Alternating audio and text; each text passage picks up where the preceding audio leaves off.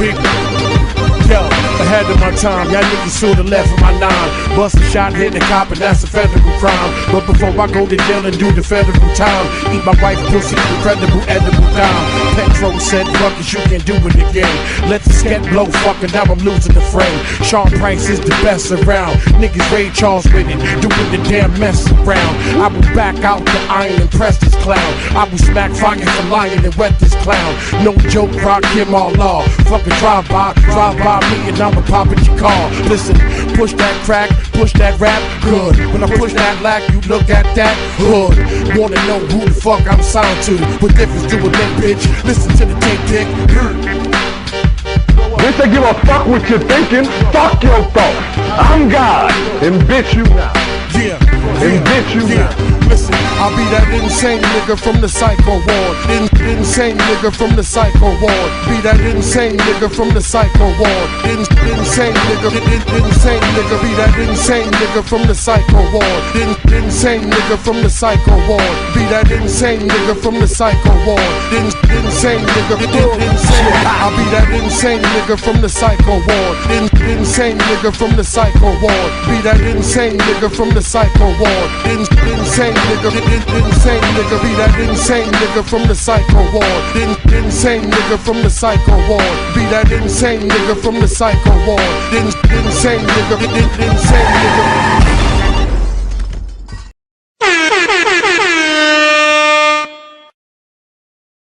They call me Big L.A. Big silly, big money, big Billy. When I'm sliding in the mall and you hear me, I be slicing with these bars so you feel me. Let me rip it up for cuz in the back. Let me flip it, get a buzz in your hat. I'ma tell you how to cause an attack. Timberland ladies love on the track. Love to get the ice pop champagne. Don't forget I used to ride on the train. When I bump it right, call my name. Go crazy in the mall with James. Don't cat not ill like me. Bring the women in the chill for free. Let me tell you, girl, don't try me. You better have ID, cause we be up in the club. We be posting the back. We be in the club. Girls always come to the back. Everybody get our heads swung. Everybody get our heads swung. Everybody get our heads swung. Everybody get our heads swung. We be up in the club. We be posting the back. We be in the club. Girls always come to the back. Everybody get our heads swung. Everybody get our heads swung. Everybody get our heads swung. Everybody get our heads swung. Lord of mercy, if the broad is thirsty, I have a man reimburse me. The part that hurts me is when they try to work me, but I can never let you jerk me. Instead of sticking to the wall, give it up. Sneak it through the back door, live it up. Got the champagne, pour me a cup. Got the girls looking raw in the front. Gotta call your mans in town. Tell the bar another round. Got all my mans holding me down. Kinda think, man, let's get down, so get with it. I'm saying what time, wanna get with it. Got players on the grind, wanna skip with it. Backstage, you mind, I'ma split with it. Hey, we be up in the club, we be posting the back. We be in the club, girl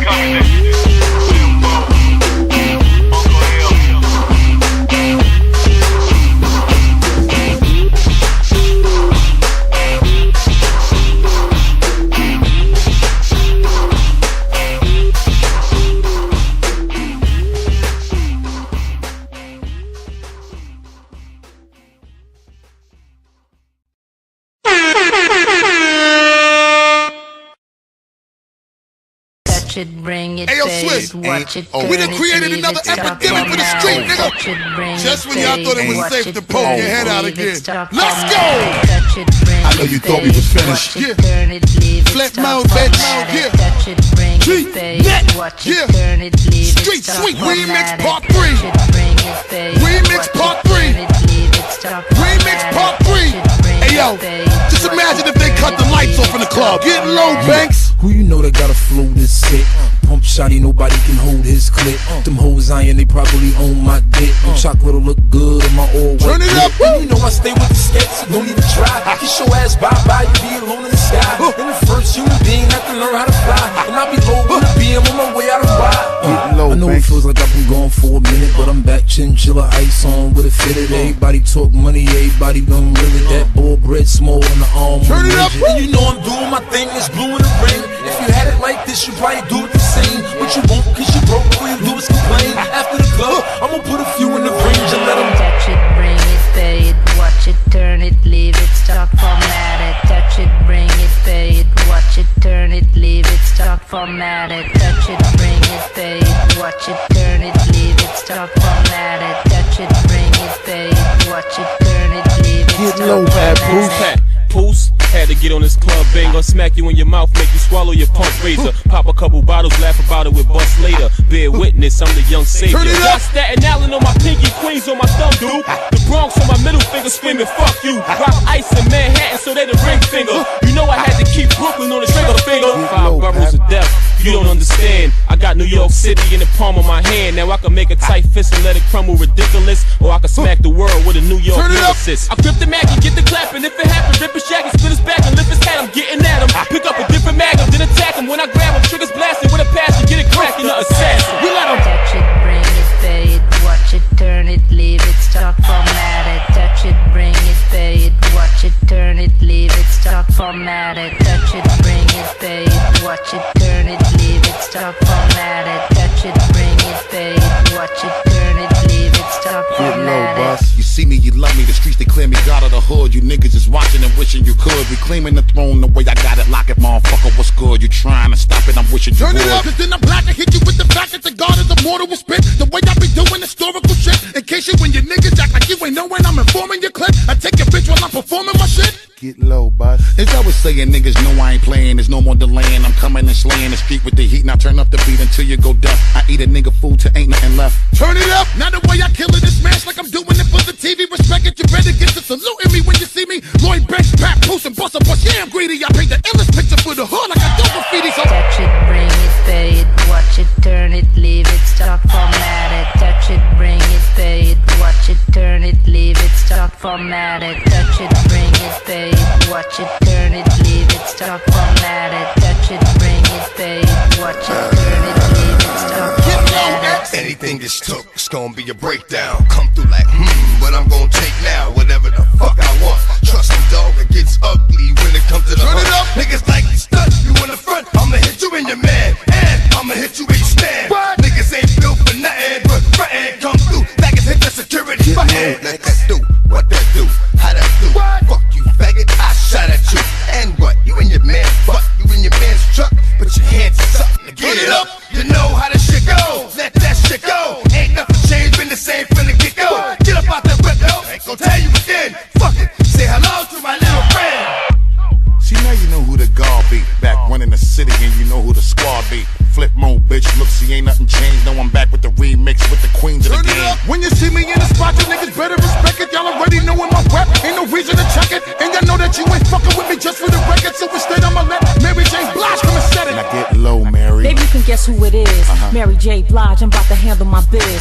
I'm on my grown woman, still I rep for the kids in every hood. And all my people doing a bid. Now you know who's really the queen, deliver the mail. 730,000 first week of my sales. The haters pot and they watch looking all pale. While I'm on a yacht overseas doing my nails. Get low, Mary. Well, let me show you how we do. I gotta thank everyone for copping the breakthrough. Bust did take one, the remix is take two. You love the way we reinventing how we just stay new. How we selling out the stadiums, arenas and all.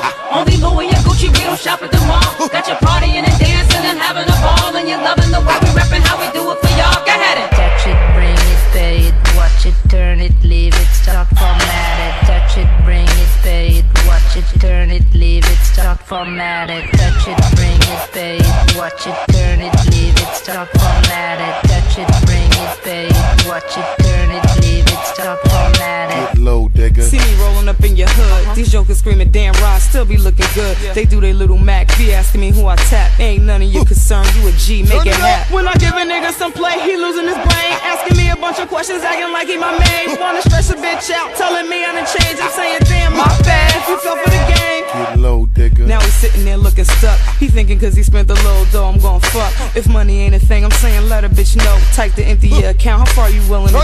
Now we hopping on a jet, he ain't wasting no time. Told me all expense paid, any place I can find. Hit the islands in the winter, tricking all on his dime. Ain't a shorty in the world, pussy better than mine. They wanna touch it, bring it, pay it, watch it, turn it, leave it, start, format it. Touch it, bring it, pay it, watch it, turn it, leave it, start, format it. Touch it, bring it, pay it, watch it, turn it, leave it, start, format it. Plus, this is serious, man. Get low, Missy. Don't I look charming? Put your lips up on me. Kiss it, touch it, good. Yes, I wish you would. Come on, like to see me when I dip, baby dip. Don't it look like I got Beyonce hips? Looking like I could be like Nia Long. Boy, you smoking that Cheech and Chong. Have you ever seen thickness in a thong? You can hit it like a game of ping pong. If you give me 2 shots of Patron, nigga, bring it on, I might let you take it. Never so bust, misdemeanor in here. This year be clear, y'all best be weird. You don't fear MCs, y'all income here. I'm toxic, baby, like I'm Britney Spears. Touch it, bring it, pay it, watch it, turn it, leave it, start, format it. Touch it, bring it, pay it, watch it, turn it, leave it, start, format it.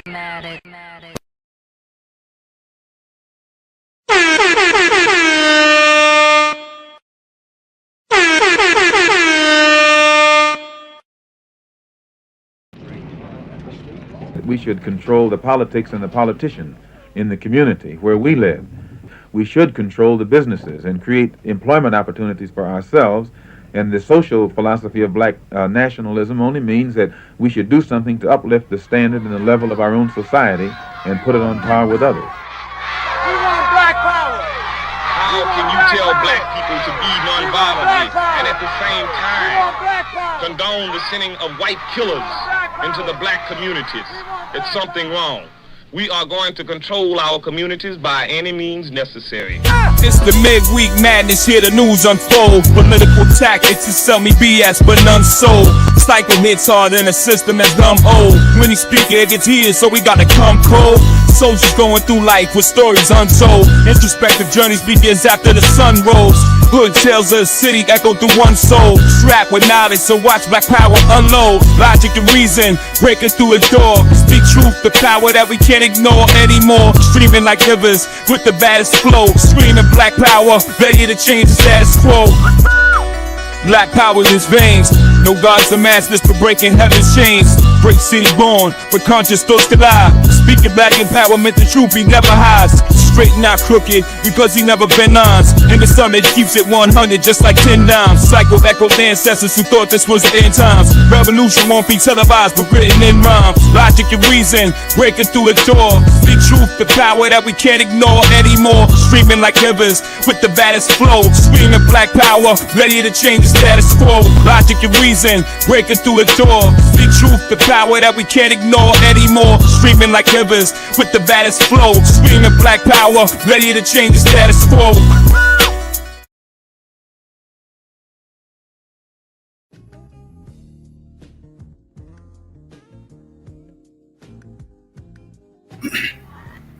Alright.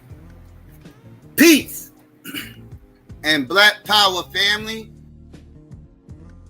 It's your boy Psychopath Black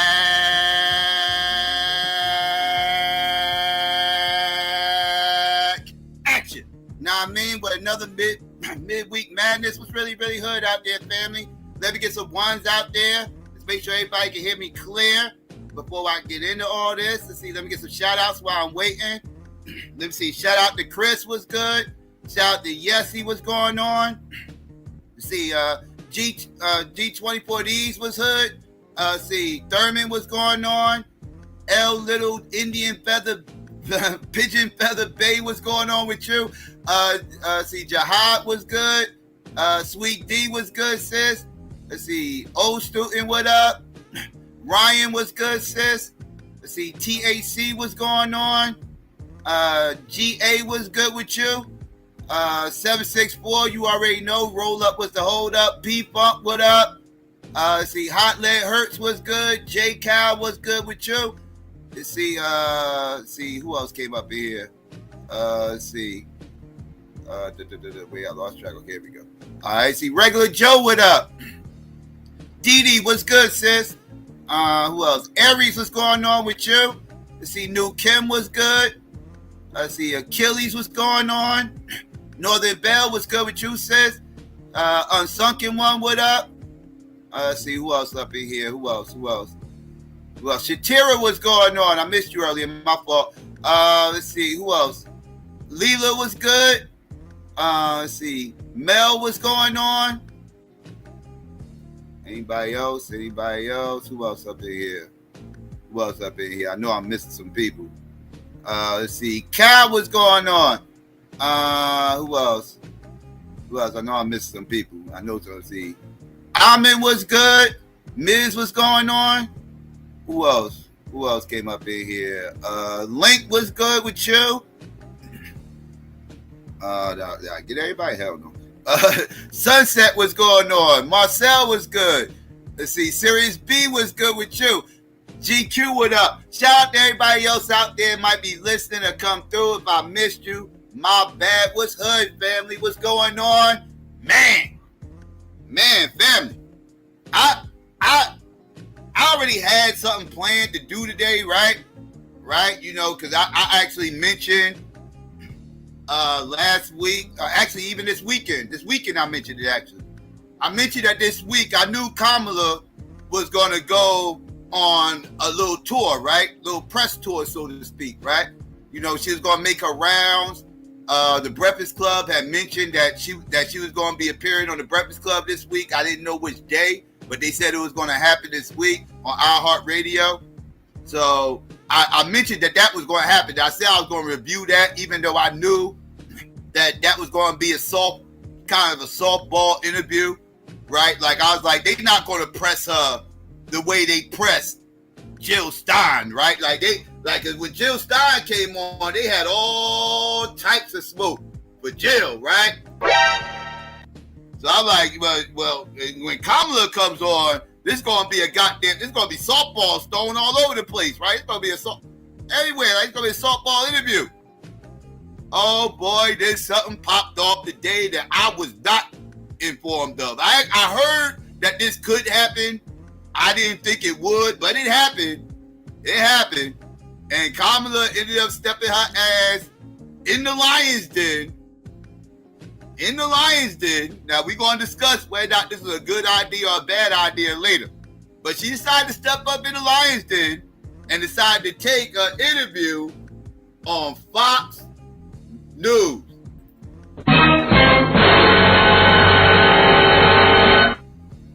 Yeah, she did that. And we're going to go over all this right now. We're going to see the contrast between playing softball and playing hardball. We're going to see the contrast, right? We're going to compare the two. And we're going to look at this stuff, right? We're going to examine this, family, because it's very interesting to watch, right? From from a certain perspective, it's very interesting to look at. Let's see. Let me I'm on the wrong thing right now. Okay, here we go. Give me 1 second, family. I'm coming. Pause. All right. But we need to listen to some of this, right? Like, we need to listen and see what's going on with her, because right now she is currently on the press tour. We're going to get into all of that dynamics later. But she's on the press tour right now. And let's hear what she got to say. Let's listen to the softball stuff first, right? And then we're going to get to the hardball stuff right afterwards. So just be patient and let's get into it. Because we need to understand the contrast of what was being said, how things were handled and everything. So let's get into it.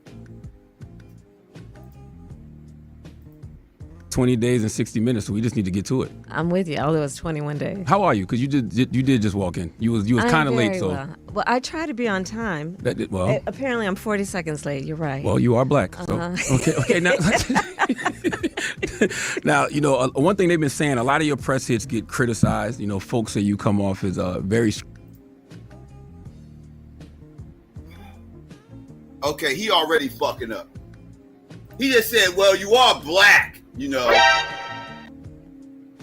So he already trying to set the tone. He already trying to pull this pseudo race card of trying to put Kamala in this black box. He already set the tone from Jump Street. Like, we didn't even get 2 seconds in this motherfucker, and he already fucked it up. Why are you trying to make her black, dog?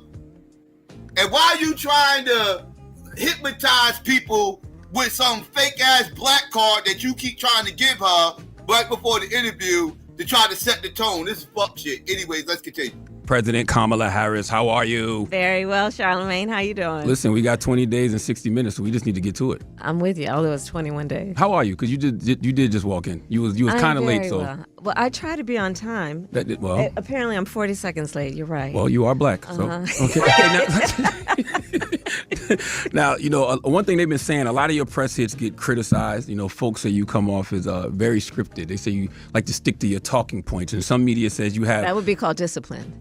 Ooh, okay. Speak to that. But go on. No, I would agree. You're very disciplined in the game plan, right? Like if this is football, you would never jump off sides, right? Ain't no false starts with you, right? Because you very disciplined, right? You're not going to go into that ball and snap, right? Pause.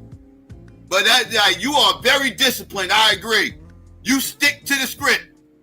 You got a script, you're going to stick to that motherfucker, and you're going to read that shit verbatim, check, straight down the line. You ain't going to sway away not one bit. You're going to say, so when you say that's called discipline, I can't even argue with you. You are very disciplined in your middle class talking points. I must agree. But that's what makes you come across disingenuous, and that's why people say they don't really know who the fuck the real Kamala is. Like, she seems so fake and phony, and anyways, I digress. Let's continue. Folks say you come off as very scripted. They say you like to stick to your talking points, and some media says you have. That would be called discipline. Ooh, okay. Speak to that. But go on. No, I was going to say, some people say you have an inability to fearlessly say who you are and what you believe. I know that's not true, but what do you say to that criticism, and is it fair for SNL to make fun of it?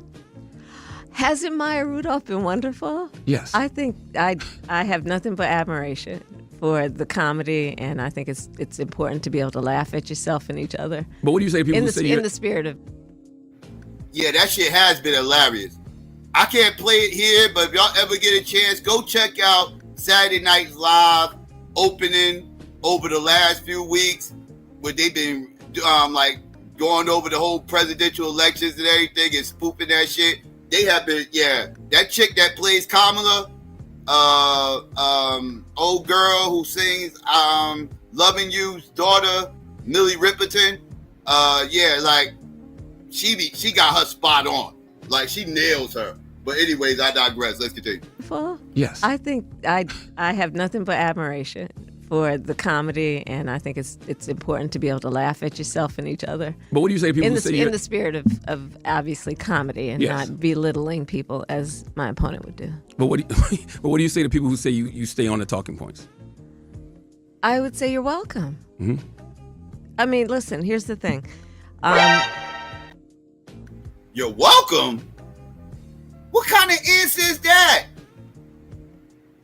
Hey, yo, Kamala, man, you be sticking to your talking points. You're welcome.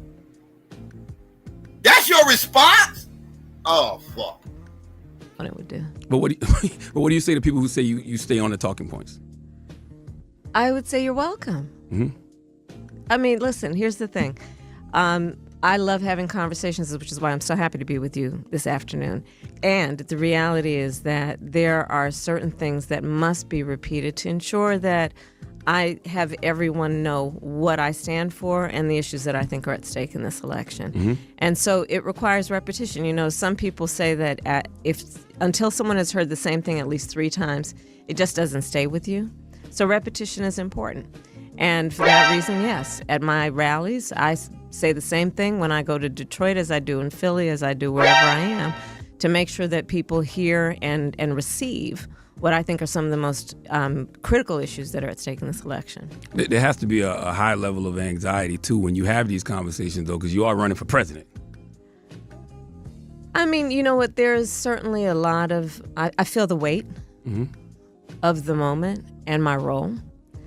I feel an extraordinary weight of responsibility right now to do everything I can. I'm telling you, Charlamagne, when I go to bed at night, I almost every night, in addition to my prayers, will ask, have I done everything I could do today? This is a margin of error race. It's tight. I'm going to win. But it's tight. And, you know, what is at stake is truly profound and almost and historic, many would say. And it's about, you know, some people would say this lofty notion of supporting and preserving our democracy. But it is about real issues that affect people every day, like whether we're going to maintain a $35 cap on insulin for our seniors, whether we're going to continue to allow Medicare to negotiate drug prices to bring them down, whether we are going to have, as my opponent would have, a formalized stop and frisk policy, for which he has said if a police department does not do it, they should be defunded or not. There is so much at stake. Whether America is going to stand on its principles around the importance of sovereignty and territorial integrity and stand with our allies around the world, or whether we're going to admire dictators and send, during the height of COVID and the pandemic, COVID tests that nobody could get to the president of Russia for his personal use when black people were dying every day by the hundreds during that time. Yeah, I feel like that one. Okay, let's stop. Stop. First of all, let's keep it a fucking buck. Black people was not dying in the hood from COVID because there was a lack of vaccines. Can we keep it a motherfucking buck? That's a whole motherfucking lie. They had a surplus of vaccines in the motherfucking hood. To the point where white people who actually was running out of vaccines was forced to come to the hood because that was the only spot that actually had vaccines, because Negroes in the hood was telling you to go fuck yourself with your jabs. I'm not taking it. So that shit was sitting there in them cabinets going stale, collecting mildew. They had to do something with those motherfuckers that's keeping the buck. Negroes wasn't getting that. Are you shitting me? All these black people dying in the community. It wasn't because they didn't have no vaccine. It wasn't because they didn't have access to the vaccine. That is not true. I've lived that whole motherfucking experience. Trust me when I tell you. They had the vax. And plenty of it. Let's keep it a buck. Let's keep it a buck. Like, that's cat. That's all cat. He could get to the president of Russia for his personal use when black people were dying every day by the hundreds during that time. Yeah, I feel like that one has gone over people's heads, the fact that he was sending COVID tests to Putin. I mean, you know,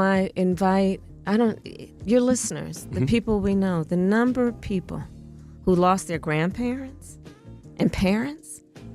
Remember what that was like during the height of COVID? And a lot of it, people were scrambling for the resources and needed tests.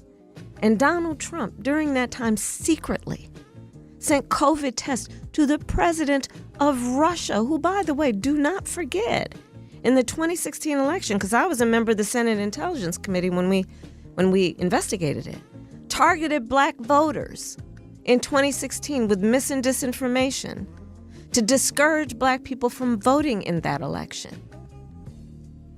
And this is just another of the very many examples of who Donald Trump really is and the danger he presents to real people. Sending COVID tests to Russia, that doesn't sound very America first at all. But it's not just you versus Trump, it's you versus misinformation. Yes, that's true. Right? And one of the biggest pieces of misinformation, one of the biggest allegations against you is that you targeted and locked up thousands of black men in San Francisco for weed. Some say you did it to boost your career. Some say you did it out of pure hate for black men. Please tell us the facts. What's the facts of that situation? It's just simply not true. And what public defenders who are around those days will tell you, I was the most progressive prosecutor in California on marijuana cases and would not send people to jail for simple possession of weed. And as vice president, have been a champion for bringing marijuana down on the schedule. So instead of it being ranked up there with heroin, we bring it down. And my pledge is, as president, I will work on decriminalizing it because I know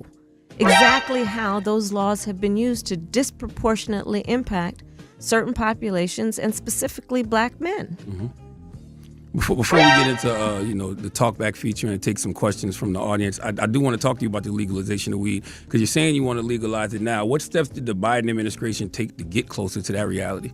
So we had to work with the DEA, and there's a certain level of bureaucracy that exists in the federal government that slows things down. But essentially, to bring down how weed is classified, how marijuana is classified, to make it classified as a lesser harm. Mm-hmm. And so that took some time. There's a whole process around that. But that's the work that we have done, in addition to work that we have done writ large on criminal justice reform. Okay. Let's take some calls. Let's go to the talkback feature. My question for Kamala is, why are we, and I say we because my tax dollars is sending the money, why are we sending money to other countries when we desperately need it in our own country for homeless, housing, resources, for whatever? That is my determining factor if I vote for Kamala or not. That's one of the reasons the America First rhetoric resonates, because nobody in America would complain about where money was going if American citizens' everyday needs were being met. So what do you say to that? We can do it all, and we do. So, first of all, I maintain very strongly America should never pull ourselves away from our responsibility as a world leader. And that is in the best interest of our national security and each one of us as Americans and our standing in the world. That being said, we also have an obligation to American citizens, obviously, and people who are here to meet their everyday needs and challenges, which is why, for example, we have done the work in the last 4 years of bringing down the cost of prescription medication, whether it be $35 a month for seniors for insulin or $2,000 a year cap on prescription medication. What we have done that has been about putting $17 billion in our HBCUs. I am proud to be the first HBCU vice president of the United States. I intend to be the first HBCU president of the United States. Those resources are about sending them to centers of academic excellence that I know them to be. Okay, don't you dare pull this HBCU bullshit card out your ass. Stop. I'm getting triggered by all this race baiting shit she's doing. You know, all this, you're black and HBCUs and you know, and you can tell she's out of touch by just making a dumbass statement she made when she said black people was dying because there was no vaccines in the motherfucking hood. That is going to show how out of touch with black people she actually is. She don't know what the fuck she's talking about. Like, this shit's all fake, and now you want to pull the HBCU out your fucking ass. Stop this shit. Stop this shit. White people go to HBCUs. That shit, this ain't the 30s. Say you went to the HBCU in the 30s if you want that shit to hold some fucking weight. The fuck out of here. Work that I continue to do is about increasing access to capital for our small businesses. It is about increasing the opportunity for home ownership, knowing that black people are 40% less likely to be homeowners in America. We have a history of legal and procedural obstacles to that home ownership, starting with the fact nobody got 40 acres and a mule, to redlining, to issues that this Detroit area and people around the country know to be real. So part of my plan is that we're going to give people a $25,000 down payment assistance to get their foot in the door to buy a home for first-time home buyers. The work that I'm going to do to increase housing supply in America, knowing that that's one of the reasons that rents and housing prices are jacked up, and to work with the private sector, cut through the red tape, and work to build more housing, 3 million before the end of my first term. And I give these examples, and there are many more which I will offer. So, for example, the work that I will do to extend the child tax credit to $6,000 for young families during the first year of their child's life. Because as you and I both know, our families all have a natural desire to parent their children well, but not always the resources. Mm-hmm. So by expanding the child tax credit to the first year of a child's life to $6,000, that gives that young family the ability to buy a car seat or a crib or clothes, the things that are so important during that critical phase of that child's development, so that they can get on the road and actually have a chance at succeeding. You know, you said we can do it all, but can we? Because, you know, Tupac famously said, you know, we got money for war, but can't feed the poor, right? And I saw President Obama say last week that, you know, you really shouldn't expect, you know, a president to rid the world of all of its problems. And so is it fair to tell people, hey, we can do it all? Because that's when people get disappointed, when things don't happen. But I think President Obama is absolutely correct, but it doesn't mean we can't do anything. That's right. So when I talk about extending the child tax credit, when I was vice president, I pushed that we would do it during our first year. And we reduced black child poverty in America by 50%. We did that. Mm-hmm. We can do that. My plan that is about building up home ownership in the black community, we can do that. My work that has been about increasing access to capital, bringing billions more dollars into our community banks, which I've done as vice president, through cooperation and partnership with some of the big banks and tech companies to get more access to capital for our entrepreneurs, for our businesses. We've done that. So we should never sit back and say, okay, I'm not going to vote because everything hasn't been solved. I share a desire that everything should be solved, by the way. Mm-hmm. I think it is what we should all want. But that shouldn't stand in the way of us also knowing we can participate in a process that's about improving things. And by voting in this election, you have two choices. Or you don't vote, but you have two choices if you do. No, you don't have just two choices. What the fuck are you talking about? Two choices. No, you don't. No, you don't. You should know this because you sent your guard dogs out to attack the other choice. Right? Now you want to sit up here and try to brainwash people to have them believing they only got two choices. So, i.e., vote for the lesser of two evils. Fuck shit. I see what you're doing here, Kamala. You ain't fooling me. Real quick, let me give a shout out real quick. Shout out to D.A.B.A.T.E.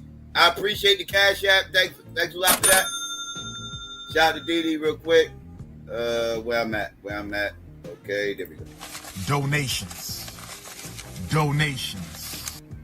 All right, let's get back into it. And it's two very different visions for our nation. One mind that is about taking us forward and progress and investing in the American people, investing in their ambitions, dealing with their challenges. And the other, Donald Trump, is about taking us backward. The other is about fascism. Why can't we just say it? Yes, we can say that. Yeah. Reverend Solomon Kinlock Jr., I want you to meet him. He is the senior pastor of Triumph Church. Where's Reverend Kinlock? Oh, he's here. Come on, tell Secret Service, move out the way. It's okay. It's just the Reverend. Yeah, all right. Hey, Reverend. What's up, Reverend? Madam Vice President Charlemagne, yes, thank sir. y'all for being in Detroit tonight. Thank you. Recently, Madam Vice President, by one of Trump's surrogates from the black faith-based community, you've been criticized by him and others for your lack of engagement to the black church.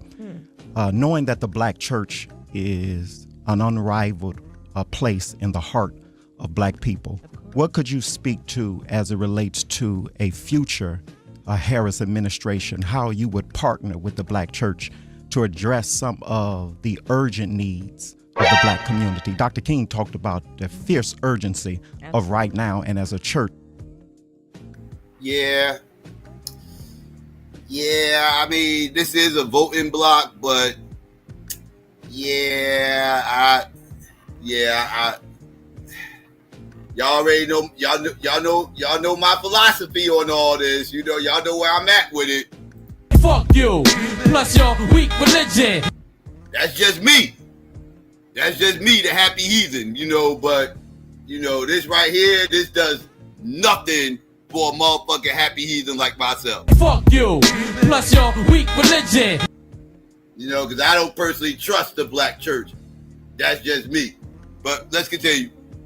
As it relates to a future Harris administration, how you would partner with the black church to address some of the urgent needs of the black community. Dr. King talked about the fierce urgency of right now, and as a church, Triumph Church is in that place. So first of all, that allegation, of course, is coming from the Trump team because they are full of mis and disinformation because they are trying to disconnect me from the people I have worked with and that I am from so that they can try and have some advantage in this election because otherwise they have nothing to run on. I grew up in the black church. I grew up attending 23rd Avenue Church of God in Oakland, California. That's church. Yes, that. Okay, I'm calling Cap. You mean tell me your Hindu mother was taking you to motherfucking church every motherfucking Sunday? Say what now? In Oakland? Well, what years was this? Because I know you spent part of your life in Canada. What years was you a Christian and was you a member of this church? Can we research this shit? Yeah, I think I gotta get the guard dogs on this one. I gotta get the guard. Can somebody do some research and see if y'all can pull up some information on whether or not she actually attended and was a member? I don't fuck attending because I attended churches and shit, right? Like attending church is one thing. Can anybody pull up evidence of her actually being a member of this church in Oakland with your Hindu mother? Like, I don't believe you. You need more people. I'm having a hard time believing this. I'm just saying. I mean, it could be. I don't know. I'm sorry. I gotta be skeptical. I'm sorry. I'm pessimistic about this. I'm just not believing it. But anyways, I digress. That threw me for a loop. But let's continue. Because you know she's a whole chameleon over here, right? You know, because she doing a speech out in Georgia somewhere. She throwing on her southern accent. You know, she out in fucking Baltimore. She like, I like to thank all you. I like to thank all you people. You know what I mean? What did you know what I mean? You know, like she out in Baltimore and shit. You know what I mean? She go out to Boston somewhere. She talking about she just hopped out of her car. And before she hopped out of her car and walked into the building, she made sure she threw her trash in the garbage. You know what I mean? Like, you know, this is what she does. You know, she a whole chameleon over here. So I would just like to see some evidence that this is actually true and she ain't just blowing smoke up this reverend's ass because, you know, like, I've never heard her mention the church before. I've never heard her mention a church before. I've never heard her mention Christ, Jesus, you know, none of this stuff. Where did this just come from? This guy just came out the clear blue sky. I'm just saying, like, I don't believe you. I'm sorry. You've been caught in so many lies. I just don't believe you anymore. I need evidence you was in that church and was a member. Fuck you, plus your weak religion. Team, because they are full of mis and disinformation because they are trying to disconnect me from the people I have worked with and that I am from so that they can try and have some advantage in this election because otherwise they have nothing to run on. I grew up in the black church. I grew up attending 23rd Avenue Church of God in Oakland, California. That's church. Yes, that is church. My pastor is Amos C. Brown of Third Baptist Church in San Francisco, California. Yes. I have throughout. Y'all got that name, right? Yeah, we need to see if he gonna co-sign. He might co-sign. I don't know. I need to see. That's church. Yes, that is church. My pastor is Amos C. Brown of Third Baptist Church in San Francisco, California. Yes. I have throughout my career and as vice president and recently been actively engaged in the church and church leaders, not only so we can share in fellowship, but so we can share in what we can do together that is about supporting the community, the strength of the community, the cohesion of the community. And it is my long-standing work and therefore my pledge going forward. I will always work closely with the church because I understand who our church leaders are and who the congregation is. We are talking about people who are driven by faith and the ability to see what is possible. By faith, where I was raised, and I know many of us were, understanding that our God is a loving God, that our faith propels us to act in a way that is about kindness and justice and mercy, that is about lifting one another up. And let's talk about the contrast here. Donald Trump and his followers spend full time trying to suggest that the measure of the strength of a leader is based on who you beat down, which is absolutely contrary to the church I know. He sells Bibles, though. Where our church and my church is about saying true leadership, the measure of that is based on who you lift up. And and then he's selling $60 Bibles or tennis shoes and trying to play people as though that makes him more understanding of the black community. Come on. Thank you, Reverend. Thank you for the correction. Thank you, Reverend. And God is good. Every day, all the time. There you go. I had to make sure you get that right. Now, have you seen the clip, Madam Vice President, from the griot? It's a clip that's kind of out of context, and it says that you won't do anything specifically for black people. Have you seen that? Have you? I've not seen that. Well, it's a clip that has you saying that you're not going to do anything specifically for black people. Well, that's just not true. And listen, again, you said it at the beginning of this visit, Charlamagne.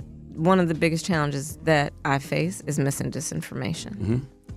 And it's purposeful because it is meant to convince people that they somehow should not believe that the work that I have done has occurred and has meaning. My work from the beginning of my career through today has been about, for example, we've talked about it, whether it be on HBCUs, whether it be on healthcare, black maternal mortality. I am singularly, many would say, one of the highest level leaders in our country to bring the issue of black maternal mortality to the stage of the White House to address it. The work that I've done that has been about focusing on my knowledge and my experience and my life experience of knowing the entrepreneurship that we have in the community, the ambition, the aspirations, the dreams, and then tapping into that so that not only has my work been about ensuring that we have some of the lowest black unemployment ever in our country, but that also knowing that that should be a baseline that everybody has a job. And what we should be invested in is also building wealth in the community and intergenerational wealth. And I have many, many examples of that. But again, part of the challenge that I face is that they are trying to scare people away because they know they otherwise have nothing to run on. Ask Donald Trump what his plan is for Black America. Ask him.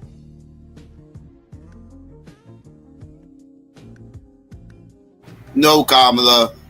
No, this fake outrage about all motherfuckers doing all. Listen, man, people have been tired of y'all motherfuckers bullshit over there on this fucking party. They've been tired, and each election they getting more and more tired. This ain't no tricks by the Republicans and shit like that. No, you got independents who can't stand you motherfuckers. You got progressives who cannot stand you motherfuckers.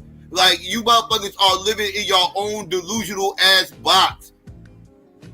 You motherfuckers got issues, dog, that y'all don't want to address, and y'all just gaslight everybody and just try to just scare everybody away. Oh, Trump, they just trying to do this, and they just want to scare you off. And no, you motherfuckers need to do right. You motherfuckers need to do right. Start listening to what motherfuckers is saying and do right. Do better. Stop trying to brush this shit off. It's just some old Trump online Russian bot campaign and all this other dumb shit. Insulting our intelligence. Do better. That's what you need to do. Stop blaming all this other fuck shit. Sick of y'all motherfuckers with that shit. Anyways, real quick, let me give a shout out to Young Deity. Shout out to Young Deity. I appreciate the Cash App. Shout out to you. Donations. So let's continue. What is that they are trying to scare people away because they know they otherwise have nothing to run on. Ask Donald Trump what his plan is for Black America. Ask him. I'll tell you what it is. Look at Project 2025. Project 2025 tells you the plan includes making police departments have stop and frisk policies. The plan includes making it more difficult for workers to receive overtime pay. The plan includes ending the ability of Medicare to negotiate drug prices. You know what we have done? He said he would. We did. Which means that's how we brought down the cost of prescription medication. His plan includes making it more difficult for working people to get by and to destroy our democracy. You know what he says he'll do? Terminate the Constitution of the United States. That's right. Let me remind folks, you know what's in the Constitution of the United States? The 4th Amendment, which protects you against unreasonable searches and seizures. The 5th Amendment, the 6th Amendment, the 14th Amendment. And he's going to terminate the Constitution of the United States? Which in most of those amendments, one thing or another was about a movement spurred by Black people to ensure that we would be equally protected under the law? Come on. Let's take a question from Talkback. Hi, my name is Joshua Fisher, age 31 years old, African-American male from Las Vegas, Nevada. I'd like to ask Madam Vice President what laws does she have planned to make sure that there's a stop to police brutality and murders that have been going on viciously? So again, the work that I have done through my career, and then most recently even when I was in the United States Senate, to help write the George Floyd Justice and Policing Act. Mm-hmm. Cory Booker and I worked very closely on that. Could you tell people why that didn't pass too? Give folks a quick civics lesson. We couldn't get the votes in Congress. Mm-hmm. There's a clip somewhere of me fighting with a Republican senator to actually... Same difference. Right. To actually get it passed. We couldn't get it passed. But what we did when we came in office and during the time that I've been vice president is we passed an executive order. So whereas we were trying, and I have been trying to make these things national so that everyone would have to do it, an executive order by the president and our administration says that for federal law enforcement, the following things have to happen, which we for the first time put in place. No-knock warrants, barring chokeholds, a national database. Now it's for federal law enforcement, but a national database for us to collect information and track police officers who have broken the law. And this is no small issue, this piece, in addition to everything else, because as we know, we've seen plenty of examples of a police officer who committed misconduct in one jurisdiction and then goes to another jurisdiction and gets hired because there's no place that's tracking their misconduct. So these are some of the things that we've done. And then, listen, I'm still going to always work on getting the George Floyd Justice and Policing Act passed. Part of the work that I'm doing as a candidate for President of the United States includes lifting up those candidates who are running either for re-election or for the first time to Congress who are supportive of what we need to do on all of the issues we've been discussing, whether it be freedom to vote and passing the John Lewis Voting Rights Advancement Act, whether it be freedom to make decisions about your own body, whether it be the freedom to just be and be free from any brutality, including police brutality when and where it occurs. I think a lot of the frustration comes from people who will say sometimes politicians volunteer lies because, yes, it's great to try to pass the George Floyd Policing Act, but you probably know you can't get the votes. So why push that? Why push that on people knowing you can't get the votes? I don't subscribe to that approach, and I'm going to tell you why. It took a long time for the Voting Rights Act to get done. It took the brutality of what happened when John Lewis and all those were trying to across the Edmund Pettus Bridge. It took a lot of work over our history to do what we have accomplished thus far. And we have to remain committed. How do you convince Republican senators, as you just said? Well, part and of it, senators, but part of it is that their constituents are part of this. I mean, we have plenty of folks who want this, who live in districts where they serve. And this is the point. This gets back to the earlier point about you can't let anybody take you out of the game by not voting. The solutions, and maybe this is the point you're making about what President Obama said. The solutions are not going to happen just overnight. And the solutions that we all want are not going to happen in totality because of one election. But here's the thing. The things that we want and are prepared to fight for won't happen if we're not active and if we don't participate. We cannot allow circumstances to take us out the game, because then basically what we're saying is all those people who are obstructionists, who are standing in the way of change, they're winning. Because they're convincing people that it can't be done, so take yourself out, don't participate. Look at that circle. Look at that vicious circle then.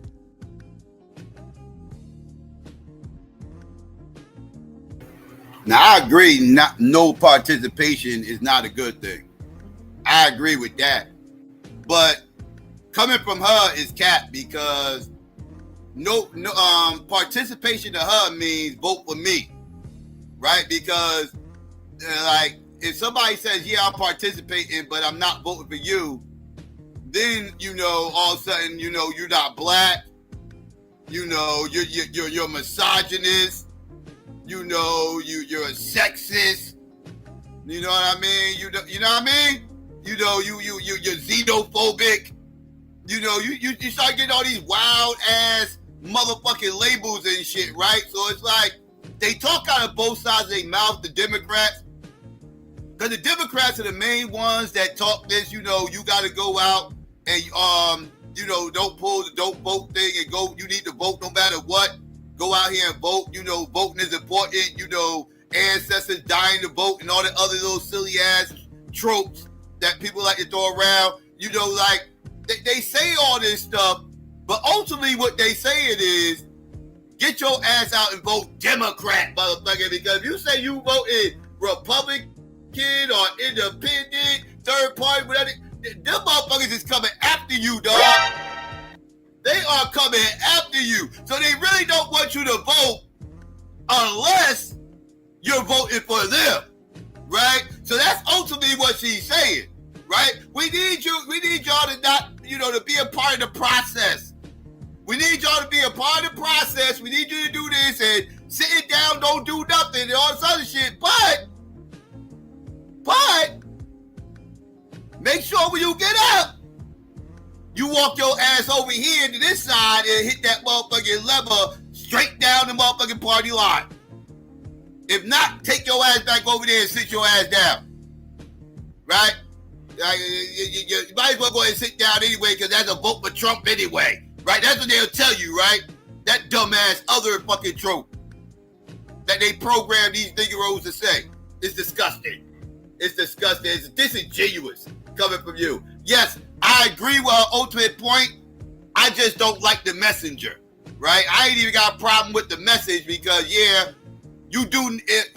Like, that's why I promote voting for Jill Stein, right? Because it's like, if you're disgruntled and you don't like either side, your vote is better used throwing it on Jill Stein than sitting at home not doing anything, right? I agree with that.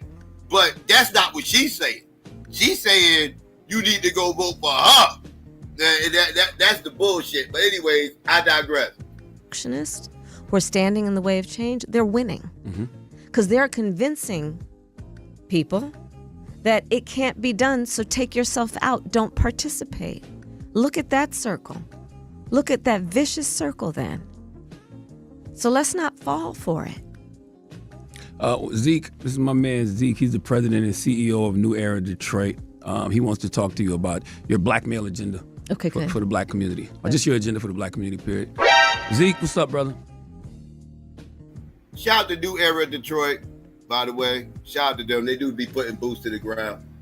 president and CEO of New Era Detroit. He wants to talk to you about your blackmail agenda for the black community, or just your agenda for the black community, period. Zeke, what's up, brother? What up, though? What up, though? Madam Vice President, Charlamagne the God. What up, though, and welcome to Detroit. Yes, sir. It's good to be back. I like to say the real Detroit because I'm up in here. My name is Zeke, New Era founder and CEO. I've worked on the ground here in Detroit and in black communities all across the country for over the past 10 years, actually celebrating our 10th year this past August. In my 10 years of organizing, we played a major role in the resurgence of pride and the change in mindset in Detroit neighborhoods across the city. We are not only known for the work that we do here in Detroit, but across the country in black communities, having worked in over 35 cities of the blackest cities in America. Saying all that to say, I'm extremely qualified to sit in front of the current vice president and which can be the next president of the United States of America. As I pose my question to you, I would first like to make it known that I don't have any emotional connections to politicians. I believe that this is one of our biggest flaws in the current political process. I view politics as a business, and America is one of the biggest corporations in the world. With that being said, I'm here on behalf of the business of the black community. With all that black Americans have been through and contribute to the success of America, I feel that there should be an in-depth investigation or evaluation of the lack of resources and current living conditions in black communities nationwide. My question to you is, what's your stance on reparations? We all know that America became great, off the backs of free black labor. How progressive are you on making it a priority and righting America's wrongs? It's understood that you are running for president for all people of America. Asking for specifics for black communities doesn't mean don't do for others, but black Americans are heavily asked to vote Democrat in every election for over half a century, with very little in return. What are your plans to address these very important issues and change that narrative? Thank you, Zeke. That's shout out to Zeke. Shout out to Zeke again, and shout out to New Era Detroit. We promoted them over here on this channel for some years now, since I started. I always liked that they was boots on the ground and the work they was doing out there. So shout out to them. And shout out to him for getting in front of her and asking her the one hard question, right, that everybody wants to hear. So let's get into what this answer is. I just wanted to shout him out real quick because he didn't play no games. So let's get into it. Half a century with very little in return. What are your plans to address these very important issues and change that narrative? Thank you, Zeke. I appreciate that. Thank you. And thank you for your work.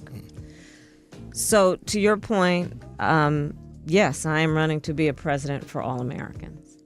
That being said, I do have clear eyes about the disparities that exist and the context in which they exist, meaning history, to your point.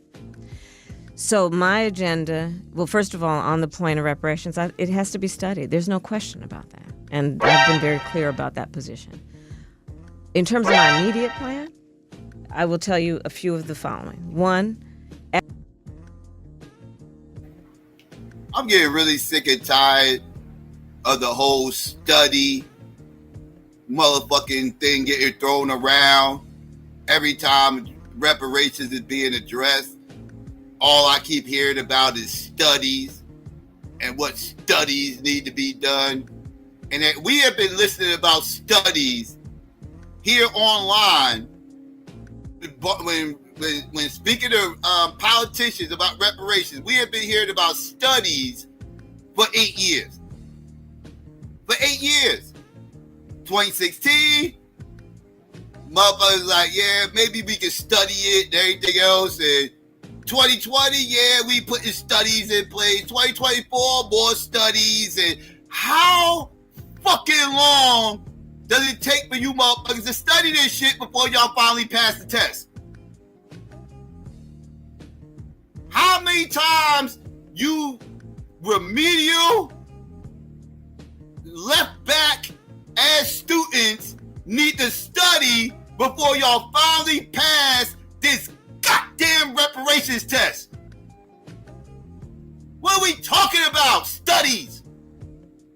Sick of y'all studies.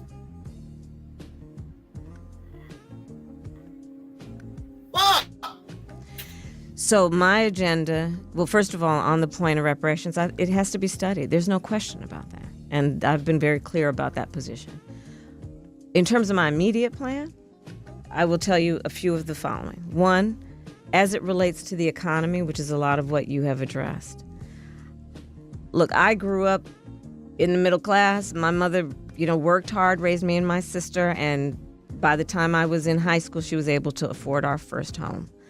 I know what it means for an individual and a family to have home ownership. I also know, in the context of history, nobody got 40 acres and a mule.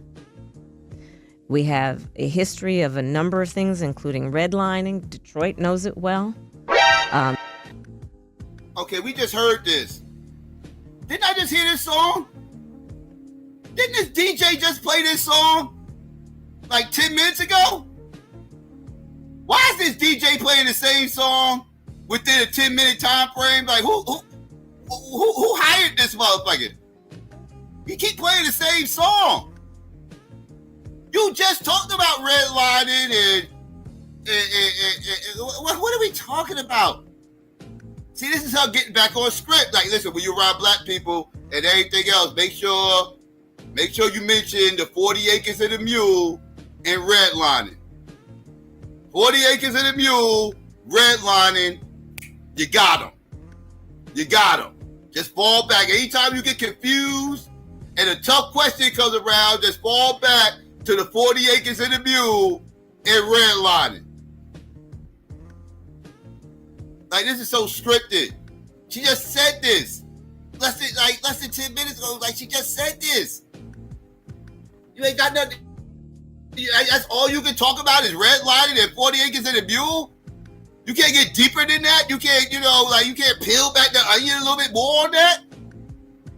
What it means for an individual and a family to have home ownership. I also know, in the context of history, nobody got 40 acres and a mule. We have a history of a number of things, including redlining. Detroit knows it well. A history of, for example, something that still exists that I've worked on to address, which is racial bias in home appraisals. And we know home ownership is... God damn it, we right back to home ownership. She about to start talking about the home ownership at $25,000 and how she was raised middle class. God damn. A history of, for example, something that still exists that I've worked on to address, which is racial bias in home appraisals. And we know home ownership is, black families are 40% less likely to be homeowners than others. And that home ownership is one of the surest ways to build intergenerational wealth, right? Because when you own a home, that's when if your child says, Daddy, I want to go to college, you can say, sweetheart, don't have to take out a loan, I'll take some equity out of the house. Or if your child says, I want to start a small business, same point, right? So my plan includes making sure that for first-time home buyers, they have a $25,000 down payment assistance. This is not exclusive to black people. He asked you about reparations, you tap dance around that shit, and you went right back to your $25,000 loan relief into first home buyers and everything. Like, this is so copy and paste. We've been hearing this shit since the debate. The same point, right?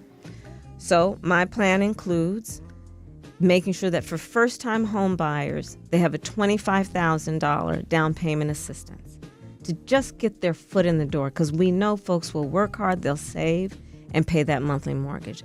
Second point is to bring down the cost of housing generally, because one of the issues is we have a housing supply shortage, and so that's about working with the private sector.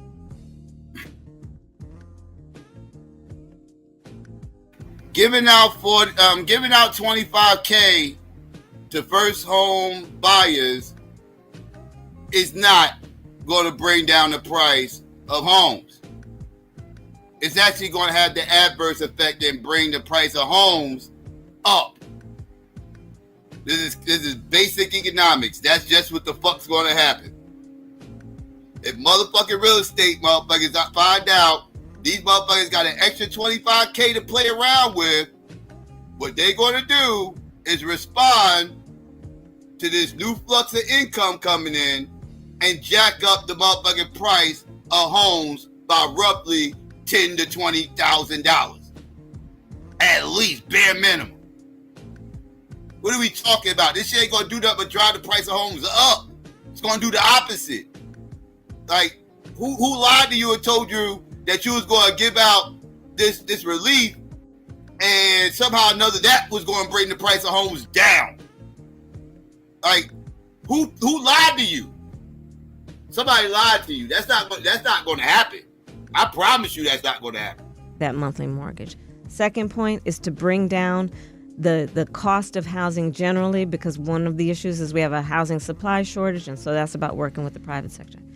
In terms of our small businesses, which are part of the backbone of the economy of the black community and part of the backbone of America's economy writ large. My second mother, the woman who helped raise us, was a small business owner. I know who our small business owners are, and I have convened black small business owners way before I was running for president in my official office at the White House to talk with young entrepreneurs, mostly young, about the work that they are doing that is about clean energy work, technology, as well as the traditional, whether it be a barbershop or a restaurant. One of the big issues facing black entrepreneurs and black small businesses is access to capital. Because unlike my opponent, who got handed $400 million on a silver platter and then filed bankruptcy 6 times, don't forget that, calls himself a businessman. Not everybody has access to the capital, but we know in the community we do not lack for ambition, aspirations, dreams, hard work ethic. And so my work has been as vice president to increase billions of dollars into community banks. And as vice president, part of that work will also be to change the tax deduction for startup small businesses from $5,000. You're going to do all that as vice president? What? The fuck did she just say? She said she's going to do that as vice president? Oh my damn. You just had a Joe Biden moment. You literally just had a Joe Biden moment and said you're going to do all this as vice president. What the fuck are you talking about? She's losing it. She's having cognitive losses in the middle of the interview. What are you talking about, Kamala? Yes, to the capital, but we know in the community we do not lack for ambition, aspirations, dreams, hard work ethic. And so my work has been as vice president to increase billions of dollars into community banks. And as vice president, part of that work will also be to change the tax deduction for startup small businesses from $5,000 to $50,000. Because nobody can start a small business on $5,000. And if you don't otherwise have intergenerational wealth, how are you going to be able to do it? Second point on small business is this. I'm going to do, basically, it's a program that is about a $20,000 non-refundable loan to basically businesses that don't have access to wealth and don't have those relationships, which is going to directly impact a lot of small business, black-owned small businesses. That $20,000 non-refundable loan is what would help somebody if they need to buy equipment, right? If they need to buy an extra truck, depending on what that business is, which we know that's a big part of what holds back our small businesses. Just having enough capital to actually pay for the things that allow you to then put your hard work into play to actually grow your business. The other piece, and this is something that is critically important, is to see black folks, and in particular black men, as a whole human being. And understand that we are talking about sons, we are talking about fathers, we are talking about grandsons, we're talking about grandparents, we're talking about uncles. And so I say that as a preface to say 2 other things, and then I'll keep going. One, to deal with, I mean, you like that? You caught that. Okay, filibuster, ma'am. Go. to deal with health care for black people and black men in particular. We know that we still have a lot of work to do to increase, for example, the high risk that we have for colon cancer, for prostate cancer, right? And to increase screenings and to make sure that people are actually going to get the screenings. Not to mention the higher risk for sickle cell. So part of my agenda is about what we will do to deal with and highlight what we've got to do to focus on black men's health. And then a similar point is this: 40% of caregivers are men. And we know culturally we take care of our elders. And we have a lot of men in the community who are in the sandwich generation, who are trying to take care of their young kids and take care of an elder parent or relative. And it's overwhelming for people to be able to do both. And a lot of people have to end up thinking about leaving their job to just do it. That's right. So my plan is this. One, in order for people to then afford assistance for hiring health care, home health care, they basically have to go broke to be eligible for Medicaid. My plan is this. Let's have Medicare, and this is, I've mapped it out and we can make it work. Medicare cover the cost of home health care for seniors, which means that you are looking at individuals in the context of their whole family. Because what we know is, again, understanding the culture, understanding the reality. Lots of people are having to leave work in order to do that. So these are some examples of my agenda. And overall, it is an agenda that understands, by the way, because we've talked already a lot about criminal justice, that the needs of the black community are not just about criminal justice. We need that money. It's about, because here's the thing. We have brought down black unemployment, I said this earlier, to one of the lowest levels in history. But I'm very clear. The community is not going to stand up and applaud just because everybody has a job. That should be a baseline. My agenda is about tapping into the ambitions and the aspirations, knowing that folks want to have an opportunity. If they want, they should have a meaningful opportunity to build wealth, including intergenerational wealth. And that's my agenda. You know, there's a couple of things that you said. I appreciate you. Thank you. Thank you. Again, shout out to Zeke for asking the question. But I need to point out, Kamala did not answer said question that was asked. You know, she didn't she really kind of tap danced around it and just went into a little spiel that she says that the same basic answer she gives to everything. You know, the housing, the this, the that. It was the same copy and paste answer to a completely different question that she was never asked. Like, that's the first person I ever heard ask her about reparations directly. And she gave the same copy and paste answer she gives to everything. Right? Like, so she doesn't have anything exclusive of black people. She just got things that she thinks black people could benefit from that she espouses in every interview or sit down that she has. Right? But it's not exclusive to black people. When she in the Mexican community, she'll say the same goddamn motherfucking spiel when they ask her, what's your plan for Mexican people? She's going to say the same goddamn thing. And she goes to Middle America, and these Middle American white people ask her, how are you going to help Middle white America? She's going to give the same goddamn motherfucking answer. So she basically, what she's saying is, she ain't got nothing in place for you motherfucking Negroes. She got some things that maybe you could benefit from, but I'm everybody's president. I'm not the black president. Matter of fact, I ain't even black at all. I'm only black on Tuesdays. I'm only black on Tuesdays, and right now it's Wednesday. I am in my Hindu shit. So don't ask me about none of your blackity black stuff. That ain't my thing. On Wednesdays, you're a day late. Catch me on Tuesday. I'll be black on my nigga shit. Anyways, I digress. Knowing that folks want to have an opportunity, if they want, they should have a meaningful opportunity to build wealth, including intergenerational wealth. And that's my agenda. You know, there's a couple of things that you said. I appreciate you. Thank you. Thank you. There was a couple of things that you said that people would say were talking points, but it's really just your story, even though they are becoming your greatest hits. When you talk about the middle class, and your godmother being a small business owner. But that's just your story. It's my story. Look, I've been in this race 70 days. Some people are just getting to know me. Yep. Other people have known me. And I owe it. Listen, I feel very strongly I need to earn every vote, which is why I'm here having this candid conversation with you and your listeners. I have to earn people's support, and I am working to do that. Before we go to another talkback call, I want to say there was a time I had a politician tell me once that if you're running for a national election, it's bad electoral strategy to say you are going to do things specifically for black people, which is why a lot of politicians don't speak directly to their plans for black people. Is that a thing?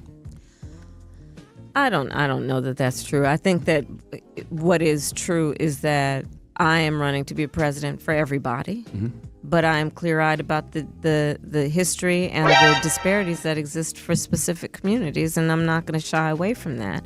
It doesn't mean that my policies aren't going to benefit everybody, because they are. Everything I just talked about will benefit everybody. Small business owners, whatever their race, their age, their gender, their geographic location, are going to benefit from the fact that I'm going to extend tax deductions to $50,000.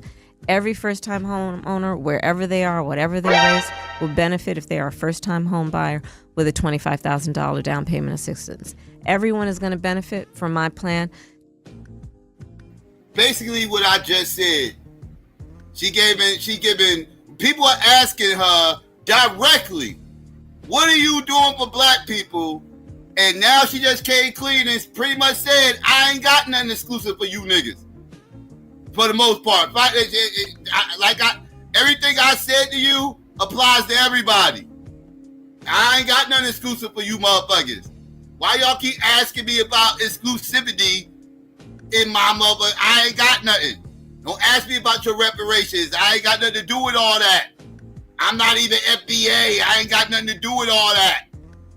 Ask me about things I can do for everybody that maybe you Negroes can benefit from, maybe you can't. I really don't care. This is my position and this is what I'm going to do.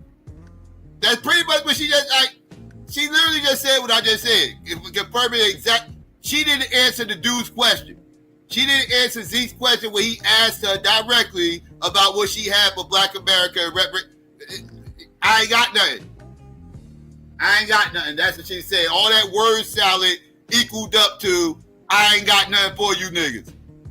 From the fact that I'm going to extend tax deductions to $50,000.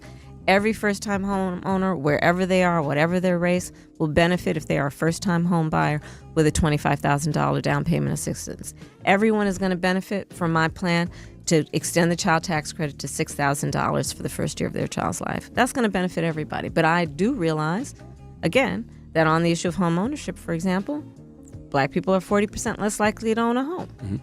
So, do you do you feel like President Obama stepped on your rollout? Because I know you've been working on this black male agenda for a long time, and you've been doing the outreach, with your the Opportunity Economy Tour and things like that. Yeah. But then he made the statements that he made last week, so everybody thinks this is a reaction to that. Oh, no. I mean, you just have to, no, obviously not. I've been doing this for quite some time, including before I was running for president. Let's go to talkback, Eddie. Hi, I'm Bobby from Georgia, and I have a question for Kamala Harris. Could you please respond to Trump's claim that he's going to use the Alien Enemies Act of 1798 to round up immigrants if he wins the election? This law was last used to put Asian Americans in internment camps during World War II, and I have a sneaking suspicion that if Trump wins, he's going to use this law to put anyone that doesn't look white in camp. Okay, this sounds so staged. This call-in questions sound so staged. Like, how much you want to make of, this is staged. She got a whole prep answer that she's probably about to give right now. I don't know what her answer is, but I promise you it's a prep answer. This is a staged question right here. This shit came out of left field. Where did that just come from? And why this dude sound like a whole white boy? Why they got white boys up here on the Breakfast Club asking her motherfucking questions? The purpose of her being on the Breakfast Club is to have a town hall meeting amongst black people, and you got some staged white boy crisis actor on a goddamn phone call, you know what I mean? asking this goddamn prep ass question. This shit is so fake. Like, this shit is fake as hell. I'm sorry, family, but yeah, this shit is fake. Let's go to Talkback, Eddie. Hi, I'm Bobby from Georgia, and I have a question for Kamala Harris. Could you please respond to Trump's claim that he's going to use the Alien Enemies Act of 1798 to round up immigrants if he wins the election? This law was last used to put Asian Americans in internment camps during World War II, and I have a sneaking suspicion that if Trump wins, he's going to use this law to put anyone that doesn't look white in camps, and I'm scared. Yeah, so you've hit on a really important point and expressed it, I think, so well, which is... Talk about scare tactics. Talk about some Trump and them trying to scare black people away from voting for you. This is fear tactics right here. And I ain't vote for Trump, and I don't want none of you motherfuckers to vote for Trump either. But I ain't gonna use these scare tactics. Like, what the fuck? Is it, like, what is... He is achieving his intended effect to make you scared. He is running full time on a campaign that is about instilling fear, not about... Ain't that what you doing right now with that staged ass question? Talk about something about to use some goddamn amendment from 1798 to round up all you niggas?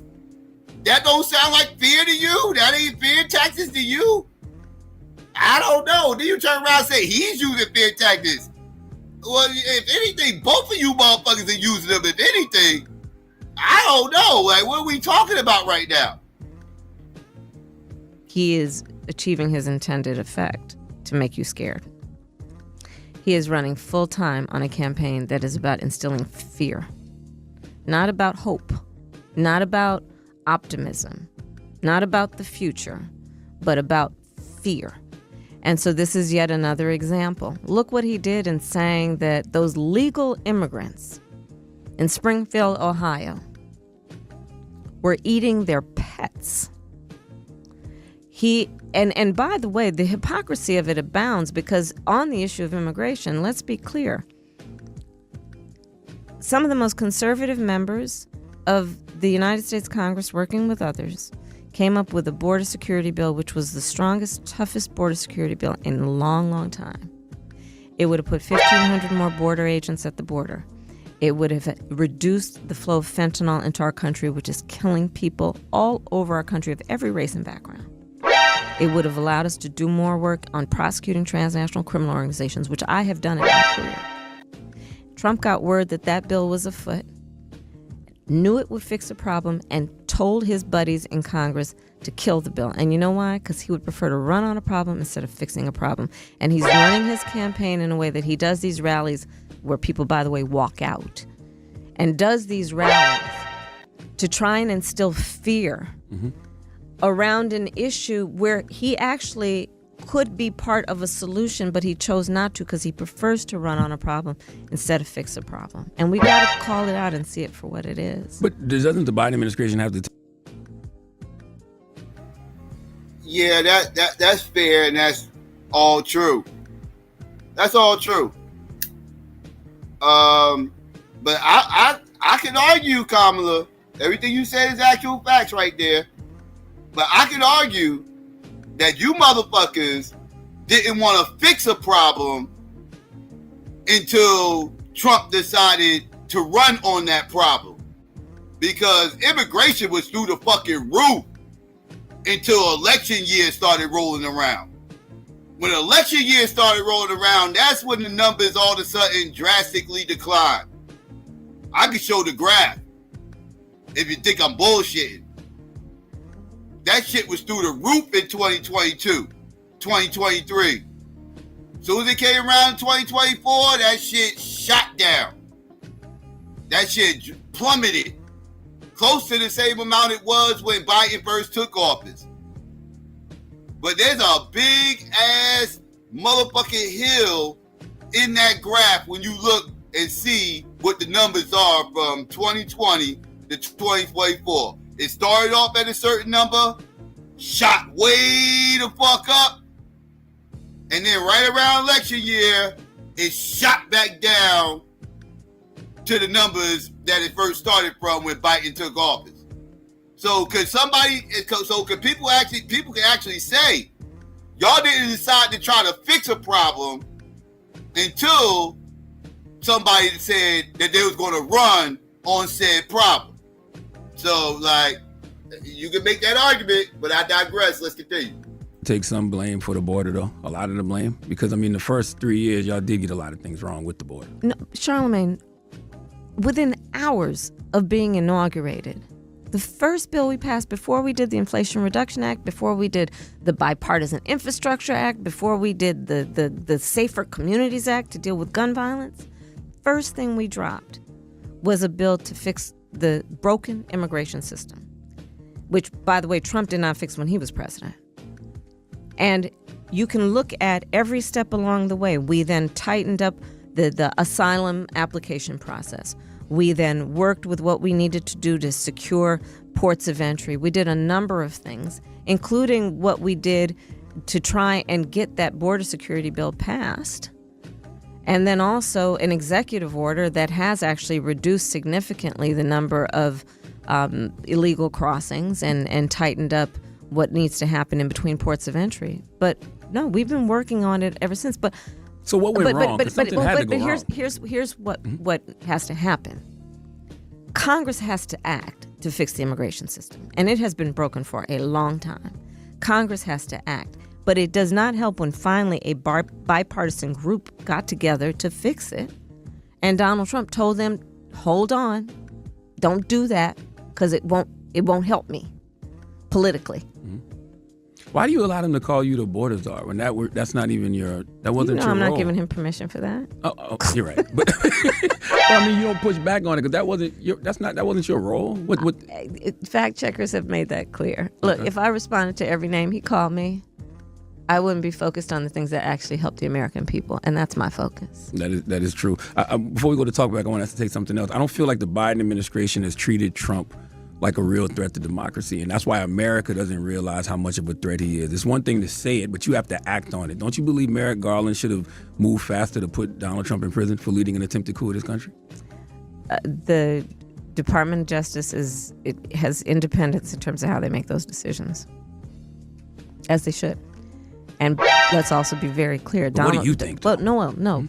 Donald Trump has been very clear that he would weaponize the Department of Justice against his political enemies. He has been very clear that he would take out the independent folks who are in there and put in there instead his loyalists. So understand, again, you talk about, because this brings back to exactly your point about threats to our democracy. God damn, she don't answer no fucking questions. He asked you, do you think the judge made a mistake not going after him sooner? And you said, well, they did what they did, and this, that. He said, what do you think, though? I ain't ask you, like, she started telling him what other people thought. Fuck what other people thought. I'm asking what you think. Do you think they moved too slow? You're a former prosecutor. He's asking you for your professional opinion. It's not like you're not supposed to be well studied in this type of situation.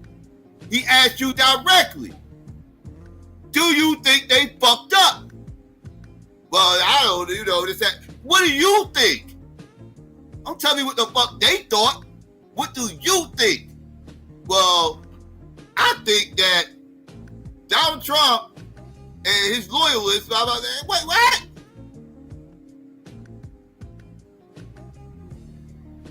Answer the goddamn question.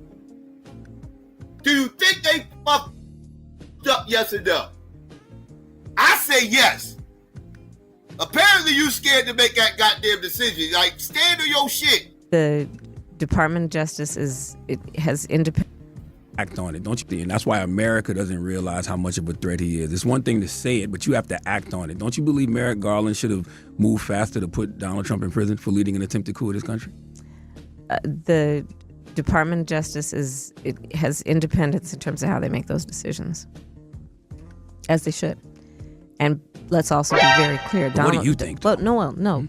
Donald Trump has been very clear that he would weaponize the Department of Justice against his political enemies. He has been very clear that he would take out the independent folks who are in there and put in there instead his loyalists.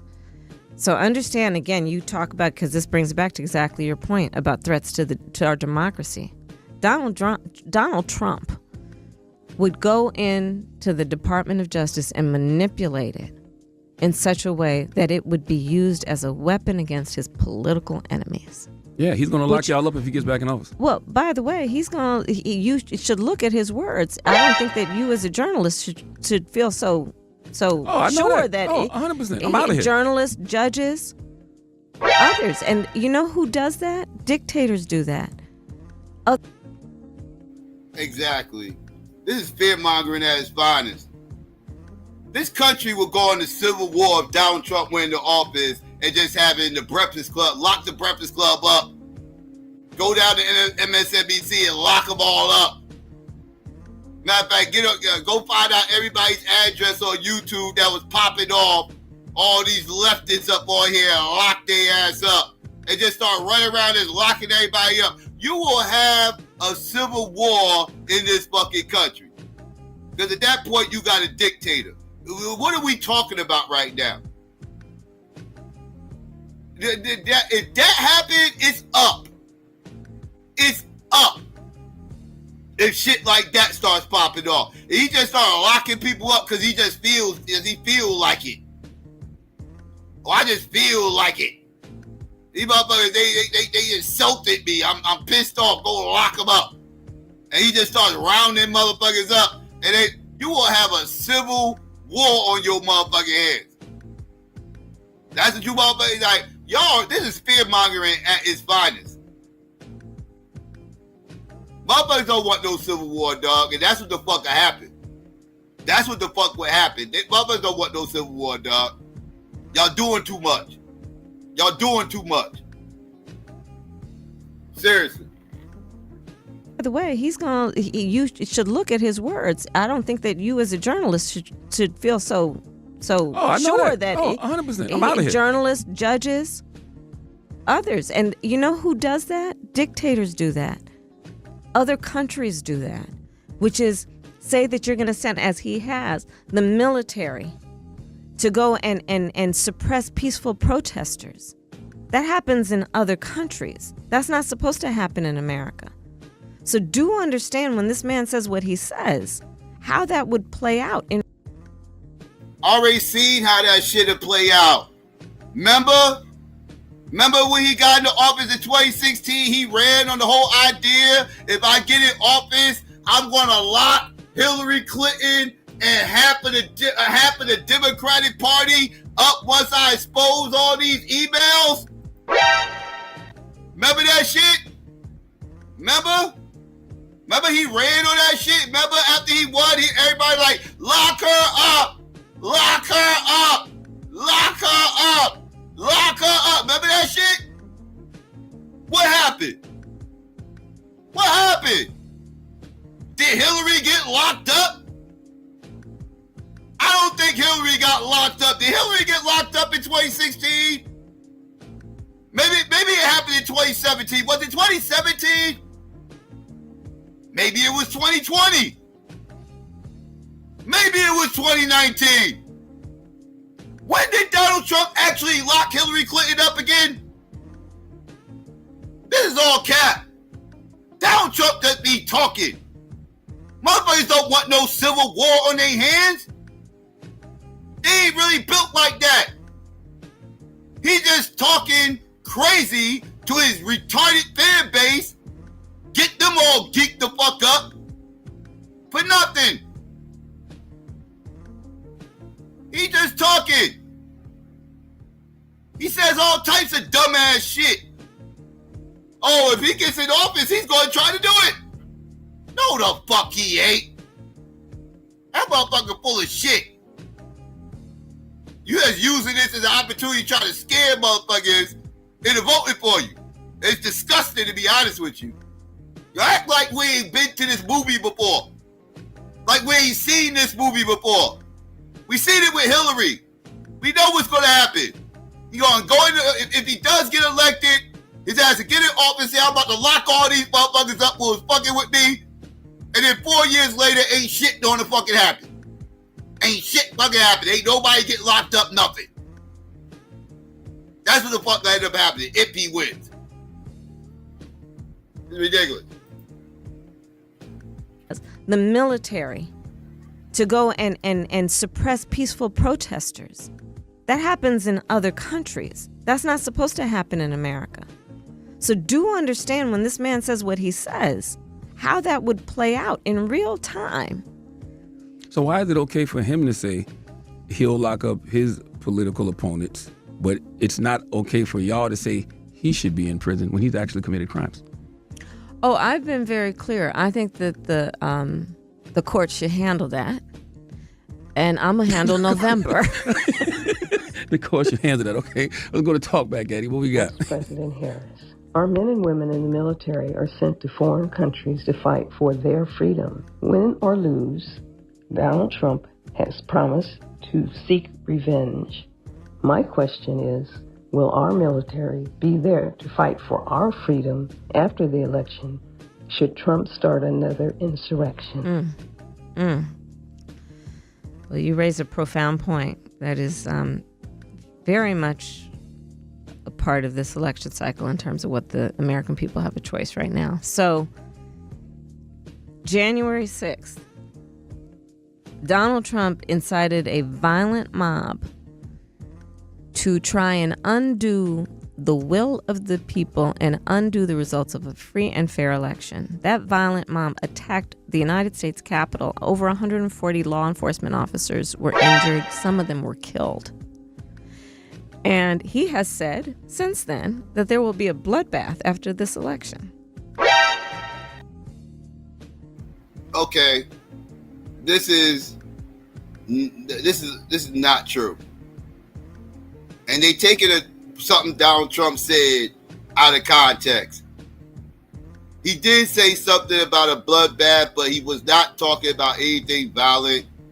They literally soundbited him, and and when you listen to the whole thing in full context, he is not talking about a January 6th violent riot type situation. He really isn't. And I hate to be defending this weirdo, but y'all lying on him, and this ain't the first time she's lied on him. She's a liar. Like that's not true. He was not saying it in that fashion. He wasn't. Anybody can go back and listen to the full interview, a little, full, like, don't just listen to that little 5-second soundbite and think you got him as a gotcha moment. Motherfuckers do. Y'all know, if you're a critical thinker, you should know that's not the proper way of doing things. Go back and listen to the thing like 2 minutes before he said it, and listen to it 2 minutes after, and then you tell me if they misquoted him or not. So let's get back into it, because they keep saying this, and it's just not accurate. To the will of the people and undo the results of a free and fair election. That violent mob attacked the United States Capitol. Over 140 law enforcement officers were injured. Some of them were killed. And he has said since then that there will be a bloodbath after this election. He has, on your point about the military, referred to members of our military as suckers and losers, which is why, by the way, do see the number of military leaders who worked under his administration who are supporting me. And I will point out what everyone knows, which is that the people who worked the closest with Donald Trump when he was president, worked with him in the Oval Office, saw him at play in the Situation Room, his chief of staff, 2 secretaries of defense, his national security advisor, and his former vice president, have all said he is dangerous and unfit to serve. Mark Milley, the former chairman of the Joint Chiefs of Staff, most recently articulated exactly that point. And again, here's Charlemagne, one of the things that I think is really ironic but at play. Donald Trump, through his way of trying to name call and demean and divide, tries to project as though those things are a sign of strength, when in fact the man is really quite weak. He's weak. It's a sign of weakness that you want to please dictators and seek their flattery and favor. It's a sign of weakness that you would demean America's military and America's service members. It's a sign of weakness that you don't have the courage to stand up for the Constitution of the United States and the principles upon which it stands. This man is weak and he is unfit. So why is everybody sitting around acting like Donald Trump isn't going to plan to steal this election if he loses? Like, you know, Republican officials won't certify the results of the election. We know it's Donald Trump's Supreme Court. Why are people acting like this is going to be a free and fair election? And he won't try to steal it. Well, but those are two different points. Okay. So it will be a free and fair election if we, the American people, stand up for that. You know, I see it as this. I think that democracy it's like 2 points of nature. One, there's a fact about a democracy that when it is intact, the strength that it possesses in terms of the protection of people's individual rights and liberties. When a democracy is intact, we protect your rights and your liberties. Strength. Democracy is also very fragile. It will only be as strong as our willingness, we the people, to fight for it. And that, as much as anything, is what's at play in this election. Fight for our democracy. Flawed though it is, imperfect though it may be. Because there are two real paths right now. The man has told you he intends to terminate the Constitution. The man has told you all these things about his disregard and disrespect for your freedoms and liberty, including the right of a woman to make decisions about her own body. And he hand-selected 3 members of the United States Supreme Court with the intention they would do exactly what they did. 1 out of 3 women in America lives in a state with the Trump abortion ban. You know, every state except Virginia in the South has an abortion ban. You know where the majority of black women live? In the South. Yeah. In those same states that have some of the highest rates of black maternal mortality. And they want to strut around talking about this is in the interest of women and children, and they've been silent on an issue like black maternal mortality. But I know the people are aware and clear-eyed.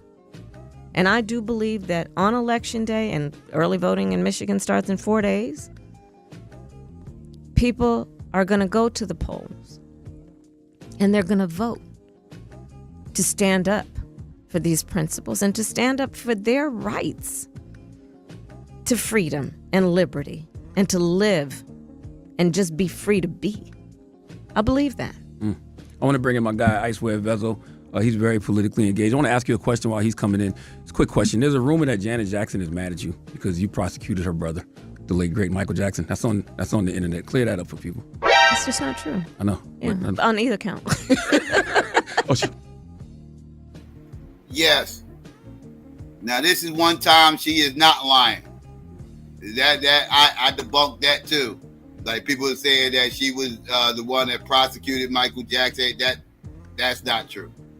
I spoke about this before. She was she was a legal consultant for like CNN or Court TV or some shit like that.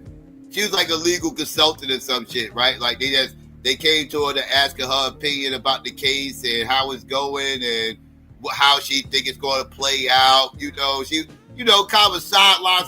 She was kind of like sideline reporting this shit. You know, being that she's a prosecutor and everything else. So no, she was not the person that actually prosecuted Michael Jackson, though. I don't know where that rumor came from, but actually it came from some trumpets, I'm sure. But no, that rumor was not true, though. He's very politically engaged. I want to ask you a question while he's coming in. It's a quick question. There's a rumor that Janet Jackson is mad at you because you prosecuted her brother, the late great Michael Jackson. That's on the internet. Clear that up for people. It's just not true. I know. Yeah, on either count. She's not mad at you? Well, I mean, I don't know. I don't know. I have not talked to her, but certainly it's not true about her brother. Bezo. Charlamagne, what's up? Madam Vice President. How you doing today? As we say in Detroit, what up, though? So yesterday I read that there is a new opportunity agenda, a plan for black men, which includes a proposal of forgivable loans up to $20,000 for 1 million black entrepreneurs. What would you say to the people that would consider the timing of this? Hold up. See? Here we go. Here we go. I just heard something that was a red flag. This was clearly getting promoted as something that was supposed to be being done as a plan. Listen, keywords. A plan for black men, right? This is what's being promoted, right? I'm a grown-ass man, dog. That's what's being promoted. Listen to what he just said, though.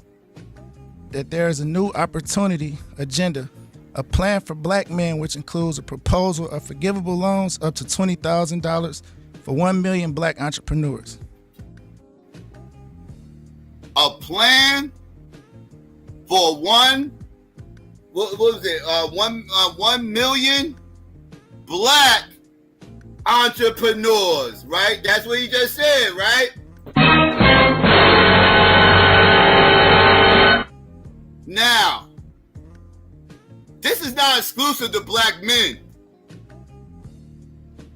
If 30,000 out the 1 million black entrepreneurs are black men, then how the fuck would that be a plan for black men? Why is this being promoted as a plan for black men when it clearly says black entrepreneurs? That's men and women. This ain't a plan for black men. What kind of trick bag is this? What kind of mind fuckery is this? Oh man, we got you. We got a plan, wink wink, for 1 million black entrepreneurs, wink wink. This is our plan for black men. Like what? Man, don't get your ass the fuck out of here. Dude, I want y'all to all go look at the disparity between black women entrepreneurs and black men entrepreneurs, just off the numbers. Just off the numbers. I'm willing to bet. Now, I don't even know the numbers off heart. I'm just willing to bet they are at least 3 times the amount of black women who are entrepreneurs than black fucking men. I'm just willing to bet. Black women always got a, little entrepreneur side hustle they got going on. Little LLCs over here. Like black women are hustlers. They go-getters. And they gonna try to go get it. And these motherfuckers, entrepreneurs like a motherfucker. So if you got a plan for 1 million black entrepreneurs, what make you think black women ain't gonna eat that shit up? And black men gonna be sitting there, it's gonna be like 10,000 black men who benefit from this shit. That's not a plan for black men. Why are you promoting this as a plan for black men? You was better off saying, I got a plan for the black community. But you know what happened though, right? She caught a whole bunch of backlash from black men after Kamala Harris decided to step his dumb ass in front of the cameras and start calling out black men. So now Kamala gotta try to do damage control and try to say, oh no, I ain't got no smoke with you black men, you heterosexual black men, I ain't got no smoke. No, I got something special just for y'all. I got a plan for 1 million black entrepreneurs just for you. And they don't get the fuck out of here.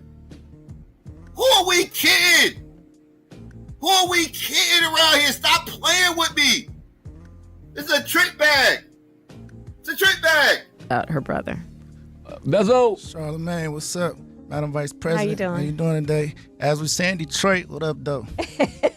So yesterday I read that there is a new opportunity agenda, a plan for black men which includes a proposal of forgivable loans up to $20,000 for 1 million black entrepreneurs. What would you say to the people that would consider the timing of this proposal as political timing And how would you speak to the sentiment that support for black men is only sought out during election cycles, and feels that building trust requires consistent engagement and genuine investment into the community outside of election periods and political benefits for politicians, and may view that some people in the Democrat Party use black Americans to play identity politics? Now, I don't know this brother, but yeah, I'm glad he addressed her directly about the Democrats' heterosexual black man problem. But they got a black man problem that they don't ever want to address. So I'm glad he asked her the hard question. Pause. Political benefits for politicians, and may view that some people in the Democrat Party use black Americans to play identity politics. So first of all, thank you for your question and for being here. I've been in this race about 70 days. You can look at all my work before those 70 days to know that this, what I'm talking about right now, is not new and is not for the sake of winning this election. This is about a long-standing commitment, including the work that I've done as vice president and before when I was senator and before that. In fact, a lot of what I'm doing that is about my economic agenda and opportunity economy was born out of the work I did as vice president, before that as senator most recently, to get access to capital for our entrepreneurs. The work that I did in the Senate was about getting a couple billion more dollars into our community banks, and then building on that when I became vice president, I created it's called the Economic Opportunity Council, bringing in some of the biggest banks and technology companies to put more into the community banks. And I'm going to tell you one of the reasons why, because I have been aware for years, black entrepreneurs only get 1% of venture capital funding. Of all the venture capital funding, only 1% goes to black entrepreneurs. We don't have the same rates of access to capital, be it through family or through connections, which is why I've done the work of putting billions more dollars and working to put billions more dollars into community banks, which go directly to the community. My work around the $20,000 is building on that and understanding that, I convened, for example, I said this earlier, a group of black entrepreneurs way before I was running for president in my official office at the White House, to hear some of the obstacles that they were facing. And one of them was what we need to do around getting folks the help to just be able to buy the equipment they need to run their business. And oftentimes we find that when black entrepreneurs and black people apply for credit, they're denied at a higher rate than others. We have also seen, and the data proves this, that all of the realities also tend to dissuade black folks and black entrepreneurs from. He asked you about black men. I don't hear her addressing black men at all in all this word salad that she's delivering. Do y'all hear anything about black men? I'm hearing about black entrepreneurs and pay disparities amongst black people and everything. He asked you specific. If a black woman came up there and asked you directly, what do you have in place for black women? You wouldn't get up on here talking all this, well, I got this in place for black people. We got entrepreneurship coming for black people. We got this. You'll be like, we got this set up for the sisterhood. We got that set up for the sisterhood. We gonna do this for the sisters and blah, and everything else. Black men get up here and ask you directly, what do you have for black men? Well, we got this for black people. We got that for black people. We got this, that, and the third for black people. Which means, translation, I ain't got shit for you motherfucking niggas. Fuck you think this shit is? You better pick yourself up by the bootstraps. I ain't got shit for you, nigga. I ain't your mommy, nigga.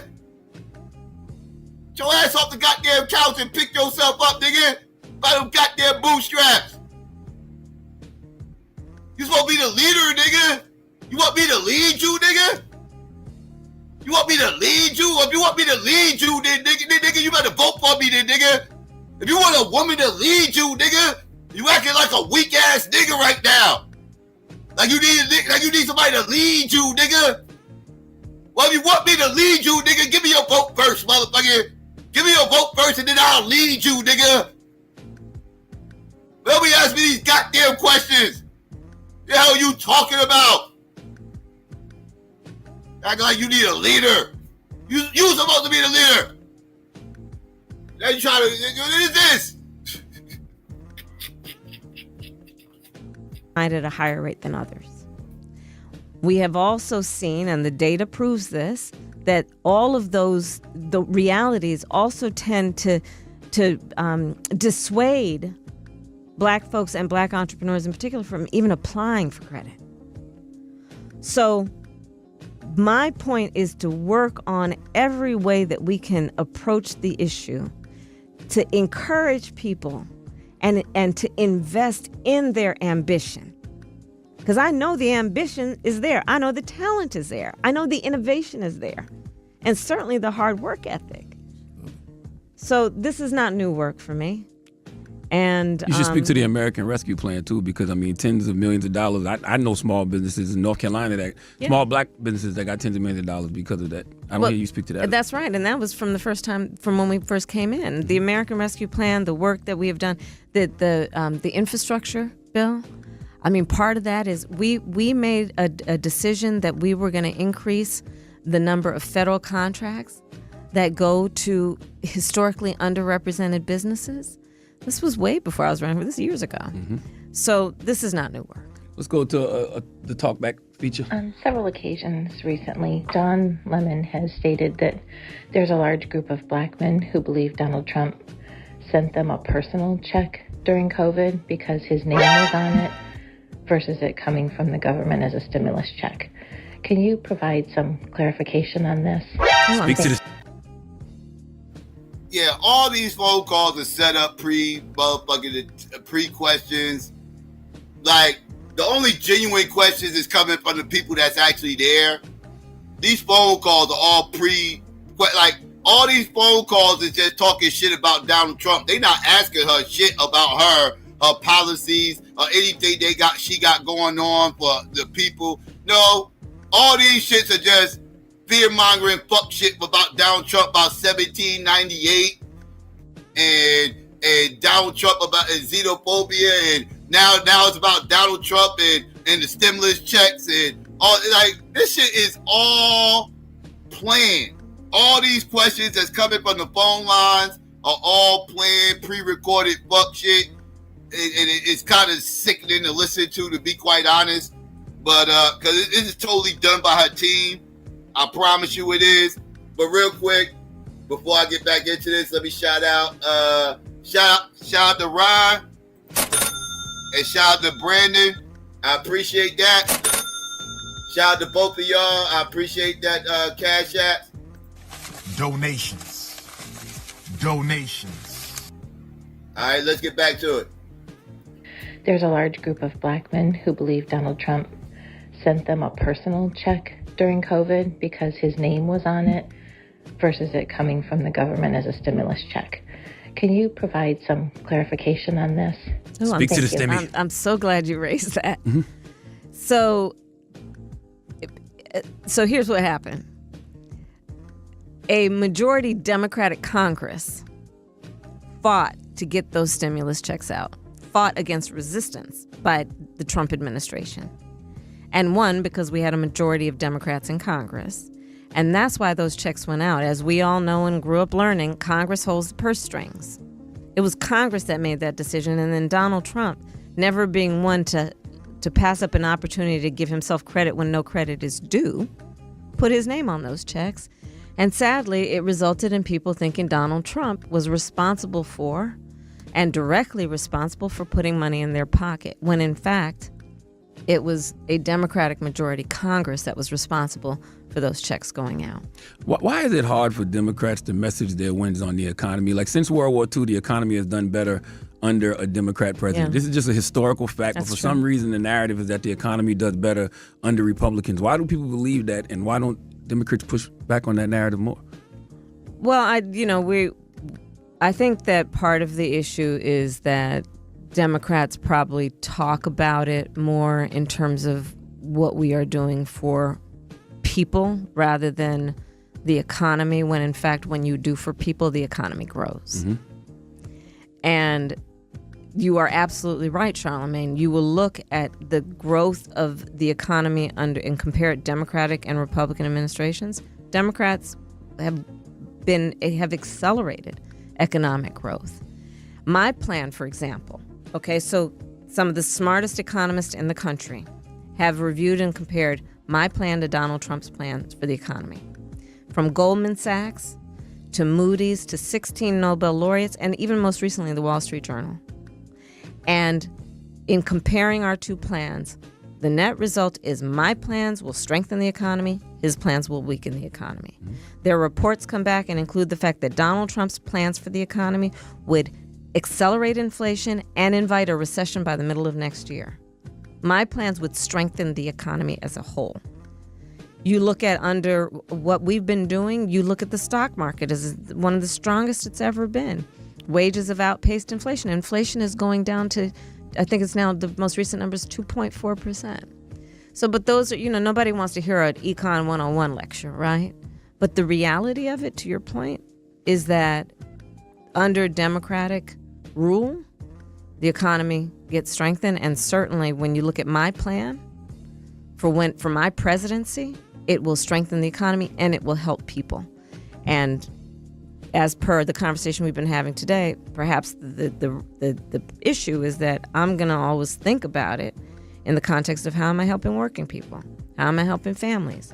How am I helping people in the middle class? How am I helping people who have been without access, having access? That's how I talk about it.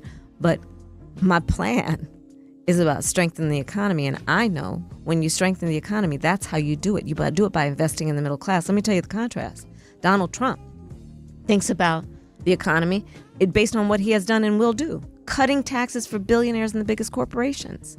That's how he thinks about the economy. He thinks about the economy not about middle class people trying to not just get by but get ahead. No, he wants to stop Medicare from being able to negotiate drug prices down from the big pharmaceutical companies.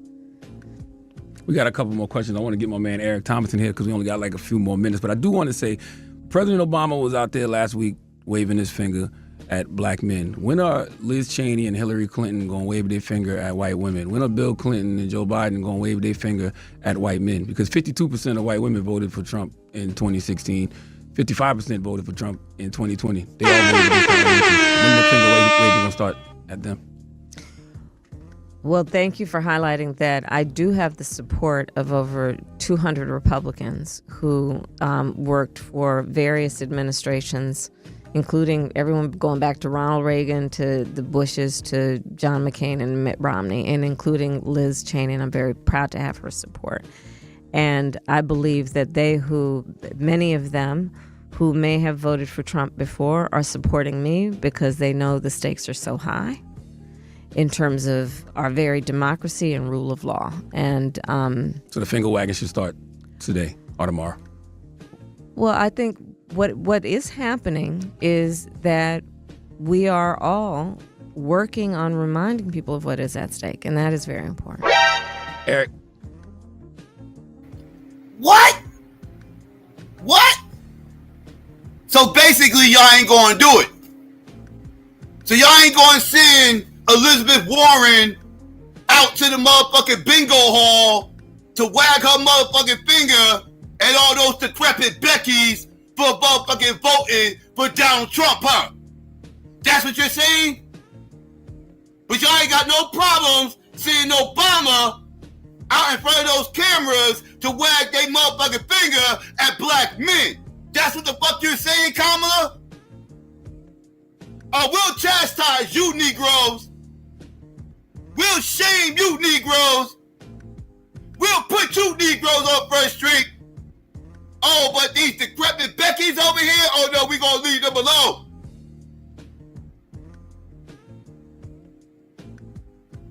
That's what's going on right here. She buck dance around that motherfucking question like a motherfucker. Avoid the shit out of that motherfucker. It was the best question he asked all night.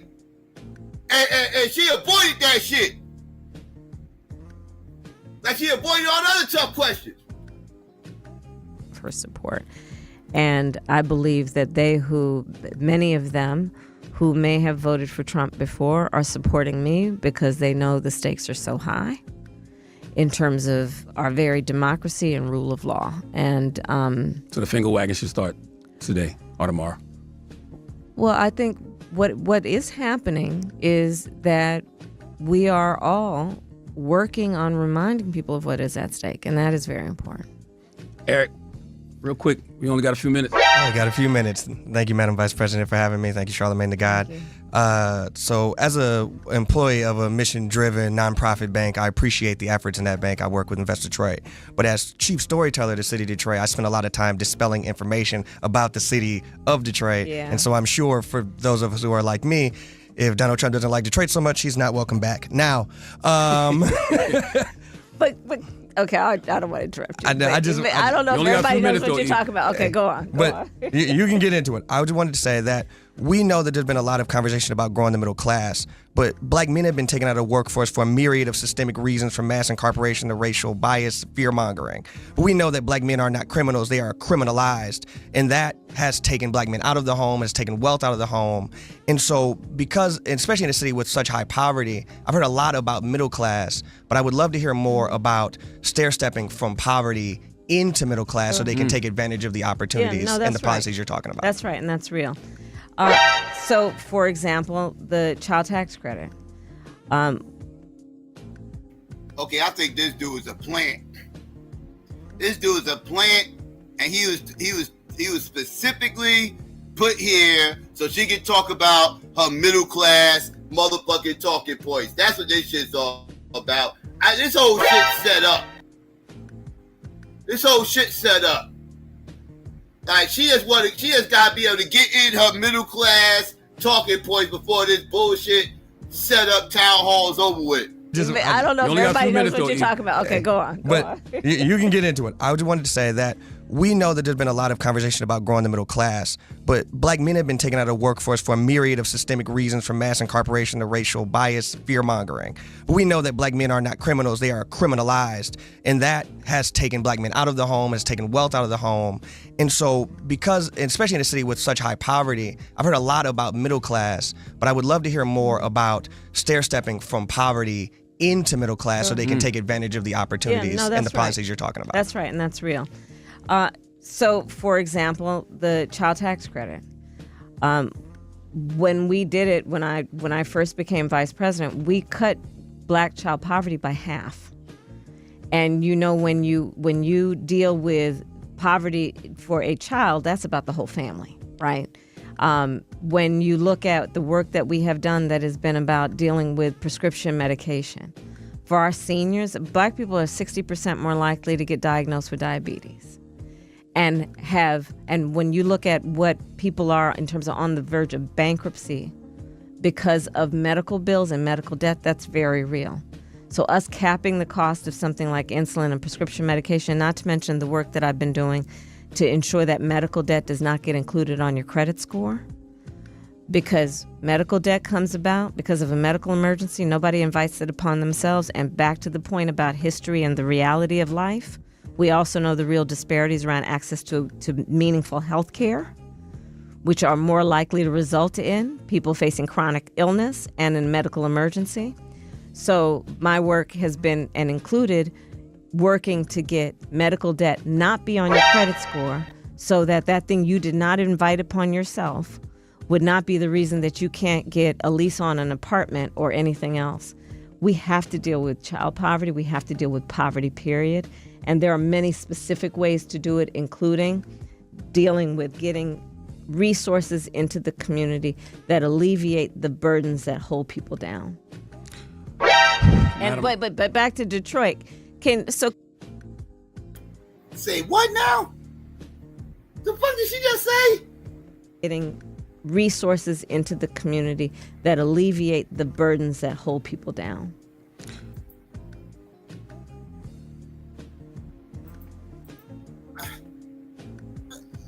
Yeah.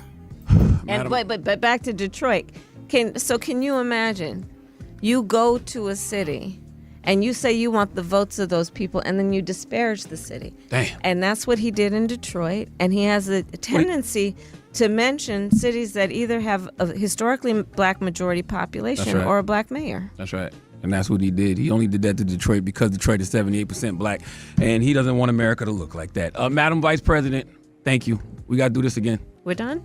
We only, according to iHeart, unless you want to keep going. Okay. I got more questions for you. Okay. But thank you. I appreciate you, Charlamagne. Thank you. This has been iHeartRadio's We the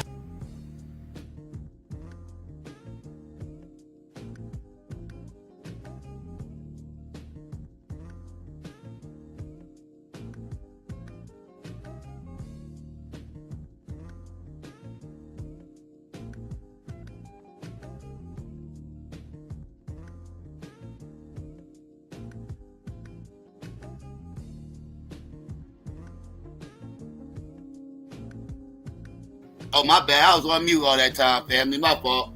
I'm steady talking. But there you go, family. There you go. There you go. That was the whole interview, the softball interview,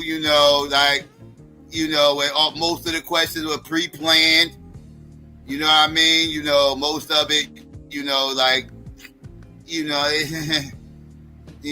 over half of those questions were prepped. And she already had a nigga babble answer for said motherfucking questions, right? This shit was a problem, right? But at the end of the day, I was like, okay, I'll go over this and everything else, this, that, and third. As I'm setting up for the show, come to find out, Kamala agreed to having a not-so-softball Q&A with no other than Fox News. I said, oh, really now? Okay, let me listen to this, because now she's actually going to get pressed, right? Because, she had a couple of good questions thrown in at the Breakfast Club shit. I'm not going to act like a couple of people didn't ask her some quality questions, but they was not allowed to really press her on her answers, right? They was allowed to ask the good questions, but they was not allowed to put their foot on her neck and actually make her or force her to answer these questions. They just had to settle for whatever nigga babble answer that came out of her motherfucking mouth. And they wasn't allowed to actually, call her out on her non-answers that she was giving. Oh, and then this happened. Oh, this shit right here. Yeah, we need to watch this, family. We need to watch this. Let's get into it real quick. Wait, give me 1 second, family, all right? So let's go over here. And yeah. Let's get ready to listen to some of this, family. And yeah, let's commentate on some of this because this was interesting. A little bit more interesting than what we just heard. So let's get into it. Madam Vice President, thank you for the time. Thank you. It's good to be with you, Brett. Voters tell pollsters all over the country and here in Pennsylvania that immigration is one of the key issues that they're looking at this election, and specifically the influx of illegal immigrants from more than 150 countries. How many illegal immigrants would you estimate your administration has released into the country over the last 3.5 years? Well, I'm glad you raised the issue of immigration because I agree with you. It is a topic of discussion that people want to rightly have. And you know what I'm going to talk about. Yeah, but right do you now, just a number? Do you think it's 1 million, 3 million? Brett, let's just get to the point. Okay, the point is that we have a broken immigration system that needs to be repaired. So your Homeland Security Secretary said that 85% of apprehensions. I'm not finished. We have it's a rough estimate of 6 million people have been released into the country. And let me just finish. I'll get to the question, I promise you. I was beginning to answer. And when you came into office, your administration immediately reversed a number. Okay, see, he already on her neck. He came in guns a-blazing. He wasn't playing no games.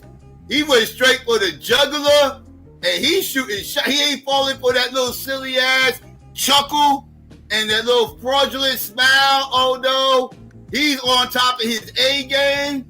He ain't playing no games with her ass. He ain't playing any games with her. He is on her neck. He like, oh yeah, no, I'm gonna need you to address this. No, I need a number. I asked you for a number. She was like, I'm trying to answer the question. Like, listen, I'm not playing no games with you. All right? When I'm asking you questions, I'm gonna need you to answer this, motherfucker. I don't know, but this ain't MSNBC. I ain't with the nigga babble. I'm gonna need you to answer this immediately. Like, he was not playing. Let's take it back. From the rip, he was on her neck. All over the country and here in Pennsylvania that immigration is one of the key issues that they're looking at this election, and specifically the influx of illegal immigrants from more than 150 countries.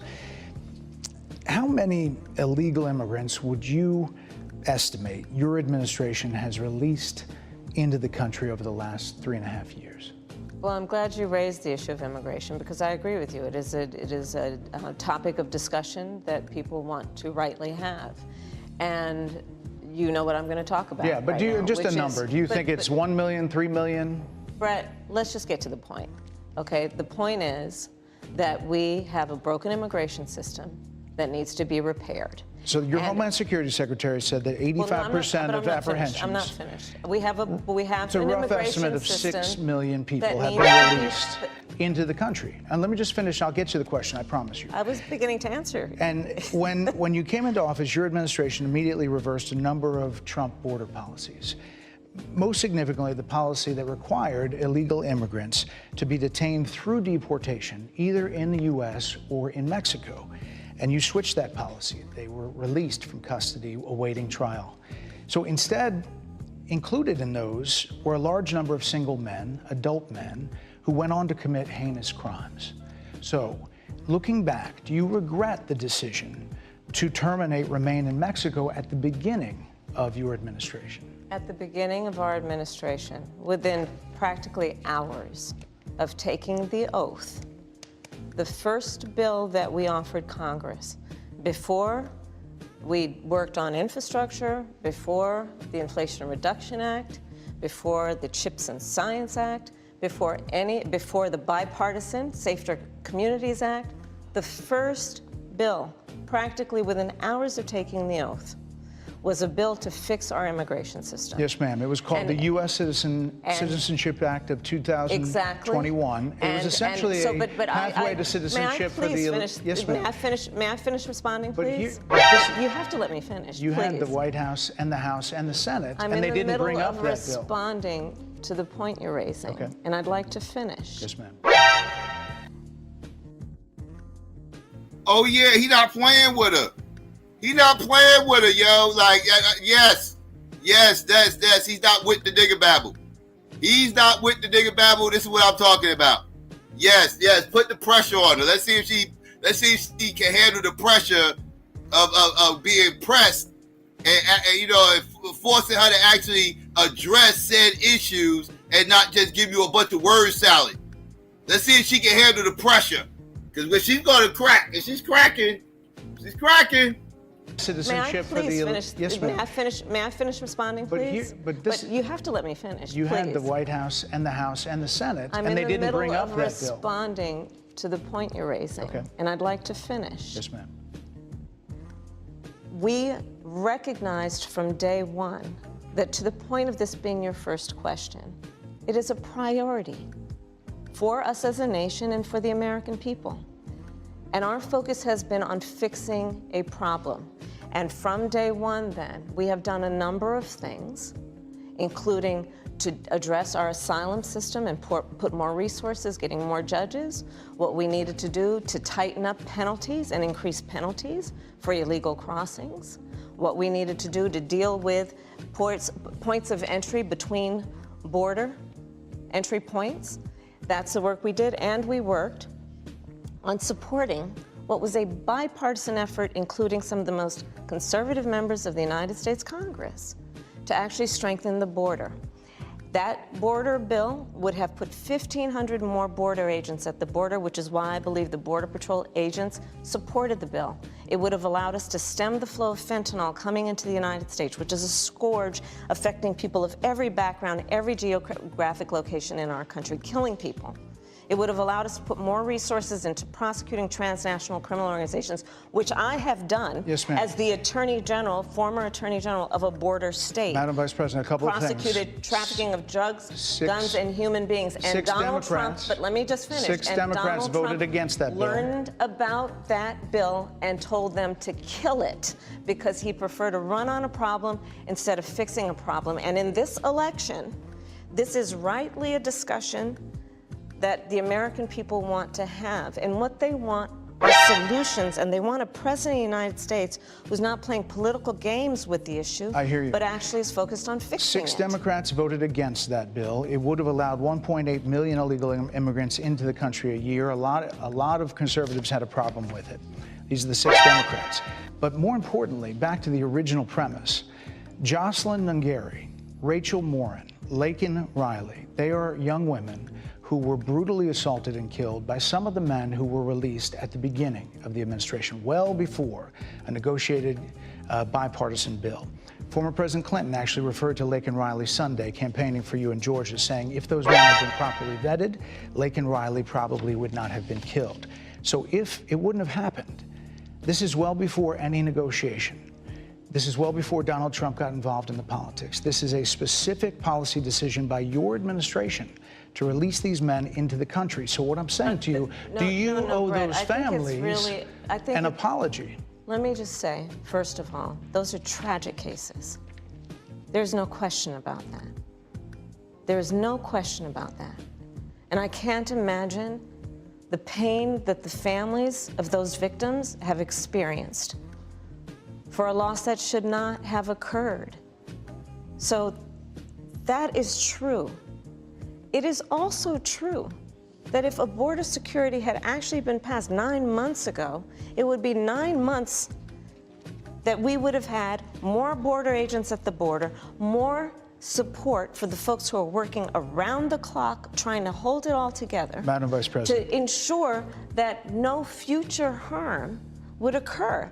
And this election in 20 days will determine whether we have a president of the United States who actually cares more about fixing a problem, even if it is not to their political advantage in an election, because there was a solution, Brett. Madam Vice President, it was a policy decision in the early part of your administration. I will let one of the mothers talk about it. Take a listen. Because of the Biden-Harris administration open border policies catch and release, they were enrolled in the Alternatives to Detention program. This meant that they were released into the United States.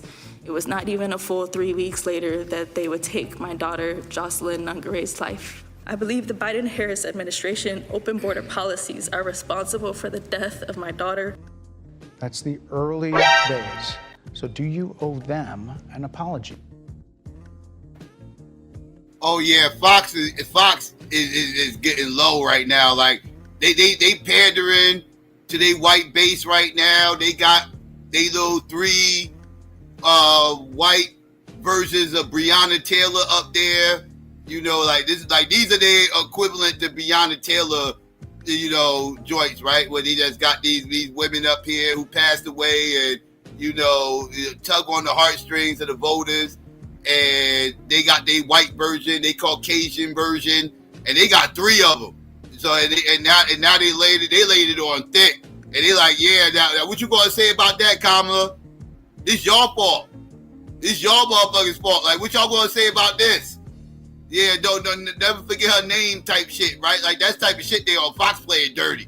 Fox playing dirty. And this,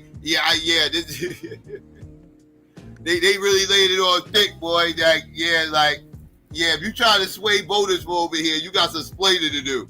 Real quick. Let me see. Shout out to Sunset on the Ocean. Shout out to you.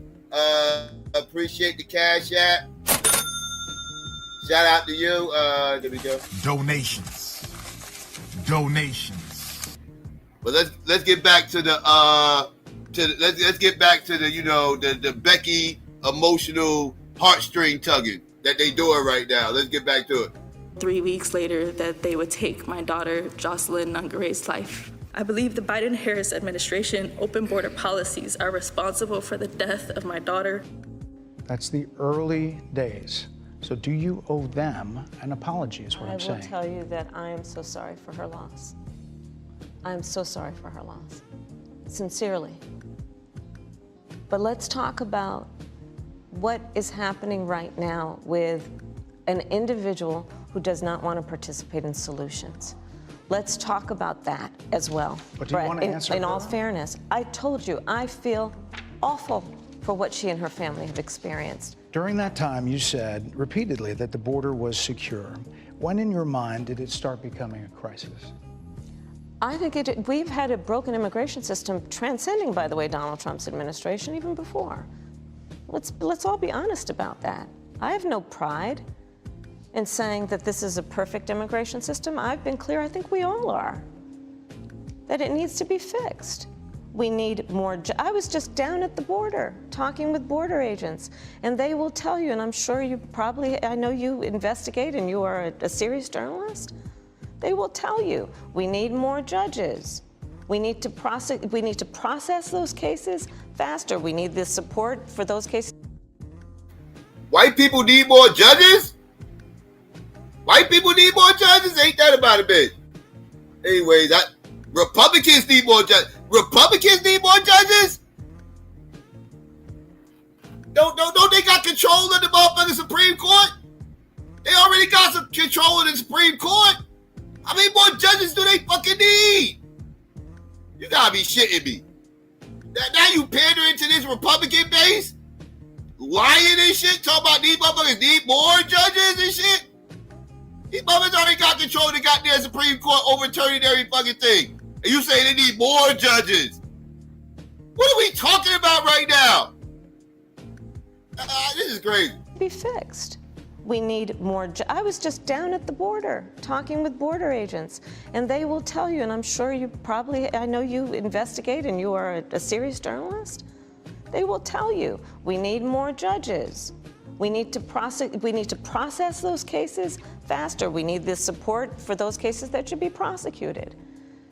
They need more resources, and Congress ultimately is the only place that's going to get fixed, Brett. Well, that's how this system works. That's the premise of this question. But there were that's how the 90 system plus works. executive orders that were rescinded in the first days. Many of those were Trump border policies. I'm not going to stay here because there's other things to talk about, but you frequently talked to the Border Patrol Union for support of that bipartisan bill, and they did.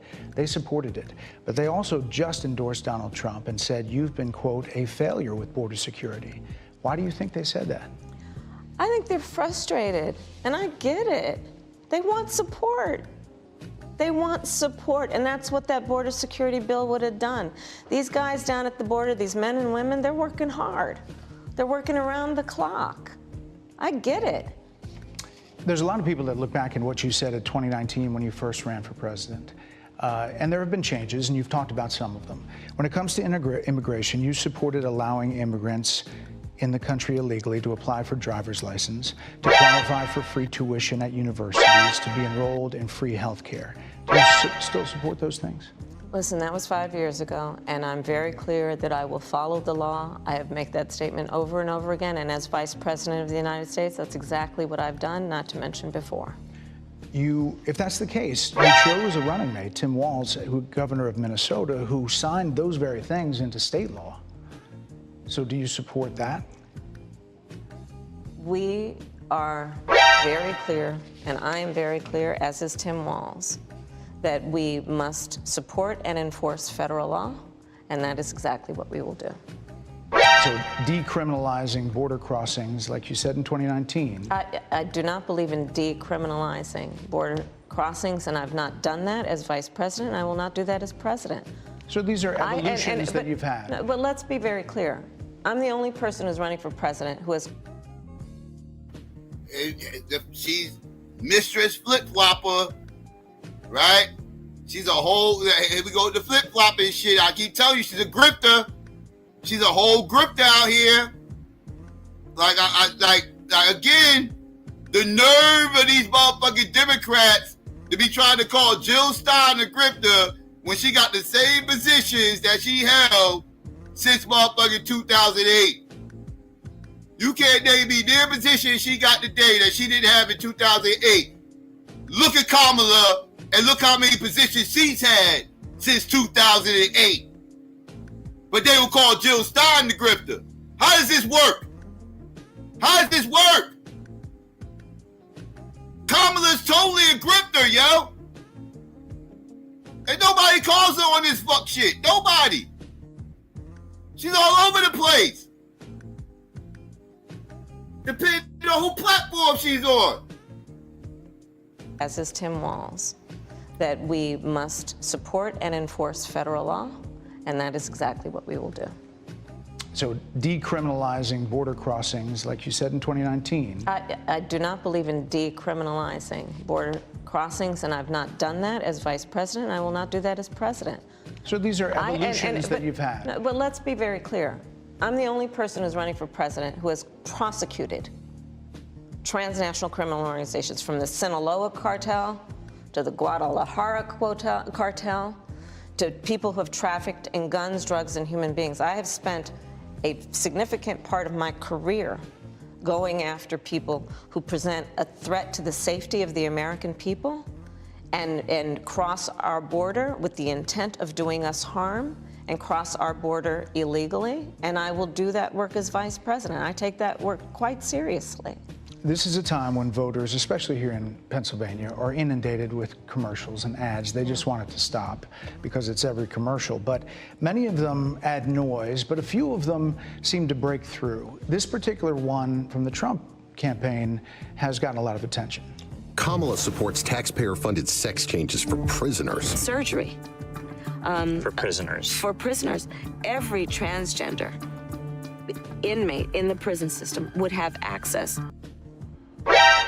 So are you still in support of using taxpayer dollars to help prison inmates or Watch the flip-flop. Prepare for another flip-flop. Yet again. Y'all heard it, right? I already know it's coming. But wait for it. You know, here comes, watch for the swerve. Swerve as she dip. Wait for it. This particular one from the Trump campaign has gotten a lot of attention. Kamala supports taxpayer-funded sex changes for prisoners. Surgery. For prisoners. For prisoners. Every transgender inmate in the prison system would have access.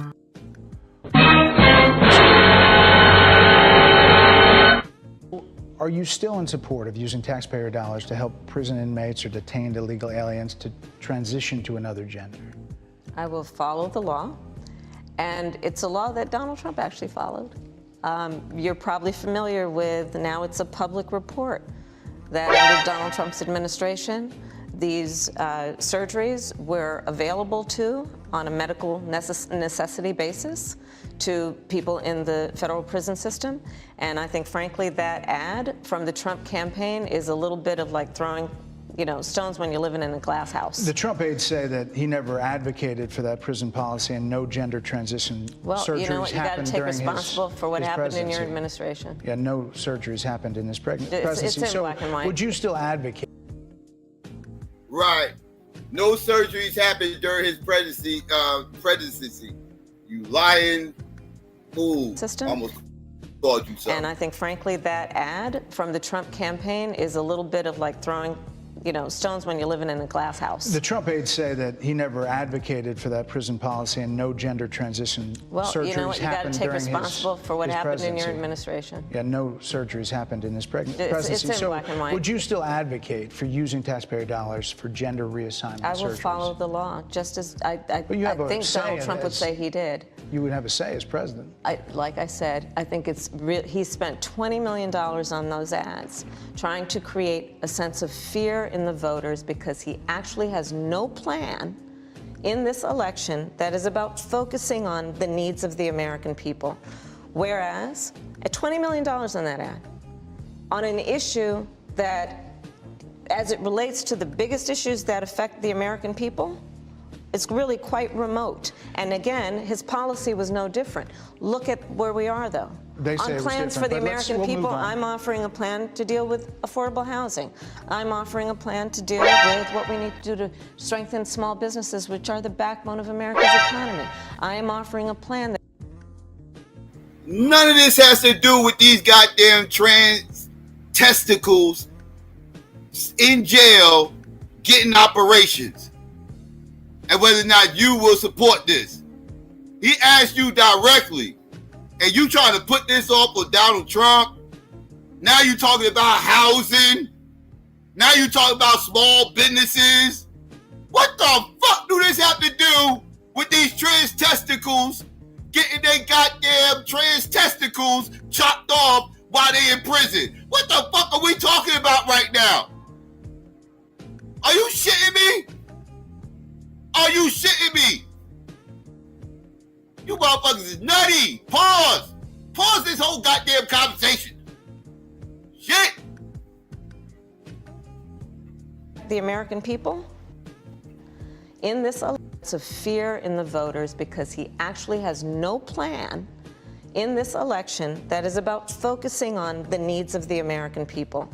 Whereas at $20 million on that ad, on an issue that, as it relates to the biggest issues that affect the American people, it's really quite remote. And again, his policy was no different. Look at where we are, though. They say on plans for the American people, I'm offering a plan to deal with affordable housing. I'm offering a plan to deal with what we need to do to strengthen small businesses, which are the backbone of America's economy. I am offering a plan that is about taking care of young parents and giving them the support they need. Them same young parents you was getting locked up with truancy laws so you can raise some state funding? You mean those young black parents? You mean those young parents? Because you're so concerned with parents, right? So concerned with parents that you lock their ass up because they kids missed 10 days of fucking school. You mean those parents? Oh, okay. All right. I was confused which parents you was talking about that you care so much about. But let's continue. A plan to deal with affordable housing.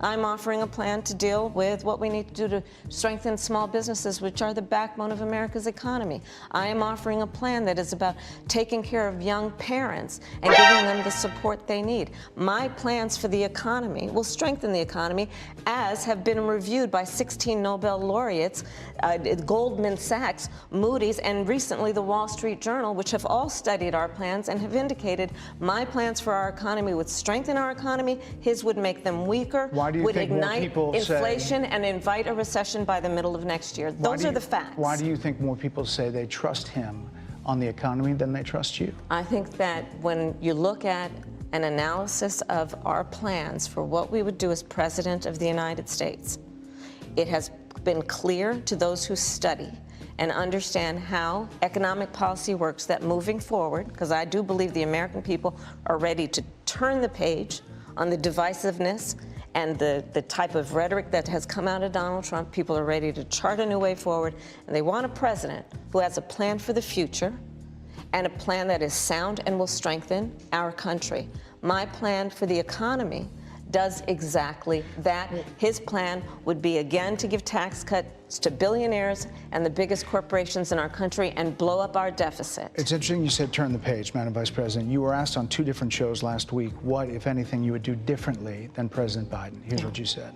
Would you have done something differently than President Biden during the past 4 years? There is not a thing that comes to mind in terms of, and I've been a part of most of the decisions that have had impact. Under a Harris administration, what would the major changes be, and what would stay the same? Sure. Well, I mean, I'm obviously not Joe Biden. I know. And so that would be one change in terms of, but also I think it's important to say with, 28 days to go, I'm not Donald Trump. So, you're not Joe Biden, you're not Donald Trump, but nothing comes to mind that you would do differently? Let me be very clear. My presidency will not be a continuation of Joe Biden's presidency. And like every new president that comes in to office, I will bring my life experiences, my professional experiences, and fresh and new ideas. I represent a new generation of leadership. I, for example, am someone who has not spent the majority of my career in Washington, D.C. I invite ideas, whether it be from the Republicans who are supporting me, who were just on stage with me minutes ago. Well, she really flossing the fact that she's in bed with these Republicans and shit, Liz Cheney and them. You know what I mean? Like, she really flossing that shit. Like, she's proud of that shit. She's going to have some Republicans in her cabinet. I hope you motherfucking Democrats understand what she's setting up for and what's going to end up happening. I'm willing to bet Liz Cheney is going to end up in her fucking cabinet. How much y'all want to make a bet? I'm willing to put money on it. I'm willing to put money on it. If she wins, Liz Cheney will be in her motherfucking cabinet. This is what all this is setting up for right here. This is kind of the purpose of this whole goddamn interview, right? Because again, she's not a progressive. Let me remind you motherfuckers something. Kamala Harris is not a progressive. She's not. She's not. But let's continue. Of my career in Washington, D.C. I invite ideas, whether it be from the Republicans who are supporting me, who were just on stage with me minutes ago, and the business sector, and others who can contribute to the decisions that I make about, for example, my plan for increasing the supply of housing in America and bringing down the cost of housing, addressing the issue of small businesses, which is about working with the private sector to bring more capital and access to capital to our small business leaders, including my plan for a $25,000 down payment assistance for first-time home buyers and for small businesses, extending the tax deduction from $5,000. Okay, what is this, like the third time she mentioned this already in this interview? I think it's like number 3. It's definitely 2, but I think it's number 3. I don't want to cheat her, so let's just say 2, because she just mentioned the housing and all this. Like, again, he didn't ask her nothing about housing or small businesses or none of that, but she got it, that's just her fallback. She got to say something because she can't talk about the middle class no more because she realized that's a running joke. So she can't really mention the middle class even though she wants to. So now she got to keep running back to housing and, entrepreneurs, small businesses and shit. This is kind of bad. $5,000 to $50,000. We've heard a lot about those plans in recent days. Down payment assistance for first-time home buyers and for small businesses, extending the tax deduction from $5,000 to $50,000. We've heard a lot about those plans in recent days. Your campaign slogan is a new way forward, and it's time to turn the page. You've been vice president for 3.5 years, so what are you turning the page from? Well, first of all, turning the page from the last decade in which we have been burdened with the kind of rhetoric coming from Donald Trump that has been designed and implemented to divide our country and have Americans literally point fingers at each other. Rhetoric and an approach to leadership that suggests that the strength of a leader is based on who you beat down instead of what we all know. The strength of leadership is based on who you lift up. The strength of an American president, which is one who understands that the vast majority of us have more in common than what separates us. Madam Vice President, more than 70% of people that is about turning the page on rhetoric that people are frankly exhausted of, Brett. More than 70% of people tell the country is on the wrong track. They say the country is on the wrong track. If it's on the wrong track, that track follows 3.5 years of you being vice president and President Biden being president. That is what they're saying, 79% of them. Why are they saying that? If you're turning the page, you've been in office for 3.5 years. And Donald Trump has been running for office. But you've been the person holding the office. Come on. You and I both know what I'm talking about. You and I both know what I'm talking about. Right. What the fuck are you talking about? What is this red herring? How's the whole red herring over there? What do you mean? You cannot. Well, okay, this is what is driving me nuts. She has spent all this time talking about all the things she was able to accomplish as VP, how she had a hand in all this decision making that was happening while she was VP. And then when he brings up the numbers and let it be known that by and large the public does not feel like the country's in better shape right now under this administration, now she wants to turn around and deflect away from that and say, well, that's true, but during that time, Donald Trump was doing this, and Donald Trump went to court, and Donald Trump got 30-something charges, and blah, blah, blah, blah. Yeah, all that being said, Donald Trump wasn't calling no shots over the last 4 years like you was just bragging about doing. Donald Trump wasn't making no decisions over the last 4 years like you was just bragging about being a part of. He asked you about these decisions and about how, by and large, the country is not happy with said decisions, and you somehow or another want to talk about Donald Trump and his legal issues. Like that got anything to do with the shape that the country's in. That got something to do with the shape that Donald Trump may be in, but that ain't got shit to do with the shape that the country is in, which is what was asked of you. This is disgusting. How she don't answer nothing. And everything falls back to Donald Trump, small businesses, houses, and the middle class. This is bad. This is bad. She's a horrible interview. Horrible. This is terrible. I see why they hit her for so long. Because this is bad. Why are they saying that? If you're turning the page, you've been in office for 3.5 years. And Donald Trump has been running for office. But you've been the person holding the office. Come on. Madam Vice You and I President. both know what I'm talking about. You and I both know what I'm talking about. I actually don't. What are you talking about? What I'm talking about is that over the last decade, people have become. But listen, over the last decade, it is clear to me, and certainly the Republicans who are on stage. Over the last decade, Democrats had the motherfucking Oval Office for 6 of those years. 6 of those years over the last 10, Democrats held the office. What the fuck are you talking about the last decade? The last decade has been majority Democrat. You fucking weirdo.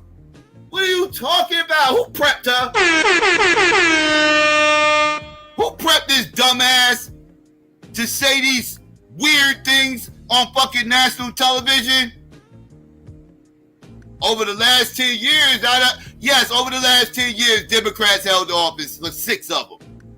For 6 of them. More than half. This is ridiculous. Get your mind right. Been the person holding the office. Come on. Madam You Vice and I President. both know what I'm talking about. You and I both know what I'm talking about. I actually don't. What are you talking about? What I'm talking about is that over the last decade, But people you're the have lever of become. power. But listen, over the last decade, it is clear to me, and certainly the Republicans who are on stage with me, the former chief of staff to the president, Donald Trump, former defense secretaries, national security advisor, and his vice president. One, that he is unfit to serve, that he is unstable, that he is dangerous, and that people are exhausted with someone who professes to be a leader who spends full time demeaning and engaging in personal grievances and it being about him Madam instead Vice of President, the American people. if People that's the are case, tired of that. If that's the case, why is half the country supporting him? Why is he beating you in a lot of swing states? Why, if he's as bad as you say, that half of this country is now supporting this person who could? That's an excellent question. Because I hold the position that, yeah, this is pretty much a telltale sign of just how bad the Biden administration has been. You had to have been a horrible administration to have a motherfucker who sat up here and got caught with, got pretty much convicted on 34 felonies, got about 3 more cases pending, was a part of one of the most treasonous acts in American history, which is January 6th, a reality TV star, conspirator, weirdo, cult leader, is somehow or another able to make this a realistic race and is winning in many of these states. How is this even possible? Because you motherfuckers was just that bad. Y'all was just that bad. This is a representation of how bad you motherfuckers was. Let's keep it a stack. Would be American people. People are tired of that. If that's the case, why is half the country supporting him? Why is he beating you in a lot of swing states? Why, if he's as bad as you say, that half of this country is now supporting this person who could be the 47th president of the United States? Why is that happening? This is an election for president of the United States. It's not supposed to be easy. I know, but it's not supposed to be. It is not supposed to be a cakewalk for anyone. So are they misguided, the 50%? Are they stupid? What is it? I would never say that about the American people. And in fact, if you listen to Donald Trump, if you watch any of his rallies, he's the one who tends to demean and belittle and diminish the American people. He's the one who talks about an enemy within, an enemy within, talking about the American people, suggesting he would turn the American military on the American people. We asked that question to the former president today. Harris Faulkner had a town hall, and this is how he responded. I heard about that. They were saying I was like threatening. I'm not threatening anybody. They're the ones doing the threatening. They do phony investigations. I've been investigated more than Alphonse Capone. He was the greatest gangster. No, it's true. No, but think of it. It's called weaponization of government. It's a terrible thing. So, Brett, I'm sorry, and with all due respect, that clip was not what he has been saying about the enemy within that he has repeated when he's speaking about the American people. That's not what you just showed. Well, he was asked about that specific... No, that's not what you just showed, in all fairness and respect to you. Oh, yeah. Oh, yeah, she about to crash out. She about to crash out. Look like, there come the crash out. She said, No. What you're not going to do is play a clip to try to make me look silly on your platform. This ain't happening. She about to crash out. She totally about to crash out right now. Here it comes. Here it comes.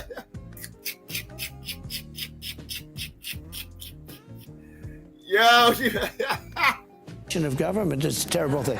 So, Brett, I'm sorry, and with all due respect, that clip was not what he has been saying about the enemy within that he has repeated when he's speaking about the American people. That's not what you just showed. Well, he was asked about that specific... No, that's not what you just showed, in all fairness and respect to you. That was the question that we asked him. You didn't show that, and here's the bottom line. He has repeated it many times, and you and I both know that. And you and I both know that he has talked about turning the American military on the American people. He has talked about going after people who are engaged in peaceful protest. He has talked about locking people up because they disagree with him. This is a democracy.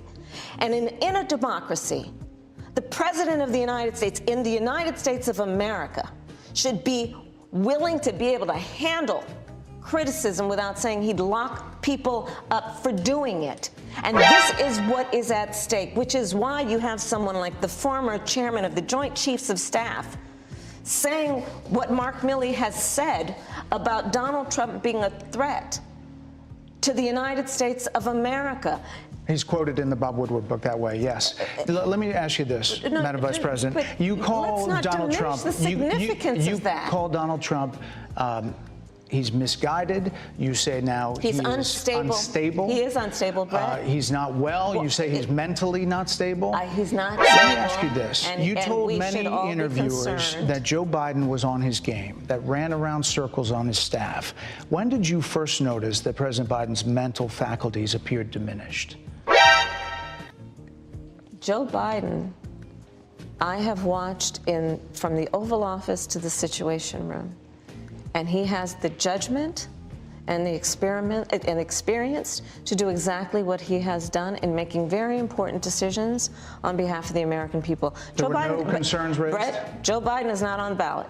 I understand. And Donald Trump but is. You talked about it. And Donald Trump After George Clooney said within a few minutes of talking to President Biden at a fundraiser that he thought this was not the same Joe Biden that he saw on the debate stage. Donald Trump is on the ballot. I understand. You met with him at least once a week for 3.5 years. You didn't have any concerns?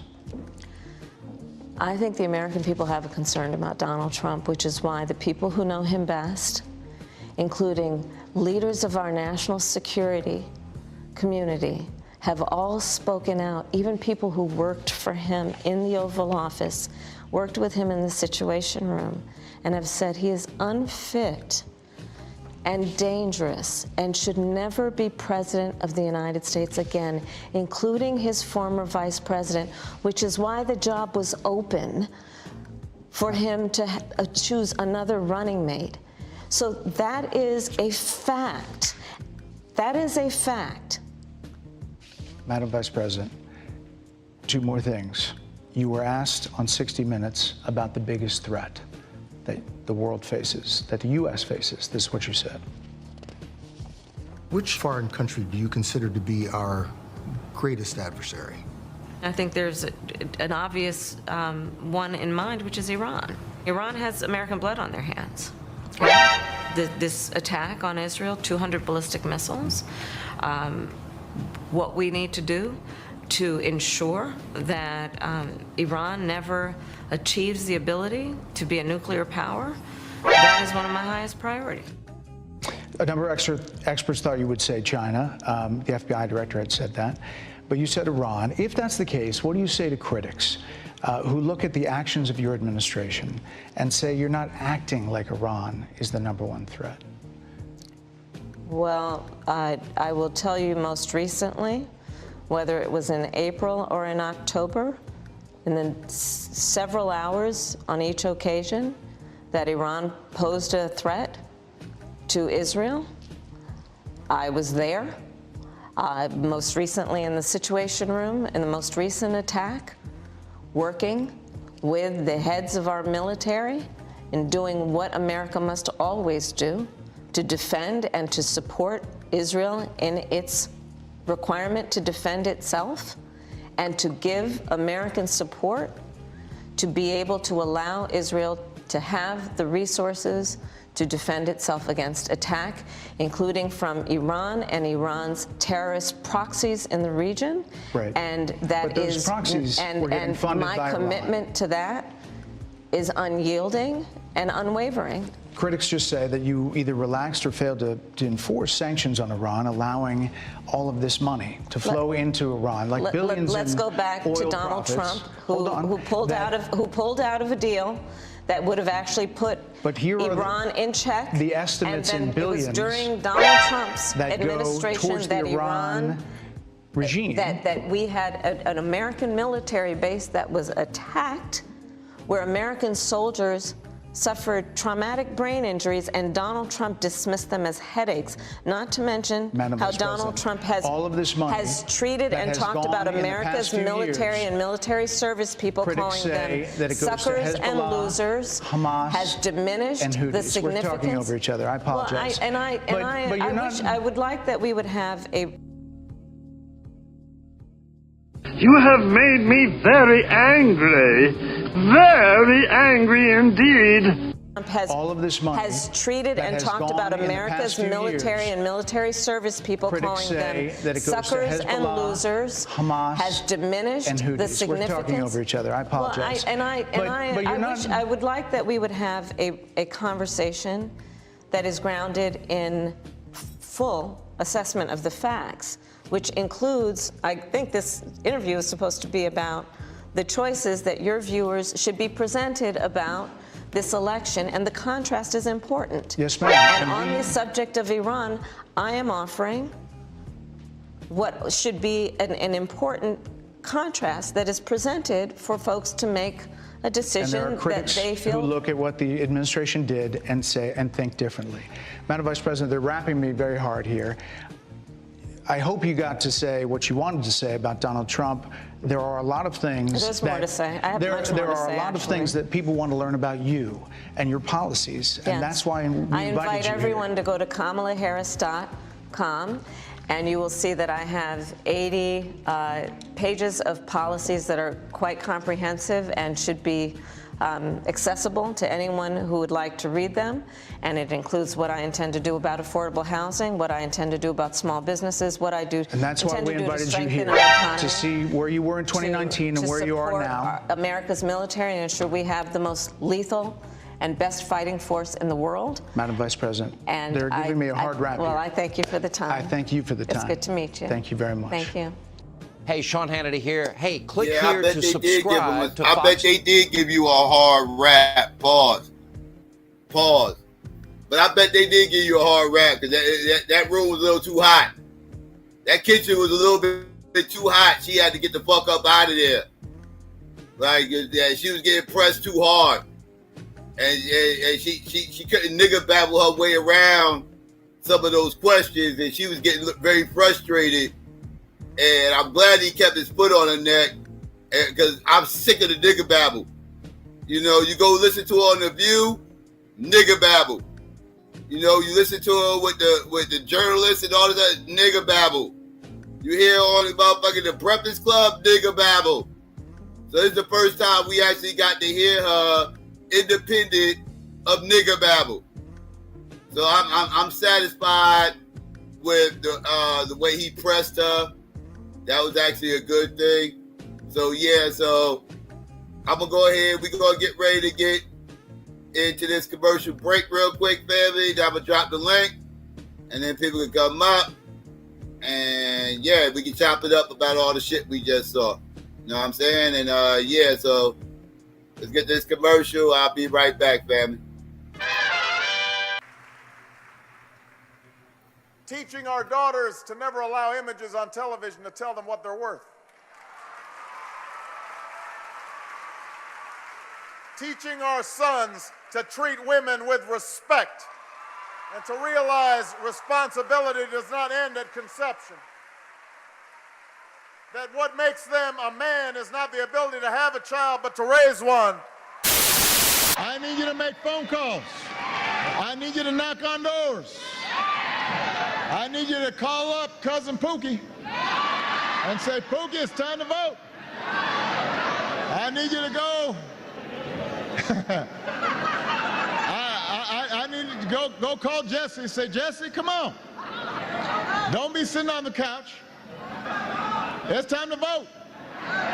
Everybody's got to vote early. That's how we won in 08. That's how we won in 2012.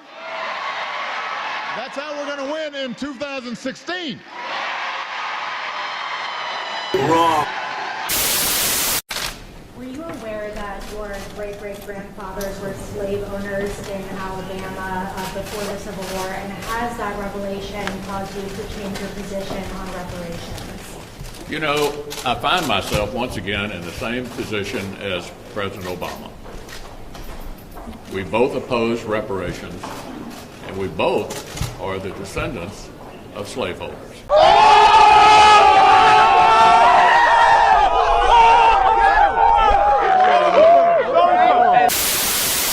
When you want to be the president of the United States, you call your man, call MTV. We're going to give you a platform. We're going to give you a way to speak because you on to something, kid. You on to something. You're making sense to me. You got me. I am franchised. I'm not disenfranchised no more. And we're going to keep it nonpartisan, but we got to applaud when somebody's making sense. We've been all around, all over, speaking to politicians, and this is what we call real talk. This is what peace. Now y'all understand why we vote. We're going to edit everybody's else ass out and just run his. Yeah, there you go, y'all. Thank you. And I just want to say how much I appreciate Puff Daddy for doing the kinds of work that he's doing, because he doesn't have to do this. But this is part of what is important about giving back. We applaud you, and I want to apologize for not sweating, but I do this so much. I'm so cool. I just want y'all to see everybody I'm interviewing is sweating. Apologize for not sweating, but I do this so much. I'm so cool. I just want y'all to see everybody I'm interviewing is sweating. I'm not even touching my brow. I'm so cool, and I want to apologize. I ain't trying to make you look bad or nothing like that. I'm not even touching my brow. I'm so cool, and I want to apologize. I ain't trying to make you look bad or nothing like that, but I'm just so cool. We a t-shirt. I tell you, if he was wearing one of those fancy designer clothes he's designing, he'd be sweating just like me. The guy's good.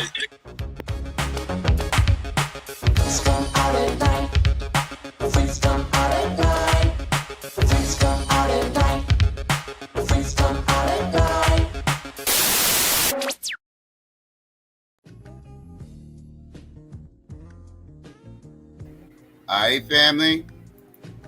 You know what I mean? Links out there, pinned. Let me know what's good with y'all. You know what I mean? We got Stu Peas up here. We got Chris up here. What's going on, fellas? Man, all I want to say is the Democrats are doing a fine job. I'm convinced. Got my vote. I need them. Join the team, Psycho. No, I'm not voting without Trump. That's not happening. Yeah. So Donald Trump had two things today. No, he had two things today. He had the women's meeting, and he had the Hispanic meeting with Univision. I'd love to see you look at those, because that dude says nothing. You might say what you want to say about Kamala, but she went into the Lions Den, she went into CNN. That dude was being very aggressive. He was asking her about Biden and Biden mental health, as if she wanted to throw her boss under the bus. They were looking for a got you moment with her. They didn't get any. I'm not saying that she won that sit down, but she didn't lose it. She went into the Lions Den. Then she knew that they will be aggressive towards her. He was, and she came out. She came out good. I'm not saying that she's a saint, but when compared to Trump, her arguments are always stronger than Trump's argument. If you watch a Univision, I was watching the Univision because it was live while you were on, and Trump wasn't saying anything. You need to look at that. Trump hasn't saying anything. It's just that my economy was the best, my economy was the strongest, my borders was the best, my army was the best. He's just singing the same gishkab, and he's not talking anything. You know, we're asking her about what she's doing for black people. Is it because she's a Democrat? But you're going to vote for Trump. Ask Trump what is he doing for black people. We know that if he goes to a black platform, yes, they should absolutely be asking him what he's doing for black people if he goes to a black platform. Yeah, but they ask him about in the Univision. They ask him about what he said about the cats and the dog. Know that the person in Spanish said, know that it has been proven wrong. Have you anything to say? He said he'll have to investigate further.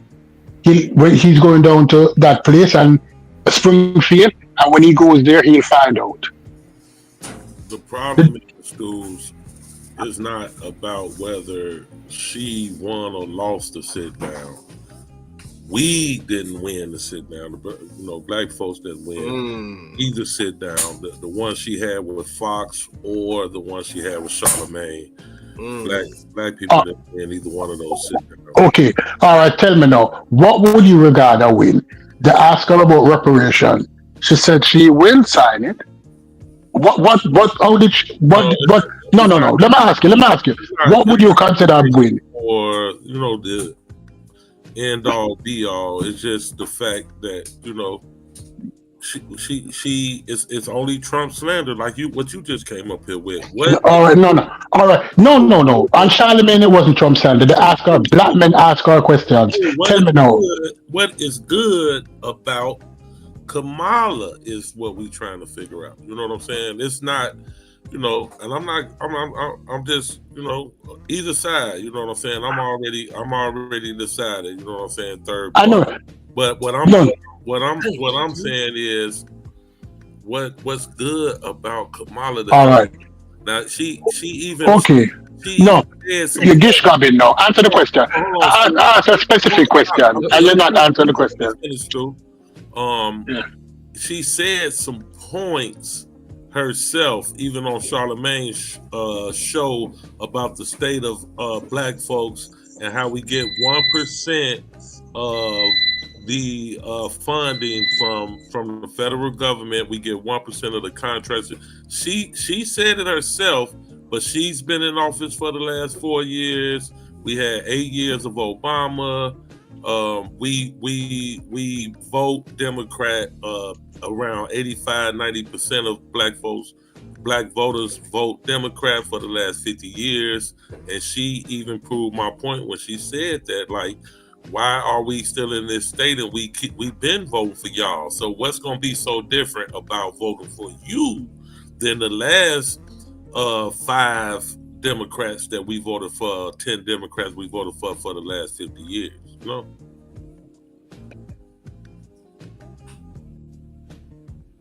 I understand what you're trying to say, but let me put it this way, because we're being disingenuous now. You're being disingenuous now, because you're asking of her. No, you're asking of her.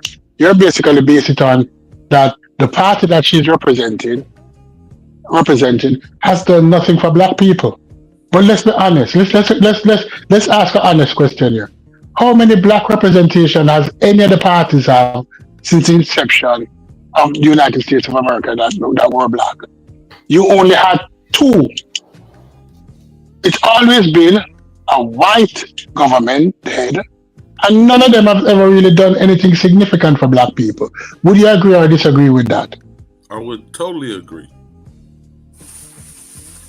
So you agree with me on the point that I am saying that we are asking of her.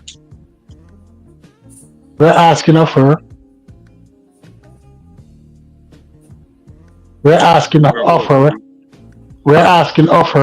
that she has not represented black people.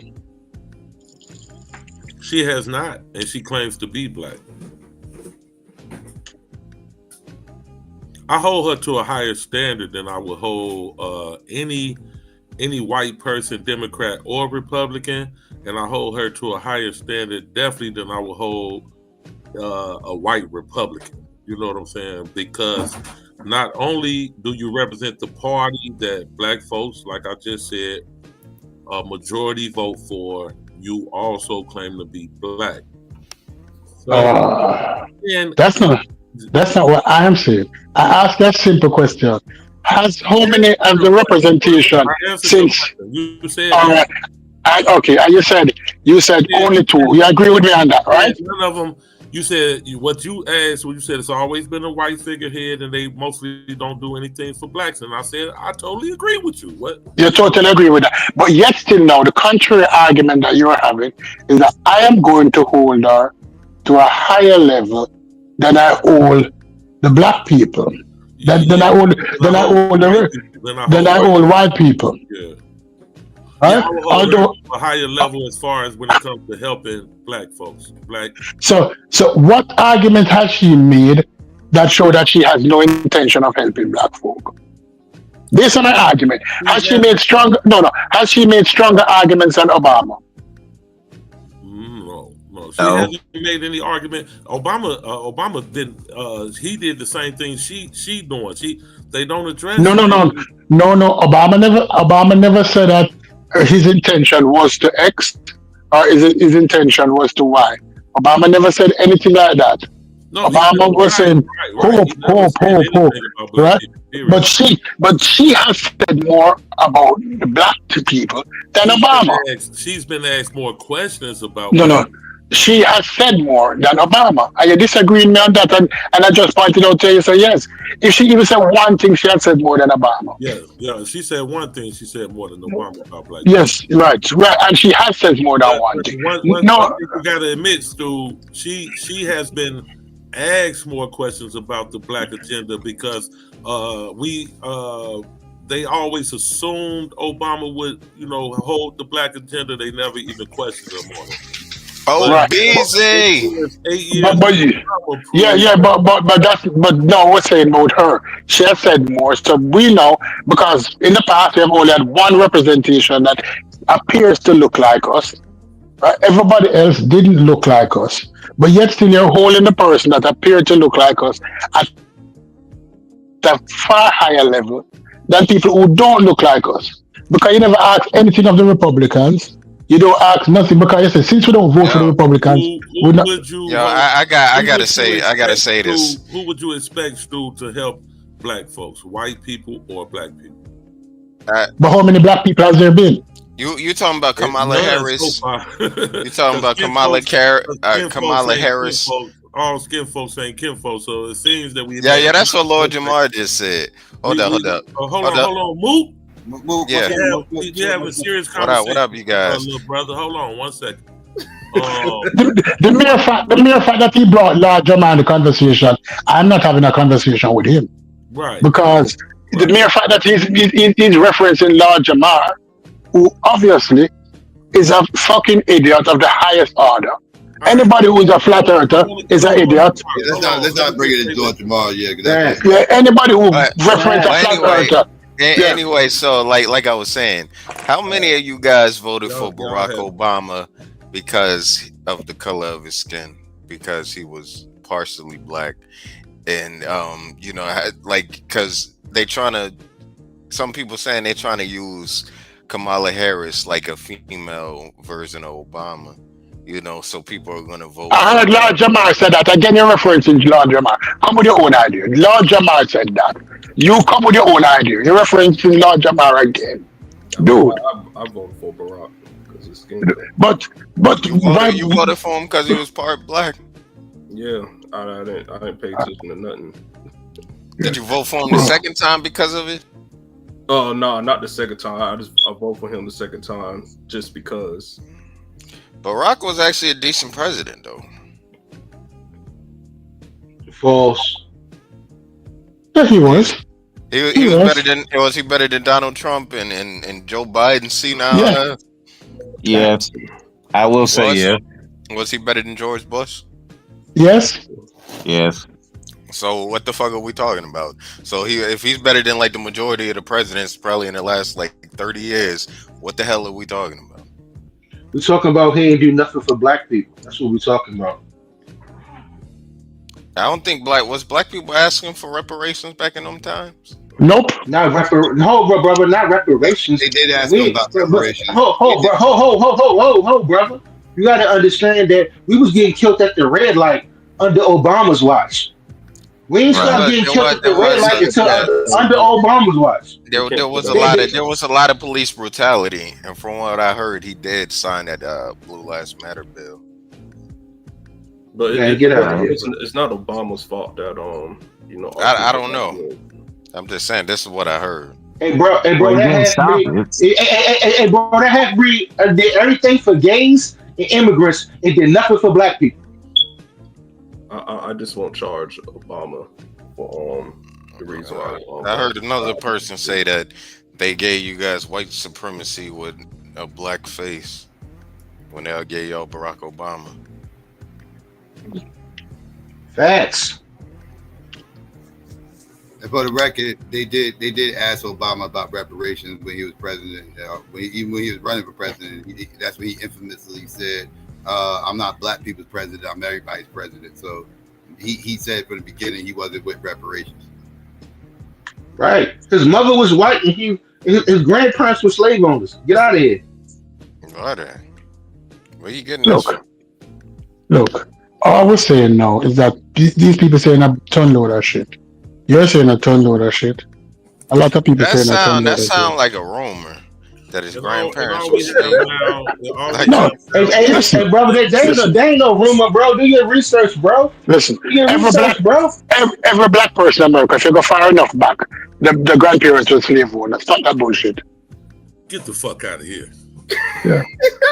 Dude, that was just so fucking stupid. What you? Come on, bro. Don't say this. I said that. The stupid what I said. Yeah, all black folks. All black persons. If you go far back enough, all black people. Slave owners. What the fuck is that? Get the. That is the truth. You said Wait all till the white. All black. You said all black folks are slave owners. No, all black folks have a white grandparent who was a slave owner. That's what I'm saying. You said that? Yeah. We all got a white ancestor somewhere down there. That was slave owners. Look at Psycho. Look at Psycho. He took his ancestry test. Now we talking about a white parent who ancestors own slaves, and you talking about a slave master who raped black women, our ancestors, and you equate that as the same thing, Stu? Come on, bro. That's crazy. This is what I am saying. I'm saying if you go far enough back. No, man. You just now you listen. I'm not reaching. But listen, 95% of FBA African Americans are 25% European DNA. Okay, am I lying in that? Anybody Like I just said, like I just said, That's a false equivalency. Yeah, that's really crazy. No, if you go back on that white DNA and go far enough, most white people are slave owners in their DNA. So if you go back far enough on that DNA, most black people have descendants who were slave owners. Come on. And they cannot deny that. Who's in there denying that? Most Where did the white DNA come? All I got to say is there's a reason why our skin is brown now. You talk. Where the European DNA come from in your system? Atrocity that was committed on our ancestors, bro. You can't equate that as the same thing as you just having a white parent who owns slave ancestors. Hold on. Slaves. Hold on. Not, I think some of it was interracial love going on in that slavery. You see, you're making.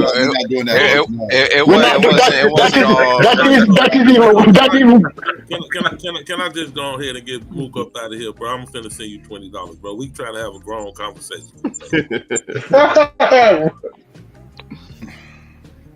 I'm just saying.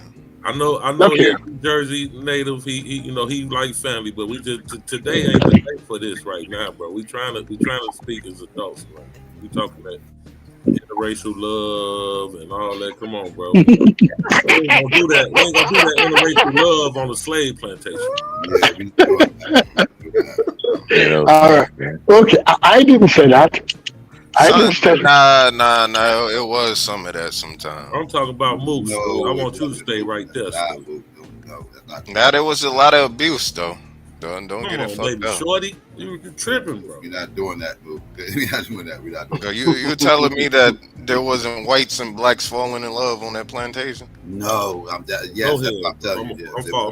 What does it matter if they're not of equal power?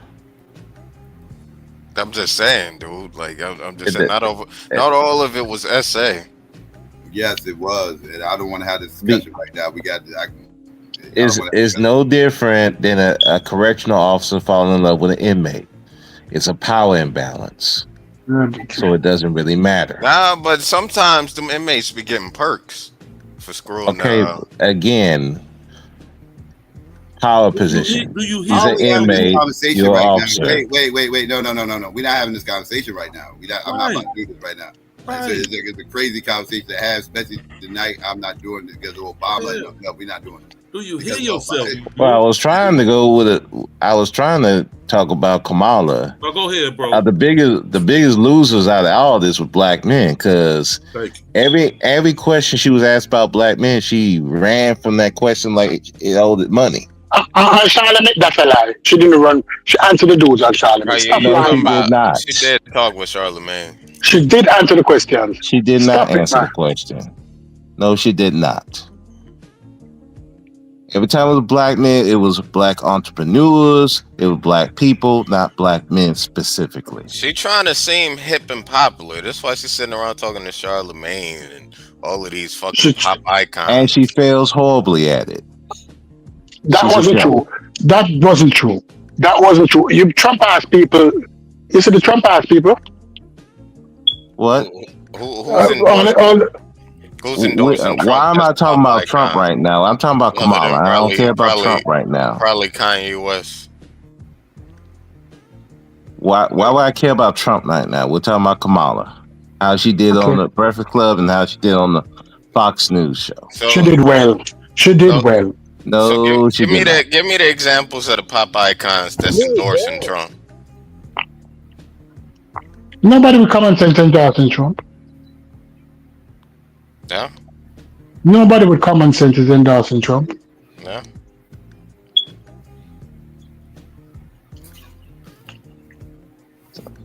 So did y'all feel like those questions were set up on the Breakfast Club? No. Of course. Questions. Only probably maybe two of them were not. I do rest not of them believe probably that. definitely. I think every single one was scripted. Every one. It was vetted and scripted, and they was approved and unapproved. I don't think the two brothers were scripted. I don't think I don't think so either, because she didn't answer their question. I can definitely be wrong, but I think they were scripted too. So it had to appear to have a couple tough questions, but she was ready for them because she already knew they was going to ask. Nah, but she really wasn't ready for them because she really didn't answer them. She never answered the questions. They wasn't allowed to press her. Yeah, like they wasn't allowed to press her on the questions, right? They was allowed to present the question, and whatever answer she gave, that's just the answer she gave, right? And she didn't really which was no answer at all.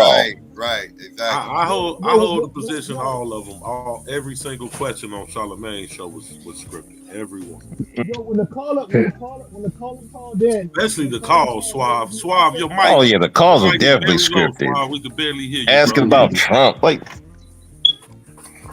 damn, they more on Trump's nuts than the Republicans this night. Jeez. Yeah, I definitely feel like the callers were scripted. I don't feel like I feel like that last dude was put in there so she can talk about the middle class and all that stuff, whatever. Because that just seems like, because she already explained the middle class plan like 1 billion times already. That's something you shouldn't even been asking her. Like if you still asking her about what her plans is with middle class, you ain't been paying attention. Like that's all she ever talks about. So like, real quick, Mook, you got to sit down, Mook. Yeah, how much is it? $1 a minute? Mook, you got to sit down for a minute for that comment, bro. Oh, wait. That's all I came up with. Yeah. They put your down, bro. They put your timeout. You got 10 minutes. I'm sorry. Yeah, my bad, Mook, but you got to sit down for that. That's a violation. Timeout, Mook. You got 10 minutes. Oh yeah, my bad, Skinny. I would have paid the dub. I didn't know if Psycho. Yeah, I got it for you. When you said that, I was like, yeah, he got to have a seat for a minute. Yeah. Move my little homie, man, but you know he go way. Yeah, but that comment, bro. Yeah, we're not doing essay on the plantation. We're not doing that. I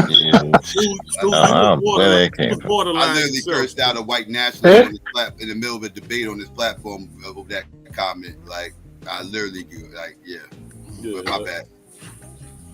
But yeah, great show though, Psych, man. So what did I miss? I came in late, man. So what happened? Like, what did she just fuck up? She fuck up tonight? I covered the 2 interviews she had over the last 24 hours, right? Like yesterday, she did the Breakfast Club, and I expected that because Charlamagne announced that she was going to be doing the Breakfast Club interview, and I was going to so I had planned on covering that already. And while I was setting up for it, come to find out, I didn't know she accepted to do an interview with Fox, but she accepted to do an interview with Fox, and that got aired today. And that was right before I went live. I didn't know she did nothing with Fox. Yeah, so I did a contrast on both of them and everything. The Fox interview, it was lit. Okay, I'm gonna go back and watch it. You ain't gotta. You ain't gotta. I'll go back and when you shut it down. Yeah, because I didn't catch that Fox shit. Yeah, I didn't know.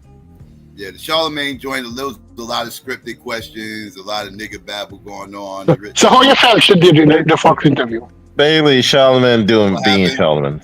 What'd you say, Stu? How you think she did in the Fox interview? I thought she was rattled. Like she damn near crashed out. Like I thought she was pretty radical. Well, she was trying to stay with her script, and it wasn't working. Come in. Like, yeah, she tried to do what she normally does, right, bro. and he wasn't letting her get away with it, and she was getting. No, but he was designing some questions. His questions were designed to make Trump look good, and you can't learn that because even when he showed the part where they said Trump denied the whole issue of. I don't think that those questions was designed to make him look good. Yeah, of course. I think it was designed to hold her. It was designed to hold her and try to make her hold her because she ain't saying nothing. She was the one. I don't even think he didn't even bring up Trump. She did. She's been able to soft shoe every interview, so that's probably why. If it was designed, I would give it more. Fox has designed it for that. He asked her about the border. Asked her about the last 4 years of administration and everything. Like he wasn't bringing up Trump. Like she would always deflect back to Trump. Right. No, because and then they tried to keep her accountable for Biden. I tried to say, listen, why are you bringing up Biden? Why are you bringing up Biden mental health? Biden because has nothing to do part with of the administration. They had it right. She's a part of the administration. You know what I think our biggest problem is, bro? Speak. I don't think that she has separated us. I'm just saying, like outside of the other stuff. In her interviews, she has yet to separate herself from the Biden. They keep asking that question, bro, and she I think that's her biggest issue too. No, bro, they want her to throw Biden under the bus. What would you do? What would you do different? And she has not. She really hasn't separated herself because she can't. They want her to throw Biden under the bus. It's cool if you do that. It's cool if you do that. Like I got it in the beginning. He had just put you up and all of that, but. Once you late in the game now, fam. Like now is the time for you to this was the month for her to separate, bro. Quarter right now.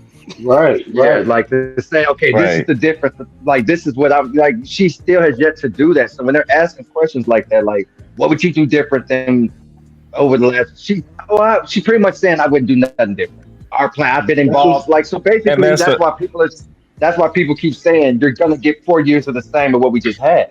Like she addressed that also. She addressed that also. She said she'll come in like every other president with her own idea, her own belief system. She said that. Okay. She said that because, and then you don't. If she throw the boss under the bus, the game with it though, bro. She laid. Don't have to throw him under the bus, but she do need to separate herself because these last 3.5 years has not been good. Yeah, it ain't been good. So if she's saying, I'm sorry. All I've heard her say is just like I've been involved.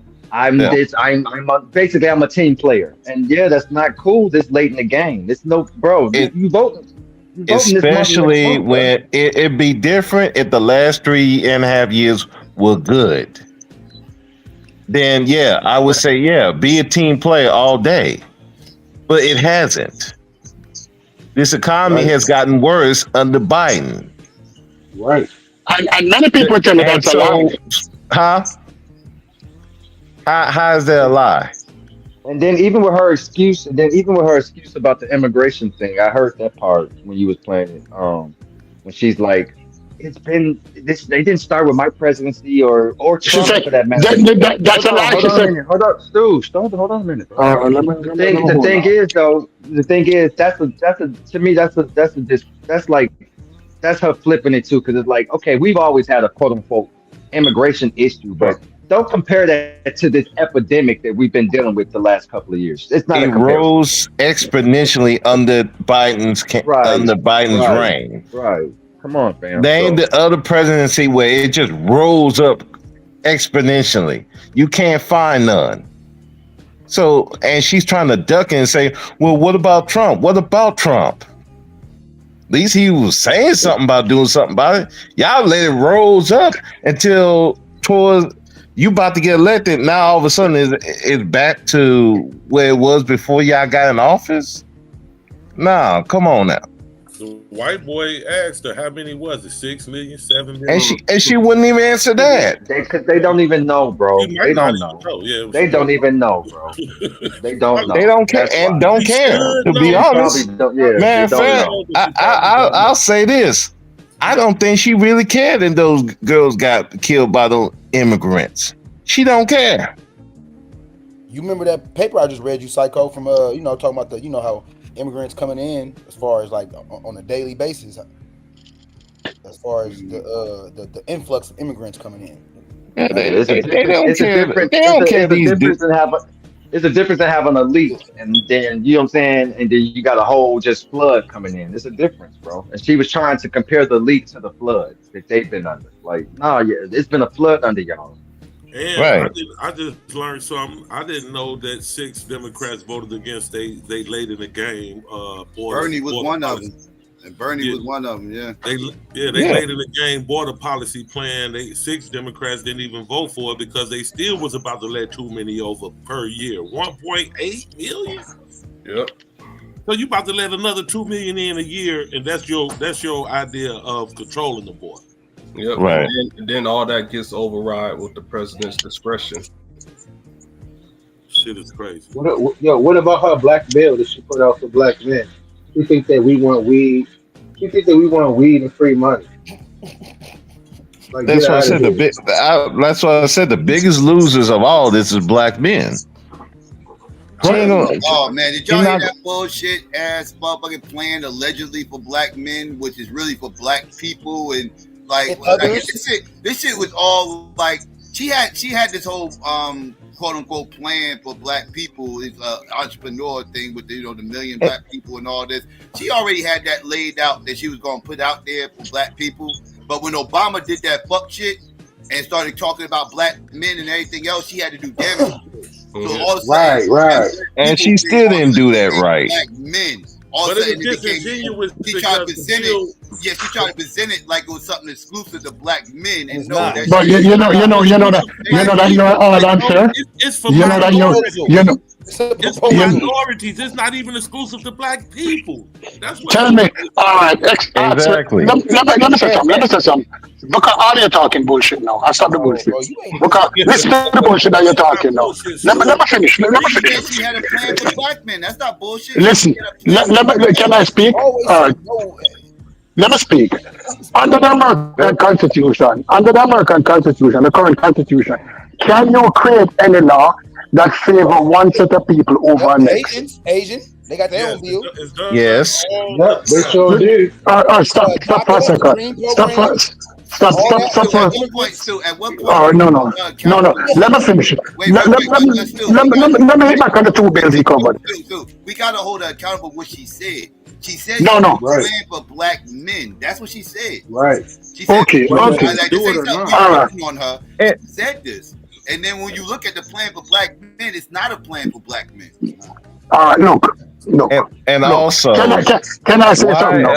Why is there so much focus on entrepreneurs? The majority of people in this country are not entrepreneurs. Right. They're workers. They're regular people going to work 9 to 5s. That's true. Why is there so much focus on entrepreneurs? Can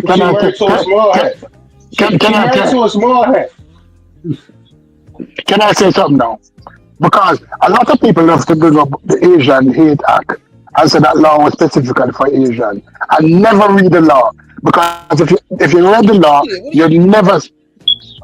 Okay, let me stop talking. Sing with the choir and stop telling lies. It's exclusively for them. That's not true. That's not true. That is built specifically and only for them. Due to the COVID-19 crisis, money was allocated to businesses. What are you talking about? Let's get it off. Go ahead, Stu. Because I already know where you're going, but let him get it off. Go ahead, Stu. All right, you know where I'm going. Is the Asian Act only specific to Asian people? Since you know where I'm going, answer that truthfully. Is the Asian Act? They got a hotline number.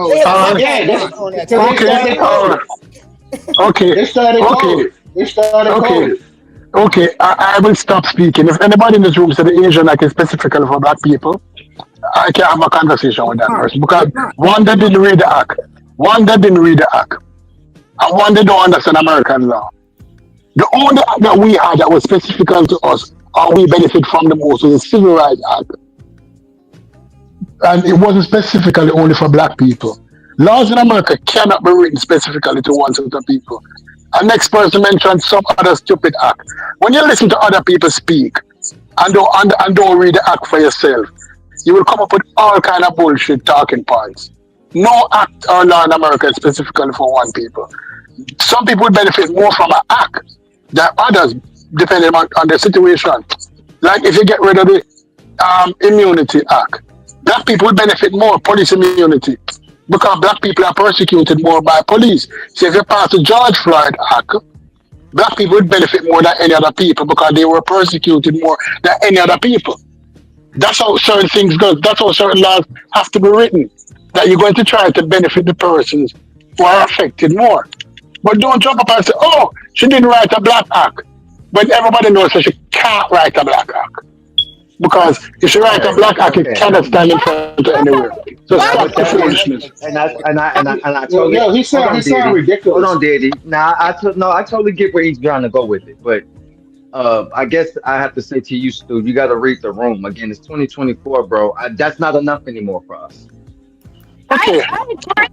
Hold on 1 minute, Lena. Hold on 1 minute. Maybe that's not enough. And I think that's why I was saying I think there's a generational break with some of this stuff, because I get what you're saying, but today black people are demanding, okay, like you say, the verbiage. We're no longer going for the neutral verbiage where we can just fit in. Like now people want to, like people are saying, what are you specifically doing for black people or black whatever?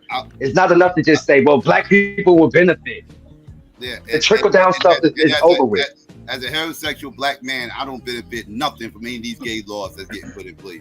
Matter of fact, nobody on this panel is about to, I'm assuming, I'm hoping nobody on this panel is benefiting from them gay laws. No, I ain't benefiting shit. Thank you. Let me be vocal about it. All right. Is the gay law, I answer this question. Is the gay law only specific to gay white people or every gay person in general? Gay people in general. That's irrelevant. That's irrelevant. Everybody's not benefiting from it. Like, everybody can't benefit from it. Is what I'm saying. The whole it's point, a specific group of people, Stu. To do the thing is to do black can't. That mean that any black people benefit? That's not the. I'm sure black benefits. But that's how laws work. That's how laws should work. The Civil Rights Law, the Civil Rights Act was written same way. The Civil Rights. All right. Would you agree? All right. Let me ask you this question. No, that don't make it okay. That don't make it okay, bro. Stu. Hold on a minute, y'all. Hold on a minute, y'all. Stu. If you didn't have the history we had, then I could give you that. Unfortunately, this country doesn't have the benefit of doing that. Just for all people, you disenfranchise too many groups of people to just we're gonna do a bland blanket. Like no, unfortunately our people we do require certain things just for us at this point. Mm-hmm. You keep forgetting, we the one that was hanging. We the one that was hanging from trees, bro. Get out of here. We was hanging from trees. We need that love. So under normal, if this country didn't have the two major sins that it's had, then we could play that game. Oh, that's the way law is supposed to benefit all. But unfortunately, we don't have this country doesn't have that benefit, bro. They don't have the benefit to do that. It's going to benefit that trickle down with us, especially with us. They just don't have that, bro. And I'll even get that to you. And also, they do have laws specific to Indians. I'll even give that to you, elbows. I was about to go there. I'll even give it to. They got the same. Like they don't have that. They don't have that with us or those two groups, us and Indians. Mm-hmm. They just don't have the benefit to take that approach. They don't. And until they realize that, we're going to continue to have these circular ads, and they're going to continue to miss the mark when it comes to black people. If that's the way that they're thinking. And he said we don't read. Well, if you read her plan, it says black man and other, which means it's not something that's specifically and solely for us. Other groups can come in and take and pilfer. So it's not for us. History has shown that we don't benefit. History has shown we don't benefit from the trickle down thing, bro. History has shown that. Okay. That's why I don't understand why y'all was so bent out of shape about affirmative action, because it was like for real, like you get what I'm saying? Like I'm not that mad about it because ultimately we didn't get the we didn't benefit the most from that. But go ahead, Lena. But I feel though I understand what y'all saying. And I agree to a certain extent. I feel like they protect and help who they want to. Because when the Asians was getting when that guy went on a spree and killed all those Asian women at massage parlors. However, they was quick to protect them and had a bill just specifically for them and for Asian Americans. If the hate crime was so good and it protected black people, they wouldn't have to rewrite one just for Asian people. You see what I'm saying? They never do anything just specifically for us. It's like, by the way, it might happen to help black people. That's the way they do it. I mean, I accept help, but it would be nice if they would prioritize us like other minorities and come to our aid and rescue like they do Asian people or Hispanic people. They don't give a flying F about us. I'm gonna just keep it real. They got something specifically for us: mass incarceration, over policing, red zoning. They got shit. They got shit specifically for us, especially Kamala. She's as Attorney General. She did a lot specifically for black folks. Lock their ass up. Lock their ass up. Yeah, they just gonna keep missing the mark as long as they're doing that type of stuff. So, stupid. Yeah, and unfortunately, black folks gonna keep letting them because again, it's like as soon as you say, "Hey, what you gonna do for black men? Black people? What you gonna do for black people? Well, people of color." I'm like, okay, that don't. So other people can get on in on what we need, right? Okay, I got you. And it's two things that we don't have. We don't have the money into politics like we should, like other groups, and we don't have the numbers. Well, then again, we are minorities. But Asian people, they got money. Even though they're a smaller group than we are, they have money. They've been putting money into the political arena and stuff more so than we do. We got money too. They're not looked at as a threat. No, what it is, Lena, they just not looked at as a threat like we are. Black men is the white men go to sleep dreaming about black men taking control, having any form of power. You understand what I'm saying? It's like a nightmare for them. So, that's the whole difference right there. That's why it's been traditionally they've done the same thing when it came to us. You know what I'm saying? Anybody but a nigga. You know what I'm saying? That's their policy. And what they hit us with, bro, speak, is the symbolism, and we fall for it when you say, unfortunately, black tokenism. When you say symbolism and black tokenism, folks want to keep voting for them, and it's a fact because they hit us with the symbolism, like Stu Peace. Where do you see black representation at in the Democratic Party? Well, of course, because we vote for them, they gotta start putting in place some black representation. But what they eat don't make us shit. That don't help black people as a whole. It only helps those few individuals. It's capitalism, and that's the game that they've been playing on us for years. And if you look at the positions that they put them in, they're not really effective. Like look at the Supreme Court judge. That Roe v. Wade was overturned. She was there, but she had no effect over that. And Clarence Thomas took the fall for a lot of that, even though there were 5 white men and 1 white woman voted for that thing to go down. So they give you positions, but I ain't gonna let you do that one. no Thomas, he effective put his own foot in his mouth. Thomas put his own foot in his mouth though, because he's actually spoken against. Before this went. I agree. Before this even went before, I agree he with had you. already spoken previously on his disdain for quote unquote affirmative action. So, but he benefited. Yeah, he's not. Yeah, he's not. No, he put his foot in it, but just the whole totality. I'm just saying, the position that they're not in any position to do anything. Clarence Thomas, and that's the point. We're given positions that we're not even effective in, and it could be taken away at any time. Well, I think a lot of it. That's what I was saying on one. Not his position. Too. Once you a judge, you a judge for life. I mean, if that federal judge, that position is, can't be impeached. But other positions. Well, that's where I was going. That's what I'm saying. There needs to be limits on that because I think, I'm starting to get to a point where I don't believe politics should be a career thing. If you get what I'm saying, like for all offices, not just the president, for all offices. I think like you know how you only got for 8 years. Congress I to have a think limit.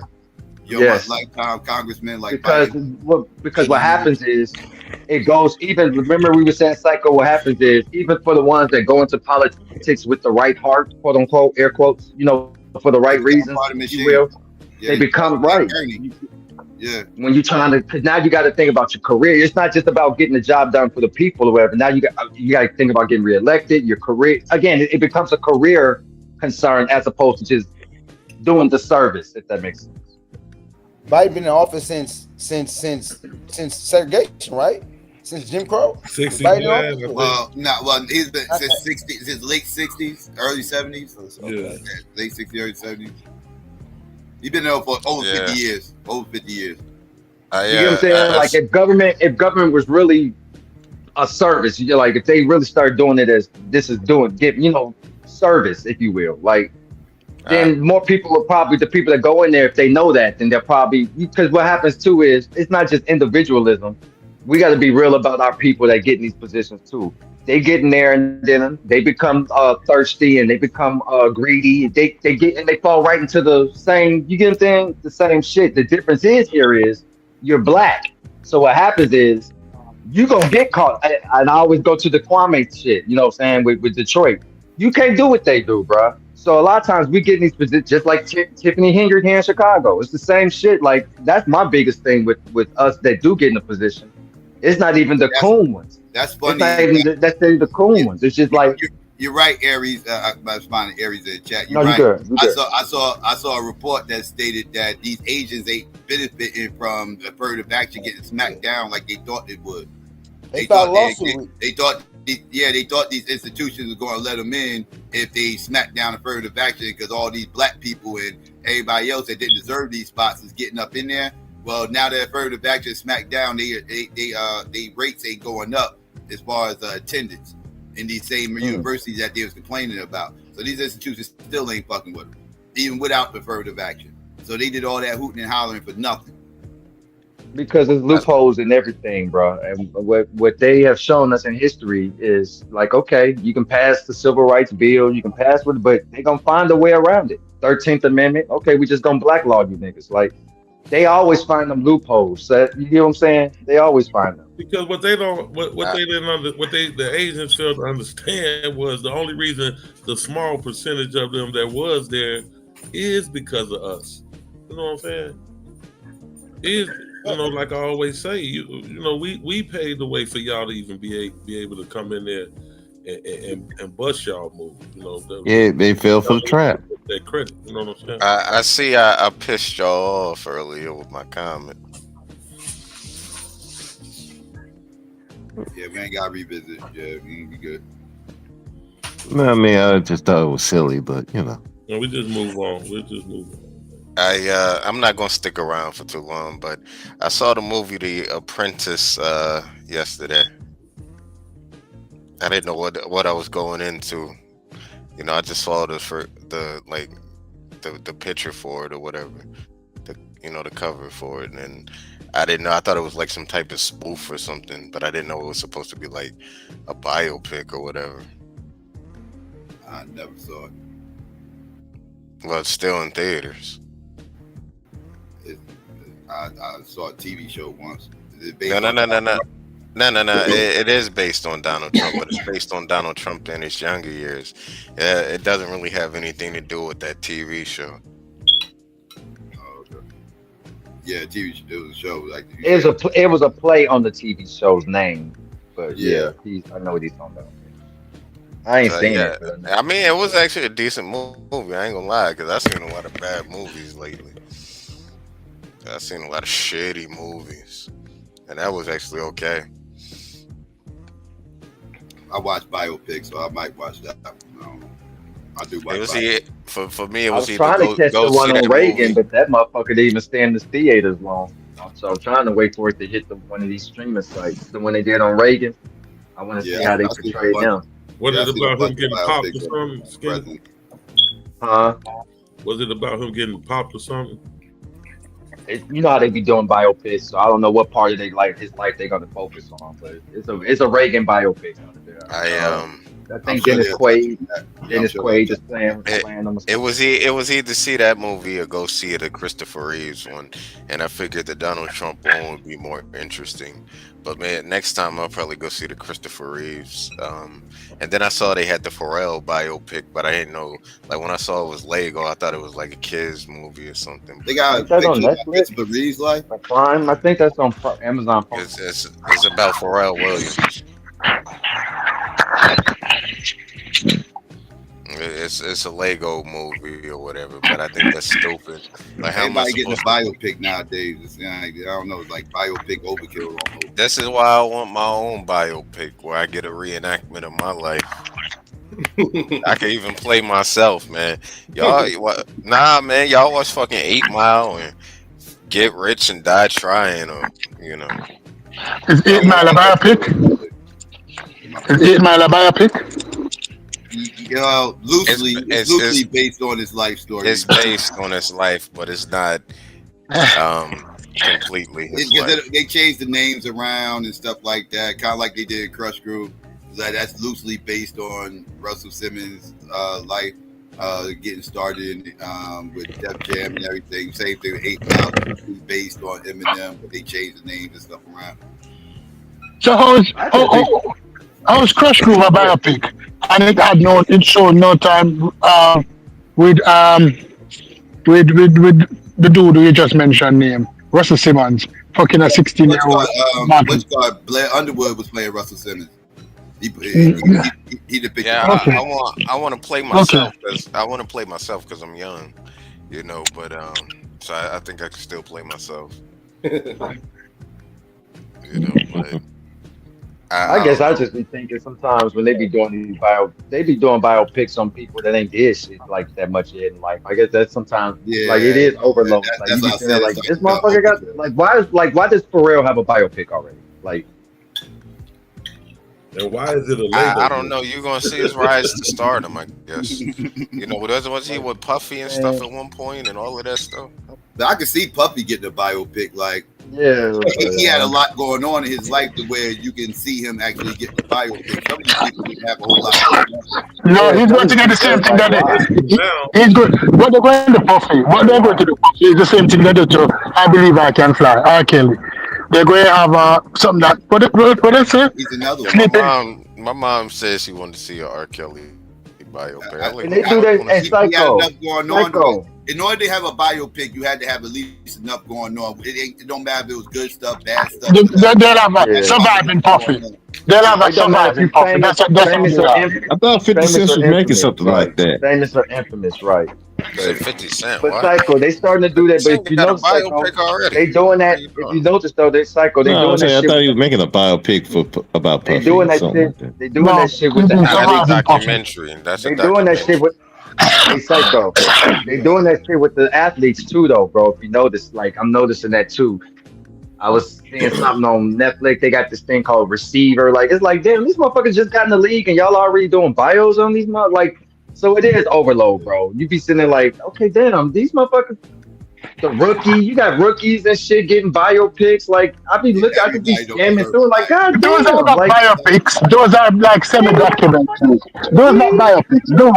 Okay, well, even documentaries. Okay, well, cool. Well, even documentaries. I don't think that. What's the Ball boy? The Ball. Like I remember when they like, why? You ain't even did nothing to be having no documentary. I'm talking about the Alonzo Ball dude. It's like everybody gets a documentary now. Like, what's the other nigga? What's the other mulatto that went to Philadelphia? What's the other mulatto that went to Philadelphia? Hold on. What's the other mulatto? Skinny. I don't want to offend you or anything, but are you mixed race? Because you kind of look a little. But you sound mixed, though. No, I'm light skinned, but I'm not mixed. But you sound mixed, though. Bro, say you sound mixed. I don't know what sounding mix is, but I'm just saying you look a little. I know you don't. I know you don't. That's why you talk the way you do. I know. But now every light skinned person is not quote unquote mixed. Nah, Diddy, I'm aware. Diddy, I'm don't aware of Diddy, that. Diddy, don't worry, bro. I'm No, used no, to no. it, bro. You It's all good. listen. Every light skinned person is multi-generational mix. Every light skinned person is multi-generational Not mix. necessarily. Where the light come from? Not It's a necessarily. constant mixture. It's a constant mixture. It's the No, original light skin. there's light skinned people out in Africa. What the hell are you talking about? They didn't come over on the ships. Those didn't come over You on the get every ships. hue from black, but you can't get every hue from white. And so No, you can't get every you from. If you have a black mother from Africa and a black father from Africa, and every generation after she black, you'll never who find a else light skinned gonna have person a in light that. skinned baby, bro? Like, what are you talking about? Nah, I tell you No, what, no. man. Well, he Black got people, the black wrong people, light skin. I'm not insecure in my light skin, so he got the wrong one, black bro. people come in different Try variations. something else, Mook That's Mook. what I mean. Try something else, Mook Mook. Like I said, you can get every color. Look, dude, I'm not trying to offend you. I'm just Try something saying. else. No, You seem upset. You talking about somebody being mixed race. I've seen upset. Mulatto. He was jumping because you dropped the. I haven't crashed out all day. How I seem upset? It's not crushed out. He's just saying that Speaking on. because so liberal he When was did I get using the upset word about mixed mulatto. race? No, you didn't get upset, but you were liberal using the word mulatto. So it automatically. I'm talking to him. How did I get upset, Mook? You kept saying, you How do kept I pointing seem out the fact upset that someone over was a mixed? mulatto. You kept pointing that out, and I was like, dude, are you mixed race? Because you keep I was saying. asking a question of who was I couldn't think of the dude's name, so I was trying to ask y'all who was the other mulatto that went to Philly and because he's another one that had a bio before he even came in. Can I finish talking, bro? He had a bio or he had a documentary before he even came into the league. So my point I was making was I was using mulatto to yes, thank you, bro. Thank you. But no, I wasn't upset. I'm talking, but I don't get how you got. I was upset off of asking. I don't know. To me, it seemed like outside that you was trying to shoot shots at light skin because I set your ass down. So Nah, I don't know. I thought you had a complex Where you got me getting upset from. with the whole. But I don't understand where you got that from, Mook. Outside, you just assuming that because I'm light skinned. You just assume that because nothing I said up here gave you. I don't get anything I said up here that gave you inference. I have said the guy was mulatto. anything. You got offended when I said the whole interracial thing. So I didn't know if you was trying. We all got offended when you. I didn't say nothing about interracial. Let's be clear. I got offended when you made SA comparison on the plantation to love people being in love and shit. That's what we got. I didn't say that SA equal love. That had nothing to do with mixed people. So I don't know where you again. Yeah, you guys are misunderstanding what I'm saying. No, you're just not articulating yourself well. No, we understand fully what you're saying, Mook. All right, then. That's why it was so offensive, bro. What was I trying to say then? Explain. You said there was a lot of interracial love on the plantation. That's exactly what you said. But he didn't say a lot. He didn't say a lot. And there could be a possibility that there was interracial love. I didn't say there was a lot. I just said that not of it all was rape or SA. Yeah, try the light skin stick with XyayX or somebody. You got the wrong one, bro. I don't really care. I could care less. You can try that with somebody else. When you say not all, that it's like you minimize the magnitude of rape because that was. Now there was tons of people getting raped. I never said that was. Yeah, I'm always mixed, G. When you know what I'm saying, when they can't intellectually. There was white chicks fucking black dudes, white dudes fucking black chicks. You know, it was crazy. Like you're creating the scenario just seems very, I don't know, it just seems very like, I don't know, it's like you're creating this romanticization, or you're romanticizing. Well, you got to remember, Mook, if I recall correctly, don't you got a white girl or a white wife? I don't have a wife yet. I ain't got a wife yet, man. But you're a swirler though, right? You're a swirler though, right? Yes, I've talked to white women and all of that good stuff, So I've Do you have children? If you don't mind me asking, do you have kids? Not yet. I keep like I'm so hungry to have my own children, and just like, man, I'm really like, I feel like that's one of the things I want more than anything in this world, is to have my own offspring. I mean, Psycho already know. You know, I already told him. Oh, this is the brother that was on. I think, yeah, he was talking about how. Okay, this is the brother. He was talking about how. Yeah. Yeah, so I told Psycho, chances are, if I have children, if I have children, they will be, you know what, mixed race, but probably. So you knowing that, that's why you already know that you're gonna have mixed kids. So you already insulted that that you thought I had an issue with mixed people. That's what it is. Yeah, well, I thought it was a level. Diddy, I ain't slow, nigga. Diddy, I ain't slow, nigga. I know exactly what it was. I thought it was a level of self-hate, to be honest. Check your cash up, Psych. So what it is that you like non-black women. Well, how is that self-hate? But hold on, let's play with that. Pause. Let's play with that for a minute. How is that self-hate if I'm anti mixed race? Let's say I do have an issue with that. How is that self-hate? I thought you might have been mixed race. You look fair. Oh, I got you. I forgot. You said I was mixed race. Okay, I got you. You fair skin. My bad. I don't have a. My bad, Mo. You've been put on timeout, Mo. You got 20 minutes. Somebody put you on timeout. All right, yeah. That's what it is. I'll bring you back up in 20 minutes. Like he said, he already know his kid's gonna be mixed. So yeah, he's already pre-offended. He was already pre-offended. Sentiment was so what? Like, do you like? Is it really like basically it's in a way it was projection too. Like, dang, ain't you mulatto? But like in the whole time he likes non-black women. So it's that's kind of like a weird dynamic. But I mean that contrast and situation as far as him like he said, he already said his kid's gonna be mixed. So he's already declared that his kid's he already planning to have, so he was already offended. Yeah. Because I don't see what I said there where I was, you know what I'm saying? I'm crashing out over. I simply was trying to ask dudes. I didn't know dude's name. He was just circling the block on you, Skinny, from the sit down. Yeah, that's what I said. I said, oh, okay, yeah, this is a. So overall, he was offended with the term mulatto. Speaking of white women, bringing it back around full circle. Speaking of white women, what about her getting asked about why y'all don't hold these white women accountable for getting Donald Trump in office, and y'all always wagging y'all finger at black men? Man, that question, that question too. I like that question. I say they was all scripted, but I'm surprised they let that one get in there. You know what I'm saying? Charlemagne must have been assisting on that. That was the best thing he said all night. I was like, but that question. That's the best thing he said all year. But that question could be also asked about accountability, because we're talking about accountability when you ask that question. So it's the same question as that why we don't hold Trump accountable for reparation. Nobody expects it from Trump. See, like how she as a black person has no expectation for white women vote. So the same argument can be flipped. From her, brother. Yeah, but the argument was about Hillary, though.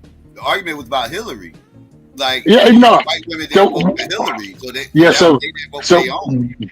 So why are you asking us to answer for Hillary? But they didn't wag their finger at those white women. They wagged their finger at black men. That's right. Because again, you're asking her to answer for Hillary. You realize what you're doing? You're asking her to answer for Hillary. Hillary has nothing to do with she. Who's responsible for putting Trump in office? Yeah, but again, we can ask the same question, right? Seem like we can't ask Trump for anything. We can't really ask white women for anything. They just felt like it'd be okay for Obama. The white women ain't held accountable for nothing they do. Like so. We can get shamed for not voting for Kamala, but the white women can't be shamed for not voting for Hillary. Right. No, but the question again, it comes back to this. Why are you asking a quote unquote black woman to answer for why white women didn't vote for white women. No, because we're asking because she represents a party that is coming down on black men for not wanting to vote for her. She represents that party. Right. So, as a representative of that party, yes, you're gonna be held accountable for that what that party does. So if your party is coming down on black men for not voting for Kamala, even though this same party disrespects black men on a continuous basis, then yeah, I should be able to ask you, why don't you talk to them white women? Why don't you talk to that white man? Why don't you talk to that Mexican? The same way you talking to us. And even better, why didn't you get Obama to tell the white women that? Like right. Why was it so convenient for him to come at black men? You know what I'm saying? That's the symbolism that I be talking about. That's the tokenism. And when Bro Speak said earlier, or Skinny, that you know how ineffective that they are, and matter of fact, when Skinny was speaking about how they get caught up into the system and how it should be short terms for them because they get caught up into the system, and even if they had good intentions, when the money is wagged in their face, that they turn out like a cheap hoe. But the same thing, the bigger issue is that those same black people, every time they need somebody to speak to the black folks, that's who they send, them turned out hoes. Magical Negro. Yeah. You know, that's and it's not even to, hey man, hey, why you not vote for Kamala?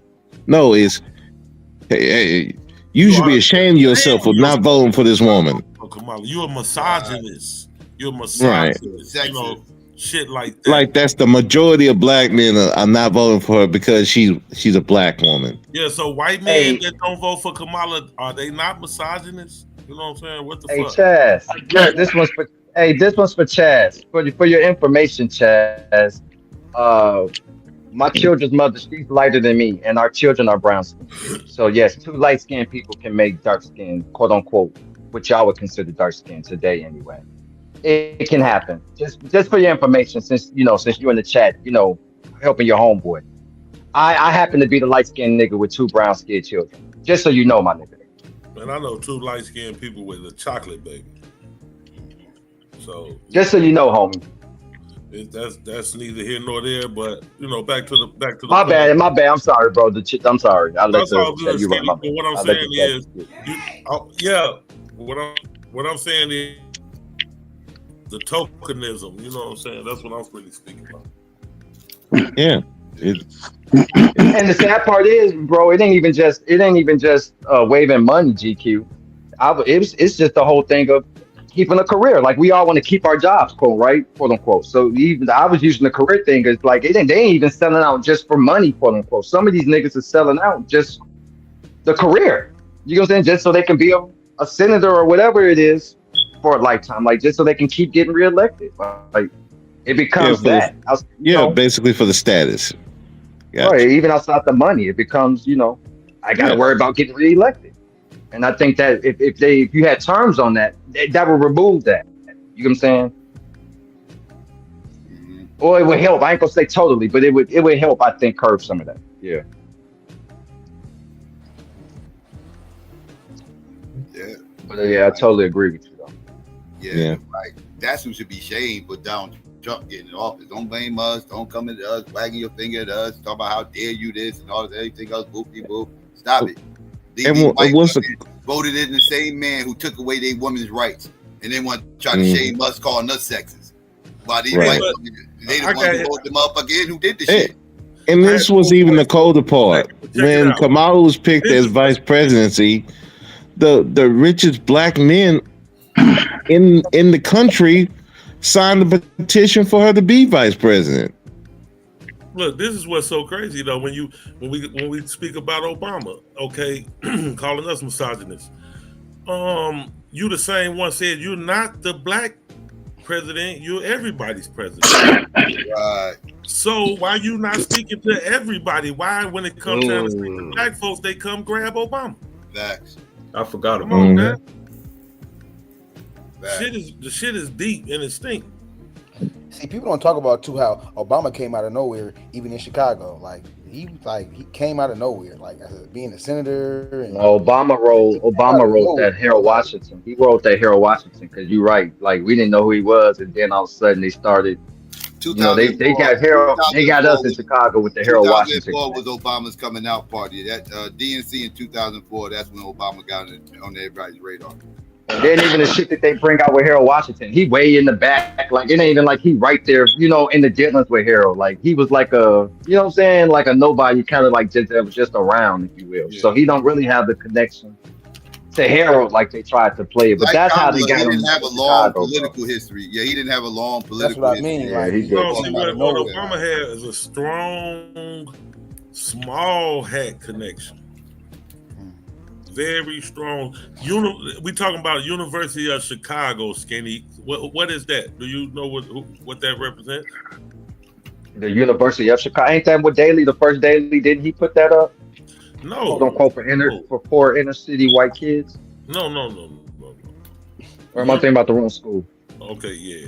Since 1980, school, bro. You right. Hold on. Since 1980. Which president? I can't hear you, bro. Yeah. That's the small. Go ahead. Sorry.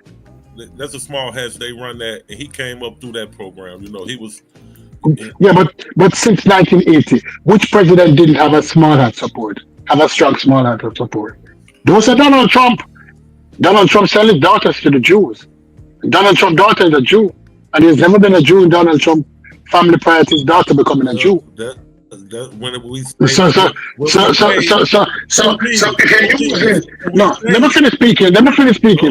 finish. So if you're going to use the small hat support as a reason why you shouldn't support a president, then you shouldn't support any president at all. Because all presidents since 1980 have small hat support. If you're keeping up with the conversation, Stu, I'm not speaking on his support from the small hat. I'm making the assertion that he was homegrown by the small hats when they say, where did he come from? We never heard of him. He came out of the blue. What is this?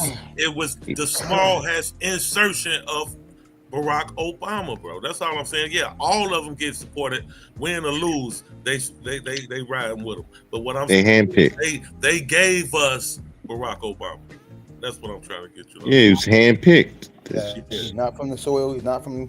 He's not from the soil. Just like they giving y'all Kamala Harris. He's really not even from Chicago. Exactly. I would say we getting her more so than Obama. You getting head fed her more than Obama. Obama like it's being she's being forced down your throat, pretty much. Yeah, at least we voted for Obama. Obama what, Psycho? I said Obama at least won the primary, right? Like the people wanted Obama, but the people never said they wanted Kamala. We was just kind of gave Obama. No, they forced it down our throat. You gonna take her or else? Wait, what? Is it me? But when she was talking, she was like certain words. She was misappropriate, like the pronunciation. She was like she was like. I think she was fluttered, bro. I think she's kind of drunk. That's why I'm actually shocked she took that Fox. I'm really shocked she took a Fox interview. I'm really shocked. Yeah, I don't know why she. Does she sound kind of drunk when she be on the interviews? I don't know. Maybe it's just me. Well, she was drinking Miller High Lights on the night show the other night. I think they were trying to make her image seem like she tough.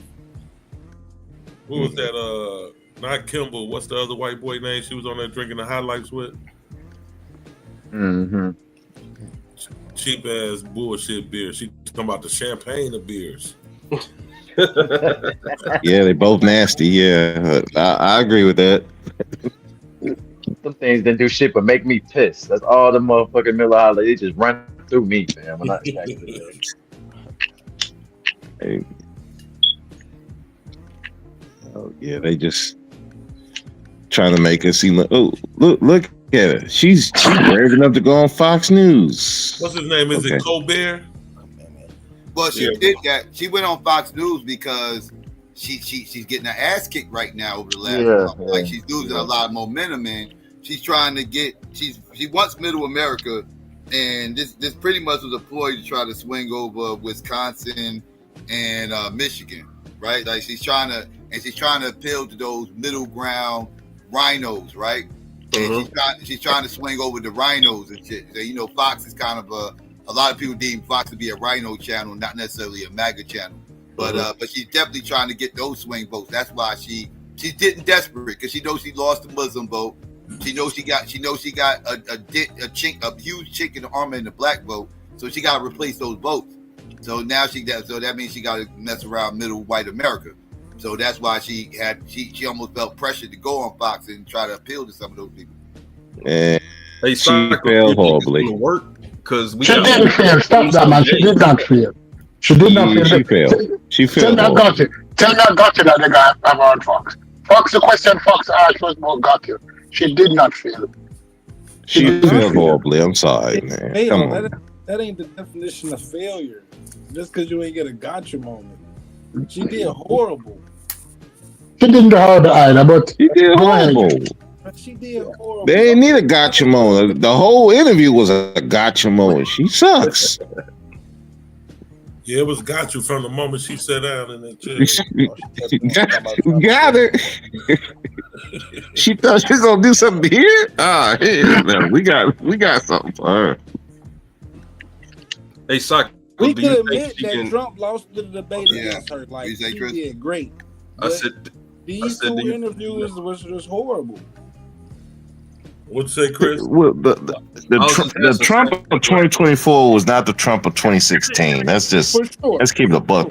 That Trump of 2016 would have mouthed the floor with her. Go ahead, Chris. Yeah, I was just asking Psycho, do you think she can get some swing votes with this amount of time left? Do I think she can do what with this amount of time? Get some swing votes with this amount of time left. We got like 20-some days left. Yeah. I think both her and Trump has got to press all the way to the last day. Still got a lot of people that's undecided right now. So still got a lot of people swinging the fence. She have to do something, because that Fox interview was not it. No, the Fox interview was to stop a talking point. The purpose of the Fox interview was to stop a talking point. The talking point was that she was afraid to go on Fox. And the purpose of the interview was to say, I'm not afraid of anything. And she went on Fox and she didn't bomb. She did not bomb. Anybody who says she bombed is not being Okay. Right. It's not being truthful. If the idea was, I'm not afraid of these people, okay, I'll give you that. But if the idea was to get these people to get on her side, she bombed horribly. No, the Fox audience was never going to get on her side. Well, she wasn't going to she wasn't going to flip everybody. She wasn't going to flip most people over there. But again, it's how many people she gets swayed that was on the fence. And I don't think she did a good enough job to pretty much sway anybody that was on the fence over there. She swayed them to Trump. She's the biggest advocate for Trump I ever seen. Fox core audience is always pro-Trump. There's no getting around that. Let's not even argue that. Some of them are rhinos. Some of them like the Liz Cheney crowd and everything else who really don't fuck with Trump like that. They don't fuck with Trump either. They rhinos. They Republicans. No. They're Republicans. All right, let me ask you this question, because has Fox ever pushed back on Trump? Has anybody here ever seen an interview where Fox even slightly pushed back on Trump? Yes. Never. Yes. Never. Yes. Yes. That's not true. That's not true. Stop it. The only person who pushed back on Trump. The last year, yes, they was pushing on Trump. They don't. Because they represent the Republicans who are kind of in the middle. They don't like Trump like that. To be honest with you, MAGA crowds talk shit about Fox. Like, I talk to MAGA people, they hate Fox. Like, they think Fox is like mainstream bullshit, fake news, just like the rest of them. Like, they look at them like they too middle. They too middle. They're not far right enough for them. Who owns Fox? Who owns Fox? MAGA crowd. You got to remember, MAGA crowd more the independent media, right? They like Stop it, man. conspiracy type shit, Stop like it, Joe man. Rogan No, and that's Stop it. and Stop Alex it. Yeah, Jones and shit like that. they're more middle now. See, the whole thing is if you're not totally with Democrats, you automatically pro. That's not what I'm saying. I'm saying to you guys are trying to say that Fox. They roll the same way. I'm just telling you how MAGA. I'm telling you how MAGA views Fox. I'm just telling you how MAGA views Fox. MAGA views Fox like they ain't that much different than CNN. Who owns Fox? They much rather. Robert Murdoch. Robert Murdoch.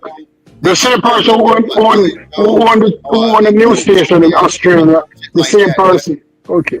Soup Peas, I can't hear Psycho. Yeah, I was just saying, like, they much rather listen to a Joe Rogan or Alex Jones or some shit like. They much rather get their information from there because they much rather listen to Candace Owens or some shit like that than because Fox News they not far right enough. They not far right since enough. who was that? Trying to think. Since Rush left, since I'm trying to think of that guy. There's one Bill girl. O'Reilly left. They're more middle than That's not far true. right. That's not true. That's not true. There's nothing middle about Fox. There's one girl on Fox I that think comes they're on. more middle than they are that far right. I'm not saying deadly in the middle, definitely in the middle. I'm saying they're more middle now than they were back then. Like I say, if you're not pro-Democrat, if you're not rolling with them, No, I'm not saying that they're pro-Democrat. I'm not saying that. They're nowhere near the middle. Let me ask, Psycho. It's Psycho. Psycho. Is Fox near the middle? No, they're right, but they more centered right. They more centered right than and CNN is more centered left, and like. But like the far right crowd, like that, they more like I said, I named the far right platform. Like, and they're just more critical of the Democrats than any other station. They are Republican though, like they definitely pro-Republican. I'm not saying that Fox ain't Republican. They're not as far right as they used to be. That's all I'm saying. They got rid of Tucker Carlson. They got rid of a lot of those far right people like Tucker Carlson and stuff like that. Bill O'Reilly, Brush, Glenn Beck. I mean, that was their far right. The dude who interviewed Kamala Harris today, is he Psycho? Is he far right or center right? No, he's middle. I don't know a whole lot about him. He's middle ground. He's far right. He's middle. He is far right. He was the one who come to take the place of Bill O'Reilly and Tucker Carlson. He's far right. Stop it. He's not. I don't know. think He could be. I don't Who know. you talking about, Stu? Who you talking about, Stu? The dude who interviewed Kamala today. Kamala today. Okay. She's far right. There's always been far right. He's not pro-Trump. That's what I'm trying to get you to understand. Okay.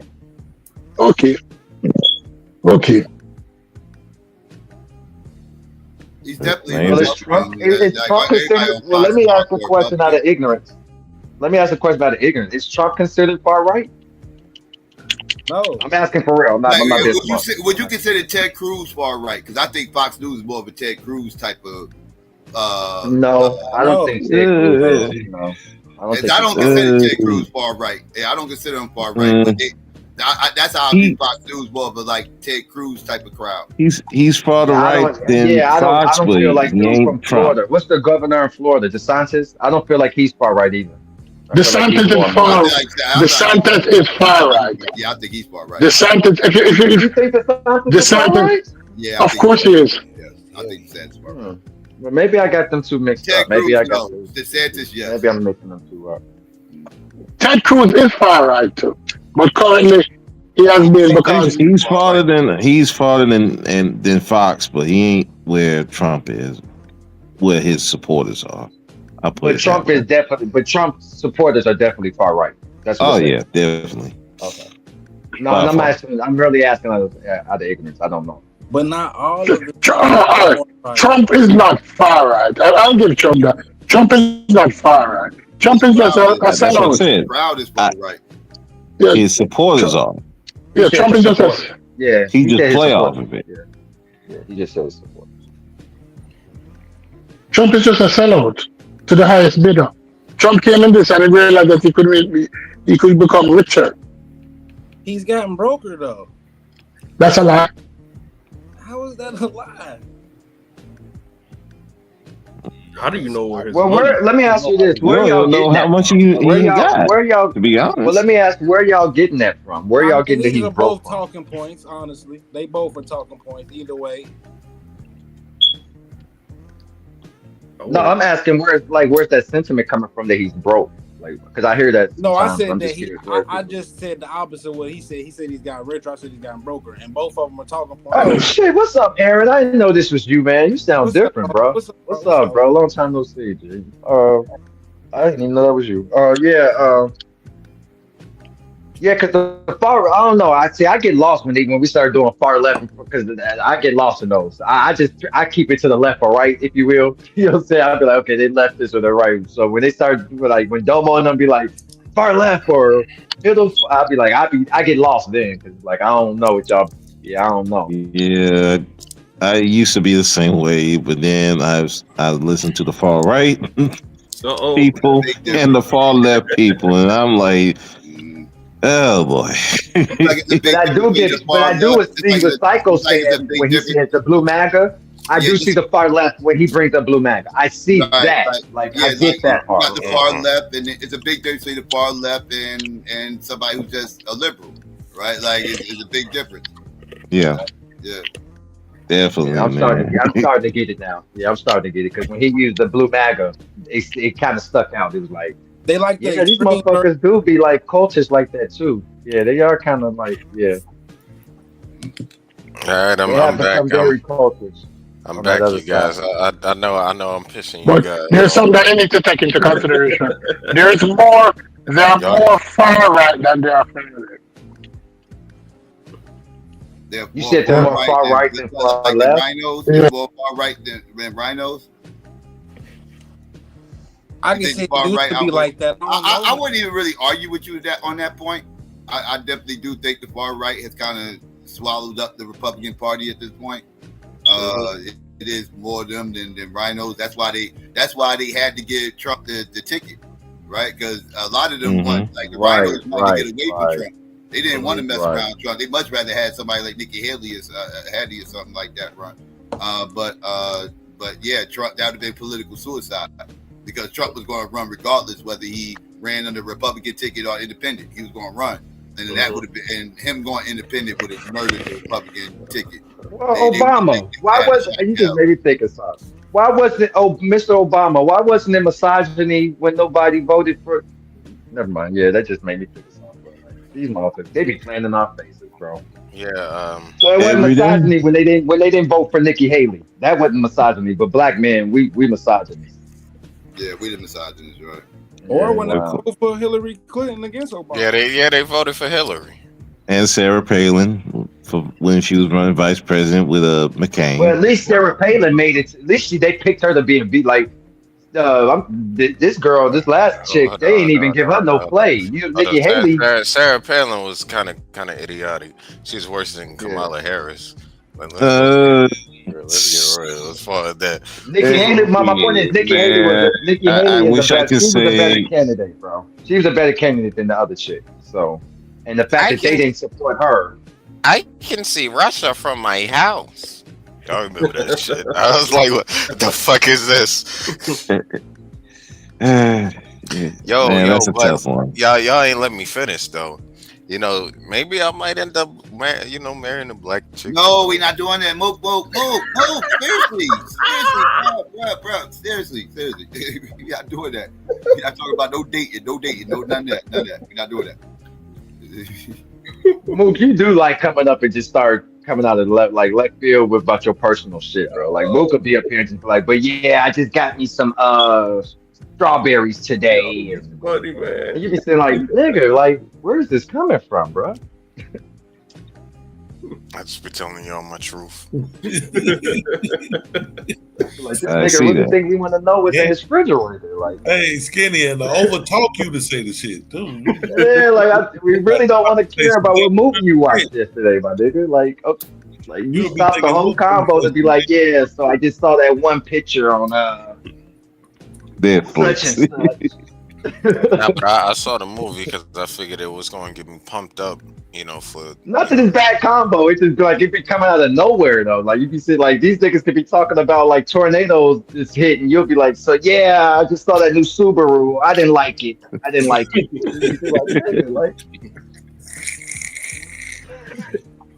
Y'all think that shit funny? You gonna vote for Trump? Yeah, movie coming out of left field, bro. You think I'm gonna vote for Donald Trump? I don't know. Chances are I'm not voting for him. So, that is what it is as far as that. Yeah, we just trying to get that 5%. We trying to get that 5%. That's all we trying to do. We trying to get. Skinny, you voting for Donald Trump? No, I'm going independent, bro. I'm trying to get that 5%.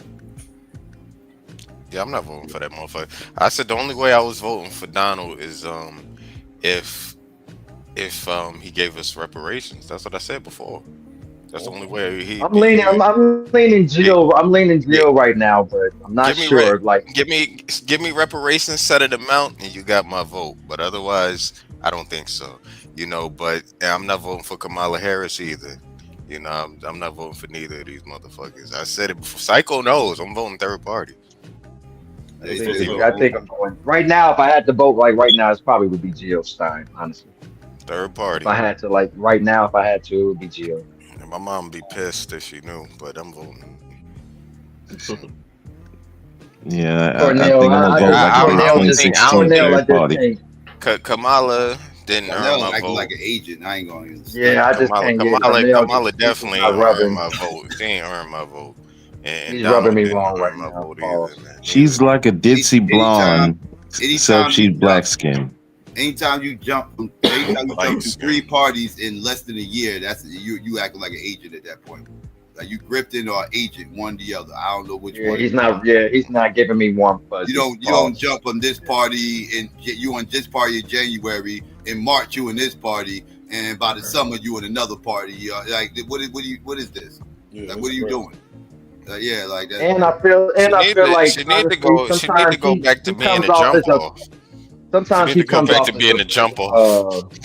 He comes off as a character to and for those that like him, I'm not, I ain't got no problem with him, but he has, he's always kind of rubbed me wrong because he's also come off as an ambulance chaser to me too, simply from the author standpoint. He's one of those. Now, see, a lot of people don't know. He's the one that wrote a lot of books on the Tupac murders and put out all these. He's part of putting out all these fucking conspiracies behind the Tupac murders and all that shit. Oh. He's written on mouth. I'm sorry, who? Michael. Cornel West, right? Cornel West. Yeah. Thank you. Cornel West. So that guy who y'all said y'all. So my point is, he's always had that grifting spirit, Psycho. Like this is not new for him. It's like he's always. So he comes off as a pro-black character to me. Damn. Honestly. Yeah. Mm-hmm. That's why it's kind of like he says all the right things. The only reason why Jill Stein is running because he left the Green Party hanging last minute. And I think he did that on purpose because he was trying to leave them hanging to dry, and then hopefully they wouldn't be able to get a candidate in time, and they lose their ballots. That's why I said he aggravates.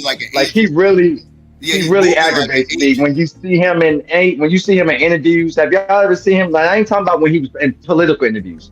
I've seen him do regular interviews, and he always got to intercept the hip hop quotes. It's like that shit. It just comes off as grifting and characters for me. Like, come on, you know what I'm saying? He'll be talking and he'll be like, "Yeah, like my brother Tupac said." Like my brother Tupac said, such and such. You be sitting there like, he be doing too much. But big game though. Like I said, he acted like a Democratic shield. Like an agent, a Democratic agent to run interference in third parties, like an agent provocateur, like join this party. And then try to suck the funds out and then leave and then jump over to this party and wait the last minute and then pull out and leave them hanging. And like he's acting like he's an agent for the Democrats. Like I'm starting not to trust this dude. I'll be forgetting Joe Biden actually the president, man. that's how irrelevant he is as far as being president. Like, don't worry, a whole bunch of people forgot about that too. I was like, what the fuck? He forgot. But I looked He up probably forgot too. Wait, hey, Mr. President, I'm president. Yes, sir. You still president. I'm still probably trying to wipe his ass with the American flag. I don't like dude. That is fucking mind. But yeah, anyway, he 81. I just checked. I was like, what the fuck? This motherfucker that goddamn old. God damn. You talking about Trump? No, Biden. But Biden called us. I don't know. He was a little alert. He has his good days though. He was alert that one day, the other day when he was kind of throwing slights. It seemed like anyway, like he was kind of saying like y'all motherfuckers, I'm still the president. He thought he was running against George Bush. He was in that meeting, though. They was in that meeting. He's like, I'm still the president. Like he kind of like he shut Kamala up in that meeting. She was trying to overtalk him and shit. He was like, hold on, like. So he was alert that day. He was alert that day. I think this was yesterday or the day before yesterday. Yeah, they were talking about this. It's just those people with Alzheimer's. They get feisty sometimes. Like, you know, Megyn Kelly. She don't never miss an opportunity to call shit out. I called it on Megyn Kelly's show, and I was like, damn, like, yeah, he did kind of like G-check her ass a little bit, like. So he has his little moments where he be, you know what I'm saying? He be aware. Yeah. He definitely looked like he got false teeth. You can't tell me that. Nigga definitely, you can tell he's getting the sentiments that people are kind of already put him out of office, if you will. Damn. He kind of like, I still make the decisions, basically. Oh, I'm riding shit out till the end, goddamn. He was known for falling asleep in Senate hearings and shit way back 10 years ago. That's why Trump always called him Sleepy Joe. But you know who else was doing that shit? Ronald Reagan. I hate conspiracy theories. That nigga Reagan, they say he's sitting up in his cat. They say that motherfucker being there passing out. They say he been there doodling on papers while they have him, like, he just wasn't interested in that type of shit. You know what I'm saying? Trump is the same way. He's probably the same way. What's a conspiracy? Somebody said they don't like conspiracy theories. I was gonna say I don't like conspiracy theories, but man, it just y'all keep forgetting that motherfucker Reagan. His second term, he was senile too. Y'all forget Reagan was senile in his second term. Like, how was he? I don't know. I'm not that old, so I don't know about that. Yeah, Reagan was a little kid when that senile. happened, so I couldn't tell you. His wife, basically his wife was the president his second term. She was, his wife was, man. That nigga wasn't there either. Like Hillary. Yeah, Reagan wasn't all the way there his last term. He wasn't all the way there his last time. Yeah, they just kept it under wraps. Which is funny when you look at how the Republicans attacked Biden. That's the first thing that came to my mind. Well, hell, y'all knew Reagan wasn't right, y'all. The thing You know what I'm saying? Reagan, Y'all let him fly going through. going into Reagan's second term, he still seemed like he had his senses with him. Like he lost it during his second term. He didn't lose it during it, right. You think if Hillary got elected, we would have had a nuclear holocaust, like they were saying? No. But I don't know. They said that about every president who get in office. I think that's a lot of fear mongering with the nuclear thing. I don't think we're going to see that. Not in our lifetime. I don't believe. Even with your Kim Jong Uns and all these. The nuclear weapons. All they are is they're like. This is how I look at it now. Because everybody knows if you let this shit off, it's over with. Even these tyrants that y'all like, the people like Putin and them. They all know. So basically, nuclear weapons are used as a security measure now. Like everybody want to have one. So the big dogs, you know what I'm saying? It's kind of like that. Like nobody really wants to use these shits, bro. I don't think we're gonna see it in our lifetime. Dude, honestly, I hope to Jesus Christ some shit like that don't happen in my lifetime, motherfucker. I ain't trying to be, and that shit. I hope that shit happen. But I wish the best for my children and. Down the line or whatever, but I just hope that shit don't happen to me. But now it is. I can't. Well, I will say, out of all of them, if it's one motherfucker that I would y'all motherfuckers ain't gotta worry about that because y'all kind of old. I'm just Kim Jong Un, the North Korea nigga. That's the only one I would even give any smidget that he would be stupid enough to even try that shit. But I don't even want to say him. But anybody, he would be I think he would be the dummy because he's in such thirst. He's so thirsty to be recognized as powerful and shit around the world. But he's the only one I can even give a smidget of like I have a worry smidget that would play the nuclear game. But other than that, I don't think nobody else. Didn't him and Donald Trump get into it? Kim Jong Un? Yeah, I thought they had a back and forth. No, remember Donald Trump went over there and crossed the line. If you remember, yeah, he went over there and went over the DMV, that line there. Nobody's ever done that. Oh shit.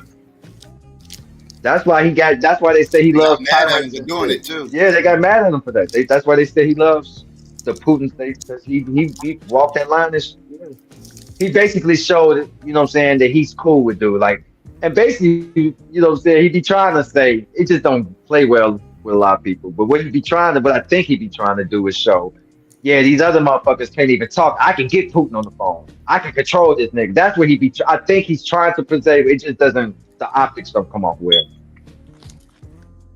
But that's what I think he be trying, the message he sends when he does shit like that. So Skinny, you fuck with Trump? Nah. Nah, I didn't know. I kind of couldn't. You know, but I'm not trying to. I don't think all his. I'm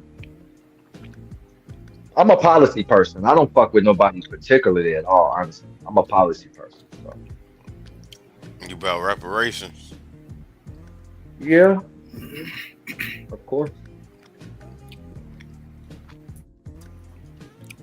Man, who eating? That's me. I'm eating the ice cream bar. That's why I always mute when I be eating. I don't know, even though I don't, you know.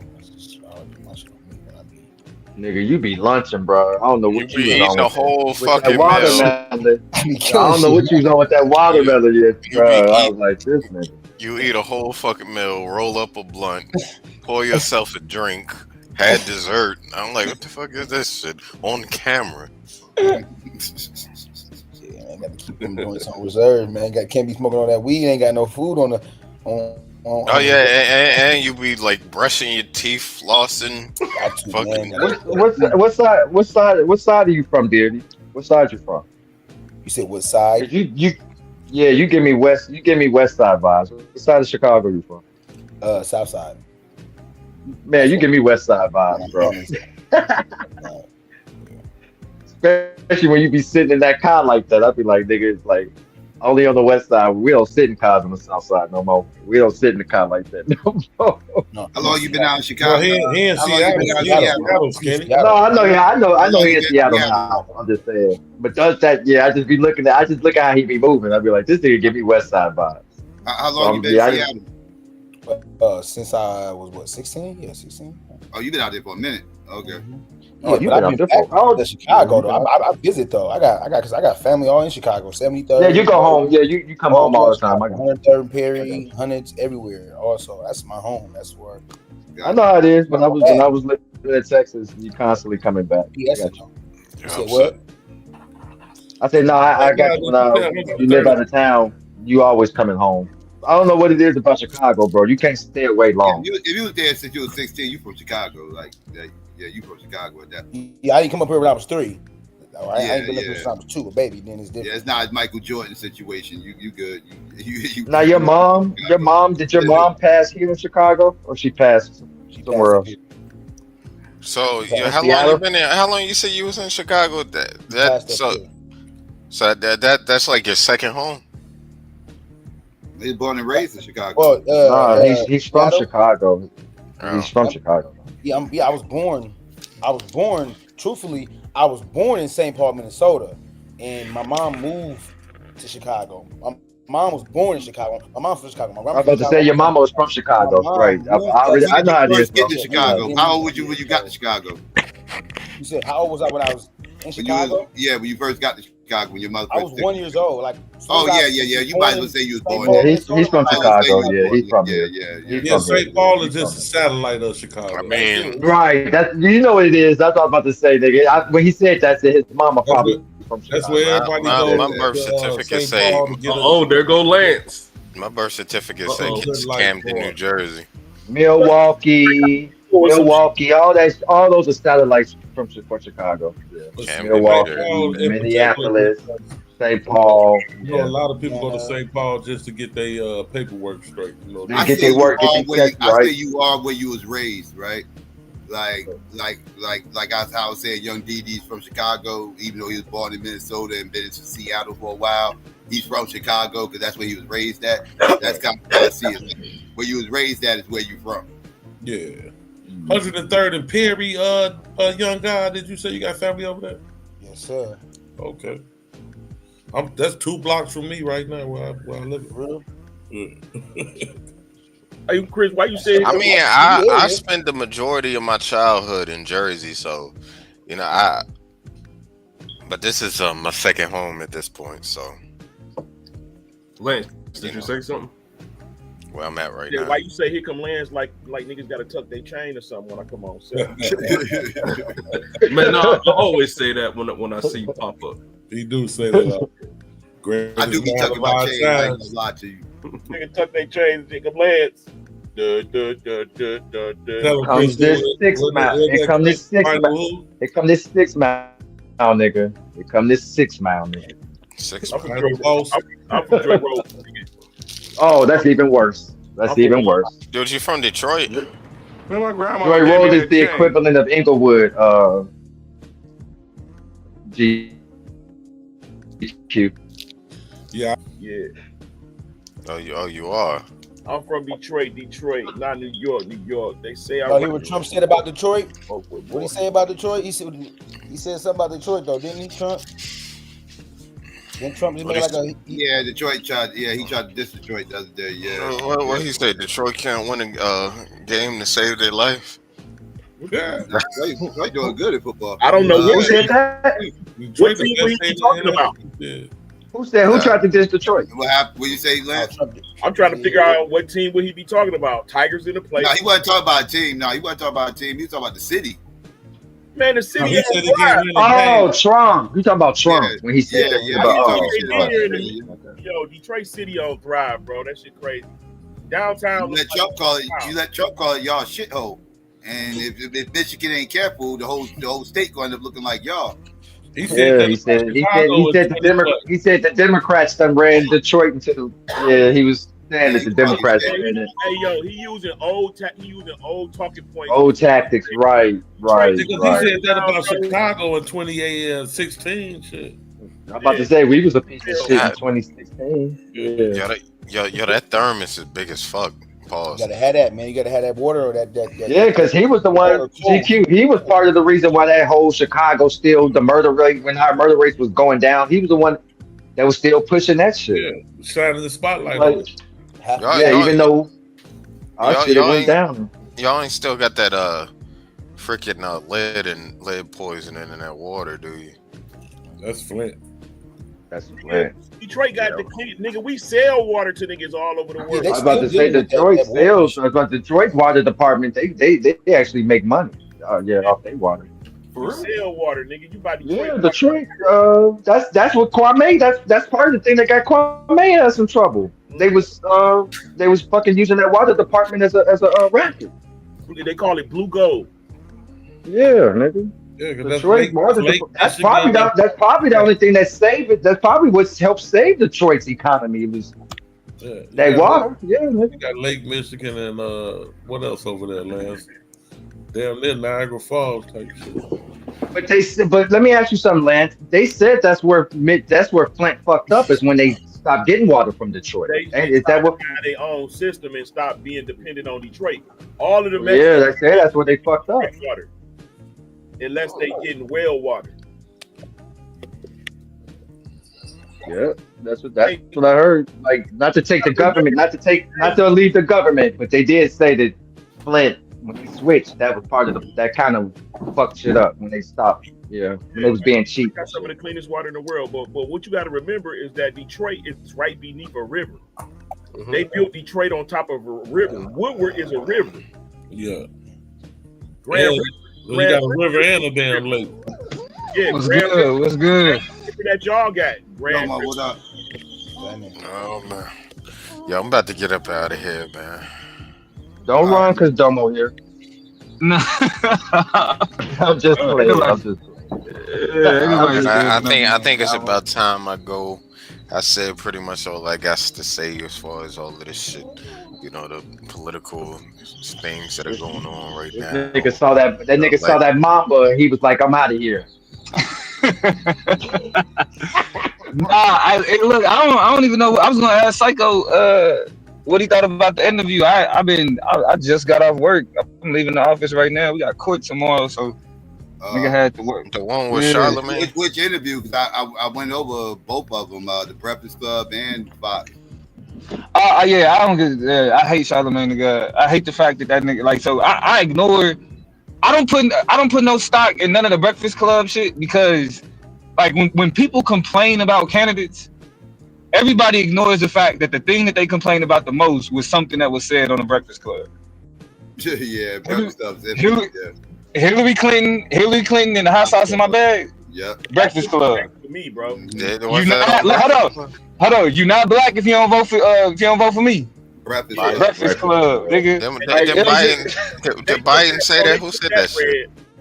Joe Biden. I will say this: she didn't have one of those moments. She didn't have one of those moments, but okay, good. Man, she no. But she didn't have one of those moments on the Breakfast Club. But she did say she put them collars. No, I'm talking about the Breakfast Club. Yeah, as far as Breakfast she said she put them collars in the goddamn bathtub.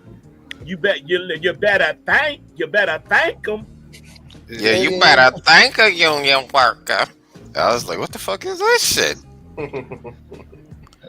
I seen clips of the Fox interview. That's what they do. That one was bad. Yeah, I'm gonna go check. That's the one I gotta go check out. The Fox one. At least Barack didn't do that. He just was himself and was charismatic than a motherfucker. Nah, fuck that Barack. Psycho, I heard this said the Fox interview was bad. What part of the Fox interview was bad? Will had said, now you niggas know better than No. What part of the Fox interview was bad? You said it was bad. It started off at the beginning bad because she was getting called out but not answering questions, and she does do that, and he pretty much did it. He pretty much catch it out there with that. All right, question. How many times was she interrupted during the Fox interview when she tried to answer a question and it was answered like how you wanted her to answer? You said it was bad. He interrupted. No. He interrupted her because he wanted gotcha moment. There was no gotcha moment on the Fox. What is you doing? That's a fucking question.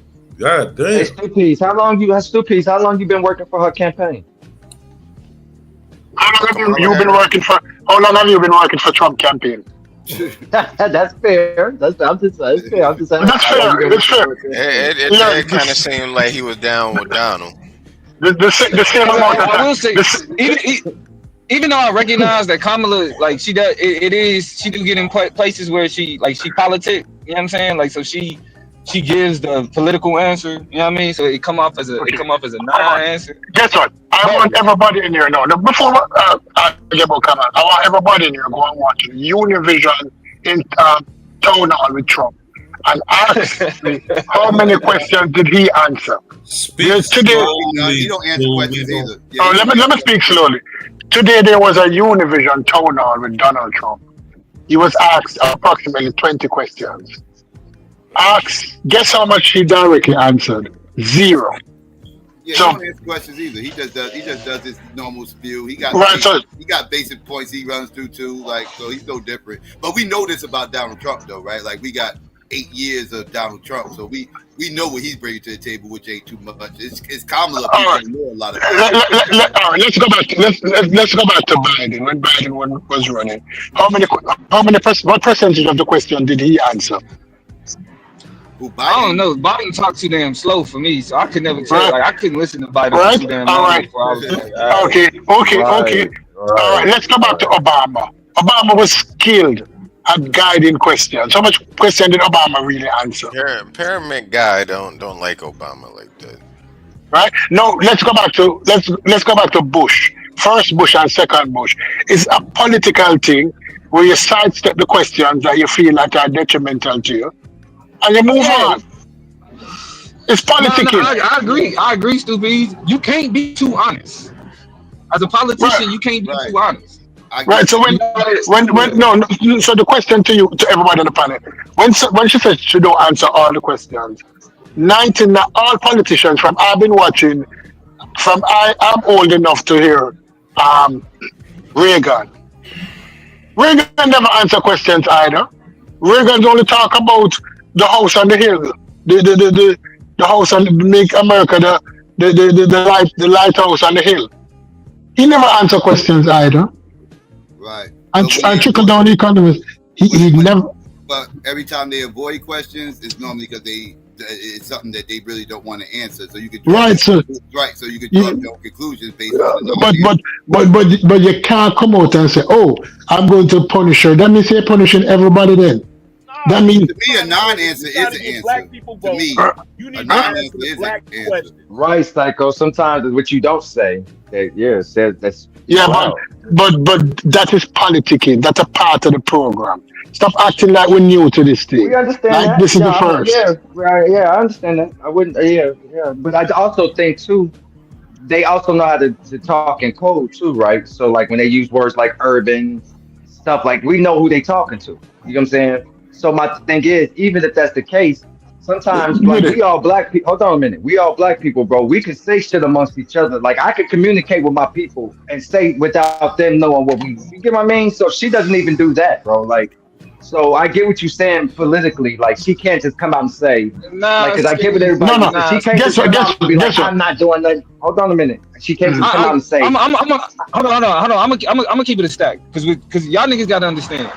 Like just because everybody is more people familiar with Kamala after 2020 than before 2020, it's like then niggas. It's like we forget that.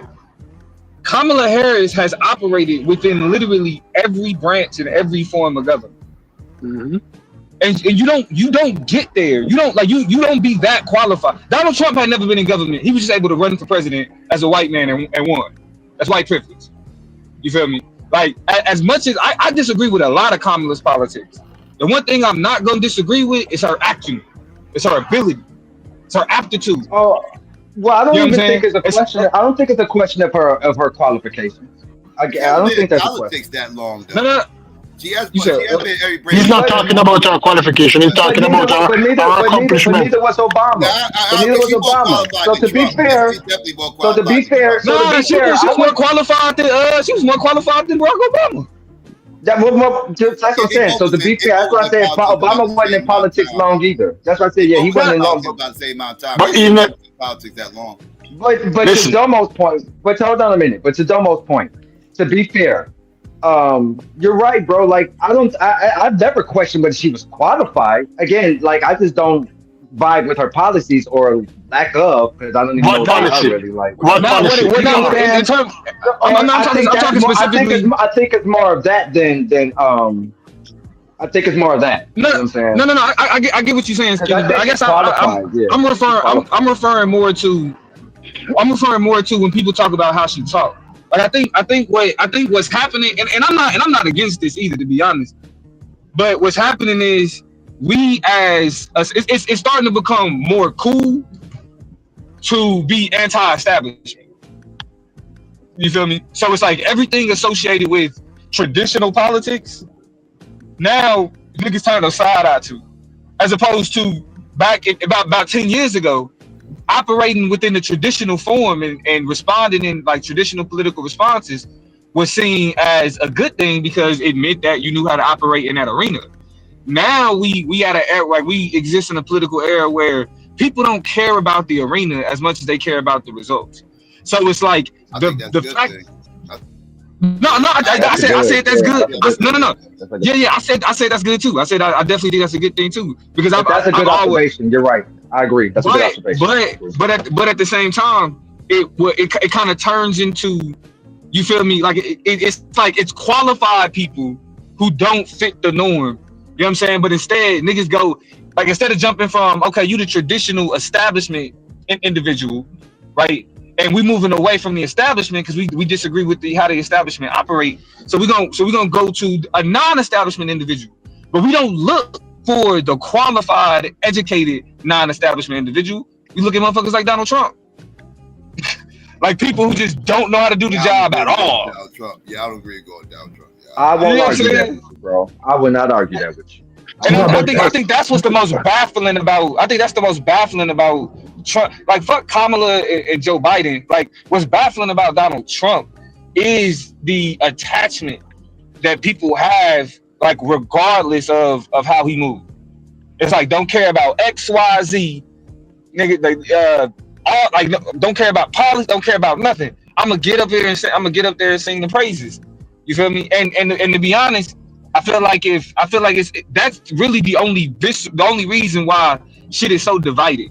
You feel me? Because like when it came to Joe Biden, hell nah, you can't shame somebody into voting for Joe Biden. I was all the way against that. No, Hillary Clinton. My fault. Not Joe Biden. Hillary Clinton. You can't shame nobody from voting for Hillary Clinton. Straight up. But I mean, and really the first time. I mean, to be honest, really the first time you really shouldn't shame nobody for not wanting to vote for Joe Biden. Because I didn't even think Joe Biden was gonna win. I'm gonna give it a stack. I had no idea that I definitely thought Trump was gonna win a second term. By this time in 2020, by this time towards the election, I went out there. I was like, yeah, Biden's gonna win this because I knew Trump wasn't gonna recover from COVID. COVID murdered him. Like, but here's the thing though. So you know how we talking about a large demographic that we not expecting to show up for Kamala Harris, like Muslims and all that type of shit. Yeah. That was the same truth when it came to Joe Biden, because the biggest issue was that him being old wasn't wasn't a recent thing. Niggas was like, how is Joe Biden gonna get the youth vote? He don't appeal to the youth at all. He a moderate establishment candidate, and the whole reason why people abandoned Hillary Clinton. Well, not the whole reason, but a large reason why a lot of people abandoned Hillary Clinton was because she was the establishment that they were trying to move away from. So, and I felt like Joe Biden was just a male version of Hillary Clinton. It was COVID. If it wasn't for COVID, Biden would not have won. He'd have been a dead duck, just like this year. That he would have been. He wouldn't have won with it wasn't for COVID. COVID. Really, because that's what he ran on too. That's what his main campaign was. I'm gonna get the country back together. Yeah, but the reason why I wouldn't say COVID and Trump is look what Trump did. He messed it up, telling us to take bleach and all this other everything else. Like that's what got him in office. No, the shooting up bleach shit was wild. But this is why I got to offer a little pushback though, because I don't think Democrats won COVID. You don't think to they the lockdowns? Won? Like. Huh? You don't think they won that? You said? I don't like that. I don't think they won the issue of COVID because I don't think they either. Because most Republicans wanted the country open because they're most of them. Well, most people wanted the country open. You feel me? Like most people, and on top of the fact that the issue with the vaccine, you had people who had never been anti-vaxxers in their life that was like, hold on. Like, y'all making us take this shit that's brand new. You know what I'm saying? Like that's why niggas was that was just that wing of the conservative party that was really on it like that. But you had a bunch of people, middle ground people that just they didn't want to, they just wanted to just get everything back to normal as quickly as possible and take the vaccine with that and let's just do it. It ain't no big deal and everything else. But but you had the conspiracy theorists and they was big, but it still was a portion of the white wing that was like, they was okay with getting vaxxed. Like that was just the MAGA crowd. But they wasn't fucking with the lockdowns though. They was not fucking with the lockdown. But remember, the promise was if everybody get back, the quicker everybody get back, the quicker the lockdown be over. But if they don't get back, it's gonna cause the lockdown be over. No, but Psycho, be truthful. During the 4 years, one of the things that set Biden back is that Trump never conceded and even Stop the Steal. Stop the Steal was going on for almost 2 years in its loudest after Biden was the president. Yeah, stop this. That was after. After the election. Admit that they lost that election. Right? No, but it was at the highest point. So the MAGA crowd was still together, and then afterwards you had a lot of propaganda about the disease 5G, COVID. People don't remember what after the election. I'm talking after the election, after Trump lost. Because people don't understand it. Trump was running under Obama economy, which he was changing. What saved things is that when COVID came about, he couldn't make all the radical changes that he wanted to make. Because he was going to dismantle everything Obama put in place. And people don't understand that during Obama, it might not look like he did anything for black people, which he didn't do anything directly, but he saved the economy. When Obama got the economy, the car industry was in shambles, the banking industry was in shambles, real estate was in shambles. Am I lying? No, I'm not. In 2008, when there was a depression going on. When Obama came out of office, he had 76 months of job growth. The stock market was up. He had what I want about inflation. So Obama did a whole lot. Obama got the place when it was bullshit, and he gave it back. He gave it to Trump more presentable. Trump started to do his fuckery. Like the overseeing of the bank, he got rid of that. He got rid of so many things that the economy was going to get fucked if it wasn't for COVID. So when people say, "Oh no, the economy," he also signed the Blue Alert law too to protect the lives of. I didn't know no better, boy. I think Stoopies. I think you have the job coming in January. Hey, quick question. No, that's the truth. I think you had a job coming in January. And if I didn't know any better, I would say Trump paying you. The Russians paying you. You get a check from the Russians. Quick question for Skinny. For Skinny. Yes, sir. Yes, sir. What was the percentage of the black vote Biden got when he ran in 2020? Between 85 and 91%. Between 85 and 91%. Between 85 and 91%. Okay. What did black vote? Yeah, he got 85%. He got about 85% of the black vote. What I seen on TV, Biden so far, he got more black vote than Kamala. Well, somebody look it up real quick. Donald Trump got 20-something% of the black male vote. And black women voted at about what was it, about 89% Biden? It was like so good. Nah, but he like the black vote total, he got 17%. Okay. No. 17% of the black vote. Yeah. So he got 83. He got about 83%. That was off. Hold on, real quick. Who got 17%? Trump. Okay. What about I didn't know. 2016? What did he get in 2016? 4%. It was less. Between 6 and 4%. Yeah, it was less. He got. I think it was like 12. It was. No, he didn't got. Between yeah. When Hillary was running, he got more. He got like between 12 and something. No, he got between 12 and. In 2016, he got less in black votes. Hillary much lower than black votes. Yeah, he got Donald Trump got more of the black vote in 2020 than he did in 2016. Yeah. And now it's projected where he gonna get even more. Yeah. So they projecting between between 17 to 20%. 23. I've heard some people say as much as 23%. Because of the black male vote. That's not happening. Donald Trump is not getting 23% of the black vote. He has the possibility to tap 20, but he's not getting 23%. I guarantee you that. I think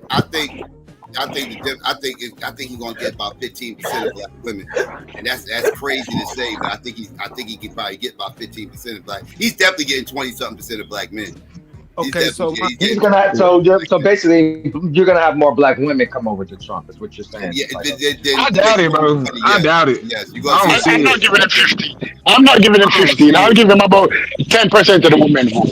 And with the men vote, I'll agree. It might be higher. He got that already in 2020. I think he's gonna get more this time around. Because I agree. Y'all gotta understand. Like voters are getting younger. You feel me? And like those younger black women voters, bro, they super fucking leftists, my nigga. They still a lot of them don't fuck with Kamala because of Palestine. When has Trump ever Yeah, cared they about lean So you can say that they gonna lose. She gonna lose. Kamala gonna lose some of They're not because gonna of vote Trump. Palestine. But those voters ain't gonna vote Trump though. Those voters that she lose, they either gonna stay home or they gonna vote third party. Vote third party. Yeah, Right, agreed. They're not gonna go Trump. But that's what's driving this Jill Stein campaign though. Right. Jill not getting 5% of the electoral vote. Jill not getting it. No, she's not. She's not getting it. She's not getting 5% of the electoral Well, vote. stupid. Well, let me just say this, stupid. Let me just say this. They honestly they got a little bit of worry about her because they starting to attack her now. So if she wasn't but nigga, no, not now. Hold on. Psycho, tell these niggas, not now. Jill Stein has been a Democrat punching bag for the better part of 20 years. Yeah. Yeah, but they never made ads about it before though. Like right, bro. Like they're actually right. Because the election. No, the reason why is because the election is so close that 1% of the vote can change the election. That's why they're going after her.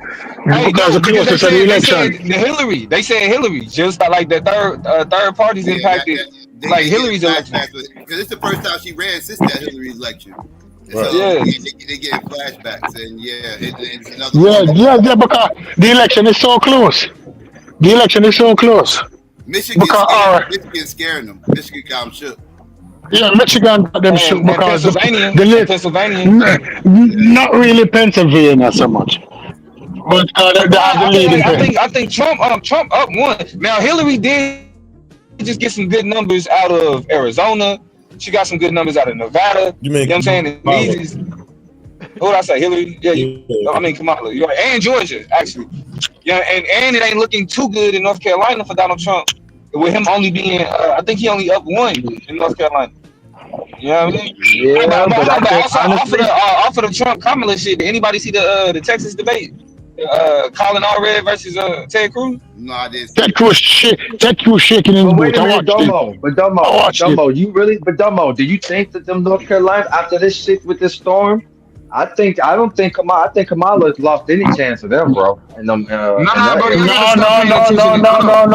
gotta stop paying attention to cable news, bro. Because even the people, like even the Republican governors, but hear me though, because the Republican governors came out and said y'all need to stop. Like Republicans told other Republicans, y'all need to stop spreading misinformation about the hurricane relief efforts. Both Hillary Clinton and Joe Biden, I've been on the phone with them repeatedly and constantly, and they've given me everything I know. I was really going off. People like maybe I should say social media, like the actual people that's from there. Yeah, you can't. But that's what I'm saying. You can't go. So I think the only reason we think that this election sentiment from those people more than mainstream media. That's why I asked. But here's the reason why you can't judge social political attitudes based on your social media feed for one reason: algorithm. Dumbo, if you your social media Hillary, you gonna get canceled. Your social media is geared specifically towards things you have already showed an interest to. So when people like what I've seen on my news feed, yes, your news feed shows you the shit that you like. But I ain't talking about that, Dumbo. Hold on, y'all. Hold on. I ain't talking about that, Dumbo. I'm talking about somebody that's actually going live. They're in the midst of that, and they're telling, those are their sentiments of people around that they're talking to us. Like that's actually that's one person. I ain't talking about a feed. I'm talking about people that's actually. But you saying like content. But you saying maybe I should say content. Maybe I should say content creators. Content creators. Even still, that's a content creator whose content that's already vibed with your content. That's why you saw that live. Yeah. But even still, I think a greater problem is you think that one person sitting on live has any way or can in any way describe the attitude of a population. No, again, that's why I'm being Domo, you gotta listen to me, bro. That's why I'm being clear here. These are people that's consecrating, they're going around, they're in this town. Let me listen, Skinny. Domo. Hold on, real quick. Hold on, let me say this. What I'm saying, Skinny, I know who you. These are people that are talking to the people there. It would be the equivalent of somebody that's it'd be the equivalent of Psycho coming to Chicago. Hold on, let me get this off, bro. It'd be the equivalent of Psycho coming to Chicago, interviewing me and GQ. We're right here on the ground about the immigration issues that we're having here. That's what it's the equivalent of that. I'm not talking about a concentrated that's sitting on their feet. I know they're showing you the people that's I know who you talking about, and I'm telling Skinny, I know who you're talking about. That? Because it's 2 people, it's 3 people, it's 4 people, and it's niggas on social media. It's niggas on live. Like that is, and what I'm pointing out, like what you just stood on and asked the question, why do we call that in the question, is because we should not have our attitudes about what's happening in society be shaped by influencers.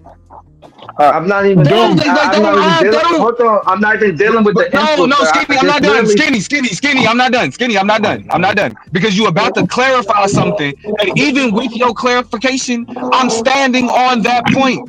Fuck the niggas that you seen on live. That's how I feel about. Yeah, I get you. I got how you feel, bro. But again, my follow-up would be, why do y'all do that? That's again, it's the equivalent of social media, Skinny. Hold on, bro. Social media. Let me get in a minute. That's the answer to the question. Bro, let me get in for me. You can get. Okay, you answered me. You answered me. Now let me speak. No, you didn't even let me finish. Bro. I wasn't even finished. You keep interjecting. I wasn't even finished. Well, we both keep interjecting. So no, I'm responding to you. I'm responding to you. You said. Hold on, no. You said let you speak. Hold on, Skinny. You said let you speak. I let you speak. I respond. Okay, respond to that. Respond to it when I'm done. Respond to it when I'm done. But you could have did that too. So at the end of the day.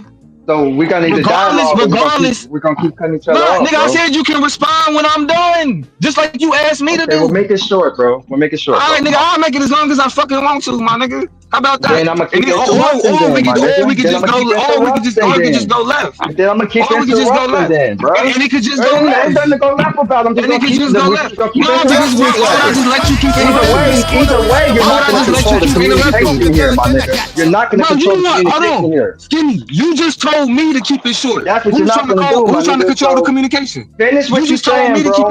Finish your point. Alright, then shut up, nigga. Then shut up. Finish your point, bro. Finish your point, my nigga. Then shut up. Then I'm not gonna shut up. Finish your point. I can't finish my point if you don't shut the fuck up. Thank you. Now at the end of the day, fuck social media niggas, bro. And if you the type of nigga who easily influenced by a nigga sitting on live, then you are not adding nothing to these conversations in the first place. So you can be convinced by social media niggas. You done? And I'm gonna keep telling the rest of niggas. You make that inference already. That's not. Can I respond now, bro? Come on, man. You made that before I call you out your name. Before I call you out your name. Why you need to call me my name, nigga? I'm gonna let you go. I'm gonna let you go. Nah, just go ahead. Just don't ask me no stupid questions. This is why people be going. I don't give a fuck. I don't give a fuck. Let's go there then, nigga. And I go there every time. Please. I go there every fucking time, nigga. The fuck you talking about? That's why niggas go there, nigga. I know you not. Nigga, I know you not. Man. Finish. Are you done? So I can respond. Another nigga bringing up what other niggas do with Damo. That's why niggas. No, I don't give a fuck what other niggas do with Damo. Here we go. Now y'all niggas keep having a fucking problem. You niggas keep having a fucking problem. Are you done making your point, nigga? For real? Are you done making your point? Are you done making your point? What are you talking about? Because now you're not talking about the point. That's why you do that, Damo. That's why niggas go back and forth. Now you trying to defend your honor, nigga. Are you done yet? You crying ass bitch ass nigga. Damn. Niggas can't even get in with you, bro. Shit. We get it. You the smartest nigga in the room. Shut up, nigga. Just talk, nigga. Shut up, nigga. Stop. Shut up. Just say what you gotta say, nigga. Say what the fuck you gotta say. Stop bitching, nigga. Stop bitching. Say what you gotta say. Stop bitching, nigga. Say what you gotta say, nigga. Stop don't even want bitching. to Say what fucking you got deal with to your say. goofy ass now. All right, Go then. ahead, Shut up, GQ. nigga. All the way into just Go ahead, stand, GQ. bro. We've been The doing fuck, good. nigga? We're the only I'm ones telling you, every time niggas bring up another nigga, bro, all you. It's That's why everybody else's niggas. I fault, don't give a GQ. fuck. You notice he has this issue I with don't give a everybody, but fuck, it's nigga. everybody else's Fuck fault. is you It ain't talking about? nothing. It ain't nothing wrong with his communication. Nah, bro, I don't give You a notice fuck, he has this nigga. with everybody. I Hey, know you nigga. don't. Yes, I know everybody. you don't. Yes. Fuck everybody, nigga. Fuck Not Doma, give everybody. him the I will floor. everybody. do this For with everybody every fucking listening, body. that's his I'm platform. telling you. I will do this This with every narcissistic fucking ass body, nigga. goofy Doma, A bitch fucking ass y'all nigga. wanna be liked ass, This nigga. You narcissistic a goofy bitch, ass nigga. Doma, nigga. You wanna Doma, be give him the liked I'll floor. ass, be that, nigga. nigga. I'll The be fuck is you that. talking about? Weak You ass, online nigga. saying that. I Niggas ain't wanna worried be about you friends and online shit, saying that, nigga. you goofy ass Puss ass nigga. niggas wanna be You think I friends, give a nigga. fuck about you saying Man, you that gotta get online? along. You gotta This get how goofy along, these niggas Damo. is. You gotta get You tough along, online. Nobody Damo. give a Psycho, fuck about get you calling control of the nobody nothing conversation, online, you Psycho. goofy ass What's nigga. Psycho.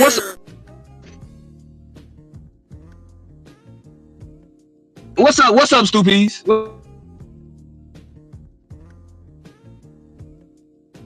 I want to The talk floor. to you. What's up, Stoopies? What's up? You nigga. Doma, Stop Doma, addressing me, Doma, motherfucker. Doma, give him the floor. Finish what you're saying. I wasn't listening to you. What's up? What? Skinny, finish what you're saying. I already said it. I already said it.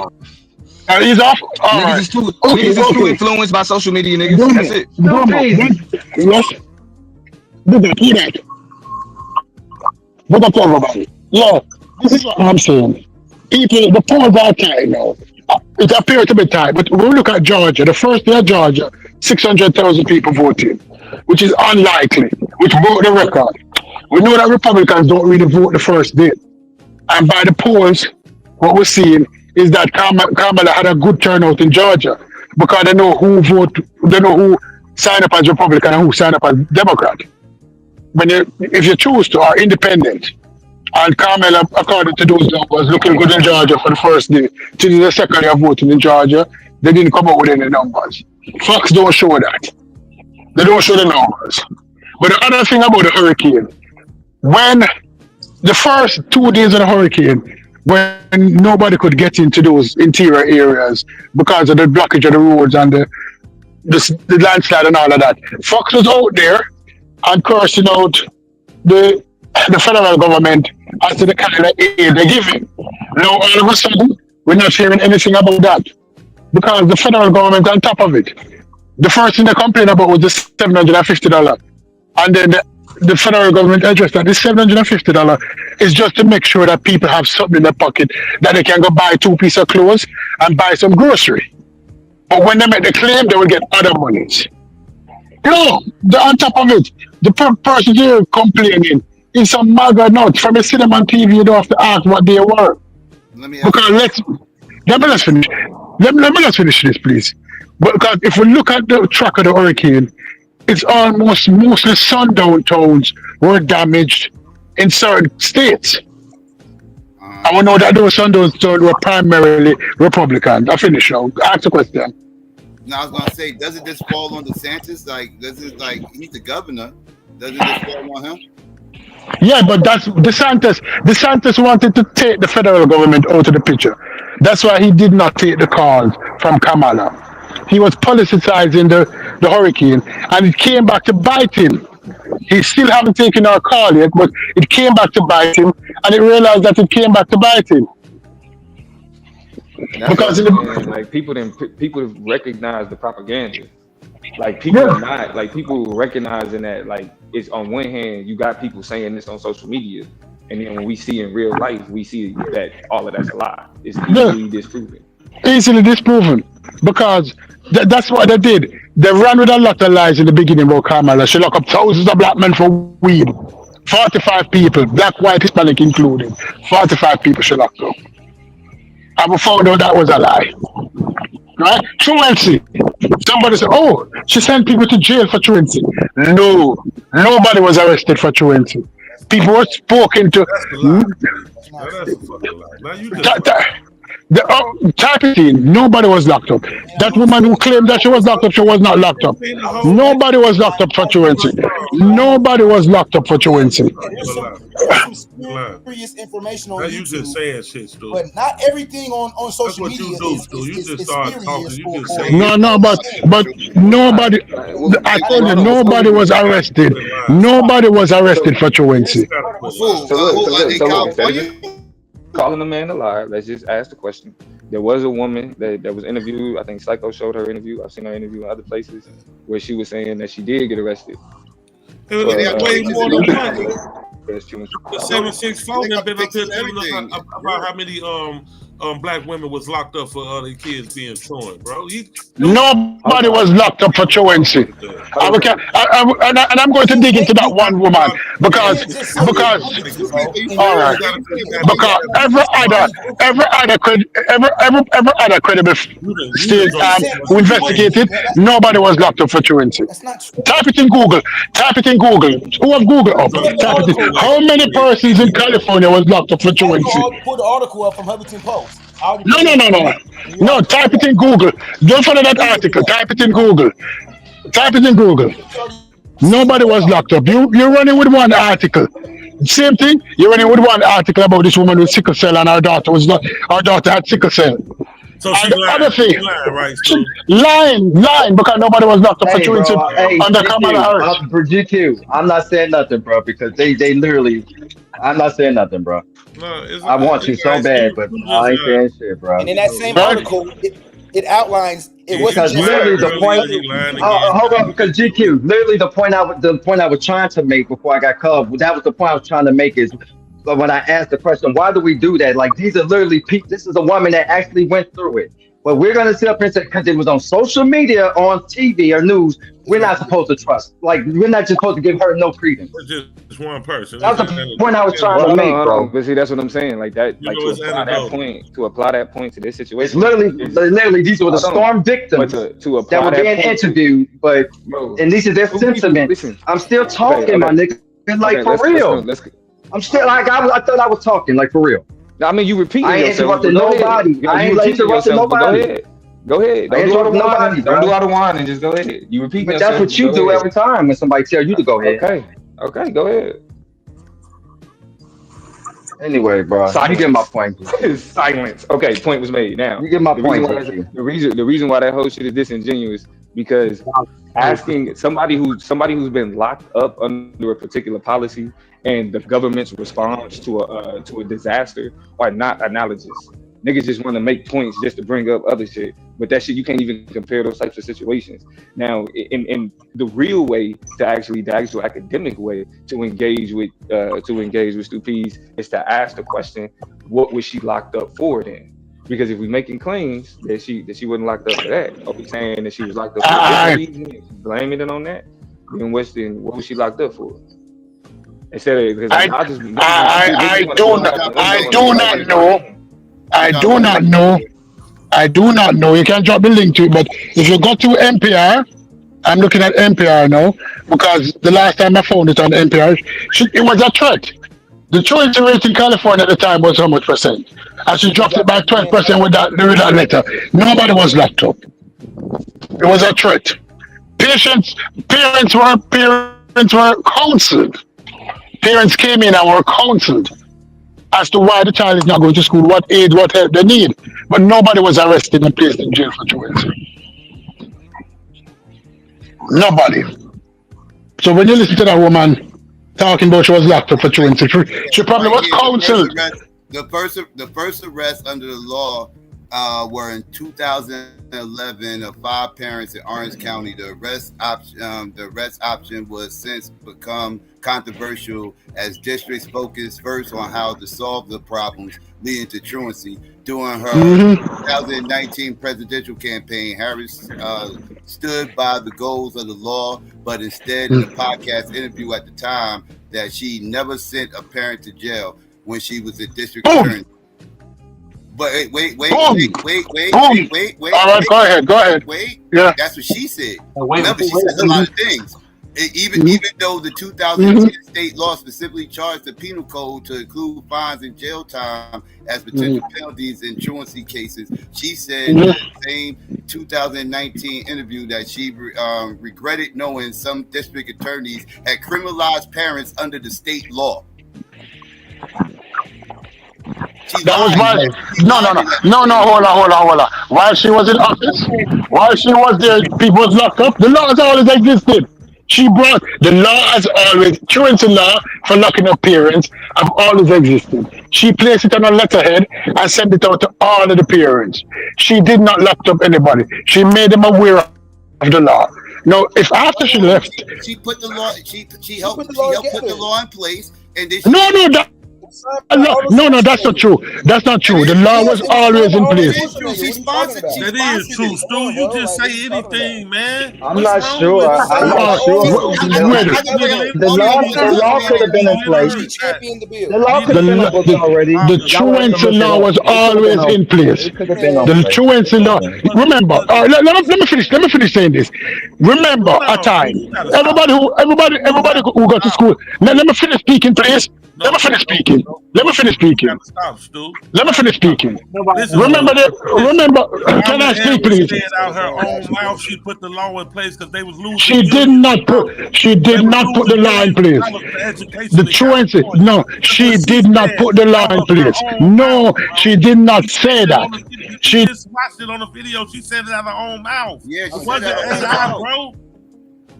It was not AI. She said California was losing billions of dollars for education. That's why she put the truancy law in effect. So at the end of the day, it's about money. San Francisco, when she was a district attorney in 2004, 2010. At least $1 billion. I know it was one. Wait. In San Francisco, can y'all hear me? Hold on, Diddy. One second, Diddy. One second. In San Francisco, when she was a district attorney from 2002 to 2010, she implemented a truancy initiative that introduced the threat of prosecution of parents and guardians when children habitually miss school. That initiative became the model of the 2010 state law that Harris sponsored, which adopted strict penalties for parents of truant students, a fine not to exceed $2,000, jail time not to exceed 1 year, or both. Right. You just gotta quit saying shit, Stu. You just be talking, bro. Yeah, I don't like that. What the hell? I don't like that. No. You just be driving. We just sat up here. You was on the panel, Stu, the other day when Psycho showed the video and she said out her own mouth. She said, I implemented the truancy law because we was losing billions of dollars for education in California. She said it out her own mouth. Now you sit up here and say she didn't do it.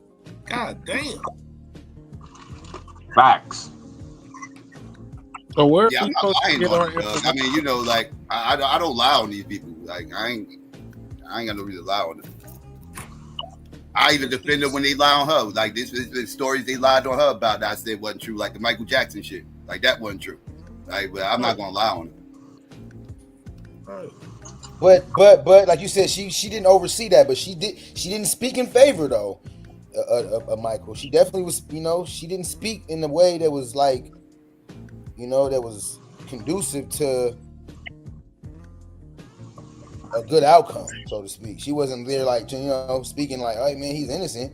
So I can see why Janet would feel the way that she feels. Yeah, that truancy case is bad. That's real. That happened. Stupid, don't go cry in the car, Stu. It's gonna be okay, brother. Man, look, Stu been on one tonight. He done said all kind of bullshit. Well, what's up with y'all, man? What's up with y'all? Outside of that one, it's not. Fuck that. Outside of that one, Stu was cooking. Now this one, no, Domo, you wasn't up here when Stu said that all our ancestors were slave owners because we got 20% or 15% of white blood in us. You ain't hear all that. Ain't that kind of true though? We do got slave on the ancestors. But you had to hear it in a comparison that we was making to a person with a white parent. Yeah. Well, maybe if I had, I wouldn't hear for the context. I gotta give CP the benefit of the doubt because I hear it. Yeah, like Mook talking about essay on the plantation was love making. My fault, Skinny. I just want to say this real quick. My fault, Skinny. I know I'm cutting you off. No, you good. I'm You good. You apologizing good. already because I just want to say this real quick. I'm talking shit. I'm talking shit. So you good. GQ. Yeah. GQ. I know you ain't forgot about our bet, right? We still got $100 on there. We still got $100 on the election, right? I got 250 up so far. I got another 150 with the panel. Yeah, I got 250 up. So. What's the bet? What's the bet? Huh? What's the I'm about to say, what's the bet? I'm betting Donald Trump win the election. I got 100 with Domo. I got 50 with not Big Ups. What's his name? Stacks. So you putting money that Trump is gonna win? Yeah, I'm betting he win. Can I get 50? I don't want to break. That's a 500. Let me say 50. And you and Domo, you're betting that he don't win, or are you putting your money on another candidate? You know, Domo I got 100 on Kamala. I got 100 on Kamala. He got 100 on Kamala. Put 50 for me on Kamala. No, Stu. You gotta bet 100 or no bet. 100 on Kamala. Right. So it's 100 on Kamala. So wait a minute. So let me finalize this. Right. What you say? Let me finalize. 100. Let's go 100 because I don't gamble against my friends, so I don't want to say 500. But let me put it at 100. Okay. 100 on Kamala. Bet. No, don't run away. No. So say your name. I'll say the bet. I2Ps is betting you $100 that Kamala wins. And you ask? DQ is taking the bet. And DQ is taking the bet. Do we have witnesses? Yeah, we got witnesses.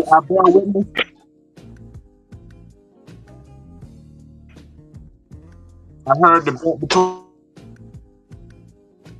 Now, someone, you still there? Yeah, I'm here.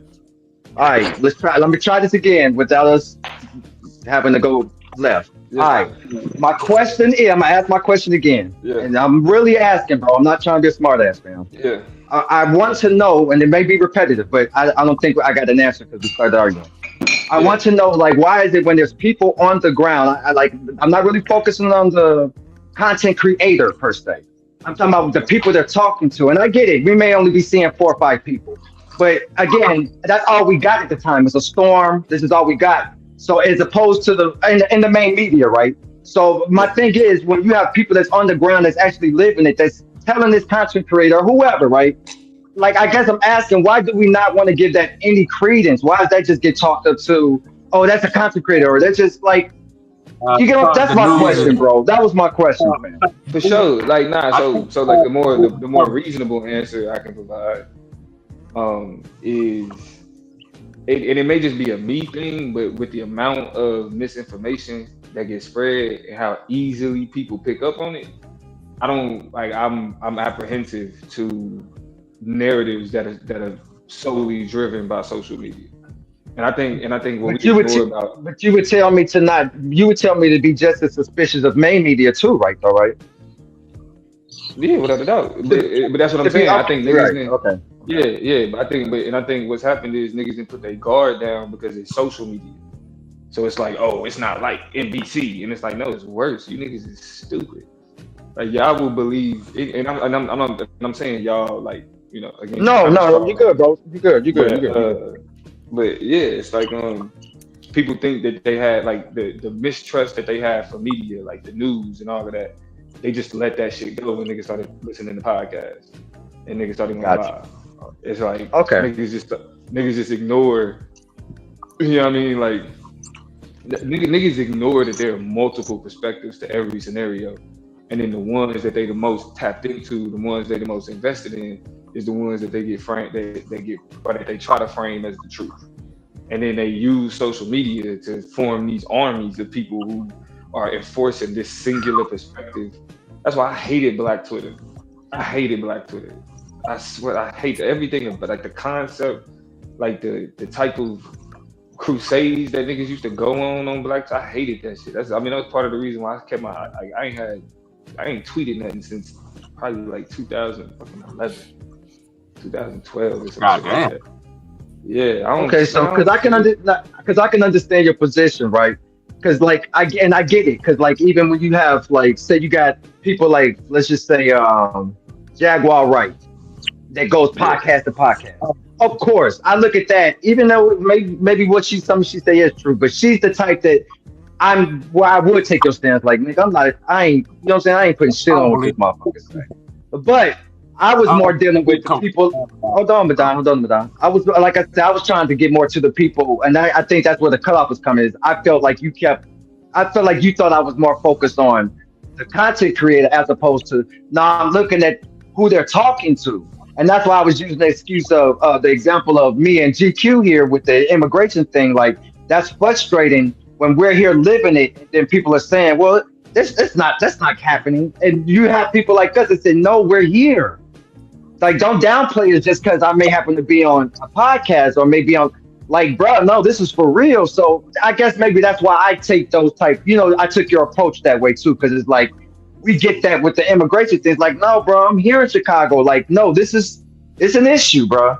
It's an issue. Like, and then you have people that come up here and literally call us liars. You be like, don't believe what they're saying. That's in the news. And you'd be sitting there like, no, bro, I'm here.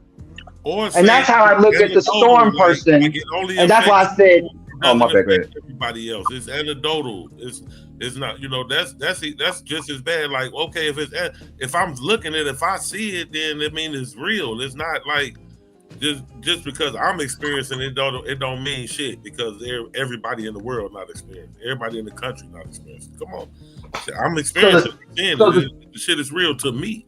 So the sentiments, was those people were saying even then when when they were getting in. I'm talking about the storm people. Like that's why I asked, do you really think that North Carolina is gonna rock with her? Because the sentiments that I'm hearing from these people was whether it's true or not, I got the sentiments that they're blaming the Biden quote unquote Kamala administration. So you know what I mean? And my response to that is I think people use, not talking about y'all again per se, but I think people use the truth to tell lies. Mm-hmm. I think people use things that are factual and real to create narratives that aren't. And immigration is one of those narratives. Now, the experience of immigration is real, right? What people like, the strain on resources, the competition in low wage markets, low skill, low wage markets, all of that is real, but it's not real because of immigration. It's real because of vulnerable people existing in low resource areas. Like, so you put any group of vulnerable people, like, for example, niggas that left Katrina, that left New Orleans and went to Houston and Kansas City and Chicago, them niggas put drains on resources because it was vulnerable people in low resource neighborhood.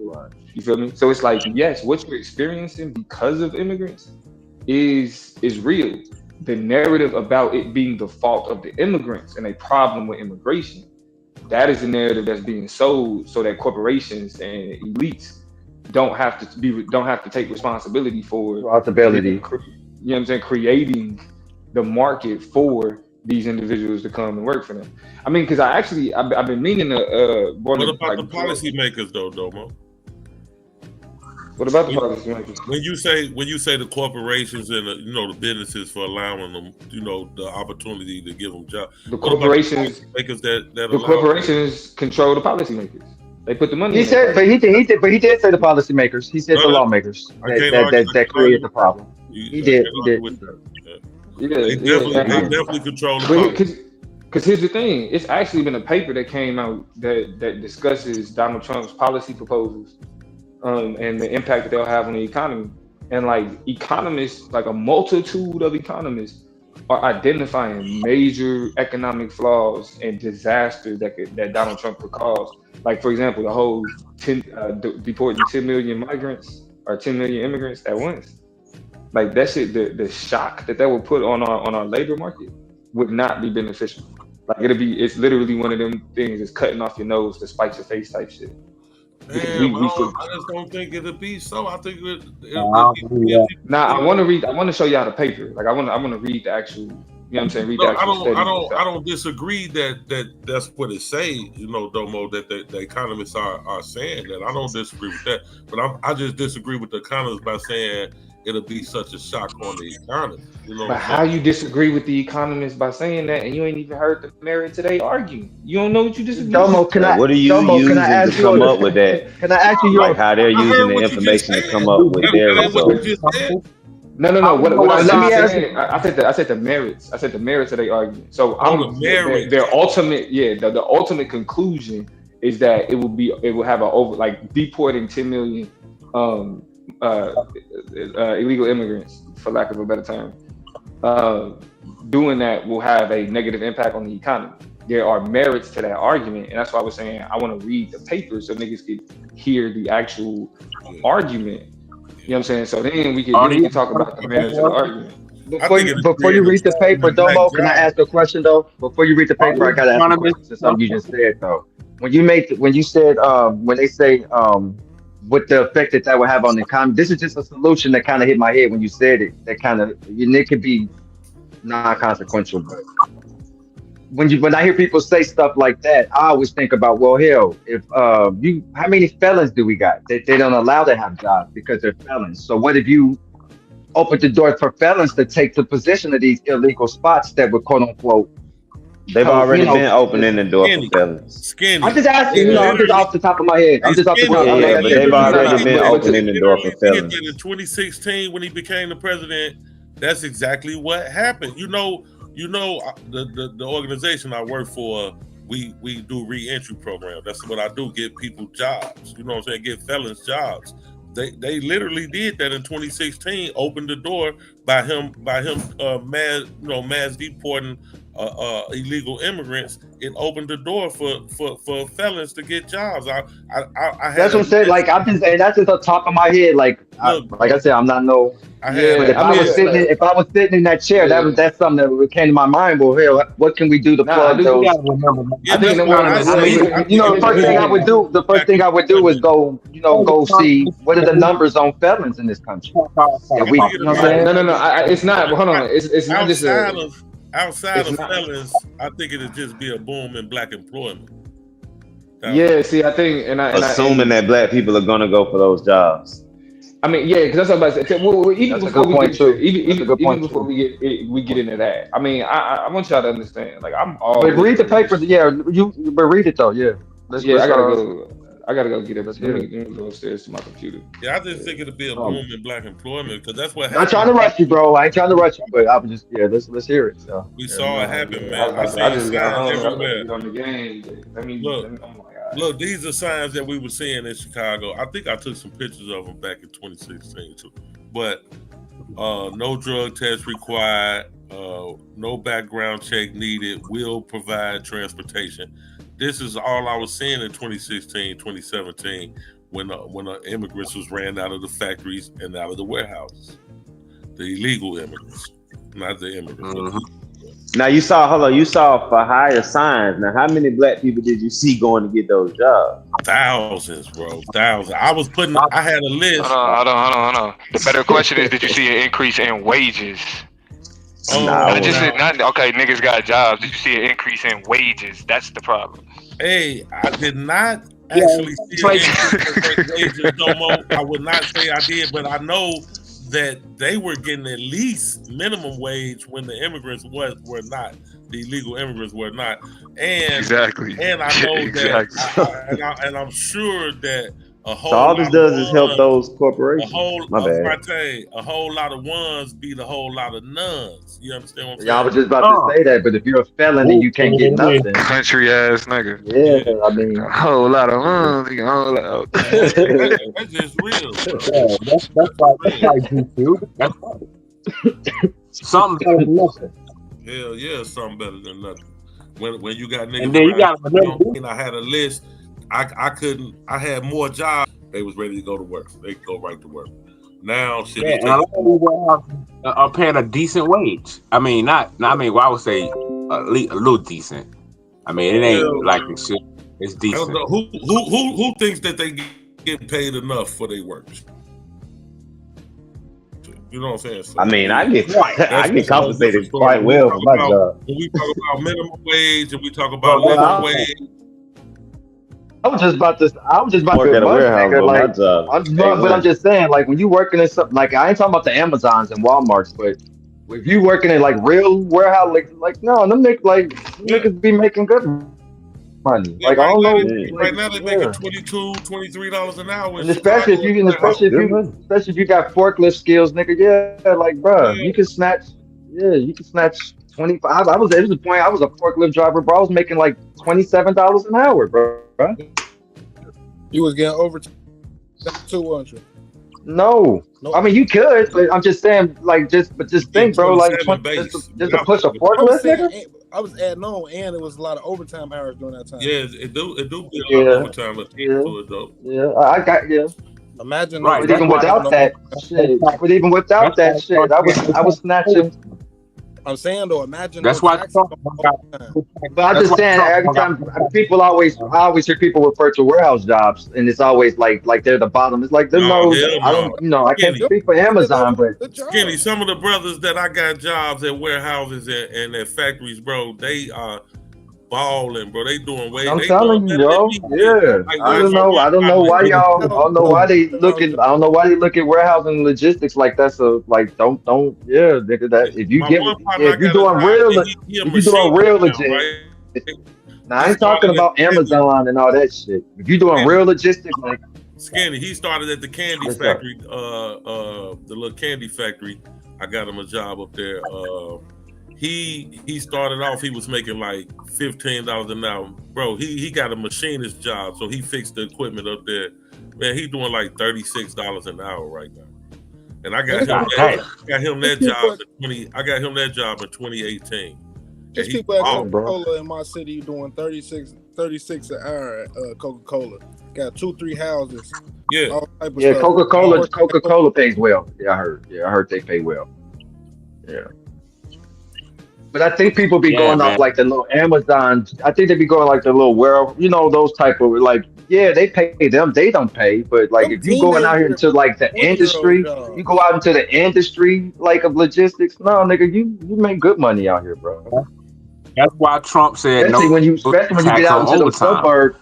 GQ, I would be out there in Bolingbrook. I worked out in some Joliet, bro. Man, stop it, bro. I was pulling $27-$30 an hour to work them little forklifts, and bro. Bolingbrook, Joliet is the place I get most of my people their jobs. But right now they Bolingbrook and Joliet is flooded with when I first got out. When I first got the service, that's all I could get. That's all I could get back then, bro. That's when Bush had shit fucked up. Can I throw something out there? Yeah, there wasn't no jobs like that in Chicago, so yeah, you had to go out there. GQ and Skinny, let me throw something to y'all. GQ and Skinny, let me throw something to y'all real quick. Go ahead, Fontaine. So what if the issue is the companies? Because I feel like if they're hiring immigrants, it's because they know they can pay them lower than they would have to pay a black employee or a white employee or a legal employee. So what if maybe we need to be coming at the corporations and it's not necessarily an immigration issue. No, I'm gonna tell you who we have to come at, and I'm gonna tell you the whole move how they play it, right? Hold on, Madon. I'm gonna tell you the whole move how they play it, Fontaine, before Domo start with his presentation. They use temp agencies, right?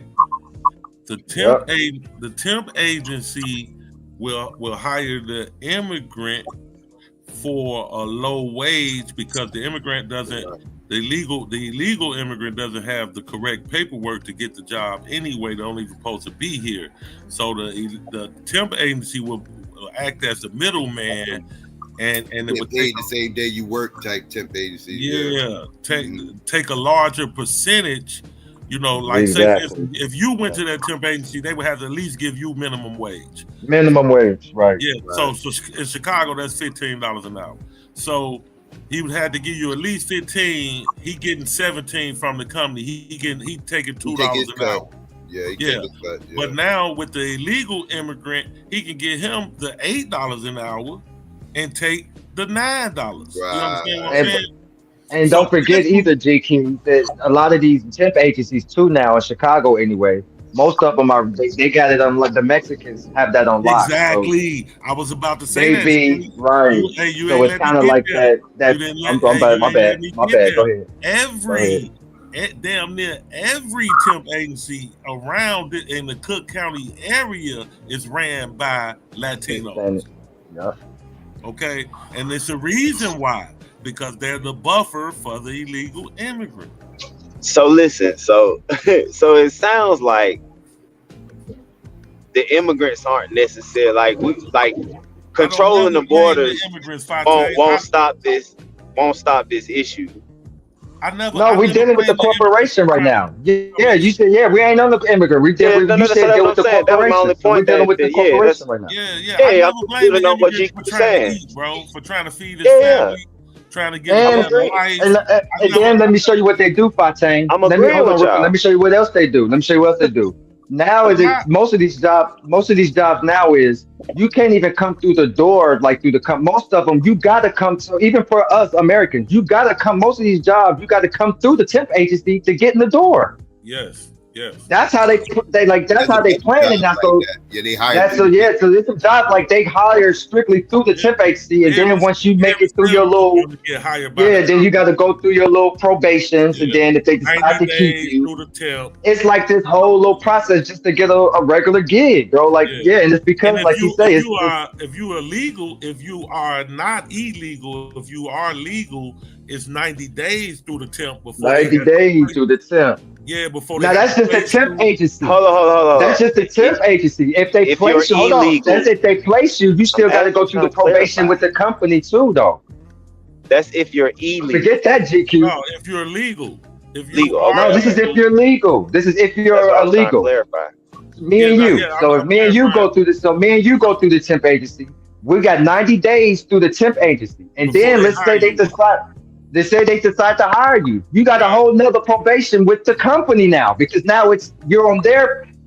You get what I'm saying? So it's like. So it sounds like the corporations is pinning the black people against the immigrants. It's not really blacks versus immigrants. It's the corporations. I don't even think it's a pinning against. I think it's just a way of flowing. It's a way of flowing their people into these jobs. Because corporations have been hiring illegal immigrants since I was a kid. Yeah, it's not new. See, they've been paying people under the table. People have been paying folks under the table since I was a kid. Understand, Patron. Up north, this is a new problem.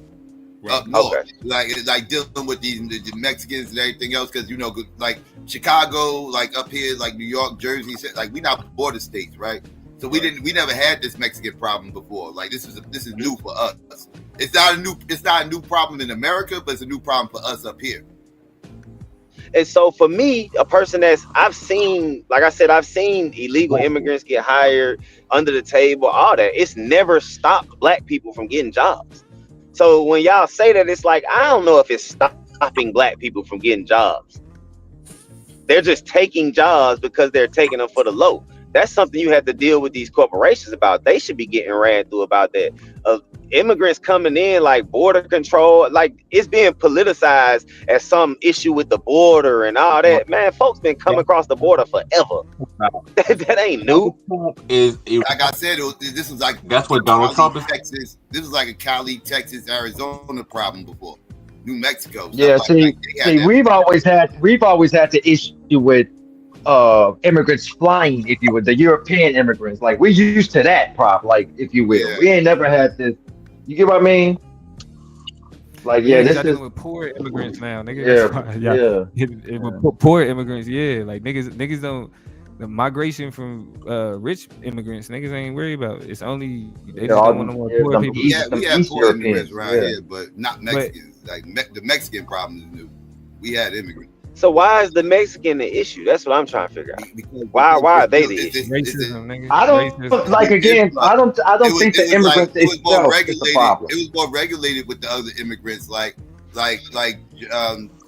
Jamaicans, Haitians, and like it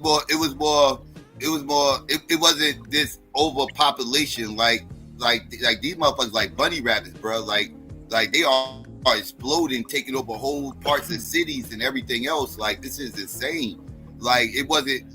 We had this mass migration thing before. It happened in small increments, right? Yeah. And they all had their little sections of town and everything else. But now these motherfuckers taking over a whole it's insane. I can't even explain. Yeah, it sounds like how white people talk about black people moving into the wealthier neighborhood. That's how it sounds to me. Like it sounds exactly the same. How white folks are like, damn, y'all done gave niggas jobs now. Now they moving into our neighborhood. That's not the same. And they taking our jobs. Because we was legal doing it. Yeah, we was already legal. Yeah, we wasn't illegal. Some people was quote unquote legal. Some people was criminals and felons and getting around the system. They wasn't illegal immigrants, but they was getting around the system too. Like people, America has always had people beating the system though. Like for me, I'm not mad at people. I'm not mad at people escaping poverty in Mexico to come over here however they can to work. That shit ain't nothing to fight against for me. It's so much other shit that we could politicize than immigration. You don't think as a nation you're supposed to control immigration? You don't think? Yeah, you're supposed to control it. I don't even think it's. But I think it's being promoted as something worse than it is. That's what I'm saying. And I think you focus on controlling. I think you focus on controlling immigration when you in control. When you the dominant. Yeah, I see a huge difference now, man. Like this is, it's a problem. It's a problem. It's too much. Like, you ready, Domo? Hold on. Yeah, I was trying to make sure. Can y'all hear me? Problem. Yeah, my bad. Oh nah, you good. But now, bro, come on. But I was saying though, it's really like I'm gonna be honest. It's only a problem for the dominant culture. It's a problem for white people. Like this ain't like because we can talk. Hold on. When I'm talking about culturally, like if you talking on a micro, for the millionth time, yes. Poor migrants moving into areas with poor niggas creates a strain on resources that are already lacking.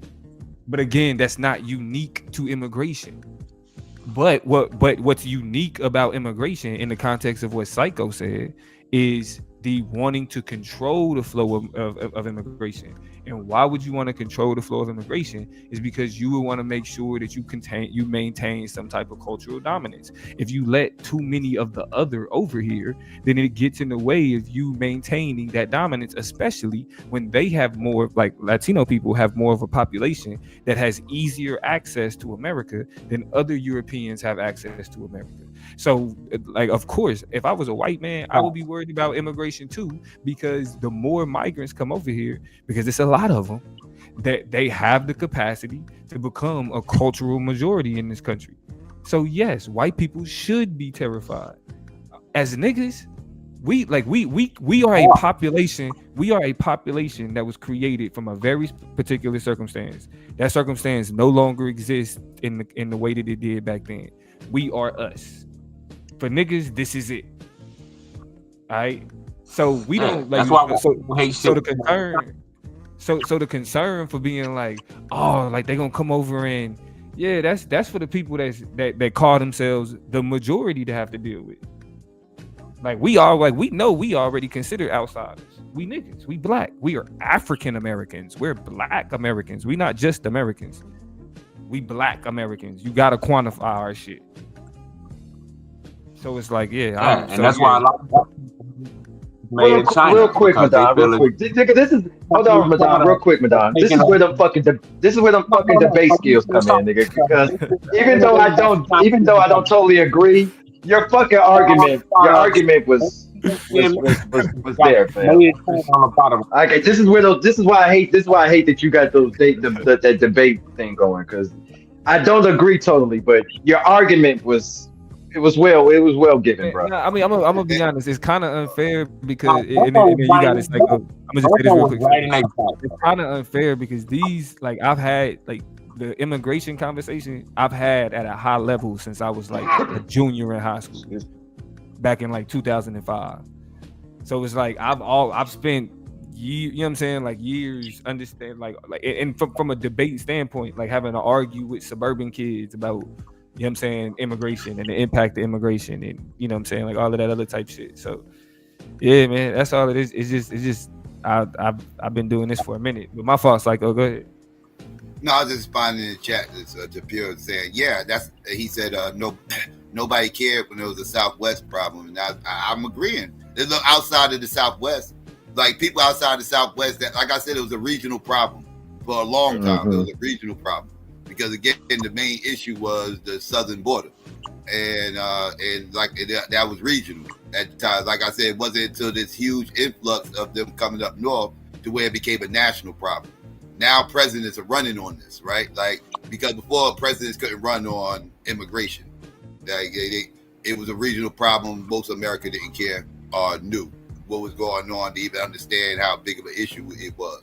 You know, so presidents don't run on regional problems for the most part. So presidents wasn't able to run on it before, but now it's a national problem. So now they get to run on it. But right. And that's the same way products coming in from let me get this off so I can get this off the screen. But let me get this off.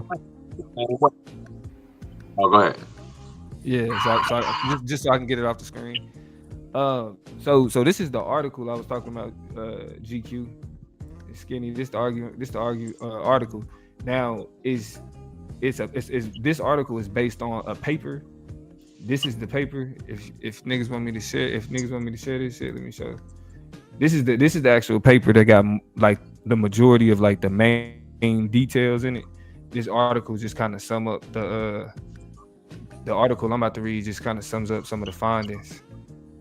But specifically, what they did was they took 3 of Trump's main economic policies, deporting 1.3 or 8.3 million unauthorized immigrant workers, increasing tariffs on all U.S. imports by 10 percentage points, and boosting tariffs on U.S. ports from China by 60 points, whatever, increasing the federal president's influence over the Fed. So like that means the Federal Reserve, like the president being able to influence the Federal Reserve. So we examine each policy effect separately using the economic model detailed in our paper to generate a baseline forecast for different variables in 24 countries and regions if these Trump policies are not adopted. Then we use the model to project the effects of the policies measured as deviations from each baseline. So they run their model that they developed, and then I think they put out to 2040, and then they're like, okay, this is the impact. Then they introduced the variables from Donald Trump's policies and then run that same model and then took a look at the impact. So we gonna specifically go to impact the mass deportations. All right, so the 2 scenarios we examined, deporting 1.3 million or 8.3 million unauthorized immigrant workers, both cause lower U.S. employment and real GDP through 2040 than otherwise. So that means employment actually decrease if you get rid of 8.3 million unauthorized immigrant, or that like millions of unauthorized immigrant workers, and it harms the GDP all the way until 2040. They also push U.S. inflation higher through 2028. So with deporting that many people at once will not only decrease the GDP, to increase inflation. So all the niggas that's complaining about inflation now and complaining about immigration now, if niggas go with this mass deportation shit, it's gonna make those both worse. What they say, the deportations would shrink the economy largely by reducing the number of potential workers and their demands for goods and services. This is consistent with research by Michael Clemens finding that immigrants create jobs for other workers. Removing immigrants reduces jobs for those remaining workers. The potential U.S. labor force would decline from the baseline by either 0.8% or 5.1% in 2028, depending on the program. This labor supply shock would cause employment, hours worked, to decline by either 1.1% or 6.7% respectively from the baseline 2028 figure. So the idea, and that's what I was saying, there's certain things that we ignore when we talk about, well, if you just get rid of all the immigrants, then niggas will just get the jobs. It's not functionally that simple. You know what I mean? Like, so you actually see Let me ask you this though. Shouldn't it balance itself out when they let them back? But shouldn't it balance itself out once they let them back in legally? Once they come back in illegally? Once they come back in legally, shouldn't it balance itself out? But they're not gonna come at that same rate back legally. Like this, the asylum process, the immigration process is a long time. Yeah, so it's not gonna be that same rate. You know what it reminds me of? It reminds me of when they was doing those studies on if they totally got drugs, totally, was able to get drugs to stop coming to America. And they were saying how that would kind of hurt the economy because there's so many, even just on the fighting drug part, there's so many jobs that's tied to quote unquote fighting drugs that if they totally eliminated drugs, you know what I'm saying, it would collapse the economy. So that's what that reminds me of. It's kind of like it's the same argument. And it seems kind of biased. I think they might have messed with the numbers a little bit, but at the same time, me too. Like you do that every Hey, said they biased and mess with the numbers. Hey, Domo. That was an institute for economics. Time. I mean, I seen a nonpartisan. That's that conspiracy theory talk right there. No. I seen the title of the paper. It was the Institute for Economics. But like I said, if that was a paper, a white paper, like that other bullshit they always put on Donald Trump and white 2025. But it's not. They do it. But see, you making it about Donald Trump, bro. Like, No, I'm not. I really wanted to get away from that. I was just making that statement. They do it for every president. I don't even care about that. What I was about to say is this, because this is very important. And you can call this a conspiracy or not. If Donald Trump is unalive before the election, now you know the bet is off, right? Nigga, fuck that. Nah, we ain't seen no fucking clauses and nothing. He's unalive. The bet is off. But look, this is why this is important to me, because you said that he's trying to influence the Fed. And I know for a fact that every president that ever tried to mess with the Fed was unalived. And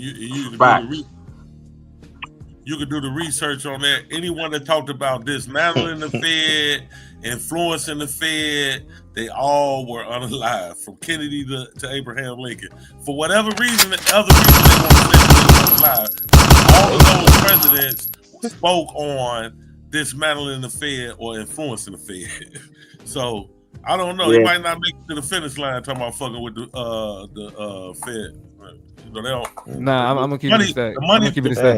Niggas in charge don't think. Yeah, I was about to say niggas in charge do not think Donald Trump has the capacity to be able to influence the Fed. Yeah, the money boy. Well, that was in that paper that you just had right there. It's definitely spoke on trying to influence the Fed. So yeah, but it also said, but it spoke to the detrimental impact of the president having control of having influence over the Federal Reserve. Not saying that it would actually happen.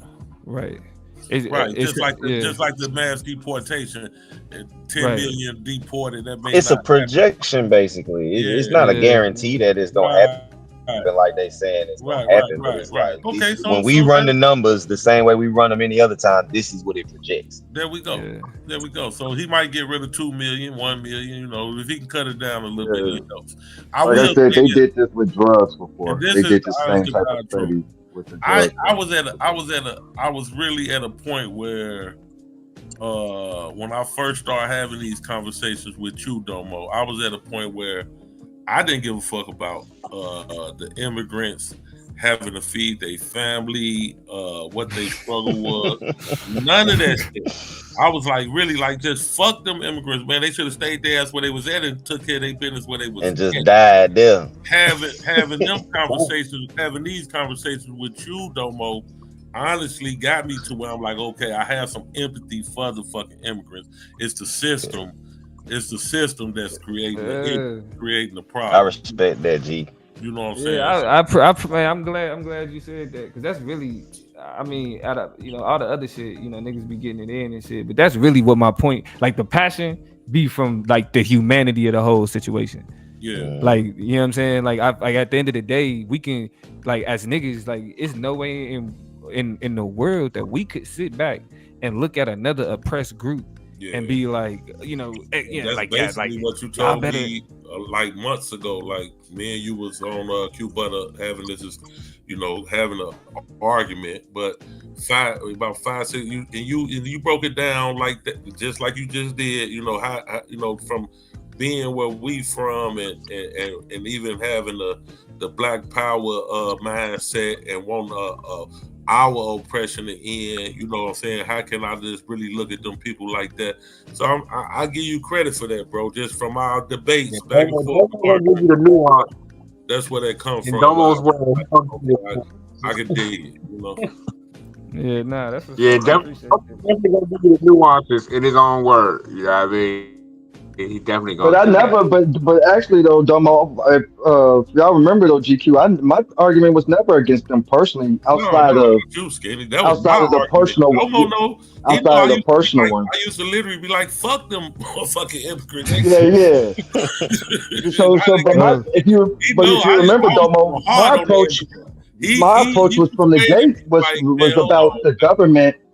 My approach from the gate, if you remember, Domo, was about the things that we have done to throw these countries off, the part we played in that. So, I came at it from the standpoint of we need to be dealing with it from that standpoint instead of just allowing migrations to be the solution. If you get what I'm saying. But don't y'all think? But hold on 1 second. Don't y'all think?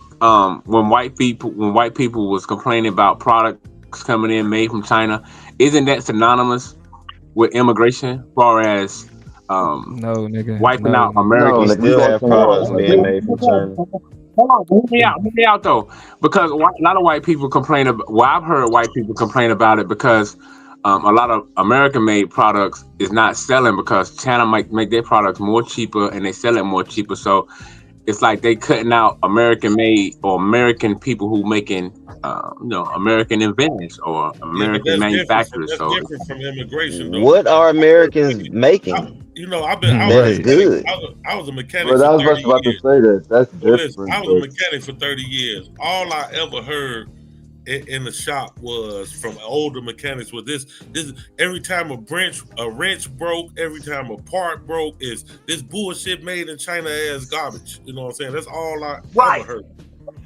You know what I'm saying? I heard China shit is cheap. Yeah, it's 30 hella fucking cheap. years. You know what I'm saying?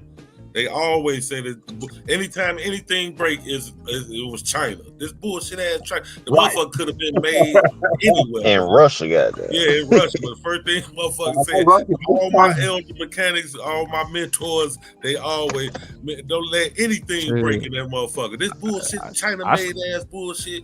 I still remember when they found out that they was putting "made in America" on shit that was made in China. Man. I know. And then they started saying shit like, I think it was cars. Like they was like these American-made cars. All of the parts is foreign. Everything is made foreign, right? Everything is made everywhere else, but it's just built in America. They just assembly. That's why they call them assembly plants. Do y'all think Trump can successfully bring back manufacturing to America at this point? Not in 4 years. He can't do that. Real quick, he can't do that. Reindustrialize at the same time. No. Yeah. Can't do both. But real quick, y'all. The second part of what I was. When you look at most construction equipment is made in like Japan or somewhere in that area, you know. So they don't complain about that shit. I mean, you don't complain about motherfucking skyscrapers. All that shit made in Japan or somewhere. But go ahead. No, I was gonna say though, Domo and GQ. The second part of what I was saying though too is when I was saying like, so if we're gonna spend the money, even if we're gonna spend money towards this immigration issue, right? I would have rather that money even going towards y'all dealing with the issue in their home country per se. Like again, in the places where we done went and quote unquote caused this. You know what I'm saying? Well, that's actually something Kamala promotes. So everything's out the like border. so that's that actually way something Kamala promotes though. That's part of her plan to deal with immigration. Instead of opening the borders per se, let's start holding even when we talk about tariffs and putting on these countries, like if the issue is Venezuela, let's say for the Venezuelans, if the issue is their humanitarian thing, the way that they treat these people, then why aren't y'all putting tariffs on Venezuela? Why aren't y'all politically instead of just opening them? Have you looked at Kamala's plan for dealing with immigration? mentioned, like I want to say Venezuela was one of the main countries she went and talked to the people. Like that's one of her things is to deal with their situation at home first. That's one of her plans is to deal with. So my point is, I never came in as far as attack them personally. The immigrants, it's the the quote unquote victim personally. That was never my. It was always government politicians, if you will. That was always who I was attacking. So Trump's angle is to attack them personally. Kamala's angle is to use the government to. Look, but the problem that we run into though is that that U.S. policy, like towards Venezuela and pretty much everything south of the border. Exactly. That's what I'm talking about. You know what I'm saying? It's to suppress, you know what I'm saying, the economies of these countries so we could take advantage of their resources. Right. So it's like, the reason why we created the problem in the first place. Exactly. Yeah. That's what I'm getting to. At the end of the day, that's where we need to be aiming. That's where we need to be aiming our energy. Like when it comes that, you know what I'm saying, when it really comes down to this immigration thing. And that's why it's like for me, it's like I mean, it like once you connect all the dots. And then you look and at the same time you look and see who they telling you to be mad at. Like you understand the history, and then you look and see who they telling you to be mad at. Hell no, I'm not about to jump out no window about no fucking immigration. Yeah, that's it's the same as being mad at wars overseas that America had influence in that land before it was a war. Facts. You know what I'm saying? They create a problem and then ask us as the citizens to join in on the problem they created. Because they do take away from black jobs and shit. They created this bullshit problem. But I ain't mad at the immigrant personally. Here's the Europeans coming in. They coming in as well. Like I said, GQ, I'm mad at Brandon Johnson. You know what I'm saying? I'm mad at Brandon Johnson. Like that's what my energy's for. Like it ain't for the immigrant walking up, Madame. Hey, yeah, you gotta get a better mic. Like he be talking under you and shit. Yeah, he be your mic sound like an immigrant. Yeah, GQ, it ain't about the nigga walking up 71st Street, niggas. The immigrant walking up 71st Street. I'm mad at Brandon. Like, I'm not really mad at him. Like, yeah, I'm mad at Brandon. He should have turned them damn buses around. That's what I say. Or let me help you, Domo. I'm mad at the Republican goddamn governor. They bust him up here. I'm mad at that. Like you know what I'm saying? I'm not. It's no holds barred for all of them. Hold up. Yeah, it's no holds barred for all of them. Yeah, because when they got, that's how they got to my city. They came in through there, and then they busted them up here because they're trying to play this political game with the Democrats. Tip-attack bullshit. It's a tip-attack shit. They down these Republican states like Texas and Arizona's kind of purple now, so I can't call them red anymore. But these Republican governors are pretty much taking all these migrants these immigrants that's crossing the border, and instead of shipping them back or doing whatever, going through the proper processes or whatever, they just throwing them in buses and shipping them up north to these northern cities, these northern liberal cities, because they made them sanctuary cities or sanctuary states, and they like, well, since y'all welcoming all these immigrants and y'all want to fight to keep them in the country, everything you sharing. Oh, so it's some asshole shit, basically. Yeah. Exactly. So that's what I'm saying. I feel like I'd be fair, bro. Like I got smoke for every damn everybody that's playing that game. Yeah. What's wild is that we don't hear, because they didn't just send them to New York and Chicago. They also sent some to like Martha's Vineyard and shit. And like we don't hear, and like they welcome them people with open arms. They got them motherfuckers hotel rooms. Sure did. Martha's Vineyard, that's wild. At Martha's Vineyard, they was the first ones to get them. Martha's Vineyard was the first place they sent them before we got. No, they wasn't. And Martha's Vineyard started turning them around, telling them they couldn't come. Hold on, wait a minute. No, but Domo's right though. When they first was coming in there, they was setting up tables like they was storm victims. Yeah, bro. Yes, they were. They got all them motherfuckers up out of there, Skinny. Let me tell you. But like you say, after they kept busting them there, that's when it became again. It's the oversaturation of it. It like one bus, all right, two buses. Like when you're sending 6-7 buses a day or a week, we got a problem, bro. You know what I'm saying? And I think that's what it turned into, though. Like, they was open at first. Yeah, and then they get Yeah, up there. when they first came, you know, they was like, you had your little tree hugger. Yeah, they get starter kits when they get up there. So yeah, like. But then, like once they start saying, "Damn, they keep coming, and we don't have the resources," and you know, that's when it became like, "Hold on now." But yeah, and the reason why they stopped is because they sounds to me you need to vote for Donald Trump. It sounds to me, Skinny, you need to be voting for Trump. But look, Madonna, the reason why they stopped though is because they got exposed. They had some type of legal liability. Like it was a question of who was gonna sue their ass, because you know what I'm saying, because it was like putting these people on these buses on false pretenses. You know what I'm saying? It's already some type of legal. You already in some type of legal gray area. You know what I mean? But you gotta you know what I mean, you gotta have like some long arms to box with the governor. So that's the only reason the niggas ain't been sued yet. But like if they would have kept doing it though, if they would have kept doing it to the degree that they was doing it, then it would have they definitely would have caused some type of legal issues for sure. So it was a cool publicity stunt, but you know what I'm saying? Like now it's just it went from it being a cool publicity stunt to now it's like niggas versus Mexicans. You feel me? That shit, and that's really fucked up. That we got put in that type of situation for real. Yeah, that's a fact. I ain't even look at it from that point, bro. But that's what they constantly do when you think about it. They pin the poor blacks against the rednecks. They pin the poor blacks against the immigrants. They pin us against everybody and make us just hate other people instead of fighting against their ass, who still been oppressing us the whole time. Yeah, see, DeSantis on that Martha Vineyard, that was DeSantis from Florida. He airlifted 50 migrants to Martha's Vineyard, so they only got 50 of them. And they were considered victims of a crime because they filed a lawsuit against DeSantis because he rounded them up and sent them there. He paid the Florida government paid a Venezuelan to recruit 50 Venezuelans, and they airlifted them to Martha's Vineyard. So the sheriff of Martha's Vineyard, he investigated it. And he found out what happened, and they sued DeSantis, and they gave all the 50 immigrants U visas because he said they were all victims of a crime. I wonder if they still alive. So they said unalive.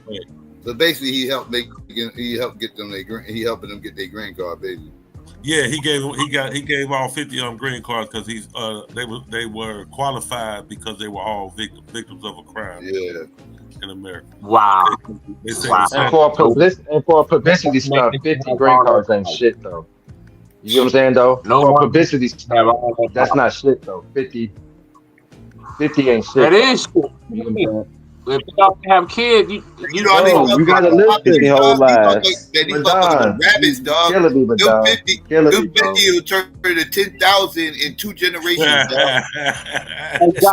I'm saying they not thinking about it like that. I'm just saying they ain't thinking about it. I'm just saying when you playing politics, I'm not arguing that aspect. I'm saying when you playing politics, in their mind, 50 green cards out of how many across the border? Like out of how many thousands? Like 50. That's all I'm saying. That's a drop in the bucket for a publicity stunt. That's all I'm saying. I'm not saying about the effects of it. This conversation made me more confident to vote on Kamala. You lost your rabbit ass mind.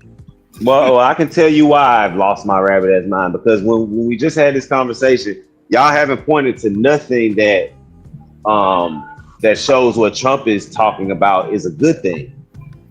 Like none of his. I don't think you should vote for Donald Trump. I don't think you should vote. Yeah, that's what I'm saying. We wasn't arguing the Donald Trump. No, I know you was. I know y'all wasn't arguing that. That's why I'm just saying, after listening to the conversation about immigration and thinking about the two candidates, I like what Kamala has said about immigration after listening to y'all talk about it.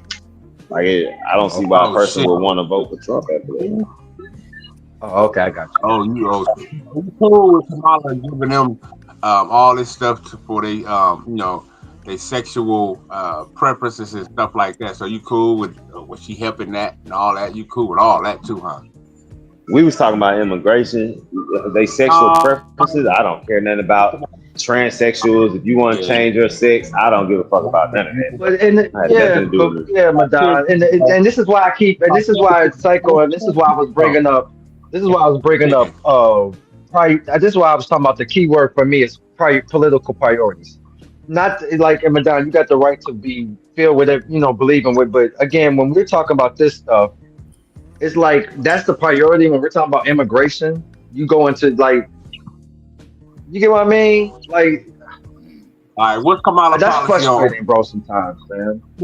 Kenny, what's whatever. I'm not saying don't argue your Trump part. What I'm saying is, if you're gonna argue a policy in the guise of what we're talking about, for me, hold on. Let me explain what I'm trying to say, bro. Let me finish what I'm trying to say. Hear me out. I'm in the middle, and I'm asking you, what is Kamala policy on immigration? I'm standing in the middle. Just forget about me supporting Trump, right?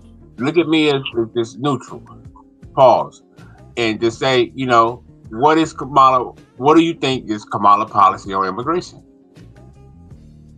I would say we seeing what it is. She's part of the administration right now. So I mean, right now she hasn't said she would do anything. To me, she hasn't separated herself from the current.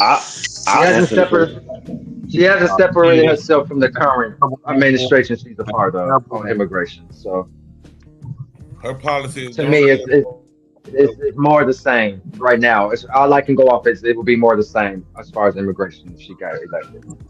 Right now, that's all I can go off. I mean, you could have used our talking points, but it's cool.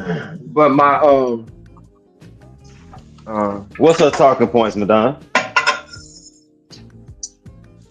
I just named some of them. Well, name it again. I ain't hear it. Her giving immigrants that's in certain situations who want to suppress funding and whatever they need for their, sexual preferences. And so that's the only talking point she made about immigration is their sexual body change? Part of it. Okay, I'm talking about actual immigration, not their sexual orientation and sex changes. I'm talking about actual immigration. What are her policies on dealing with immigration? What are her talking points that you said Skinny should have used? That's what I did. That's Skinny. Just that one. You just had that one talking point. Bro. Because I can bring up some more. I'm talking about the ones, because you said that's why you voting for Kamala based off the conversation you heard over the last hour or 2 hours. Yeah, now let me say why. So yeah, right. So stop right there. Stop right there. I'm about to show you what I mean when I say that. Or you want to keep talking? Go ahead. So you basing that off of that, right? That means you gotta take everything that comes with it. No, I was about to explain to you. Yeah, I do take everything that comes with it. Anybody that support Trump, they gotta hold whatever comes with it.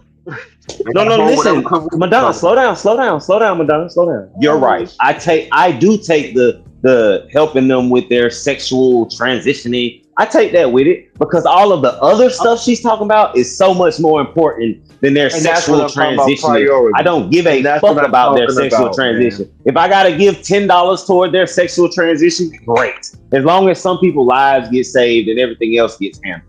Because like I said, when Skinny was talking about Venezuela and them doing something about the actual countries that are sending these people over here or causing these people to run over here, those are things that Kamala talk about making changes on and affecting their actual country so they don't even have to come over here. I've never heard Trump say that.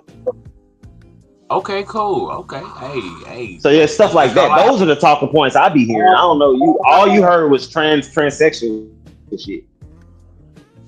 No, she's talking about a lot more shit than helping them with their sexual transition. Those fundings could be going to black kids that's suffering in different hospitals with other kind of more prevalent ailments. Yeah, so could the millions that are spent on war. So could the millions that are spent overseas on foreign aid. So could the millions that are spent on the space program. So could the millions that are spent on other shit that is spent on. You know what I'm saying? So now you saying, but just because the immigrants, we need to make sure they can't get no sexual transition. Come on, bro. If that's the case, we should make the country that they came from pay for that.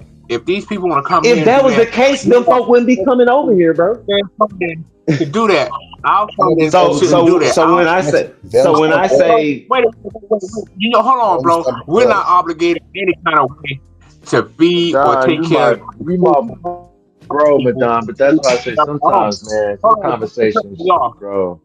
No, because we got to look into that because they push back about a party that why would Kamala and their party want to support this when we got babies we got American babies that need those fundings. But go ahead. So do they not have avenues for those American babies to get funding?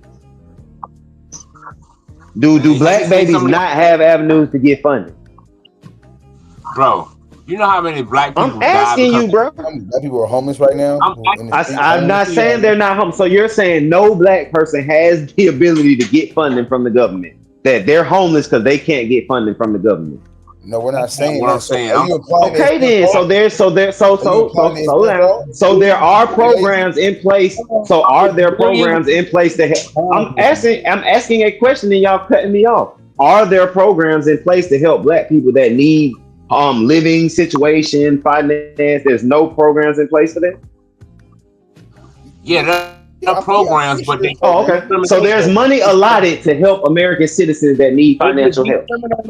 Those a lot of those fundings they don't qualify for, or they just get right out denied. What are you talking about? What are you basing that on, bro? What are you basing that on?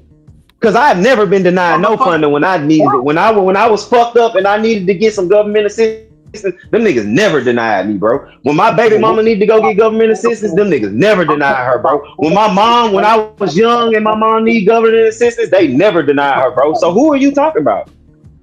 We're talking about medical assistance and funding going. Yes, bro. My mother needed medical assistance when I was young, and they paid Medicaid for her. We had food stamps, we had WIC, we had all that shit. Bro, we're talking I grew up on that. I ain't talking about that. Everybody. What are you talking? That's assistance. That's assistance. So you're saying that, but other concessions, other educational, other concessions. How many grants have y'all looked up that are for black people?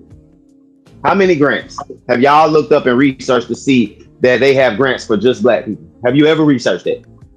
I'm talking about black people who need. Okay, just say. I'm talking about black babies that suffering from diseases like leukemia, cancer, sickle cell. And you're saying there's no programs and no funding for kids that are suffering from these ailments. When it comes to venture capital, black people only get like 2%. We don't get. It's crazy. Okay, so how much is the immigrants getting? Since you're saying blacks only get 2%, and the argument is that they can be taking them. I know, look it up because I'm spraying right now, so you'll have to look it up. Look it up. I'm all for research. I can be wrong, bro. I promise I can. I don't mind it. I like right information, whether I'm wrong or right. I like the correct information because y'all are saying that Madon is. I ain't saying you saying this either, but Madon is saying that they should take the money that they're giving or putting towards illegal immigrants and do it for the black babies that don't got no help. And I'm saying there's help out there for black babies. It is. America provides it if you go get it. We sit here and act like America just does for everybody else and there's nothing in America for black people at all. I'm not sitting here acting like they just have us as a top priority, but to act like there's nothing for government assistance for American citizens. Wow. Hey, keep that attitude. I don't want to keep that attitude. I want you to show me it's not true. I'm willing to change my position. If you show me what I'm talking about is bullshit, I'd be like, God damn, that nigga fool, you got me. You know what I'm saying? I don't mind being wrong. I keep saying it. So am I correct? Like, is a person inaccurate? Hold on. Is a person inaccurate? Like, so if 1% of venture capital goes to black founders, so basically startup funding for black and female founders is still exceptionally low. And my question is though to that who else is getting the rest of that money then? If the data is saying we get 1%, is it pretty much logic to conclude that money is going to Not us. So it's going. So is it safe to conclude it's going to somebody else? Is it going to the? But the conversation is about immigrants and blacks. Hold on, the conversation is about immigrants and black. Is that other 99% going to immigrants, or is it going to the fucking white people that everything else goes? I'm not saying that. No, I know that. I know that, D.A.T. I know you're not saying like, that. Is it safe to say they getting 20% and white folks is getting? I'm just saying. No, it's not. See, no. It is safe to say that if that's what the numbers say. If the numbers say they getting 20%, then it's safe to say that, and you would be right. Like they getting 20 and we only getting 2. Illegal immigrants is only getting paid from the contractors. The contractors themselves are going to. That's who's getting the money. Yeah. So stick with that, GQ. So really the white man still getting all that money. Yeah, for sure. When we're talking about the venture capital funds, the 1%. That the black folks get, and the other 99%, that wouldn't be going to illegal immigrants. They may be getting employment from the other 99%, but they. So that's bad. My bad, G. Even illegal immigrants still. No, we was talking about illegal immigrants. That's what we was talking about. Because Madonna said that. I like to stick with what the conversation is. You start talking about just regular, just immigrants. It's another demonstration when you go there. You know what I'm saying? Yeah, it's kind of another demonstration because when you talk about immigrants like that's here legally, then you get into a whole different demographic. You know what I'm saying? We just got to know that when it comes to these other groups, do you think that they're in their think tanks like advocating as hard, like they're advocating for us to like as much as we advocate for them for other groups? They're not in my. I will argue there are some, but illegal immigrants, no, I don't think they are. Hell no. I mean, not even just Lil Lac. That's a Mexican American organization. No, they're not. Yeah, I definitely think it's American Mexicans that are. I think it's American Mexicans that if you brought up, like if you tried to say we need to do this because they giving the black people this, that they'll be like, well, this ain't got nothing to do with them niggas.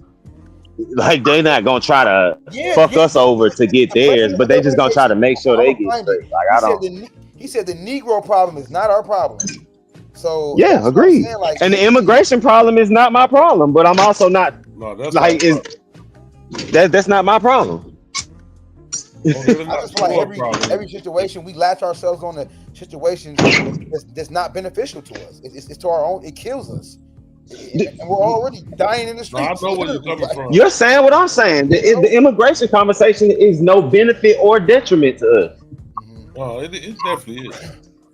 I just don't agree, bro. I feel like the immigrations aren't the problem. It's the motherfuckers in control. Like you said, it's the motherfuckers being able to manipulate the temp agencies. It's the motherfuckers being able to manipulate the payroll and hire these motherfuckers for $8 because they know they gotta hire these other niggas for $15. That's the issue. The immigrants ain't the issue. The motherfuckers running for freedom and shit, they not the fucking issue. So I'm not attaching myself to their problem. I'm saying we're pointing at the wrong thing as the problem. Okay. I'm not sure about that. I think the immigrants is the goddamn problem. It's the problem when they coming over here. They go back to Mexico and Venezuela and build up that motherfucker. But they're not though. Like this. So if you was in a burning house and you ran next door and was like, "Man, my house burning. I don't got nothing else. Can y'all just throw me some water?" And they was like, "Hell nah, you better go find some water at your house." That's what you saying. Go back to your burning house and figure it out. Yeah, put the fire out. Nah, that's not America. Run away from that motherfucker. Because based on that, white people are right to tell us to go the fuck back home. We at home. What the fuck we gonna go back? No. Technically, we not. Why I say African American? Technically, we not. No, we not. We were taken from. Were we kidnapped? Are we victims of a kidnapping or not? We're going down this road now. Yeah. Are we victims of a kidnapping? Okay, so we're somewhere we didn't even want to be. Right. Okay. Yeah, I mean. So if the white folks was like, "Nah, if no fault of your own, you're over here, but you need to get your ass back to your place." We in our place. That's what I'm built saying. We this don't from the have ground no. up. Okay, no. It's not your place. So now listen. Now listen to my comparison. Now listen how I'm comparing it. So far removed from where we came from, Fontaine. They wouldn't even know what to send us back to. Now listen to my comparison. Now there's another group of people. They weren't forced by someone to come to America as far as somebody grabbing them and kidnapping them. They were forced out of their land because they could die there. It's like, man, either we stay here and die, or we try to go to this other land and find a life for ourselves. It wasn't really a They lot skipped of over a whole another land. It wasn't detrimental. And that was bad like mine. No, but What'd you say, G? That's not our problem, though. I said they wanted a better life, but they wasn't about to die there. Come on now. Come on now. Right. We wasn't about to die. So you saying so stay in that fucked up way of living, then come over here to my whole thing is if I was them, I'd be trying to come over here too. Better. We not leaving from America after all the shit we done been through. Right. Make it better. No, we not. So why would they? So why would they? So you're comparing our lives to theirs? No, but they are leaving Mexico, right? Like they're leaving Mexico. Yeah, and plenty of Americans are now moving to Africa. Plenty of black people are now moving to Africa. Now, if we could walk, listen, let me ask y'all this. Let me ask you, because you said we not leaving. If black people could walk to Africa, do you think majority of them would still be here? We could walk to Canada. What? But it's not the same, bro. Please try to compare Canada. Why the fuck would I walk to Canada? Let's put it this way. I wouldn't be living in Africa and try to walk to America. If Africa was Africa's not worse off than America. If Africa and America was connected, and we was on Africa, I would not leave Africa to go to America. So if where you were in Africa was poverty stricken and drug cartel ran, and America was the next border over, and you could walk over there, you wouldn't? No, you would just stay over there with a drug cartel at and try to survive in your area. We gonna survive. That's what niggas do. I'm not talking about niggas. I'm talking about humans. I'm talking about humans. But we gonna make it place the same way we did in America. Listen, see what I'm saying? See what y'all talking about? See what type of shit y'all come up with? We wouldn't go through that. We're a different type of human. We would never go through that. We would survive and make it. Like, come on, bro. 90%. The drug cartel runs our country. That's what we did here, Fontaine. Yeah, the drug cartel runs our country too. And we about to but does the drug cartel run our country the way it runs Mexico, Psycho? No, but we got niggas. No, not to that degree. All right, then. Don't do that. But this government has everything to do with the drugs coming out of Mexico coming into this country. Yeah, but we have a better standard of living than they do, though. We have a much better standard of living. Like America is the Reagan. Great poupon of everything. America has always been. Now we got immigrants that have come from Canada too, and Canada not even worse than America. But the only immigrants we talk about is the Spanish. Exactly. Yeah, that's what I'm saying. But the only ones we talk about is the Spanish ones. Because they're the only ones who are coming over by the millions. Yeah, because there's a lot of them. Bro, but these other people aren't running from countries. These other people aren't running from countries that's running them out of there like that. Except for some of these like refugees from the Middle East and shit. We didn't run from a country that put us in slavery either. The Mexicans aren't going through that. The Venezuelans aren't going through slavery. And they leaving the whole country to come to our country. They skipping over a country and they coming to our country, and it's affecting us. Let me ask you.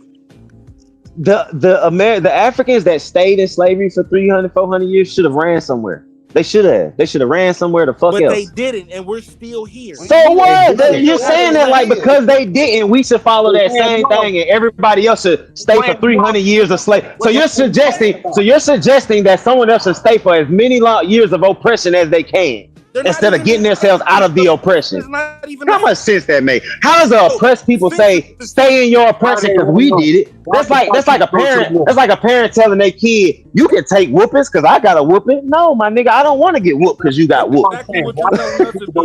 That's exactly what you're telling us to do. Let them in. No, it's not what I'm telling you to do.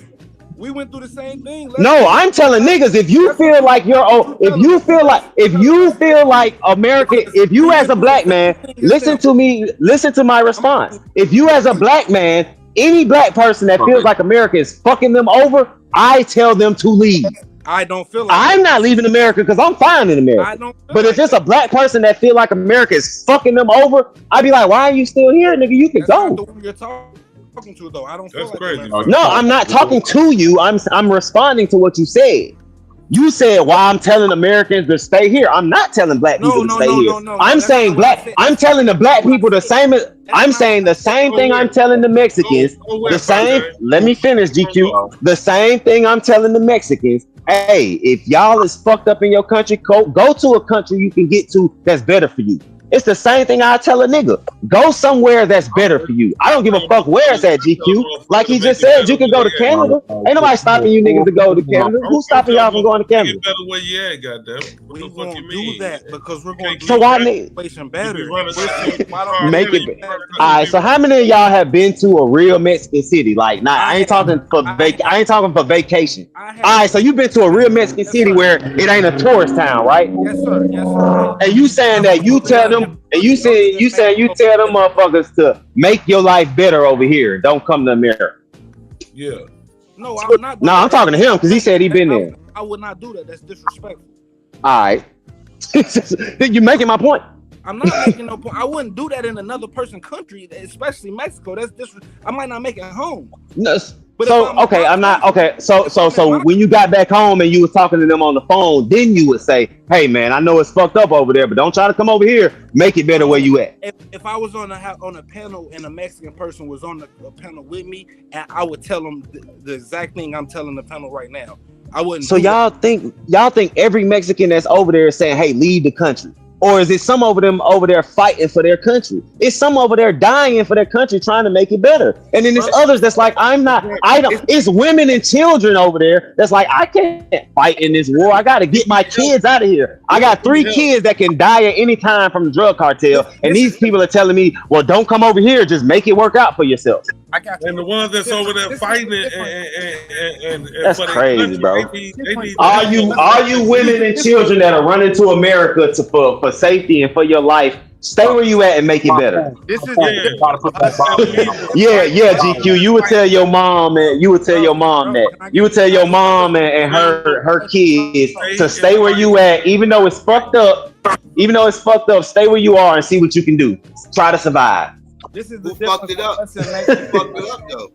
They come over here. I don't know who fucked it up, Psycho. I'm sure the motherfucker that was born in 1999 didn't fuck up Mexico. The difference in Mexicans and Mexico been fucked up. Brought here, right? Exactly. So the motherfuckers that's 30 and 40. So the motherfuckers that's 30 and 40.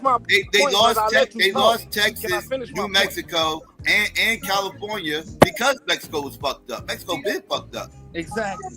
So Mexicans come over here, make their money, and then go back home and send it back home. They don't stay over here to build America up, to make it better for everybody. They come like every other immigrant does. Every immigrant does this. Exactly, which is why it's a problem for black people. They're not coming here to build to help us. For black people? Oh my God. So since they're not helping America, it's causing a problem for black people. Obviously, if the rates of them coming in is affecting us getting jobs, yes, it's affecting. It's not affecting black people getting jobs. Y'all keep saying that. Y'all keep saying that. It's affecting you. It's not affecting none of the black people I know have not gotten a job because Spanish people got it. Anecdotal experience. That's cool, and yours is an anecdotal experience because there's arguments on both sides whether it's happening or not. You're right. You're 100% right. So whose side is right? It's an argument on both sides. It's you standing on one, I'm standing on the other. It's really not a right or wrong thing. It's that's what you understand. That's what you understand. I'm not telling you wrong for standing over there. I'm saying you're wrong for telling people stay where you're at. Don't try to come over here and make a better living for yourself when that's literally what America is. Literally. At our detriment. America hasn't been detrimented yet. Like we still living in luxury, bro. As a country, we still live in luxury, bro. I'm not saying each and every individual is living in luxury, but as a country, we live in luxury. So black Americans are living in luxury.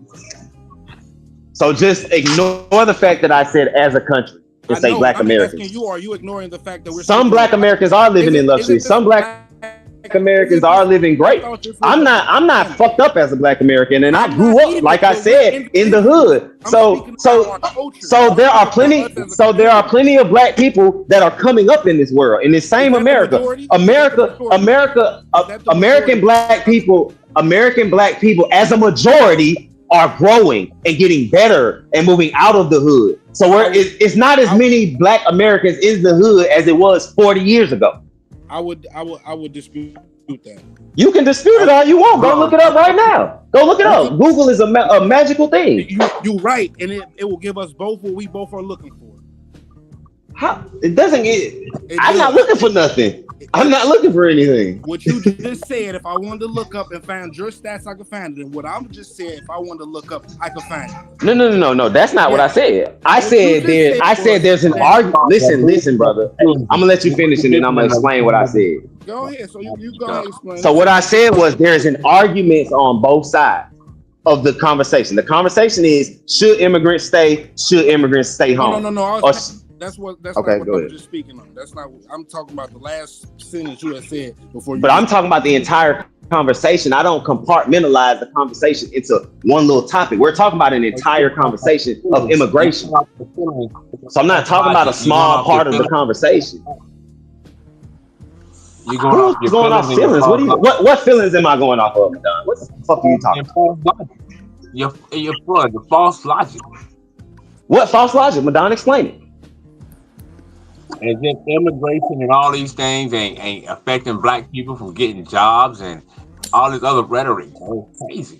I'm not going off my feelings. I'm going off of the information provided. How is that my feeling? Like, you just be talking, bro. Like, let me and bro finish having a conversation because you just talking and making pointless ass points. Like, hold on, where you get your information from? Research, Madonna. Google. I Google it. Where do you get your information from?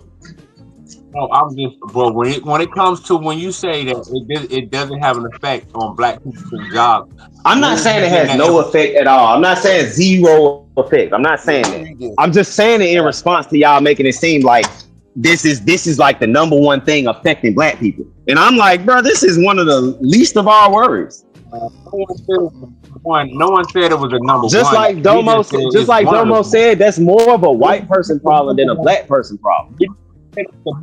We never said it's the number one. We just said it's one of the one. It's one of the problems affecting Black people. And we never said if we was to list it, if it was a list of 10 problems, I don't think it would make the top 10 list. 50% of workers who fill highly technical jobs are immigrants, recruited and hired under H-1B. But are they Mexican immigrants? Because you said technical jobs; those be Indian motherfuckers. Those be Indian motherfuckers. Those aren't Mexicans. Those aren't Spanish people. It's not just low-level jobs, though. I know you're talking about technical jobs, but y'all aren't talking about deity. Y'all aren't talking about Indians immigration. That's not what we're talking about. Everybody sitting here has been talking about Spanish immigration. Those Spanish people aren't coming over here taking tech jobs. We not just talking about Spanish. This article is so who's taking warehouse jobs? So you're saying, so which immigrants are y'all saying are taking warehouse jobs? Are European immigrants? All the immigrants, period. We're not talking about no immigrants specific. We talking about illegal immigrants. GQ, go ahead. I can't hear all y'all at once, so either GQ or Psycho go ahead. We just talking about illegal immigrants. Before we had a Mexican problem up here, we had a European immigration problem. Like them motherfuckers, Polish and And did that replace black? Did that replace black people? Did. Yes, bro. That's why they created unions. So hold on. So slow down, because y'all all talking to me at once. The one thing I will say, the difference between the European immigrants that come out here illegals and the Mexican illegals is the European illegals ain't in our community. The Mexican ones are. Like the European immigrants, they in the white communities blending in with white people. The Mexicans are in all communities. They're not just in the black community. They're not living in our communities though. They're not just in the black community. They're in poor communities because they be in the trailer homes where the white people at. They be in poor communities. They're not just in black communities. No, it's not, bro. No, it's not. White people have poor communities too. On average, we have more poor communities. Bro, on average I don't agree with that. I just think it's more of us in poverty. I'm talking about total numbers. I'm talking about per capita on average. Yes, we have more poor communities. I mean, just look at how much we getting paid per household. But that's because it's less of us. I'm not even gonna go down that road. I'm just gonna say you right. Yeah, I'm just gonna say you right. We're not gonna go down that road. We're not gonna go down that road. Let me read this article from nber.org.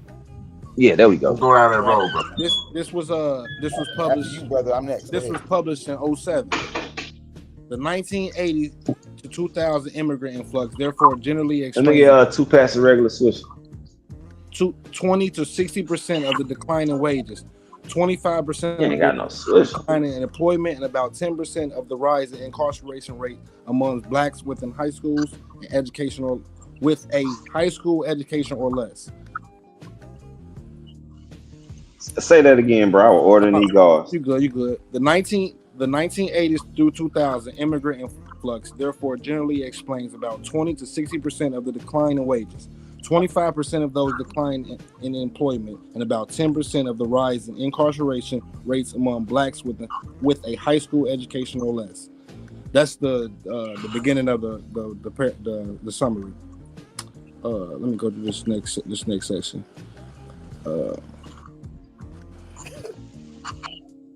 One reason the authors argue is the black employment rate is more sensitive to an immigration influx than white employment.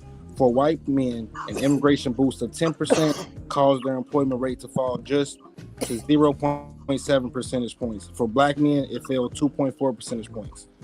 The same immigration rise was also correlated with a rise in incarceration rates. For white men, a 10% rise in immigration appeared to cause a 0.1 percentage point increase in the incarceration for white men, but for black men, it meant a nearly 1 percentage point rise. Also, that actually proved better on the incarceration rate. Oh no, I didn't. I'm tripping.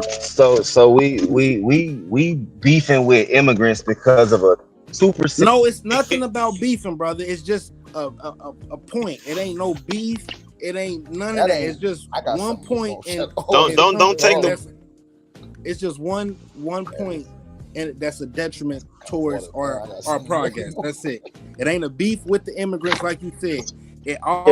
Don't take the word beef like that. Like when I say beef, I'd be like, all right, we have some kind of contention with immigrants coming over here. But I'm like, when you just read those numbers, and it basically said a 2% decrease in employment for black people. But this was just from the 1980s to 2000, right? That's a long time. That's 20 years. Exactly. So if in 20 years it was only a 2% decrease, like again, y'all are making my point. This is not something that black people like, man, this finna fuck us up, bro. No, that was I don't get this. That was in 40 years. You heard it's 2024. It's 2024. So if you do the math, 20 to 60% decline in wages, brother. I think you got I might have misheard the numbers. Yeah, that was. No, I might have just heard you wrong. Like I said, I didn't hear everything. Yeah, so I might 2% was the rise in incarceration rate. No, that was the 1%. There was 1% for the white people with the 10% increase in immigration and the rise in incarceration. Yeah. One reason the author argued is that black employment is more sensitive to an immigration influx than white employment. For white men, an immigration boost of 10% caused their employment rate to fall just 0.7 percentage points. For black men, it fell 2.4 percentage points. The same immigration rise was also correlated with a rise in incarceration rates. For white men, a 10% rise in immigration appeared to cause a 0.1 percentage point increase in incarceration for white men, but for black men, it meant nearly a 1 percentage point rise.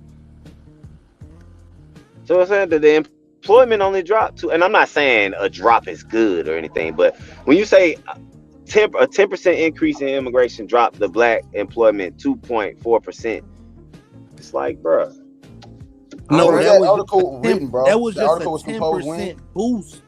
Yeah, I know. So I'm not denying the numbers. So let's say it was a 60% boost. So that's times 6. So that's 6 times 2. So now we're talking 12%. Exactly. And so that's gonna fuck over black people, right? No, that's just to the 2000s. That ain't including all the way. That's 20 years. Yeah, that's 20 years. We're talking from the 80s to the 2000s. That's 20 years. So if we say it was a 60% increase within 20 years, like from 2024 to 2044, then black people are going to likely decrease, let's say from 12% to 15% in employment. Is that a hit? Is that a decrease that is like, man, if black folk don't focus on that, we finna be fucked up. At the rates that we have an influx of more people, it's not gonna do nothing but double. Now there are so many other things, like I said, that we need to be focused on. Hold on, no, listen to why I'm saying this, bro. Because we're siding with politicians on their immigration stance and their talking points on immigration. But we not saying to them, well, we as black people don't give a fuck about the immigration shit. Don't talk to us about that. Talk to white people about that. Talk to us about making sure our wages is this. Talk to us about making sure our education in our communities get this kind of funding. Talk to us about the stuff that's gonna help our community stay afloat regardless of immigration. I don't focus on the immigration conversation because it literally does nothing for me. How can you get correct wages when you got illegal immigrants getting the same jobs you would have been getting? By getting funding in your community for education, by getting things funded in your community. What do you mean? Where does the funding come? It comes from these same politicians. It comes from the same politicians. Funding doesn't come from politicians. It comes from taxpayers. Right. No. Funding comes from a lawmaker giving you these bills and these laws that allow the funding, bro. Where does that money come from? I'm not saying the actual dollar bills, because the taxpayers give taxes. Listen to what I'm saying, bro. Please listen. I'm listening. Taxpayers give the money to the government. The government says this bill allows for this. This law allows for this. So we taxpayers give the money to the government, but we don't give it directly to black people, because if that was the case, we would have been giving black people money, because we've been paying taxes for a long time. Okay, so why black people ain't getting no taxes? So why black people ain't getting none of the taxes? So why black people ain't getting none of the taxes? You said you like to stay on topic. Let's stay on topic. So why black people ain't getting none of the taxes? Why black people ain't getting funding? Brother, let's stay on topic. I'm staying on topic. You said that why are school funding not getting sent to black schools? Why? Because you said we do it. You said we pay that. Right? We do the funding, right? Exactly. So if we were answer the question. Go ahead. I'm shut up. Right? So if we were the ones who actually had the jobs, right? The taxes will be coming out of our paychecks, right? That will be going to the government, which will be going to our schools. My taxes does go to the government and go to the school. So y'all don't have jobs. So why are our schools so underfunded then? So y'all, because for the same reason I just said, we don't go to these politicians and say, hey, fuck all that immigrant shit you keep coming up my community talking about. We don't care. Keep that conversation over there. Over here, we want you to tell us how you're gonna bring funding to these schools. We want to tell you how you're gonna read that. Been a problem notice how you cut me off with no issue. Are you right? You got it. So y'all just told me that we, the people, pay the taxes. We give the funding. And I said, well, we don't necessarily give the funding because the politicians really and the lawmakers really dictate where this money goes. So we have to go to them and be like, look, we need y'all to fund this, that, and the third. And y'all sitting here talking to us about immigration. Instead of y'all cutting off the immigration conversation, y'all join into it and be like, hell yeah, man, fuck these immigrants. They the reason we ain't got nothing. I'm saying cut that conversation off and say, I don't want to talk about immigration. I want to talk about funding my community. I want to talk about both. I want to talk about funding. Hold on, Aaron.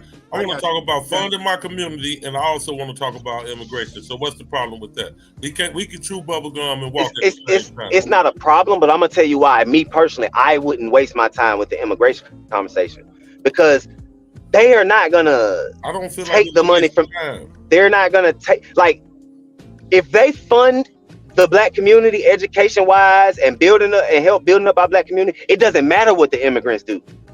It doesn't matter about immigration at that point because y'all just proved that a 10% increase in immigration.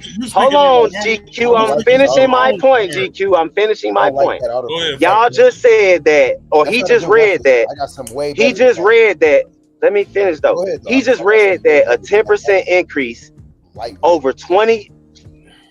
He just read that a 10% increase over 20 years will only cause a decrease in 2.4% for Black employment. I'm saying if you fund the Black community over that same 20 years, we can double, triple, quadruple that little decrease.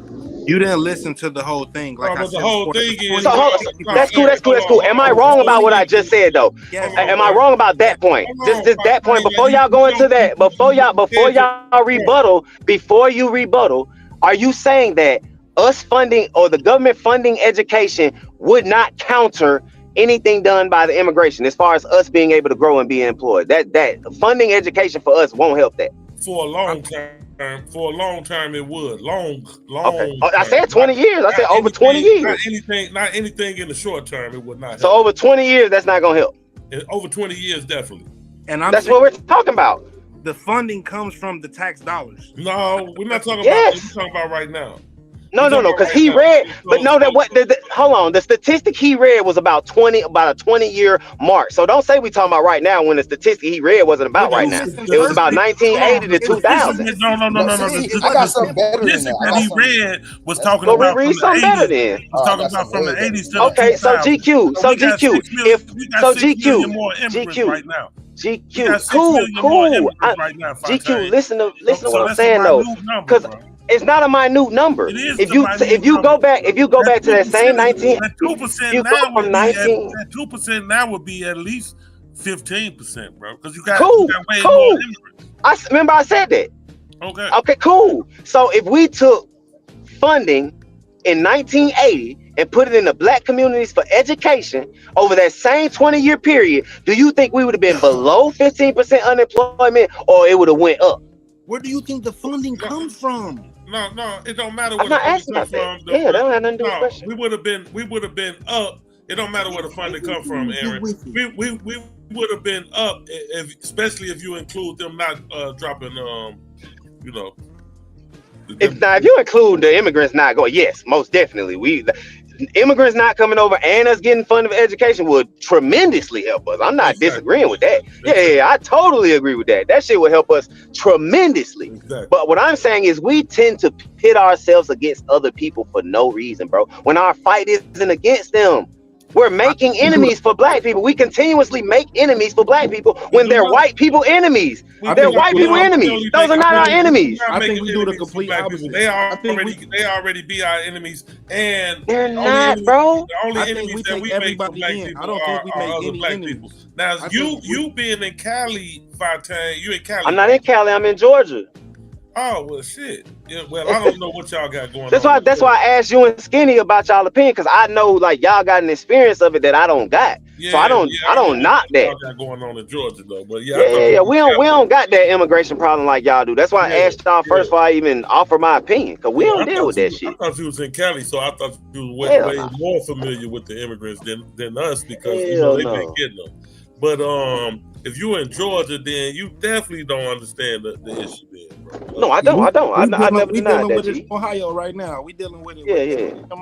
And I was giving you real time examples, like when I told you, like 20, how I could get a re-entry into a job within soon as they get out, release them to the halfway house. The next day I can have them at work. Compared to now, it's taking me 3 weeks to a month with all the immigrants that's in here. So these all Black people that I'm talking about. I'm gonna concede to this point that because you just made an extra point, and I'm gonna concede to this point on both of y'all, and then I'm gonna try to see if we can get some compromise on my end. Immediately today, like you said, yeah, y'all right. That effect for us today, it would take too long for funding education to really have an effect for our community over the next 5 years, while immigration is affecting us immediately. So that I can see that point. Y'all actually make a good point with that. But I'm saying over the 20-year span, yes, definitely we need better funding for education, better education system. You know what I'm saying? Yeah, it could possibly help us over the next 4 years. We need better leaders in education that's running the whole damn thing, because they done ran it into the ground, especially Chicago public school system. It's garbage. Do y'all think, get example, Person, because that's like going Trump Kamala. The same group that y'all are siding with, which is the Republicans, they are not trying to fund us with education. No, they're trying to. This is what I was just about to say. Example with Q School, XyayX, right? Would you rather Q Butter be able to, the parents to be able to give the money to Q Butter rather than giving it to a public school? Yeah. Who you see what the public schools is doing to us, and then you see what XyayX is doing. Would you rather give it to XyayX or the public school?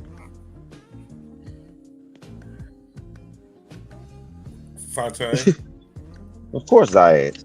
Okay. No, I was switching. That's XyayX. Republicans' plan That's is to really actually what got me give you educational choice. You know what I'm saying? Giving you a choice where you want to educate your child. You know, if you want to do homeschooling, they're gonna give you the funding. You want to do charter school, you're not stuck with public school. You know what I'm saying? But I don't know how great of a plan that is. I still would like them to better public school. Yeah, that's why you said XyayX. Yeah, well, I mean, it's definitely XyayX, because if the educational choice go through, then instead of the $30,000 a year that the school would have got for your child, or $15,000, then you can give it to XyayX, and your child can go to school there. But that's so. Hold on, explain how that works, because if we would all have to agree that it go to XyayX though. No. It'll be choice. It'll be each individual parent's choice. Oh, like I got 30,000 to choose where my kid go. Yes, the same amount of funding that the school would have got for your child having perfect attendance, and they would have got the money.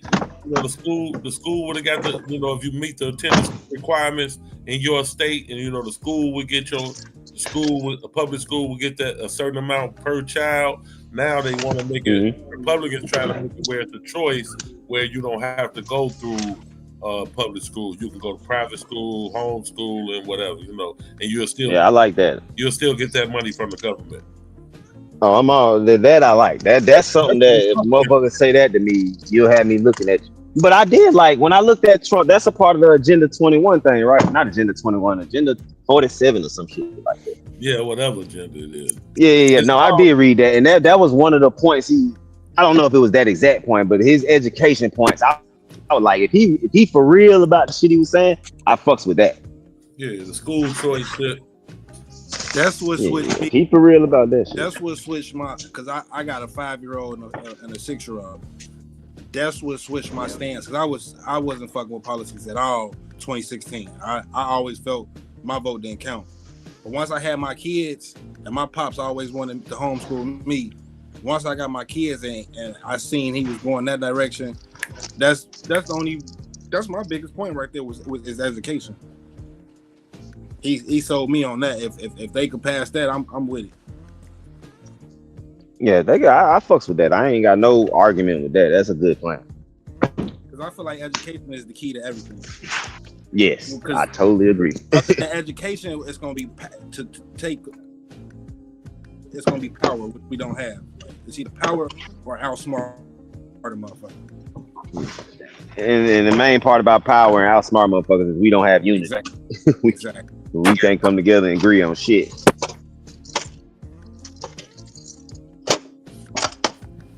That's why I tell people though, I'm not like, I hate Trump being an idiot. I think Trump's a fucking idiot. That's what bothers me about Trump. He says stupid shit. I don't care about Democrats or Republicans. That shit don't mean nothing to me.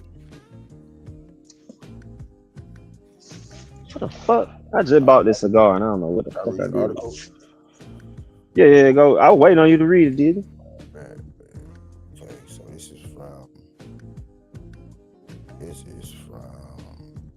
is dated January 31st, 2019. How immigration harms native blacks in Urban Opportunity Act cautions by Dr. Clyde Anderson, the president, the Harvard Institute.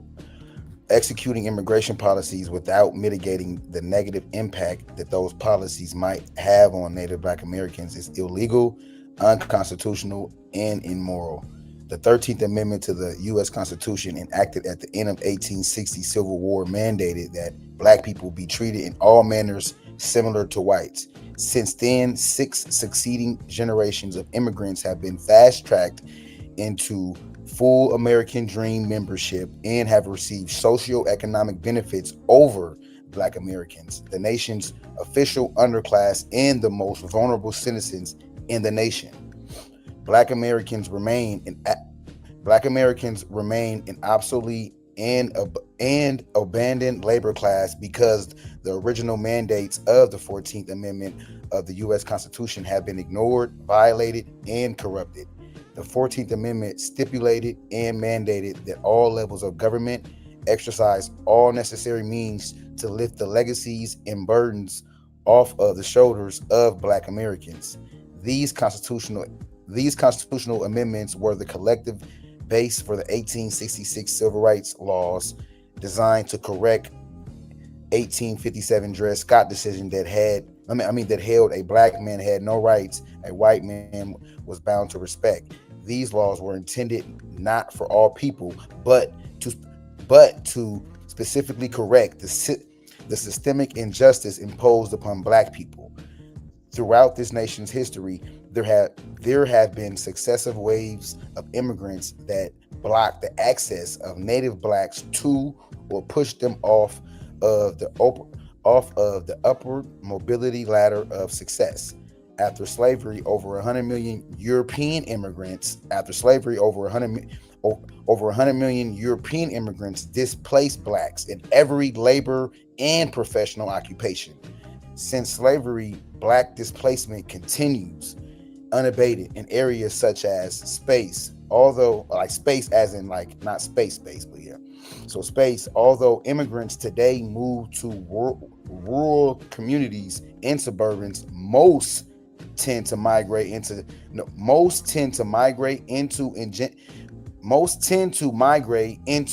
gentrify majority urban Black communities in which they compete with Native Blacks.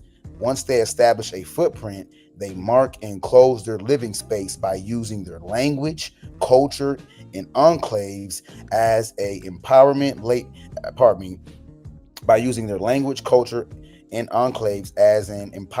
enabler. Poverty that immigrants bring to America is a result of policies from their countries of origin, not America. The direct private and governmental assistance they receive when they arrive in America, however, aids them to push Blacks out and gentrify old Black neighborhoods, turning them into Chinatowns, Mexican towns, or Arab towns. I don't know if y'all want me to stop, but there's a little bit more if y'all want to say something. Want me to finish? No, go ahead, because this is a good one. I'm fucking with this. I ain't even gonna care. Yep. Economics. Black Americans are not economically progressing. In comparative and proportional terms, they remain where they were following the Civil War, fixed at the bottom with the least wealth and income. The economic restraining impact the immigration has on Black Americans is quantifiable. For every 10% increase in the number of immigrants entering this nation, the annual income of Black Americans is reduced by 0.3%. As an example, in the 1950s, Blacks had an earnings ratio of 56 cents to every one earned by whites. As a result of the 1960 Black Civil Rights Movement, Blacks' earning ratio went up to 66 cents compared to the white dollar. However, between 1970 and 1990, there was a 300% increase in the number of Hispanic, Asian, and Arab immigrants. The ratio of Black earnings to whites dropped from 66 cents back to 57 cents. The 9-point economic gains of the Black Civil Rights Movement was wiped out by a 300% increase of wiped out by a 300% increase of immigrant that occurred between 1970 and 1990. Employment, whether the job categories are unskilled or require a high skill set, this nation has a long history of using immigrants to displace black labor in the workplace. As examples, the U.S. Department of Commerce reported that when the Civil War ended, of the 120,000 skilled craftsmen and artisans, over 100,000 of them were Black Americans. Whoa. By the This nigga Diddy, man. Be quiet, bro. You cheating, bro. Gonna use Claude Anderson and shit, bro. Get out of here, bro. Nigga cheating, bro. Ain't nobody argue with Claude Anderson, nigga. Get out. That's what I said. Like, I saw that nigga put that shit together all good and shit too, man. Okay, he made some good points though, and then it kind of made one of the same points that bro read with the 10% thing. But the point of the matter is, ever since we left the slave plantation, our biggest competition in upward mobility been immigrants. It's been immigrants, bro. Yeah, that's why I said I can't like the way, and like I said, it kind of piggybacked off of what bro read earlier. You know what I'm saying? So it added to that. Backed off of what GQ and Skinny said too when they was talking about them temp services, how them Migos come in and they got that language barrier. So and they working at a cheaper rate. So now once they get in, they don't need no more of us. They bringing their own people in. There you go. That's it. And they problems come before our problems. That come back to us too, though. Like how we don't do that for our own people. Now, I'm not saying that they cool, get them a pass. I'm still with y'all, but it just made me think of how we don't do that for us. But I think other people having them languages do separate that bond. Like, we don't have a different language. Like, we can't even sneak code. Like, you get what I'm saying? We it's like we just stuck with this white English language that they already know. They put us in a real trick bag.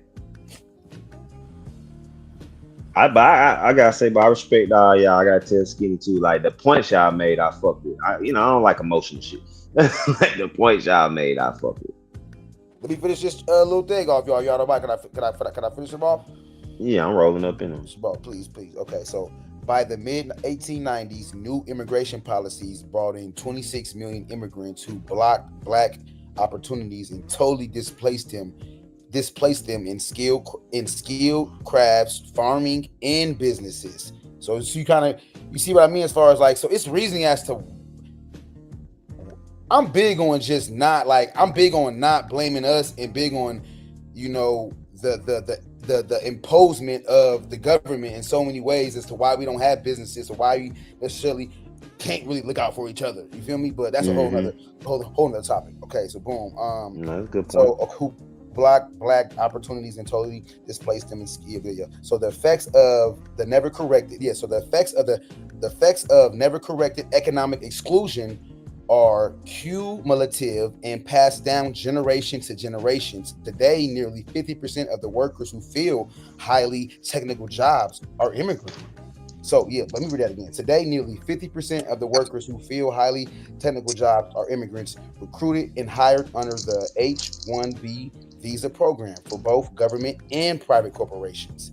Since 2007, when blacks had a national structural unemployment rate of 35%, and Hispanic unemployment was 4.5%, yet approximately 48% of all new hires were Hispanic immigrants. Whoa. Government and private businesses have yet to target blacks. That's deep. Government and private businesses have yet to target blacks for employment opportunities as they do immigrants. So I got a little bit more left, but y'all, I don't know if y'all want to say something to that, but that's like I said, it's not, so it's not. And I feel you too. It's not like you necessarily pointing the finger at them, but it's really more so. It's really like it's definitely government. It's governmental policy, and But it do fall on us a little bit with the accountability because our fight is in the dollar shit. like Martin and them did. They boycotted stuff. That made a huge impact. We ain't did nothing of those likes in recent years. Like, we just continue to spin or just continue to get with it or get lost. Like, we don't put up no fights no more. And I also feel like we getting money and shit, but our money like tends to go out of our community. So it goes, we get money and move out the black area and go to the mixed areas or the white areas or you know what I'm saying? So that money is no longer going to what built us. Like, you know what I'm saying? Like, even when you get a little money, if you want to put it back into your community, you gonna lose because the property values. Like, like you said, they put us in a trick bag. And cause see, like a nigga like T.I. or not Young Thug, Slim Thug, they got into real estate with it and building houses, affordable housing and shit in the community. Like, I think it's the right people starting to get money in the black community. So it's like a lot of stuff we'll start seeing better for our community over time, but we still so far behind the 8 ball. It's gonna take a few generations to see the actual progress. Yeah, when it's been a generational curse for so long, like this shit hard to break out of. And when you dealing with all the factors we dealing with, not just from that generational curse and shit that was passed down, but like y'all say, the immigration we dealing with today and the police shit we deal with today, the lack of education we deal with today. Like, we got our own issues in today's time, compounded with the shit we already got passed down to us.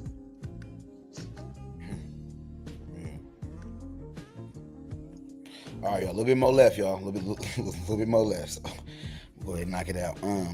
Affirmative action in public policy. Affirmative action in public policies. Affirmative action programs were or originally intended to be corrective actions for handicapping conditions and injustices imposed on 22 generations of Black Americans. Public policies that ignore the exceptional history of Native Black Americans and equate them to newly arriving immigrants compounds historical racial injustices and are illegal. This is what's inspired me to really want to become a lawyer, because of how he's literally using the 13th, 14th, and 15th amendments and how those amendments are uniquely and exclusively originally intended for us, but they didn't. It's deep. But yeah, that's a whole nother topic. So all right, boom. So all right. So there is no mandate. Yeah, there is no mandate to benefit immigrants over Native Blacks. Yeah. So okay. So can y'all help me understand? So okay. So there's no mandate to benefit. Oh, okay. There's no mandate to benefit immigrants over Native Blacks.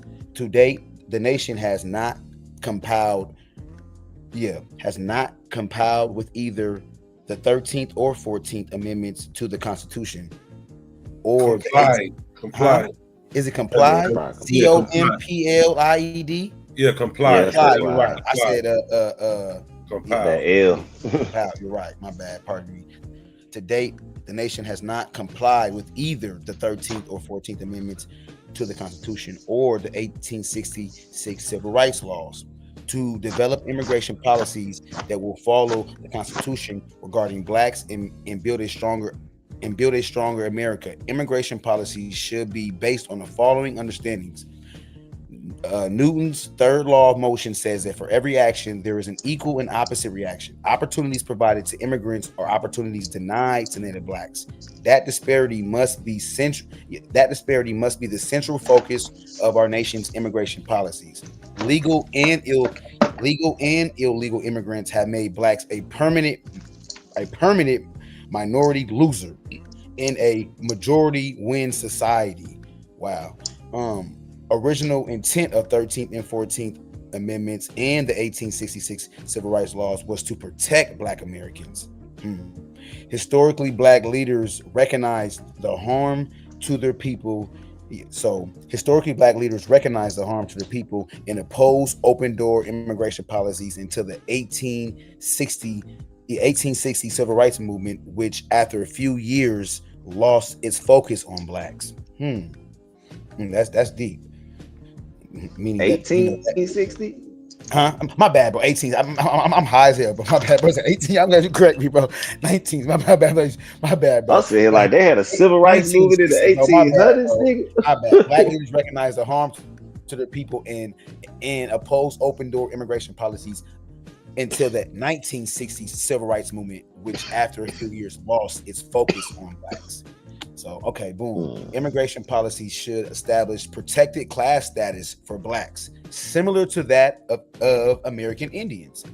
The immigration policies of the DREAM Act for childhood arrivals, DACA, has already had a negative impact on Black Americans and will continue to elevate immigrants over blacks. DACA harms Native Blacks. Is unconstitutional and should be opposed by blacks. Reform existing immigration laws to treat Haitian refugees equal to Cuban and other migrating people. Disallow immigrant status to be an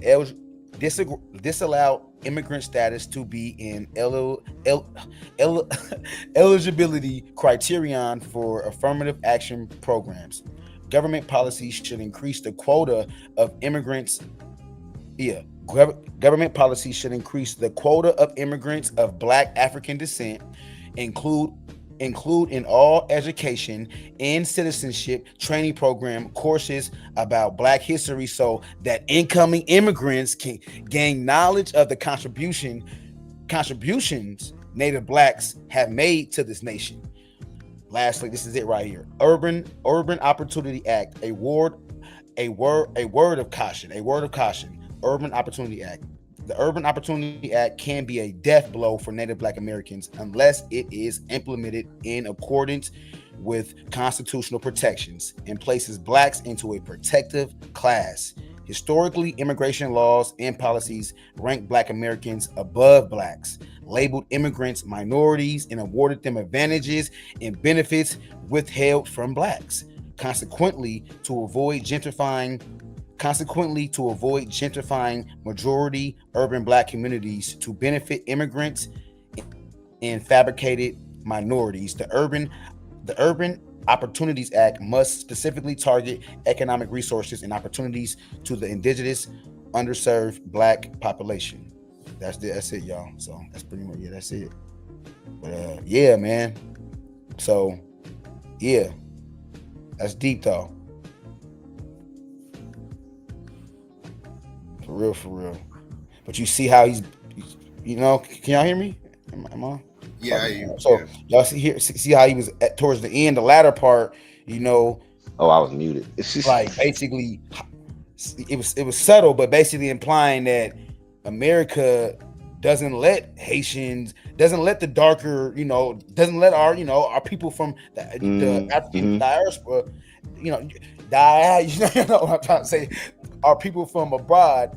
They let Africans do it, but come over here. But I get what you're saying about the Haitians. In the same magnitude as other groups, like he said, Cubans and etc. But yeah, man, that's deep though, man. The Africans, kind of make it to the top, but they do not let the Haitians. Yeah, you're definitely right about when you say they do that over here. And I think that's because they can't control Haiti. They try to, but every time it's a coup or something going on. Yeah, it's always something going on with Haiti. I remember when everybody was saying Hillary Clinton them was doing something with Haiti back when that whole it was a scandal, like something like a whole bunch of girls got raped at the school or not. There's a bunch of shit, some money shit in Haiti. There's a lot of stuff. I think that was what a bunch of the emails and stuff was about. That and the Gaza stuff.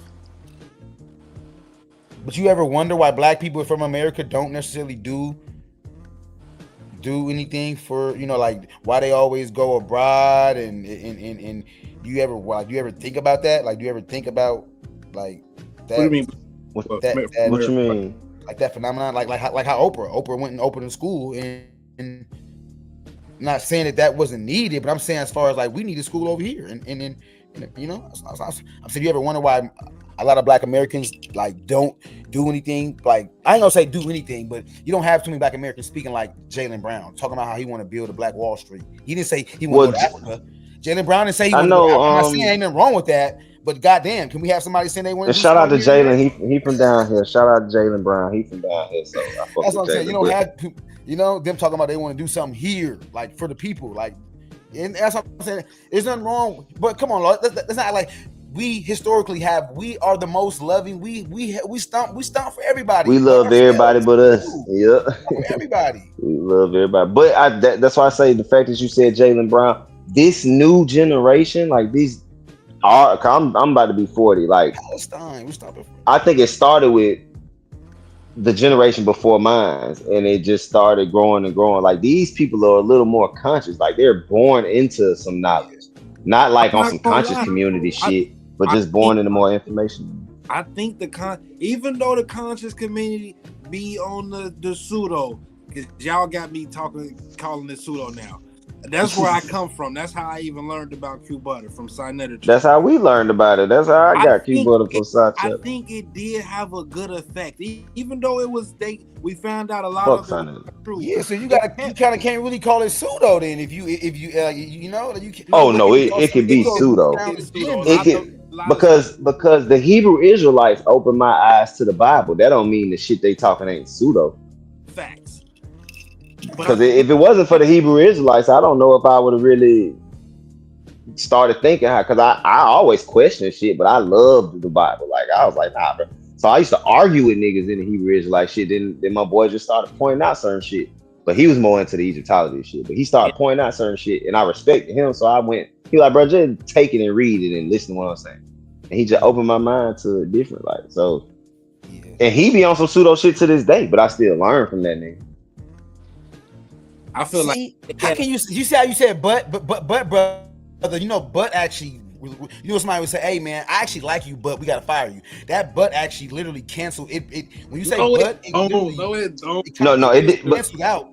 So brother, it canceled his pseudoism. You saying but he's fake or but he's a pseudo. Like it doesn't see the thing about the thing about pseudo deity is, like bro said, that word in the conscious community is getting thrown around. Pseudo science or something being pseudo, like I can literally make a pseudo point where I'm saying I'm touting something that's pseudo, but I'm not pseudo. You know what I'm saying? Like for me to call a person pseudo, the reason I call Phil Valentine pseudo is because everything he's talk about is encompassed in pseudo-scientific information. He's talking about metaphysics. That's a pseudo-science. That would be what I'm saying. Go ahead. There's a difference between being pseudo and wrong, right? Like you could be wrong and not pseudo. Exactly. Yeah. Okay. Mm-hmm. Man, Phil was my damn idol. It's like Claude Edison that said some shit that was pseudo. My bad. Had to come to like what? What did he say? Are you saying? Look, do you feel? That key word is, I hope you don't say, do you feel what I read to you was? Yeah. Like I don't know something that Claude said that was pseudo, but like I'm almost certain it's not too many of us that never said nothing pseudo. You know what I'm saying? Nobody's always right, bro. I don't think it's about being necessarily right. It's about it's like that. Me reading that is not trying to me like me. It's not about, hey, I'm right, y'all wrong. No, it's about about just really showing another perspective. Well, not just a perspective, but a person who's been, who's very, like Damo is versed in this. He's learned in his field. This person is well versed in this field too. Been doing it since we've been alive. Agreed. So I would think, but it's actual people who are versed in their field that can be pseudo. Like what's my boy? Is it Ivan Van Sertimer that wrote that book? Alvin Van Sertimer. He got here before Columbus. Yeah. Like that was pseudo work, you know what I'm saying? But what's the other one, Psycho? It's another one. He's an actual, he a real PhD. Pseudo. But he put out a book. Withers? Clyde, yeah, him, Clyde Winters. Yeah, actual PhD, but he put out a pseudo book. I feel like Michiko be pseudo sometimes. However you say his name, the one scientist, the Asian. Oh yeah, he be pseudo sometimes. The one that be talking to multidimensional shit and all that. Yeah, he be pseudo. Theory and stuff. Yeah, and it's and something can be pseudo because it's just not verified, and you talking about it like it's verified. Yeah, you teach it. You teach it as facts. Yeah, and that's what he do sometimes. He'll say some shit like it's facts, and it's like, bro, that's your theory and what you working on, but it ain't proven. You can't tout it like that. Yeah, it don't even really got no standing there. Like, yeah, you building a house on sand. Well, I'm saying all our black so-called leaders are people. We can't say everybody's a pseudo. I mean, goddamn. So you saying nobody's real in this world? Like, No. Dr. Ben was the truth, nigga. Everybody that we, I don't know. It's, I was speaking on the literal conscious community from YouTube, like that. Most of them niggas is pseudo. The conscious community is pseudo. Yes, If Jabari was just talking about history, he would not be pseudo to me. I like Jabari, but when he get to talking that Egypt shit, and when this nigga said he heard a mummy talk to him, his biases kick in. That's what Jabari. Yeah, that's when he gets pseudo. But Jabari, if we talking the virus or something, Jabari not pseudo at all. You talking about regular stuff in the community and shit like that? Yeah, like you keep them on that. If you keep them in history within like the last 400 years, you good. You start getting them into antiquity though, you're gonna start getting into problems because that's when his biases start kicking in. But then again, that whole movement, it kept a lot of people from it kept, for example, me. The way I look at another black person versus one of my homies who did no watching and no conscious shit. The way we view each other is totally different. Like, and I feel like the conscious community definitely did that with the younger generation. It took a lot of people who would be reckless, what we would call reckless little niggas out here. It took a lot of them out of that mindset and gave them, even though the information was 100% solid, it gave them a foundation where they could build on. Where now they can come into this like me, I can come into this community, not speaking no pseudo, and understand that y'all viewpoints on all of the science. You know what I'm saying? Go ahead. I'm sorry. I'm about to say, if I had went through that, I might not even be focused or even on the panel or listening man across Cuba. You know what I'm saying? Right. Mm-hmm. Yeah. I think the conscious community is just that. Is that I'm gonna use the pseudo phrase. Is that third eye opening for you? You know what I'm saying? It opens you to think different. Yeah. And that's not necessarily a bad thing. That's what it does. It gets people out the Bible. It gets people out the Bible, and it gets them on a different path. The problem is, it's kind of like leaving the Democrats and going to the Republicans. It's like, why you wasting your time? Like you just, it's the same damn bird. You flip it you go on one wing to the next. It's still all religion, right? It's still all. I'm speaking as a non-believer. To me, it's all BS, right? You switching gods and everything else, and going from Islam to this to the Moors and Christian to Hebrew, and it's all bullshit, right? It's all bullshit, right? Like, so until you figure that out, you're going to be still stuck chasing imaginary tales and mystic beings and ancient, because that's what the conscious community is all about, right? Ancient knowledge, right? It's all about ancient knowledge, right? It's about knowledge from thousands of years ago, right? It's never centered around the community today, right? Like Claude Anderson is not a part of the conscious community. He's not Claude Anderson. Actually intelligent man. Yeah, he's not a part of the conscious community, right? Like he's an activist. He's grassroots, but he's not a part of the quote unquote conscious community, right? Like he's not up here talking about ancient Egypt and I don't even know what his religion is, like, right? Shit like that. If he even has one, right? Because he doesn't talk about it, right? Like that's not his bag. So he's an economist, so he talks about money, right, and reparations and shit, right? Now economic situation. Right, but that reason right there is why he's not in the conscious community. That's not what the conscious community is about. Yeah, it's a bunch of scammers in the conscious community. Yeah. Yeah. I think it's just what you said, Psycho. You really made a good point. It's that exit out of the Bible, because the Bible be having our minds on this imaginary make believe stuff, thinking it's real. And so when you think like that, that's how you go into the world thinking. You really out here as an adult thinking it's dragons and demons and angels and shit flying around. Like, it's like, no, bro, come back to reality, bro. Dragons. It's all about that hidden truth, that hidden knowledge. That's why they all call themselves truth seekers, right? They all call themselves truth seekers, right? They all seekers of truth, right? Because they feel like it's some hidden secret knowledge out there that's to be had. And they gonna be a superhuman or something. Yeah. For real, no, that's like niggas be really thinking that whole Kundalini shit. That whole Kundalini shit, making your Kundalini rise and getting to your higher being, man, that shit is bullshit. And it's coming from a nigga who tried all of that shit, bro. I tried meditation, this, that. I tried all that stupid ass shit, man. That shit is make believe. Like, and I don't be one. Think it was some hidden truth out there. You was searching. Mm-hmm. Until I learned the truth was right there in your face. What did you say? Y'all think the placebo effect is real? When we say real, what you mean? Like as far as like the power of the mind, like the power, like a person can. Yes. To an extent, yeah. Like, do you believe a person can heal? Mm-hmm. I don't think you can fully heal yourself from, like, if you got AIDS or something, you can't placebo effect that shit up out of here. You know what I'm saying? No. I hold the position, but it ain't. Figuratively speaking, it's the most powerful muscle in your body, right? Technically, it's not a muscle, but you get my drift. Like, it's like it nothing's more powerful in your body than your brain. Your brain is without your brain, you're dead, right? You're literally dead, like, right? Like, you lose all cognitive functions, you're literally dead.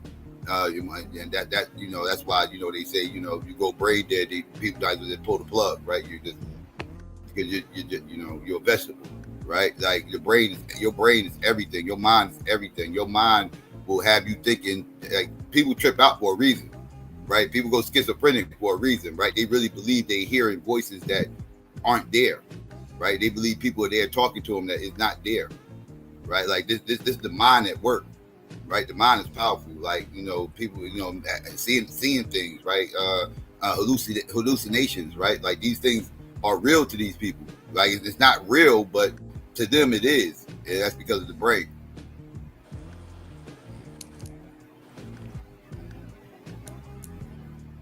Yes, never done studies. So they've done studies, so it's definitely a real phenomenon. It's not like it's safe to say it's not necessarily a theory, because it's been empirically concluded that it's an actual it's an actual real phenomenon, right? As far as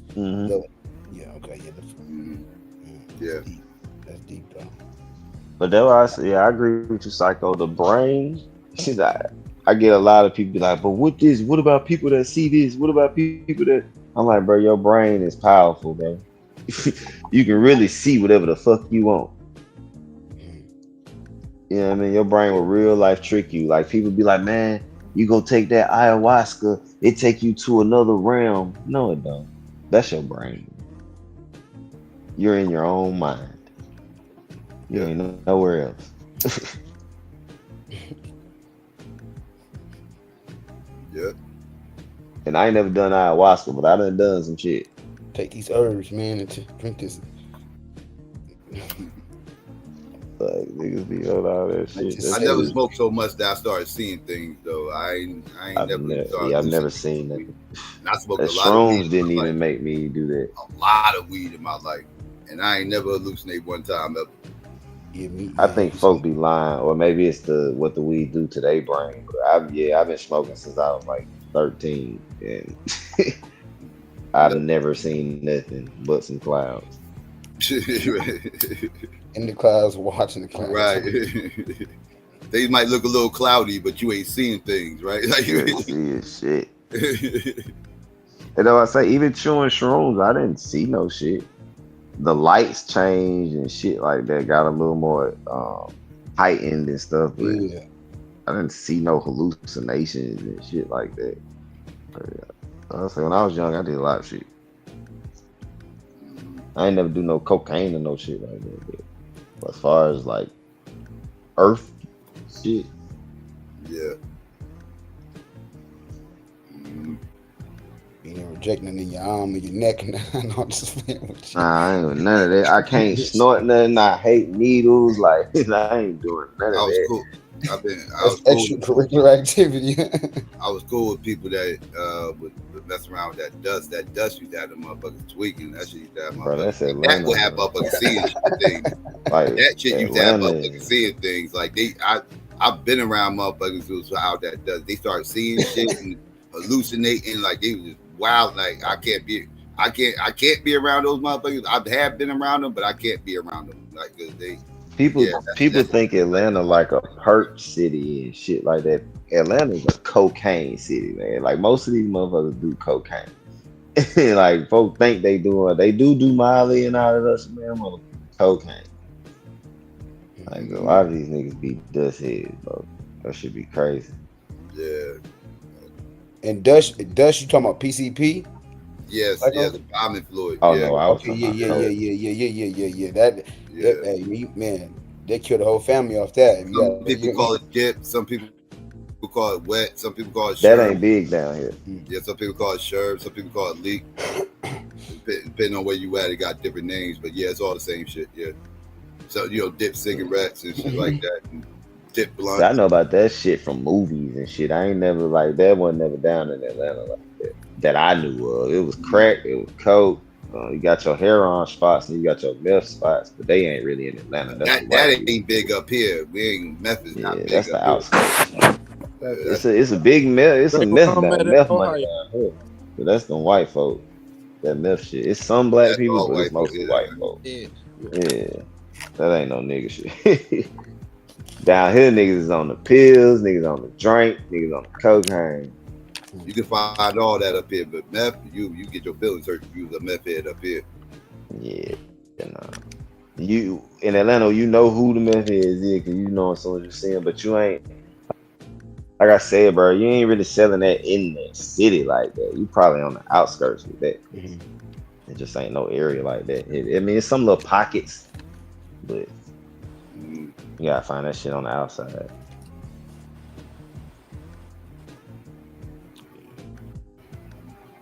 And that's why you say, bro, when you was like, well, I don't know if it was you that brought it up. It might have been Skinny that said that about if the drugs left America, if they know they can't afford it.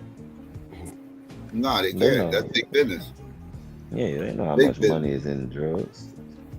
It's human trafficking, then it's That's guns. that war, just like the immigration shit. The war on drugs is fake. It's bullshit. It was all fake. It was. Had a war on drugs so the police can bother me, like Pac say. Yeah, it was a self-contrived problem, and they gave a self-contrived solution that would still keep that self-contrived problem going, right? Like we gonna flood the community with the bullshit, get them hooked on it, give them opportunity to make money off of it, and then lock them up periodically, and then next man up, right? Yep. That's just what it was, right? Like like. You grew up in close to the same neighborhood your whole life. You pretty much saw same shit, different toilet, right? You go probably back to the same neighborhood you grew up at, same shit, different toilet, just different faces, right? Like that's it, right? Like shit, it almost ain't even different faces for me. It's like the same niggas still. Now it done switched though on them. Now it done flipped on them. Now they own it. Now they kids is on it.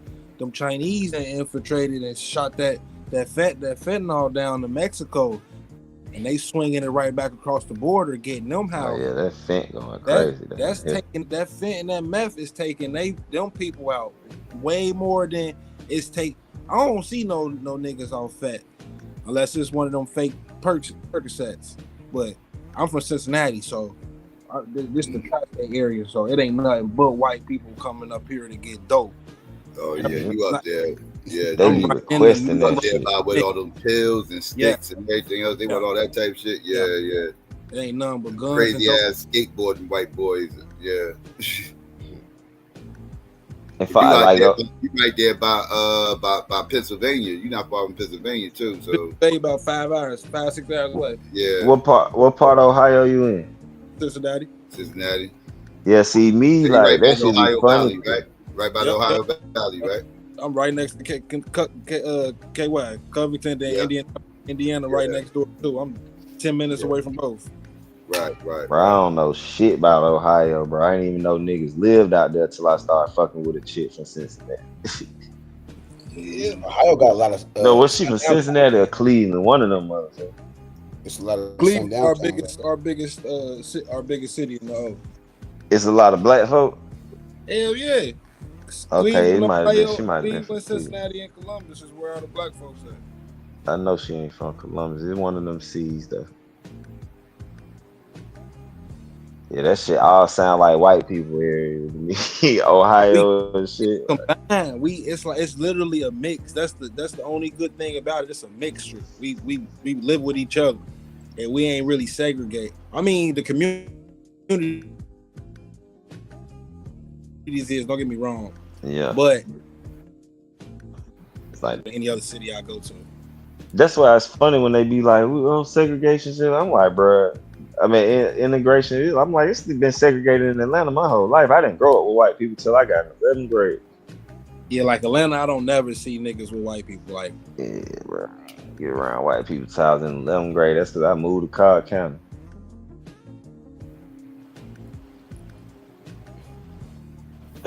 That was a culture shock, nigga. Like, yeah. Yeah, you come here, you gonna see white niggas. Yes, that's by the hills, man. That's like you said, you right by Kentucky and all that. So ain't that where MGK from? He from Cleveland. Okay. That's up north. Yeah, that's He's in the southern tip of Ohio. Yep. Right there, right by the bridge and shit. Literally. I gotta go visit one of them motherfuckers because I've literally never been to Ohio. Yeah, that's whole Ohio back. What's that? Tennessee right back there too, right? Tennessee, Kentucky. Yeah, right up under Kentucky. Yeah. Shit, going to summertime. It get cold in Ohio. Hell yeah. Oh, hell yeah. Especially by him. Hell yeah. How cold y'all get? He gets it from the east and from the Great Lakes. So he they get it cold. Then we sit on the river. Cincinnati sit on the river, the Ohio River stuff. Yeah. Oh damn, y'all sit on the Ohio River. Damn. It get cold as hell. Yeah, I don't like the cold. Yeah, it gets cold out. Cold shit, all that. It just started dropping to 40 here, and I'm hating that shit. It's 40 now. I'm glad it's finally getting like that because it was a hot. Well, I ain't gonna say it was a hot summer. It just took a long time for the heat to break. Nah, it was hot. It was hot, bro. This was the hottest year. Yeah, remember? You don't remember Psycho? We had them days when it was like hottest. Breaking heat. Yeah, it wasn't the hottest as far as like having 100-degree days and nothing like that. It just was it stayed like in the 80s consistently for a long time. Yeah, 80s for y'all. It was 90s for us, nigga. We was cooking down here. It was still like 80-something degrees, like in October, like a couple of weeks ago. I was about to say, but see, for us, it's always like that. So I'm used to now it getting down to low 60s, mid 50s. But for it to be 40 degrees already, I know we finna probably get some snow this year. I'm like, it's October. It's like we used to go into November still wearing shorts sometimes. Do y'all believe in man-made disasters, or do y'all think that's pseudo or? I don't believe in the storm creation. Weather machines. Yeah, if you talking about, I don't believe in that. I think people misconstrue the weather machines that they have for something different. Yeah, because seeding clouds is real, right? Like that part is real, right? They can't seed the clouds and create some rain and everything else, whatever the case may be. But as far as creating hurricanes and controlling them with machines and everything else, that's not going. Like they say Katrina was man-made because they knew about the levees. They said they was privy to. Well, they said that they knew they should have fixed them levees and they didn't. Yeah, right. But it wasn't man-made though. Like, yeah, they can't, like, in order for them to create a hurricane, They gotta be able to control the winds. And So people how y'all want to tell me how they feel controlling about these winds. Like, weather modification? white man can't control wind. What happened? I said, so how you feel about the weather modification? What weather modification? What do you mean? It's the CIA got some stuff called weather modification. It's a lot to read, but it kind But of that could be anything though. Like no, what I'm about to say. It kind of say like they know how to create. I don't know. It kind of say they know how to create them. Yeah, they know how to make them faster. The weather. I don't know about them knowing how to steer them, but they can create the effects of a hurricane inside of a controlled space in a lab type setting. But as far as them outside of that creating a hurricane, I've never seen heard a HAARP doing it. I don't even think it's hard. I'm about to put this it's CIA.gov. I'm about to put it in the back chat. Because they got a machine that they got, I think it's in Florida, where they do the hurricane thing. It's in a little, they show it to you though, like, but they can only do it up to a certain capacity, and they can't really space. Yeah, I'm about to say they can't mimic a hurricane. Outside, like. Even when they started doing the sea and shit back in the day, like they couldn't even get to the eye of the thing. They people who was trying to fly in there backed off, like, yeah, nah, we can't. We're gonna just drop it right here. You know what I mean? And then when they kept repeating the same testing, they realized the natural hurricanes was doing the same thing. So they couldn't even tell if it was from what they did or just how it is anyway. They're unpredictable. Hell no. It's nature. Nah. Yes, bro. I read the shit. I'm not crazy. They got a whole documentary called. They got a whole documentary called "Can We Control the Weather?" If I do, I'm gonna cancel out. If you can though, put in Google real quick, weather modification, and the first link that should pop up is the CIA.gov, and it should be the whole. It's long as hell. It should be the whole paper. But if you want to pull that up, just read. Check that out.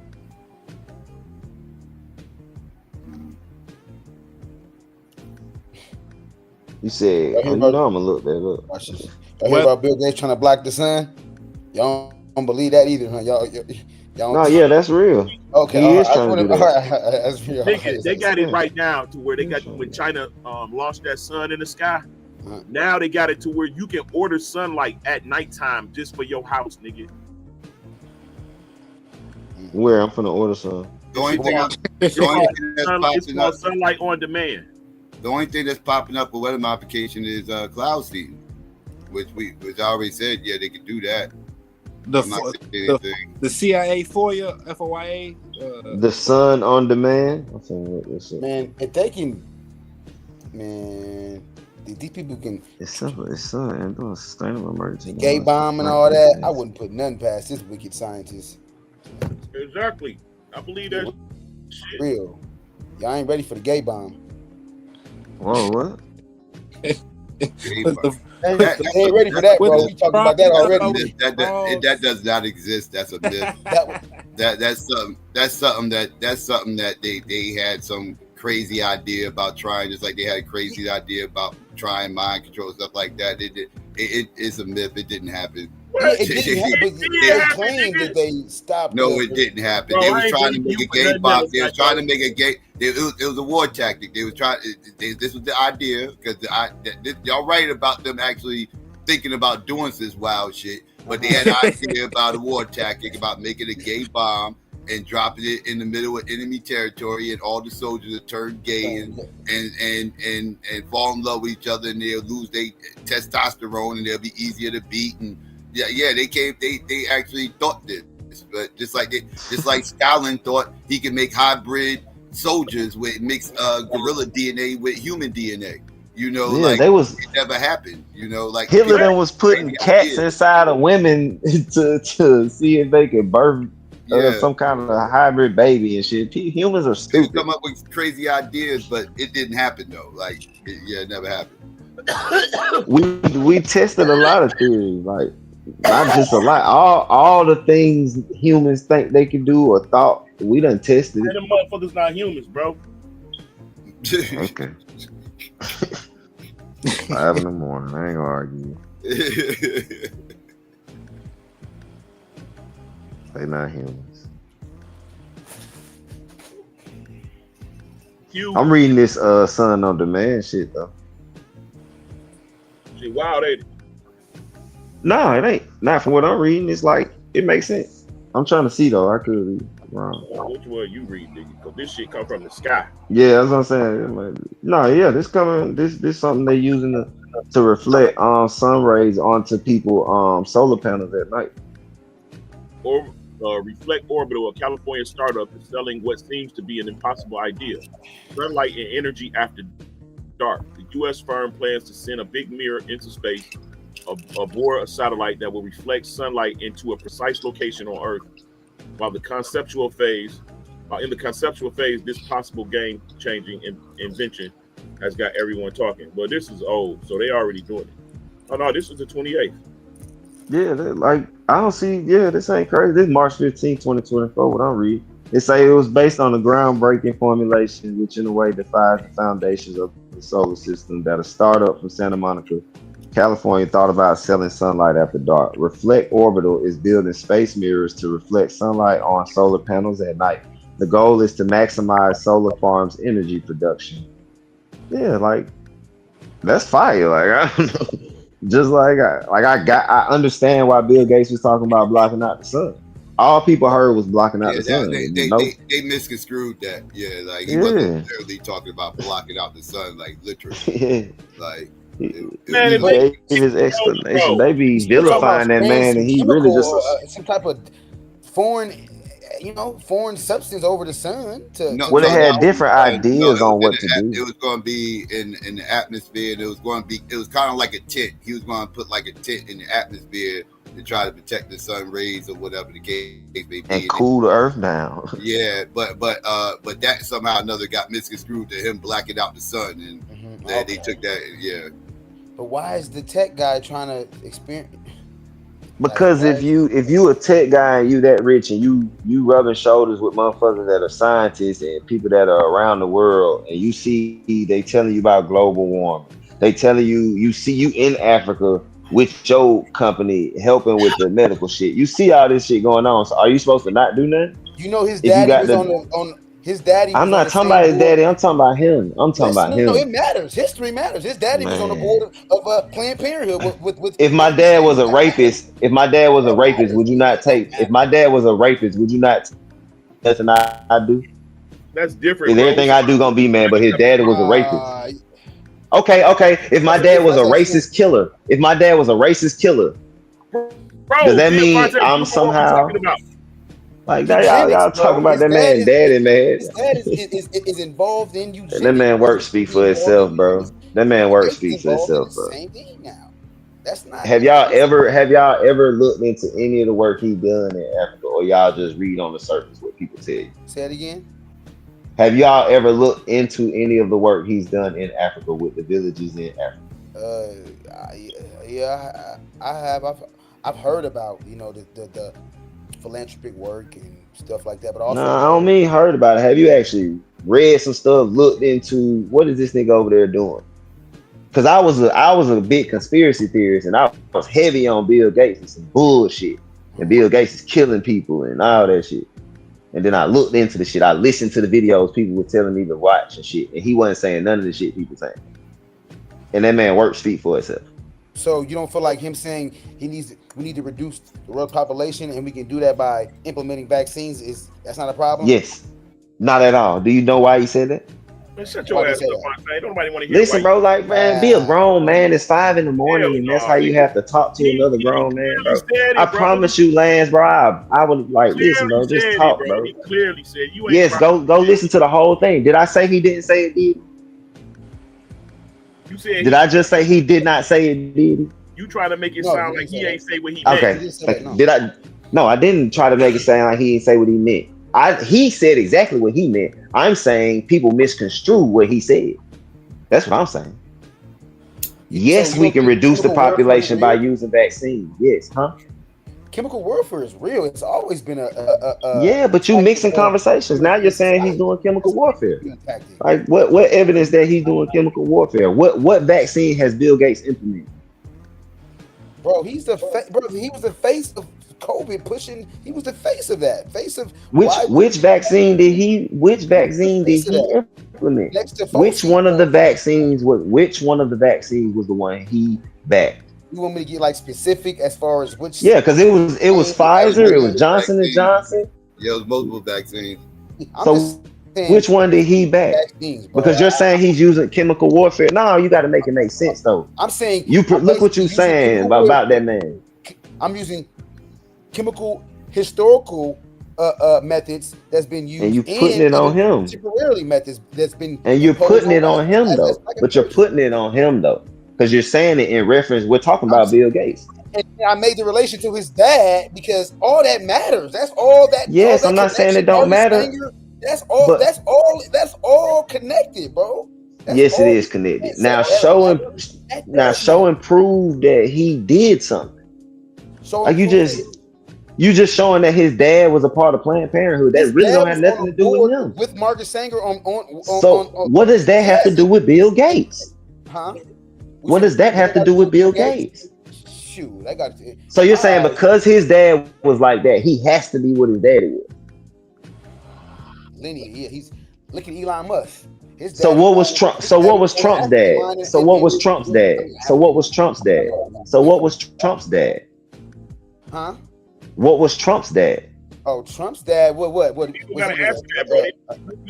Was Trump's dad racist, Lance? Was Trump's dad racist, Lance? Yes, that's what the information's out there. Yeah, to be fair, but so then Trump, we should. So Trump's like racist then. Nah, that don't make sense. Whoa. No, now that don't make sense. Nothing to do with. Now that don't make sense. So Bill Gates somehow has to be vilified for what his father did. But Trump doesn't have to be vilified for what his father was. Bro, we're specifically talking about a particular. Remember, we're talking about chemical warfare in conjunction with. No. We were not talking about chemical warfare at all. We were talking about Bill Gates. And all that is. We were talking about Bill Gates. I asked, have you ever looked into what Bill Gates did in Africa? You said you know about his philanthropy. Then you said, well, what do you think about him saying that we can use vaccines to reduce the population? And I said, I know what he said, and I understood what he said. So, what's your perspective? Because you're the first person with that pushing back from or telling me that I'm misconstruing what he meant was this. So what did he mean by it? Let's pull it up. Because he's saying better health. When you have better health and your reproduction, like your children have better health, you don't try to keep reproducing. But he's saying his theory was that what people get out of here, dog. Y'all want me to? Talking to niggas. His theory is that we can pull it up, my nigga. That's what I'm saying. So what he's saying right now is literally it's the Negro Project. What we're talking about right now is literally the Negro Project. Let's pull it up. Boy, you know that was boy. It didn't even sound like to you when you. Hey, that nigga GQ woke up like what? What you say, brother Fontaine? That shit didn't even sound right to him, Les. Man, niggas their ego just be in the way of just being human, bro. Ego. Bro, but if his ego ain't ego and he cool with that, I gotta get some understanding on why. So I want to hear him say what did you say Bill Gates plan is again, bro? No, because I don't like I haven't watched this video in like 2-3 years, so I'm gonna go back to it. And that nigga said Bill Gates meant that when he was talking about vaccines reducing the population is when you and your kids are vaccinated, that make you not want to have more babies. I said health actually. I said healthcare. I said I didn't actually finish. Y'all all reacted. I didn't actually finish. Y'all all reacted, but no, that was crazy. That's cool. What his theory was that better health produces much. Okay, quit saying that. Who say it again? You ain't gonna care how many days you say it again. That's fine. Like y'all laugh at this shit, but y'all ain't showing nothing. Y'all get to say that his daddy was a Planned Parenthood, so he evil. Like y'all ain't showing the man do nothing evil. Y'all ain't showing the man do nothing evil. Y'all ain't showing the man do nothing evil, bro. You know, most ruthless villains, they start out with good intentions. Oh man, this man said ruthless villains. Now this nigga, now we watching Batman and shit. These niggas is dastardly. These niggas is dastardly. Goddamn. These niggas is dastardly. Goddamn. These niggas is dastardly. That was an evil villain playing right there. That was a Dr. Evil Endgame right there. That nigga said being healthy makes you not want to have kids. No, that's the opposite. Being healthy, you're gonna wake up strong every morning. And that's what he meant by vaccinations reducing the population. Right. He's so coonish, nigga. It's ridiculous. You can't even see it. Fontaine ain't even no coon. He just talking. Man, y'all about to say he ain't gotta be a coon, bro. He ain't he's not a coon, but he just. Everybody a coon when you on the internet, bro. It's okay, bro. Let them talk his gangster internet shit. Cause Lance ain't gonna buy no ticket and come to Atlanta to call me no coon. You know what I'm saying? He's gonna say it on the internet like everybody else. Notice how I ain't called nan nigga no name, bro. Cause I'm a grown man. I don't have to call niggas names on the internet, regardless of their opinion. Regardless of their opinion. Somebody please tell me when have I ever called? Oh, you right. I do. I call you. You right. I take that back. I'll be. What you talking right. about, nigga? You right. You're actually right. You are a fucking idiot. I forgot who I was talking to. They always try to come at you, greatest mind of our time. I'm bro. That's why I be leaving. And CGQ, that's why I be saying the shit I say in the chat. Cause y'all come calling this nigga the greatest mind of all time. That nigga is the greatest mind of all time. This nigga says the earth is shaped like a pyramid. Nigga, get the fuck out of here, bro. I'm not a hater, nigga. You a hater, Fontaine. Yeah, bro. I gotta be if I. On Bill Gates. Oh, everybody on this panel hate Bill Gates. He's an evil white man trying to kill everybody. Shit, it was alright. It was Nah, alright. I don't think It was Bill cool. My Gates shit, is I more John Blaze nefarious. than that. I got John Blaze shit, and they not recognizing. They not saying recognize. That's And the fuck word. with that. He's Who's you be sinister asking me with this questions? shit. Now y'all said he said vaccines, right? Y'all said he said. Hold on. Can y'all hear this? Because y'all said he said vaccine, and it's just a clip I can find. Let me hear the clip. This nigga, he invested $250 million in the COVID vaccine development. He said new vaccines, healthcare, and reproductive health services. Like I said, he was talking about healthcare. He wasn't just talking about no fucking vaccine. Bro, listen. Yes, vaccine. He was talking about. So if he would have said healthcare first, you would feel better. So if he said healthcare first, you would feel better. So because he said vaccine first, that's it. Like you got to pay attention. He said vaccine first. He didn't say healthcare first. Like, come on, D.A.B., bro. Yes, he's talking about reducing the population. Future-wise. Listen to what he said again. Lance, listen. Future-wise, though, he not like saying let's kill niggas right now. Want to reduce the population? He's talking about the future reproduction, not like people not having as many kids as much. That's why you bring up that project you brought up, D.A.B., that was a better rebuttal to say that he's trying to stop from having kids. The problem is, Fontaine, he talking about reducing the population, but he working in Africa. Yeah, who are you? Some type of who population prognosticator? Is he a y'all talking about the African villages he over there where they was before he got over there they was dying? That one? You know he got over there. Yeah, before he got over there. This is why I say y'all don't look at GQ. What country is Bill Gates? What GQ? What country is Bill Gates in Africa? What country is Bill Gates in Africa? Yeah, what country is his company in Africa? Name one of the countries. I don't know where though. Don't mute out and Google. Name one of the countries. I don't know where exactly, but I know he's over here. No, I'm not talking to you, Diddy, because GQ muted out as soon as I said that because he's gonna go Google. This is what I'm saying. Y'all don't look into this stuff to say he over there killing people. At least go look into it and know where he's killing people. Yeah, I sure do. You damn right. Well, then why the hell you? But GQ, don't yell at me. GQ, what I'm saying, if you haven't looked into the places where he killing people, how are you over here saying he over there trying to kill people? At least look into it. Real quick though, because you're a white man in Africa. I know what. Exact. Thank you, my nigga. That's why I fuck with GQ because he just say what it is. because he a white nigga, and I don't trust white people, bro. That's all that is. But look, It ain't because he an evil man. He don't know if he evil or not. He white. He automatically evil. But here this out. That's why GQ my nigga. It's a lot of white people, bro, who use that same argument, bro, about us when we was not slaves. Well, it was a lot of y'all over there doing much worse when y'all came over here. Y'all doing a lot better. Like, that's like the same argument. That's why I can't agree with that. You saying that because Bill Gates went over there, he came to America. Hold on. But you saying because Bill Gates is working over there, it's helping them out more so than what they could do for themselves? I'm saying his company and what they're doing over there, not Bill Gates himself. He's just a face, and that's who the argument is about.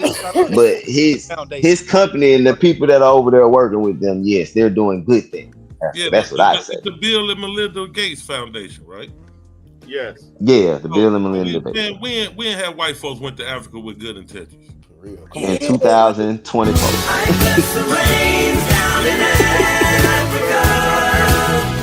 He in Kenya. And South Africa is like them crackers. Nigeria. No, he in Kenya. Bill, the foundation is in Kenya. He in a bunch of different countries in Africa. It says he all over that motherfucker. It says it has a regional headquarters in Johannesburg, South Africa. Now guess who not over there bringing them niggas health? They all in the sub-Saharan niggas. All in that motherfucker. Niggas going over there, just not in Oh, guess who not over there bringing them health? Bill Gates.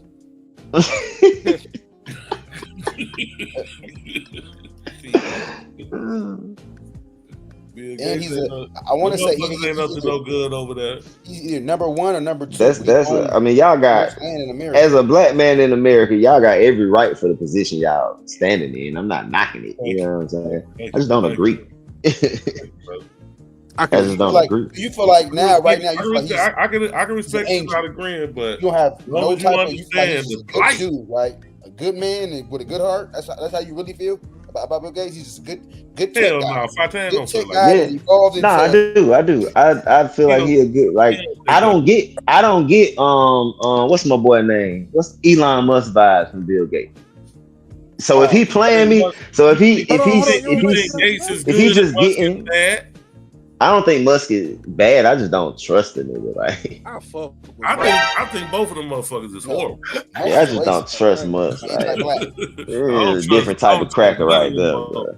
Yeah. Ironically, he from South Africa. What you say? He grew up in apartheid. So. Yeah.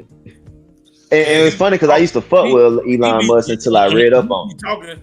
Must be talking racist shit, and he got a racist environment within his company. He created a racist environment. He got sued by the black man in Texas and everything when them motherfuckers put the noose in the bathroom and all that different shit. That's what I say. I used to fuck with Elon Musk to not even about 2 months ago. I was on this channel and one of y'all niggas read that nigga shit. Though that's somebody in the company. Like, that's an employee. No, he created that environment, bro. He created a safe environment for that shit, bro. Bro, there's so much racist shit that happened at Walmart, bro. Nobody called Tesla didn't have. Well, Sam Walton was one of the biggest Ku Klux Klan members ever, nigga. Sam Walton, the owner from Arkansas of Walmart. I ain't never heard of it. My fault. I ain't never. Okay, let me give it. What about Sam's Club? Nah, Walmart owns Sam's That's Club. Sam Walton. That's why it's called Sam's Club. But he dead now. It's his children got the company now. But at the same time, shit, them motherfuckers is staunch racist.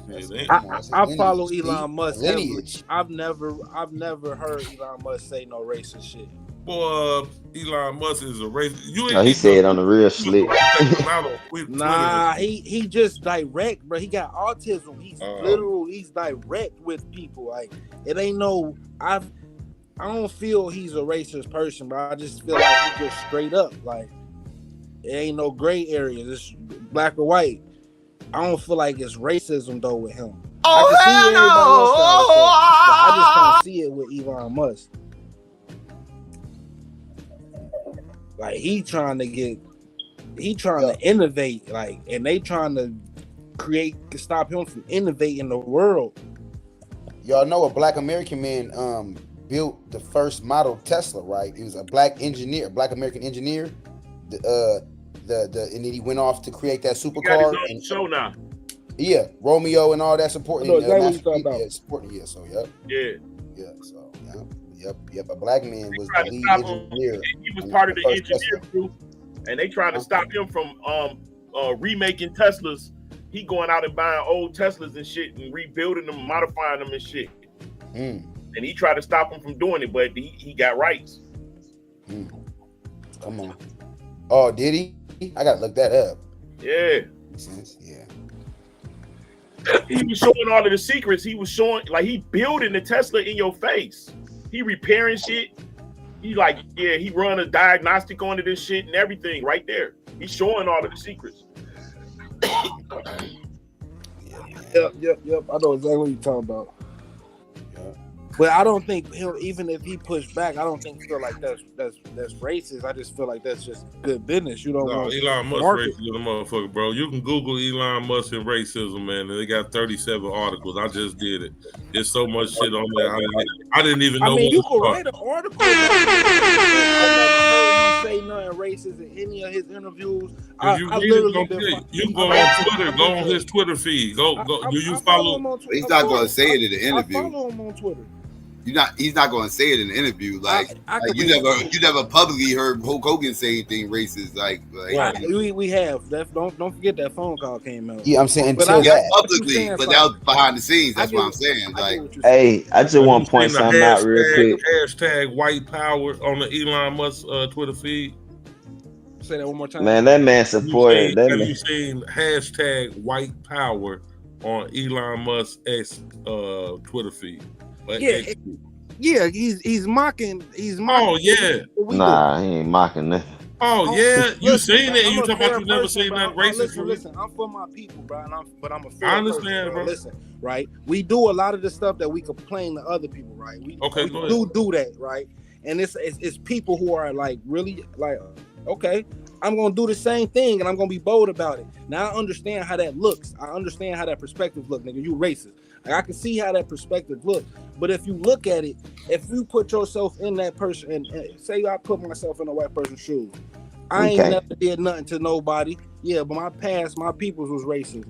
But you keep on calling me a racist and saying black power, all this. Why can't I say white power with my people? But I don't you mean can't say white. You can't say white. I can say black power all day. They can't say white power. Because black power was the actual response to white power. Right. And I understand that. No. Wait. I gotta correct this. White power is the response to black power. I understand. Black power was No. Psycho, when I say white power, I didn't mean the phrase. I mean to actual white power. The actual action of white power. Okay. Yeah. White supremacy action. Yeah, white supremacy action. Black power is the response to white supremacy. But the slogan, just like the term, just like saying white power. Yeah, they got that from black power, right? Like same way we started with Black Lives Matter, then afterwards they started All Lives Matter or White Lives Matter, and that Blue Lives Matter, and all that. Right, it was the same shit. Aaron, here's the problem though. This is what I was finna tell you when you asked that question. I'm listening. And Elon Musk he's the CEO of Tesla, right? So when he goes on his Twitter feed and say white power, and I tell you that he creates environment of fuckery with the white folks and racism and shit, and that's why they got sued in Texas, then there is a direct correlation between the CEO of the company I work for saying white power on Twitter or X and me fucking with this nigga at this plant. I can give you that. I can understand that. I can understand that. Okay, man, for sure. Because he's in a position of power, I just ain't. Story short, I ain't never personally seen the white power on there, or that would have definitely threw a little disgust in my viewpoint. So I can give you that. So I just want to say that the complaints in Africa from the African people about the Gates Foundation are not about the health and vaccines, but they are complaining that his company in there or his foundation in their approach on the agriculture It's kind of bringing in the large Western type and kind of fucking over the smaller GMOs, fucking up, farms. His company is No, not the GMO and shit. Just the fact that bringing in the large scale farming and fucking over the small town farmer, basically. Nah, yeah, bro, but it's not still that. bringing the fuckery with it. It's bringing the GMOs, the sprays, the pesticides. It's bringing in. I don't see all that in there. Well, no, I think it do say that. No, it is talking about that too. Modified seeds, chemically intensive farming practices. You right. No, you right, GP. Bro, his company, his inoculations was causing black women to not have babies, bro. What are you talking about? And they had a whole. Show me where that article at. Pull it up, Brian. If I don't know about it, how I'm gonna talk about it? That's real shit. He just over there with fuckery. I mean, it ain't no. It's not like it's a reach to think that what the fuck is you doing in Africa, man? Come on, man. You ain't trying to help no motherfuckers in Africa. You don't give when I do my little African news reports and stuff, I don't never see nothing about the foundation. I see stuff about the fucking what's the things called, the war niggas, the warlords and bro, shit like that. He got money, you can prevent information from getting out. Yeah, the motherfuckers was building the that's true. Hold on, the niggas was building the super highway, and it was being reported about the shit that they was doing to make that highway come up, and they bought all of the newspapers along the highway. So I mean, information can be prevented from getting out, bro. That's true, right? So the whole thing was, I don't know if you remember, but I remember a couple of years ago, before the COVID shit, that his foundation was responsible for inoculating women and causing them to not have babies, and he was getting sued for that shit. Yep. Now you're not gonna be able to find that on the internet right now. Why? Because he got money. I think if you search, you'll find that shit. I remember hearing that shit during COVID. I definitely remember hearing it during COVID. Hey, is this a conspiracy theory? Maybe. Just because I started off with this. So look, right. I'm just saying if these things correlate, right? If I own Google, which is the biggest platform of information in the world, basically. If I own Google, don't I got all the power to disseminate information? And what I choose to disseminate? Not all the power, but you got all the power on Google. Most of the power. On Google you do, but it's other search engines. But that's the most that you would have to contend with.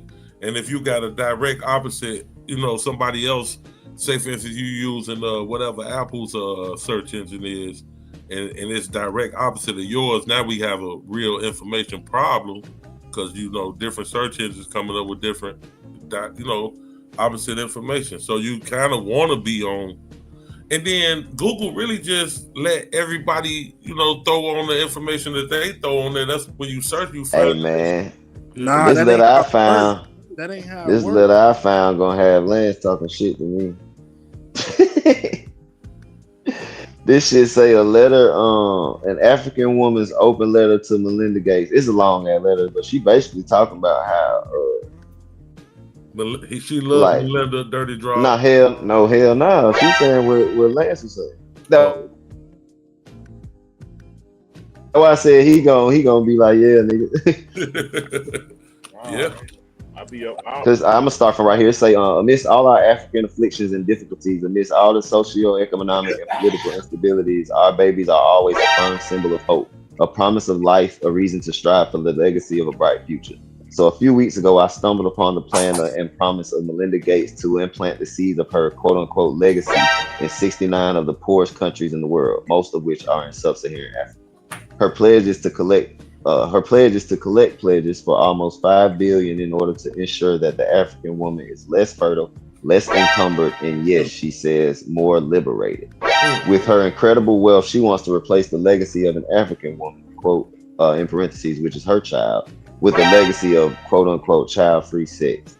Many of the 69 targeted countries are Catholic countries with millions of Catholic women of childbearing age. Wait, These can you Catholic... pause for a second? Why gotta be 69 countries? This is a little bit disturbing. Yeah. Like, was Weird that done number. purposely? My bad. Go ahead. I ain't want to say it. Man. Nigga, you 69 God. Go So, yeah, these Catholic women have been rightly taught by the church that the contraceptive drug and device is inherently divisive. Unlike what we see in the developed Western world, there is actually very high compliance with Pope Paul Humani Vitae, I don't speak Catholic, for these African women in all humility have heard, understood, and accepted the precious words of the prophetic Pope. Funny how people with a much lower literacy level could clearly understand that which the average Vogue and Cosmo reading high class woman has refused to understand. Blah, blah, blah. Yeah, she basically saying, bitch, we ain't with that. Right. Because it's a long ass letter. You want to make us less fertile and you're a ruthless. Okay, she basically said, I'm gonna skip down. Yeah, but I'm gonna skip down. I think she's saying don't be that. I ain't read the whole thing, but let me see. We're gonna see. Say so. I skipped down some. To say, please, Melinda, listen to the heartfelt cry. And then look at the guys they put it under. Therefore, making black women, African women, more independent and more liberated. I mean, right, that's that shit they use. Yeah, that's that shit they use in the film. But look at the correlation between her over there trying to do population control and Elon Musk's father being a original member, founder of Planned Parenthood. Come on, man. You mean Bill Gates? Sometimes shit ain't no conspiracy. Yeah, this shit is blatant, bro. Like, how the fuck you can't see that? You black, nigga. I'm light skinned. All right, so it say what we really need. We need good health. So she basically lists out the shit they need. I'm gonna go over all of it. And then end it there and say $4.6 billion can indeed be a legacy to Africa and other poor parts of the world, but let it be a legacy that leads life, love, and laughter into the world. Yeah, she basically like, we don't want that. Do this instead, because you tripping. Yeah, I'm gonna offer the needle, the jab for liberty. But no, I think that's it don't really make a difference. But I think that's her separate foundation, because she left her and Gates got a divorce and she started a woman's foundation. Why they get a divorce? She's still over there on that bullshit. Look at the same reason a whole bunch of other motherfuckers get divorced. Because he had divorces every day, B. No. Ain't no telling why they got divorced. Bill Gates got all them African women over there. No, she said the cause and it had to do with that Epstein stuff. Oh, for real? Yeah, this ain't no pseudo science and none of that. You can look it up out of her own mouth. It had to do with her relationship with Epstein, right? So nigga had too many hoes, man. That's what it was. So wouldn't that show she got some kind of? That don't show she got some kind of integrity. So you think it don't go with black folk though? Okay, so I'm just saying that just make the point that they said. Nah, this nigga is still trying. I'm just asking, Lance. You can say fuck no. Damn integrity. Yeah. She still get the bag and get rid of his ass, and she went for it like all the rest of them hoes. What you say, Lance? I said, so you believe there is no conspiracy against black people via federal government at all, huh? Oh yeah, most definitely. I'm starting to believe y'all might be right about Bill Gates and Melinda after reading that bitch letter. Well, of course there was a plot and agenda against black people. That's been done. But like I said this before on this same channel, I think they've been implemented that, and they don't have to do nothing no more. They did what they need to do already. Hey, download this shit called the Fun War. Fontaine, look up this. It's a video called Fun Backs, right? And it's a motherfucking. I don't know who this is. Look, it say Melinda Gates say Bill Gates worked with abhorrent Jeffrey Epstein led to divorce. Oh, just because he worked with him? She can be out of jail while he in jail if he go. She just wanted to look. She was just looking for a way out any motherfucker. Yeah, she got a bag off of that shit though. But you said what's it called, bro? Fun Back. I think you can find it on you trying to set me up? I'm not typing fun back in my goddamn. It's on YouTube. Trying to have me looking suspect out here. Fun back. What is this? This ain't background music, no copyright. Put it in YouTube search bar, and then I want you to scroll down. It's gonna be a military briefing. It's gonna have a brain. Say, this is what it's called. Pentagon briefing on removing the God gene. Fun facts. Oh my God! Yeah, he ain't ready for that. That's deep. Yeah.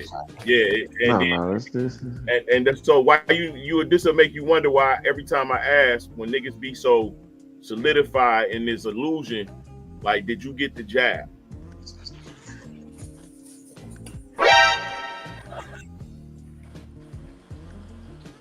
You don't know about Dr. Henry Kissinger. Was that Gates talking? Look at him. That sound like it. Depopulation. He said depopulation should be the highest priority of U.S. foreign policy towards the third world. That's what Dr. Henry Kissinger said. What is it? Fun facts? Fun facts. I'm gonna watch this on my own time. Oh, fun facts. Yeah, I'm here, y'all. Made it before the show is over. Pentagon briefing on removing the God. What's going on? What up, Mark? Before the show was over, yeah, I knew I was gonna make it. Set my alarm clock on time. What's good, Lance? Eugenics. Good, Marley Morrow. You all right, bro? Yeah, it was good. Psycho was good. GQ was good. D.A.B.A.T.E was good. Aaron, Sam. What's going on, y'all? What's up, little bro? I'm surprised it's still going as loud. I went to sleep and woke up and there. Yeah.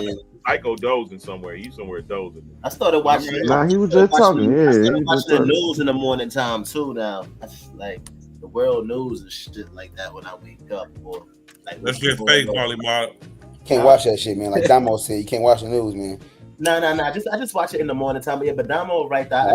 I'm being funny. I just try to watch it just so I can be current to what's going on with the events and stuff in the world or in the country. What kind of bullshit did somebody blow something up today? Did a bridge?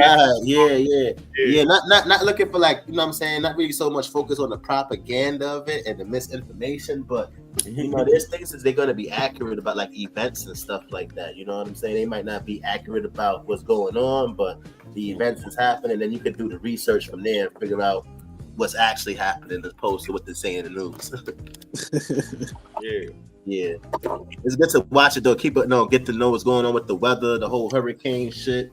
You know what I'm saying? Then you might want to come out. You might come out your house not even know what the fuck is going on in the community or in New York City or Detroit or Chicago or wherever you from, and you coming outside. There's a lot more shit going on than what they're showing you. That's only what they feel like is important today. Shit. Right.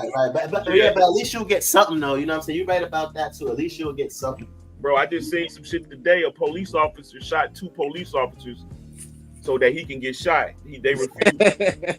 So he shot him in the leg and shit, and then they ended up going ahead and kill him. Wow. He wanted to be suicide by cop. The police officer wanted suicide by cop? Yeah, and he shot 2 police officers, but he only shot him in the leg. Yeah, punk ass nigga. They like this, and he ran up to the car with the rifle on him and shit. And he could have killed him, but he said he shot him in the leg, both of them. And then they had to kill him and shit. They aired his ass out. Yeah.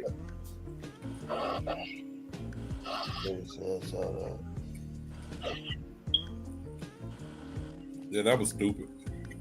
Hey, so did y'all know in August of 2017, the United States government, through the FBI classified black people who are passionate about who they are, their culture, their history, and their identity as being BIEs or extremists. Identity extremists. Yeah. Yeah. I'm definitely a black. I'm totally that. I'm all that. Yeah, I'm all that. Yeah. Yeah, they didn't classify us. But them the same motherfuckers that's trying to get pedophilia legal. You know. Oh yeah, you seen that shit? They trying to do the whole pedophilia, make that shit legal. So, but Yeah, you know the same psychologists that say we got identity extremists and all that shit. You know, The motherfuckers is Namba. say that pedophilia is a disease, a mental problem. Yeah, you born with this shit. You born with it. Oh, they starting. They starting. The NAMBLA people. They starting to use the gay arguments. Yep. They using the same arguments the gay people using. And, bro, they got sex dolls that's children for pedophiles, bro, and they legal. I'm saying they're using the same arguments as these gay motherfuckers. They saying they was born this way. Yep. That's why we keep on trying to reiterate to people that it is a problem when our black people keep telling us it's not a problem. Like, it's a slippery slope when you when you be too progressive, you let too much stuff go. Mm-hmm. Yeah, they saying they being discriminated against. They pushing to get the age of consent lowered. Exactly. And everything else, like this shit is serious. And like I said, they arguing this shit in gay court. talking points.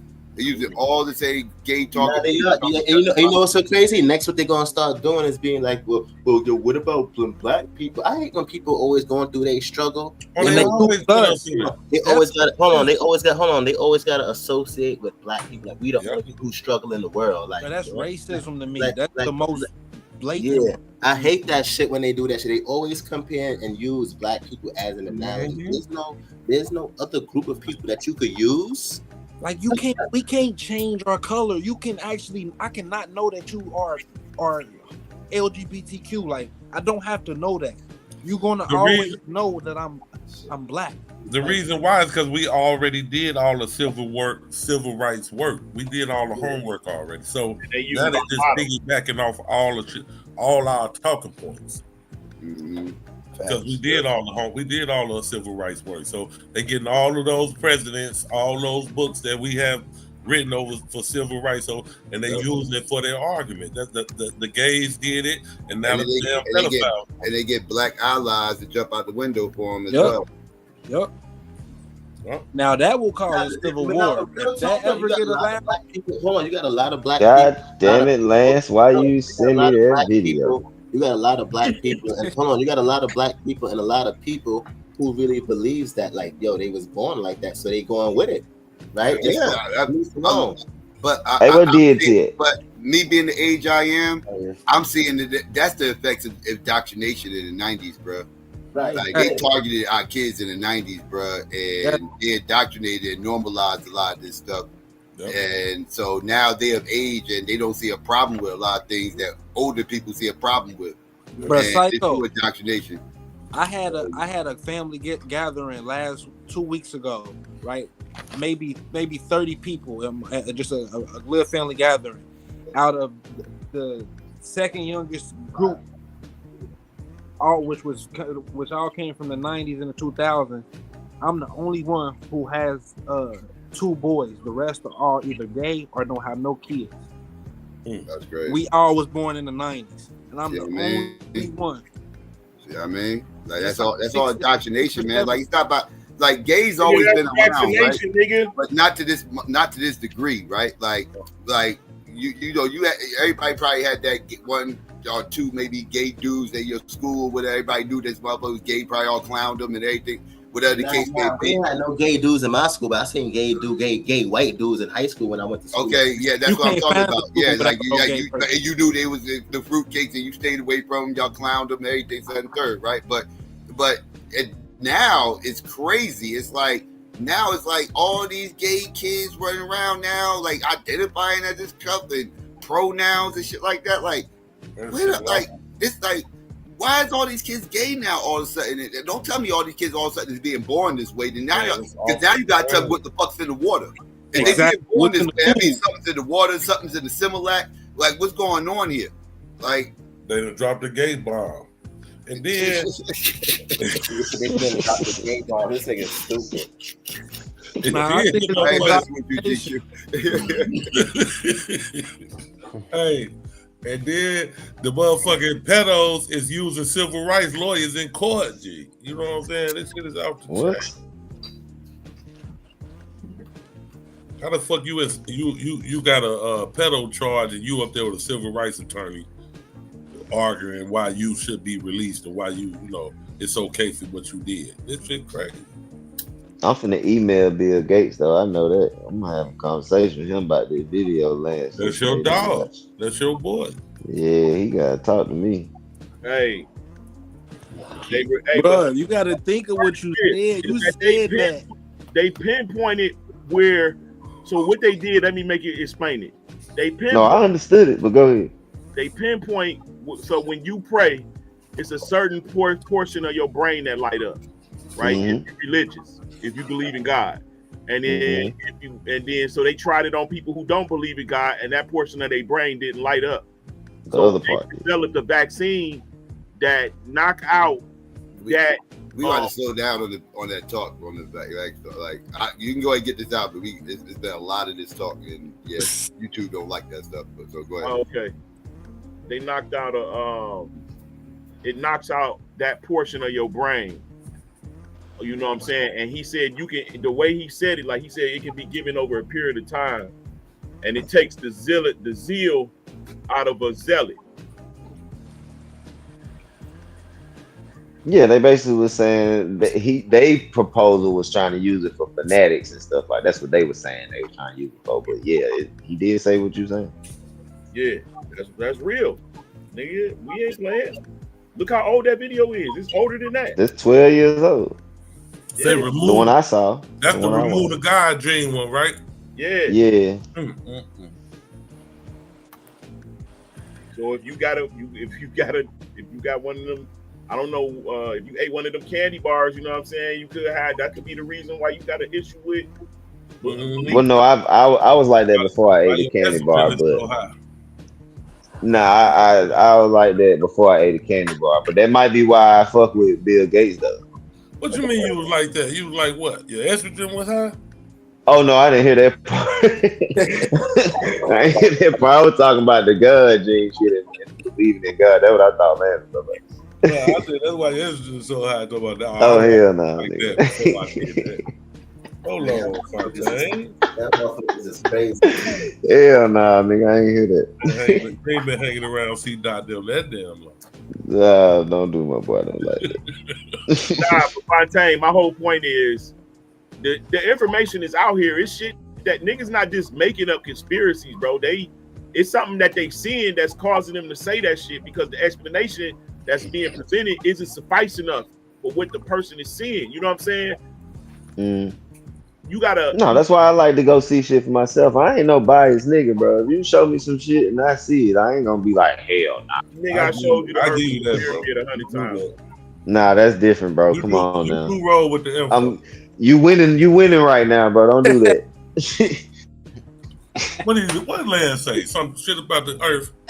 Yeah, man. Yeah, I showed them these niggas. I showed these niggas, bro. They can't see it. It's like, is the ball in the cube or is it outside the cube type artwork? They still can't. They still don't understand that the earth is a pyramid. Yeah, well, it's not no more. Its original form seemed to be the case because of the four corners and the raising in the middle. And then now you see and then we down here looking at pyramids on the earth, and then the Giza pyramid supposed to be a mathematical expression of the earth, even with the distance of the sun and the moon inside of the map of the pyramid. I ain't even gonna let you fuck it up for me. Thank you for introducing me to something to go look at. Is the pyramid hollow or is it? See nah, man. Is it not hollow? It's not even a real pyramid. It's like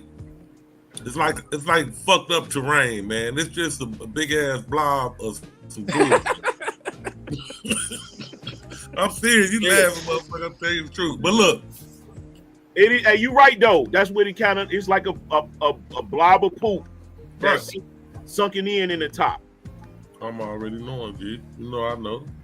Yeah, but the only thing is the four corners. The four corners is right there. So it definitely is not that perfect ass pretty circle they show us all the time. It ain't that shit. The land, right? Exactly. We talking about only the brown shit that's coming out the water. Yeah, we're talking about the earth. We're talking about the earth itself. Right, the earth itself. Right. It's not a perfect sphere. Right. But you know, Not pyramid either. That's getting into a different kind of science. My daddy be trying to convince me the Earth flat, bro. I went No, for the Earth it is for like not 6 fucking months. flat. That's the I dumbest went shit for I it ever for like heard in my 6 life. months, and then I had to rationalize with myself where I was going. When your daddy was born in 1802. I promise you, your pops wasn't talking like this 15 years ago. He wasn't. He got hit the YouTube. Man. Hey, Turn man, the OGs out like that. My That's mom crazy. got hip to TikTok, bro. Now she be sending us all the Why the hell these old niggas be so paranoid? I was talking to this old nigga the other day, son. Nigga like, yo, you gotta be careful. They watching you on Facebook. And I'm like, nigga, who's watching niggas? Well, they definitely watching motherfuckers on Facebook. He wasn't lying. I know, but I'm saying, like, you can type something in the chat. They watching important people. They ain't watching nobody that's not. Yeah, they get churched out by YouTube and TikTok and all that stuff too. And Facebook, yeah, the old heads, especially Facebook. That's when the old heads really get churched out. Yeah, don't they be getting turned out, Psycho? That shit crazy. Yeah, on They Facebook. do, son. They doing something. Yo, they watching. Who is they? Who is they? Fuck, you get turned out at 50 years. Them nigga, what do you mean? Like, who is these niggas you talking about? They. It's always they. Like, what's wrong with you, nigga? Ain't nobody watching your old ass. You ain't got nothing. You just ain't got no benefits. You know what I'm saying? What's crazy is everybody on the planet thought the Earth was flat. What? However many years ago? You know what I'm saying? 500, 600, 700 years ago. People was thinking that shit. People was thinking, but you know what's so crazy though? Is that how when the Romans started dominating the world, they started promoting that flat Earth shit? Because if you remember, like back in the like if you go back into ancient Egypt, they already had sun worship, right? And they already had established that the sun was the foundation of the solar system. And then, like, you know what I'm saying? So those people, even in the BC era, before AD, what's his dude name? He was with this, who came to the church, I forgot his name. But before he even came and said that, the people in ancient Egypt they already had that established, that the sun was the foundation, and you know what I'm saying, and all this stuff. Yeah, it went from they was mapping stars and everything. Right. So now you got the reason to why they did it, they was lying back and they knew that it wasn't flat. They knew that, but they was just telling the people that because they didn't want them to explore, travel. It was more like a fear tactic. You know what I'm saying? It was a fear tactic. So they knew back then that the earth wasn't flat, and they lied. That was the lie. The lie is that the earth is flat. That was the lie. You're right. You know what? You're right about that, Mark. Yeah, because they was mapping all that shit way back before, way back in the ancient time.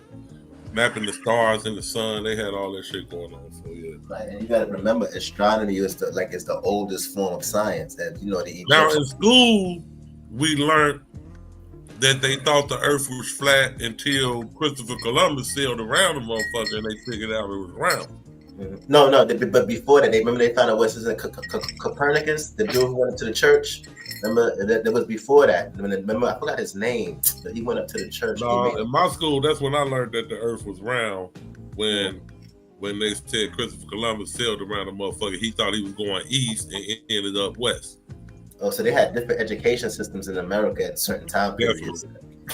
Yeah, I was told it went from globe, it went from circle to flat, now back to circle. It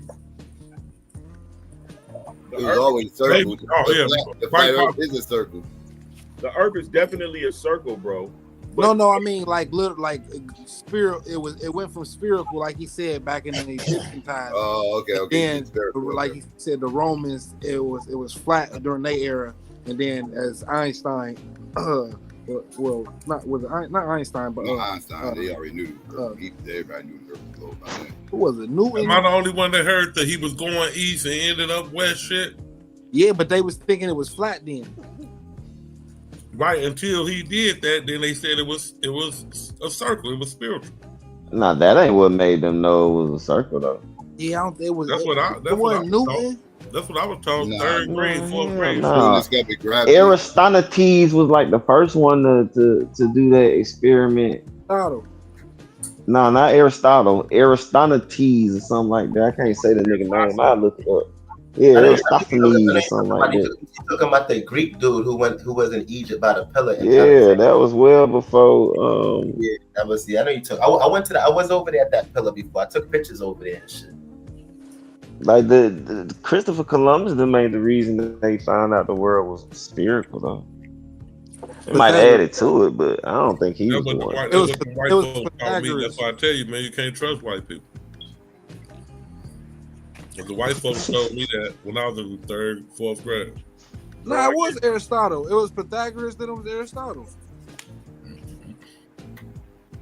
Okay, I thought it was the Aristophanes. Talking about the dude. He talking about the dude. No, he talking about he talking about the dude named Astronomies or something like that. No, yeah, he right. Aristotle was amongst the first to recognize it being around sphere. Aristophanes was the one who did the calculations for the Earth's circumference.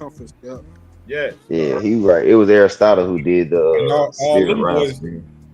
all them boys were studying the stars and shit, right? Yes. Yeah, they was fucking with the stars. Help calculate the Earth. Mm-hmm. I wanted to get on here so bad and tell them niggas they use the stars to shit. Nigga, I was so fucking. But they use the ships disappearing and all that. I mean, they use other concepts too, but yeah, they use stars. Nah, because you got to realize that your view from the deck is different from the mass. Yeah, but back then they didn't have they didn't have the stuff to see that for. Yeah, they did. They had scopes, eye goggles.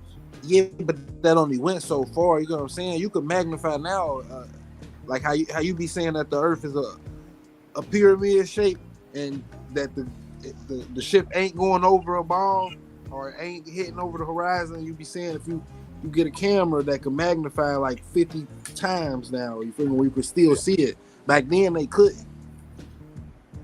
Yeah, but nah, it's so the Earth, the water, the niggas is only traveling in a circle that's in the sea back in the day. That was in the ocean. The ocean is a circle. All of the southern lands, all of the land is inside of the ocean, dead center. The ocean is around the land. So they was traveling in a circle, period. But they got us thinking that they traveling on a ball, bro. But that's not the truth, man. I assure y'all.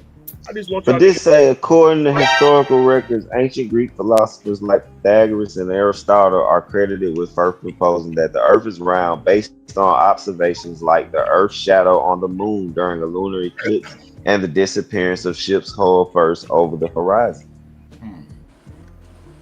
Bro.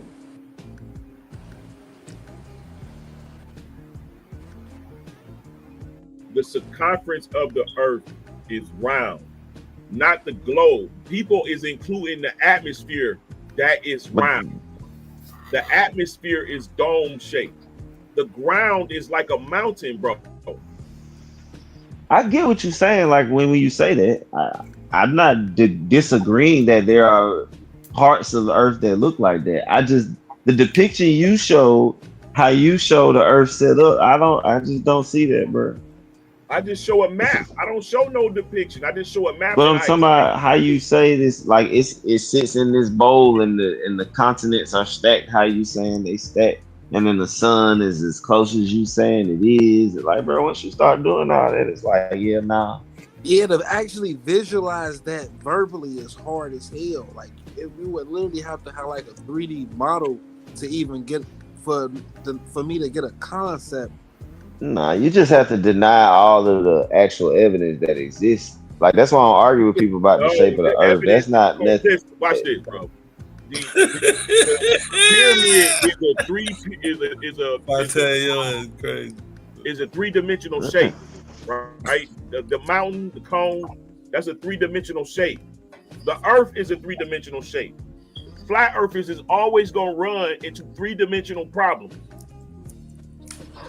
The Earth, the center of the Earth has a latitude that's kind of equal to an altitude from the base. That's clear. That's the same data that they're showing you, like a hemisphere. The water isn't going over a curve, bro. The water is flat. It's not the part of the globe. is not a part of the bubble that y'all thinking when they show you a globe. The water is flat. The lands are exceeding in altitudes and elevations and all of that. The land only, not the water. The water is at the bottom of all the land, even in the north.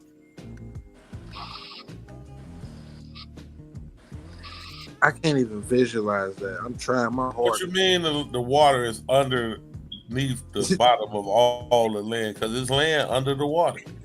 Yeah. We talking about the land that we own that we call Earth. What shape is that? Okay. Okay, I'm gonna ask ChatGPT. I say, is it possible the land of the Earth is pyramid shaped? No, you're not going to get that. It's not going to answer that because I just want to see what it say. Hold on, but so if the Earth is matter of fact, just answer what shape is the land of the Earth. If the Earth is shaped like a pyramid, different. How was anything built flat? Bro, listen. He's not talking about flat though. The edges, the sides is not what we living on.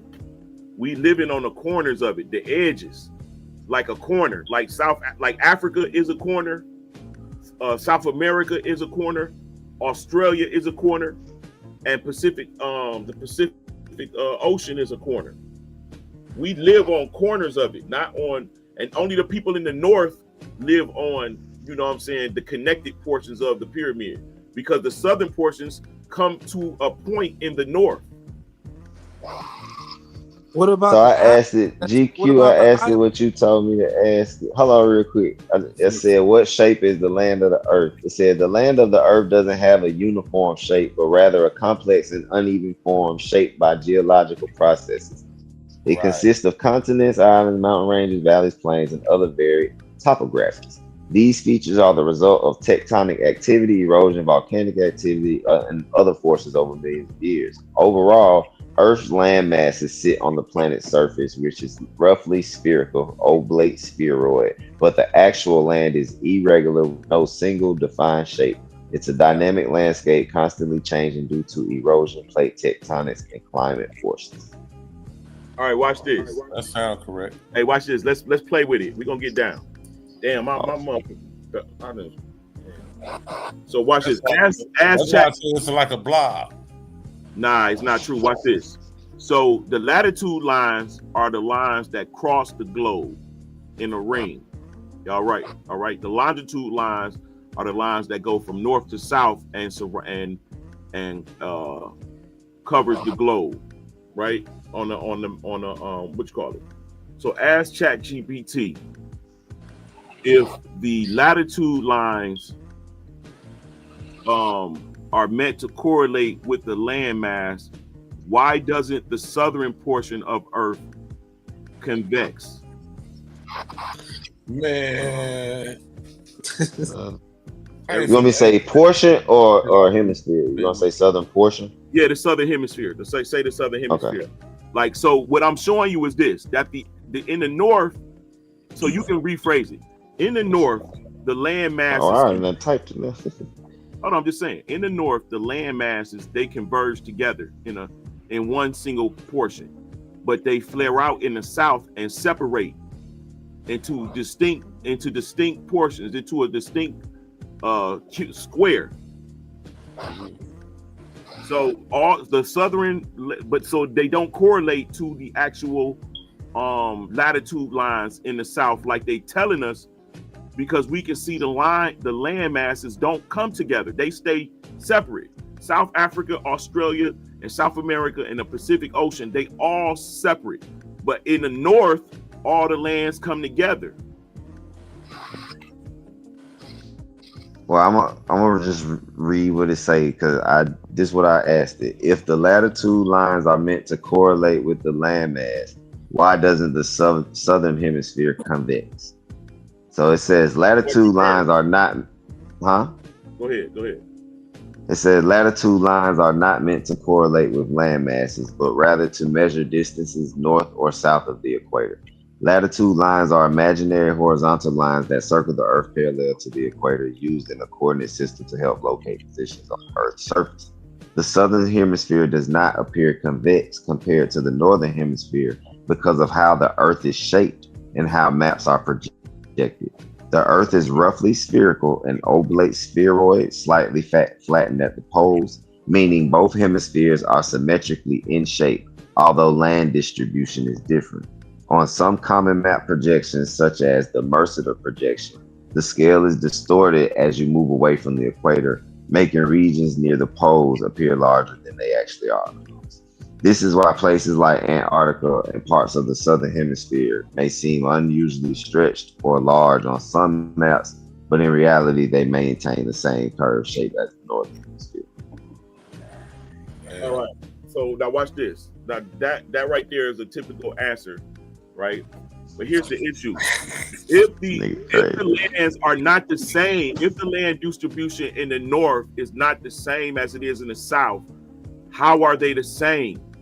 Because Earth is determined by the land masses. They converge in the north and they spread out in the south. That's clear. So they're not converging in the south. So the land masses are not the same. The hemispheres are not the same. So if the land distribution is not the same as the distribution in the south, how are they not the same? That's what you want me to ask, right? If the land, so the first one should be in the north. The north and the south got different land distributions. Earth is determined by the land. All right, I'm gonna retype it. Earth isn't determined by the land and the oceans. Earth is land, sea, and air. The ocean has a shape. That's a ring. That's a circle. The land has a shape. That's a mountain. And the air has a shape. That's a dome. How do we know what shape the ocean has if we only discover like? No, brother. The I'm shape gonna of put the how are ocean they not the same? as in the surface of the ocean, meaning when you go down, you're not about to walk to you got to walk to the water. You have to walk to ocean. Ocean is downhill and that's zero.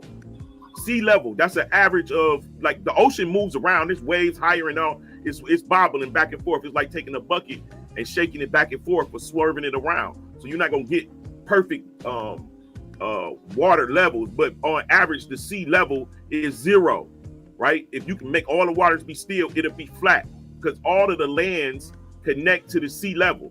The lands is in the center of the ocean. All of the land is in the center of the ocean. That's not what this saying. Like a big ass island. Well, nah, because you got the southern portions of the lands in South Africa and areas in Australia, they separate from the more stable portion of Earth, which is in the center, which is in the north, which is all within basically around the equator and above. And then once you get to the Arctic Circle or beyond the Tropic of Cancer, that's when you start having, you see the actual top of this so-called mountain collapsed inwardly. That's where all your clefts and stuff is. And then when you look inwardly, you see the ocean. The ocean is still sea level. It's not up there with the land that's above hundreds of feet above sea level. You know what? The mile above sea level. A mile, not feet, a mile, 5,000 feet, something like that.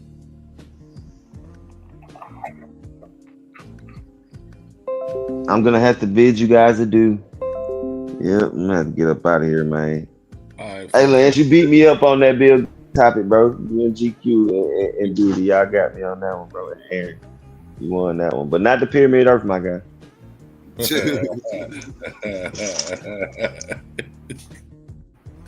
All right, y'all have a good one, though. All right, shit.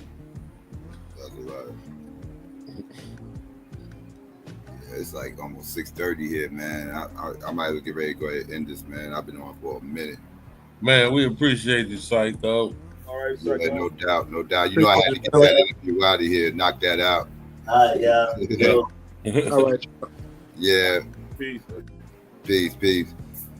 All right. All right, later, bro. All right, later, Mama. Thanks for coming up, everybody. Yeah.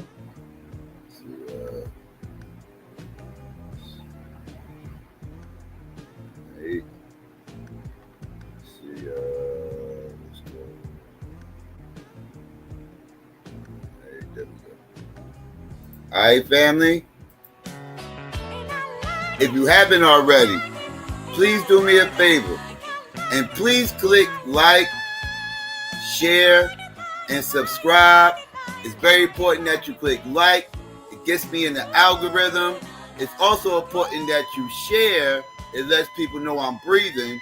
And it's also important that you subscribe, family. And after you subscribe, please don't forget to hit that notification bell. It's very important to hit that notification bell so you can be notified whenever I do go live. You can get here bright and early. Don't miss none of the show. And then you could be a part of the notification gang, right? And yes, to the haters out there, you already know what it is. It's about that time. If you haven't already and you want to express yourself, you can do so now by please clicking dislike. You should still share this motherfucker though. Don't be selfish. But you might as well go ahead and just unsubscribe, right? Because if you had any issues with anything you heard tonight, yeah, it's a good chance you're going to hear some more again later. And you might as well go on ahead and just get it on out the way right now, right? And yes, family, please consider becoming a Patreon. If you do, you have access to any stream I do, whether I keep it up or whether I take it down. You also have access to exclusive content that I have on there. And I also have no limits on my Patreon. Whatever you feel like the channel's worth, that's what you donate. All donations given does go towards the production of the show, as always. And yes, family, please follow me on Twitter, Instagram, and on Clubhouse, and on TikTok as SYKOPATHeist, spelled the same way as the channel. And yes, family, as always, I want to shout out everybody out in the live chat. I appreciate all y'all for coming through. Shout out to my Deep. I also want to shout out everybody that came up on the panel. I appreciate all y'all. I also want to shout out everybody that was out in the clouds that was just listening and being nosy, even the hate watchers who are my biggest fans and listen to every word I say. I want to give a peace and black power to everybody out there. Holla black at your boy. I'm out. Coming real, it's the next episode. Hold up. Hey, for my niggas who be thinking we soft, we don't play. We gon' rock it till the wheels fall off. Hold up. Hey, for my niggas who be acting too bold, take a seat. Hope you're ready for the next episode. Hey, smoke weed every day.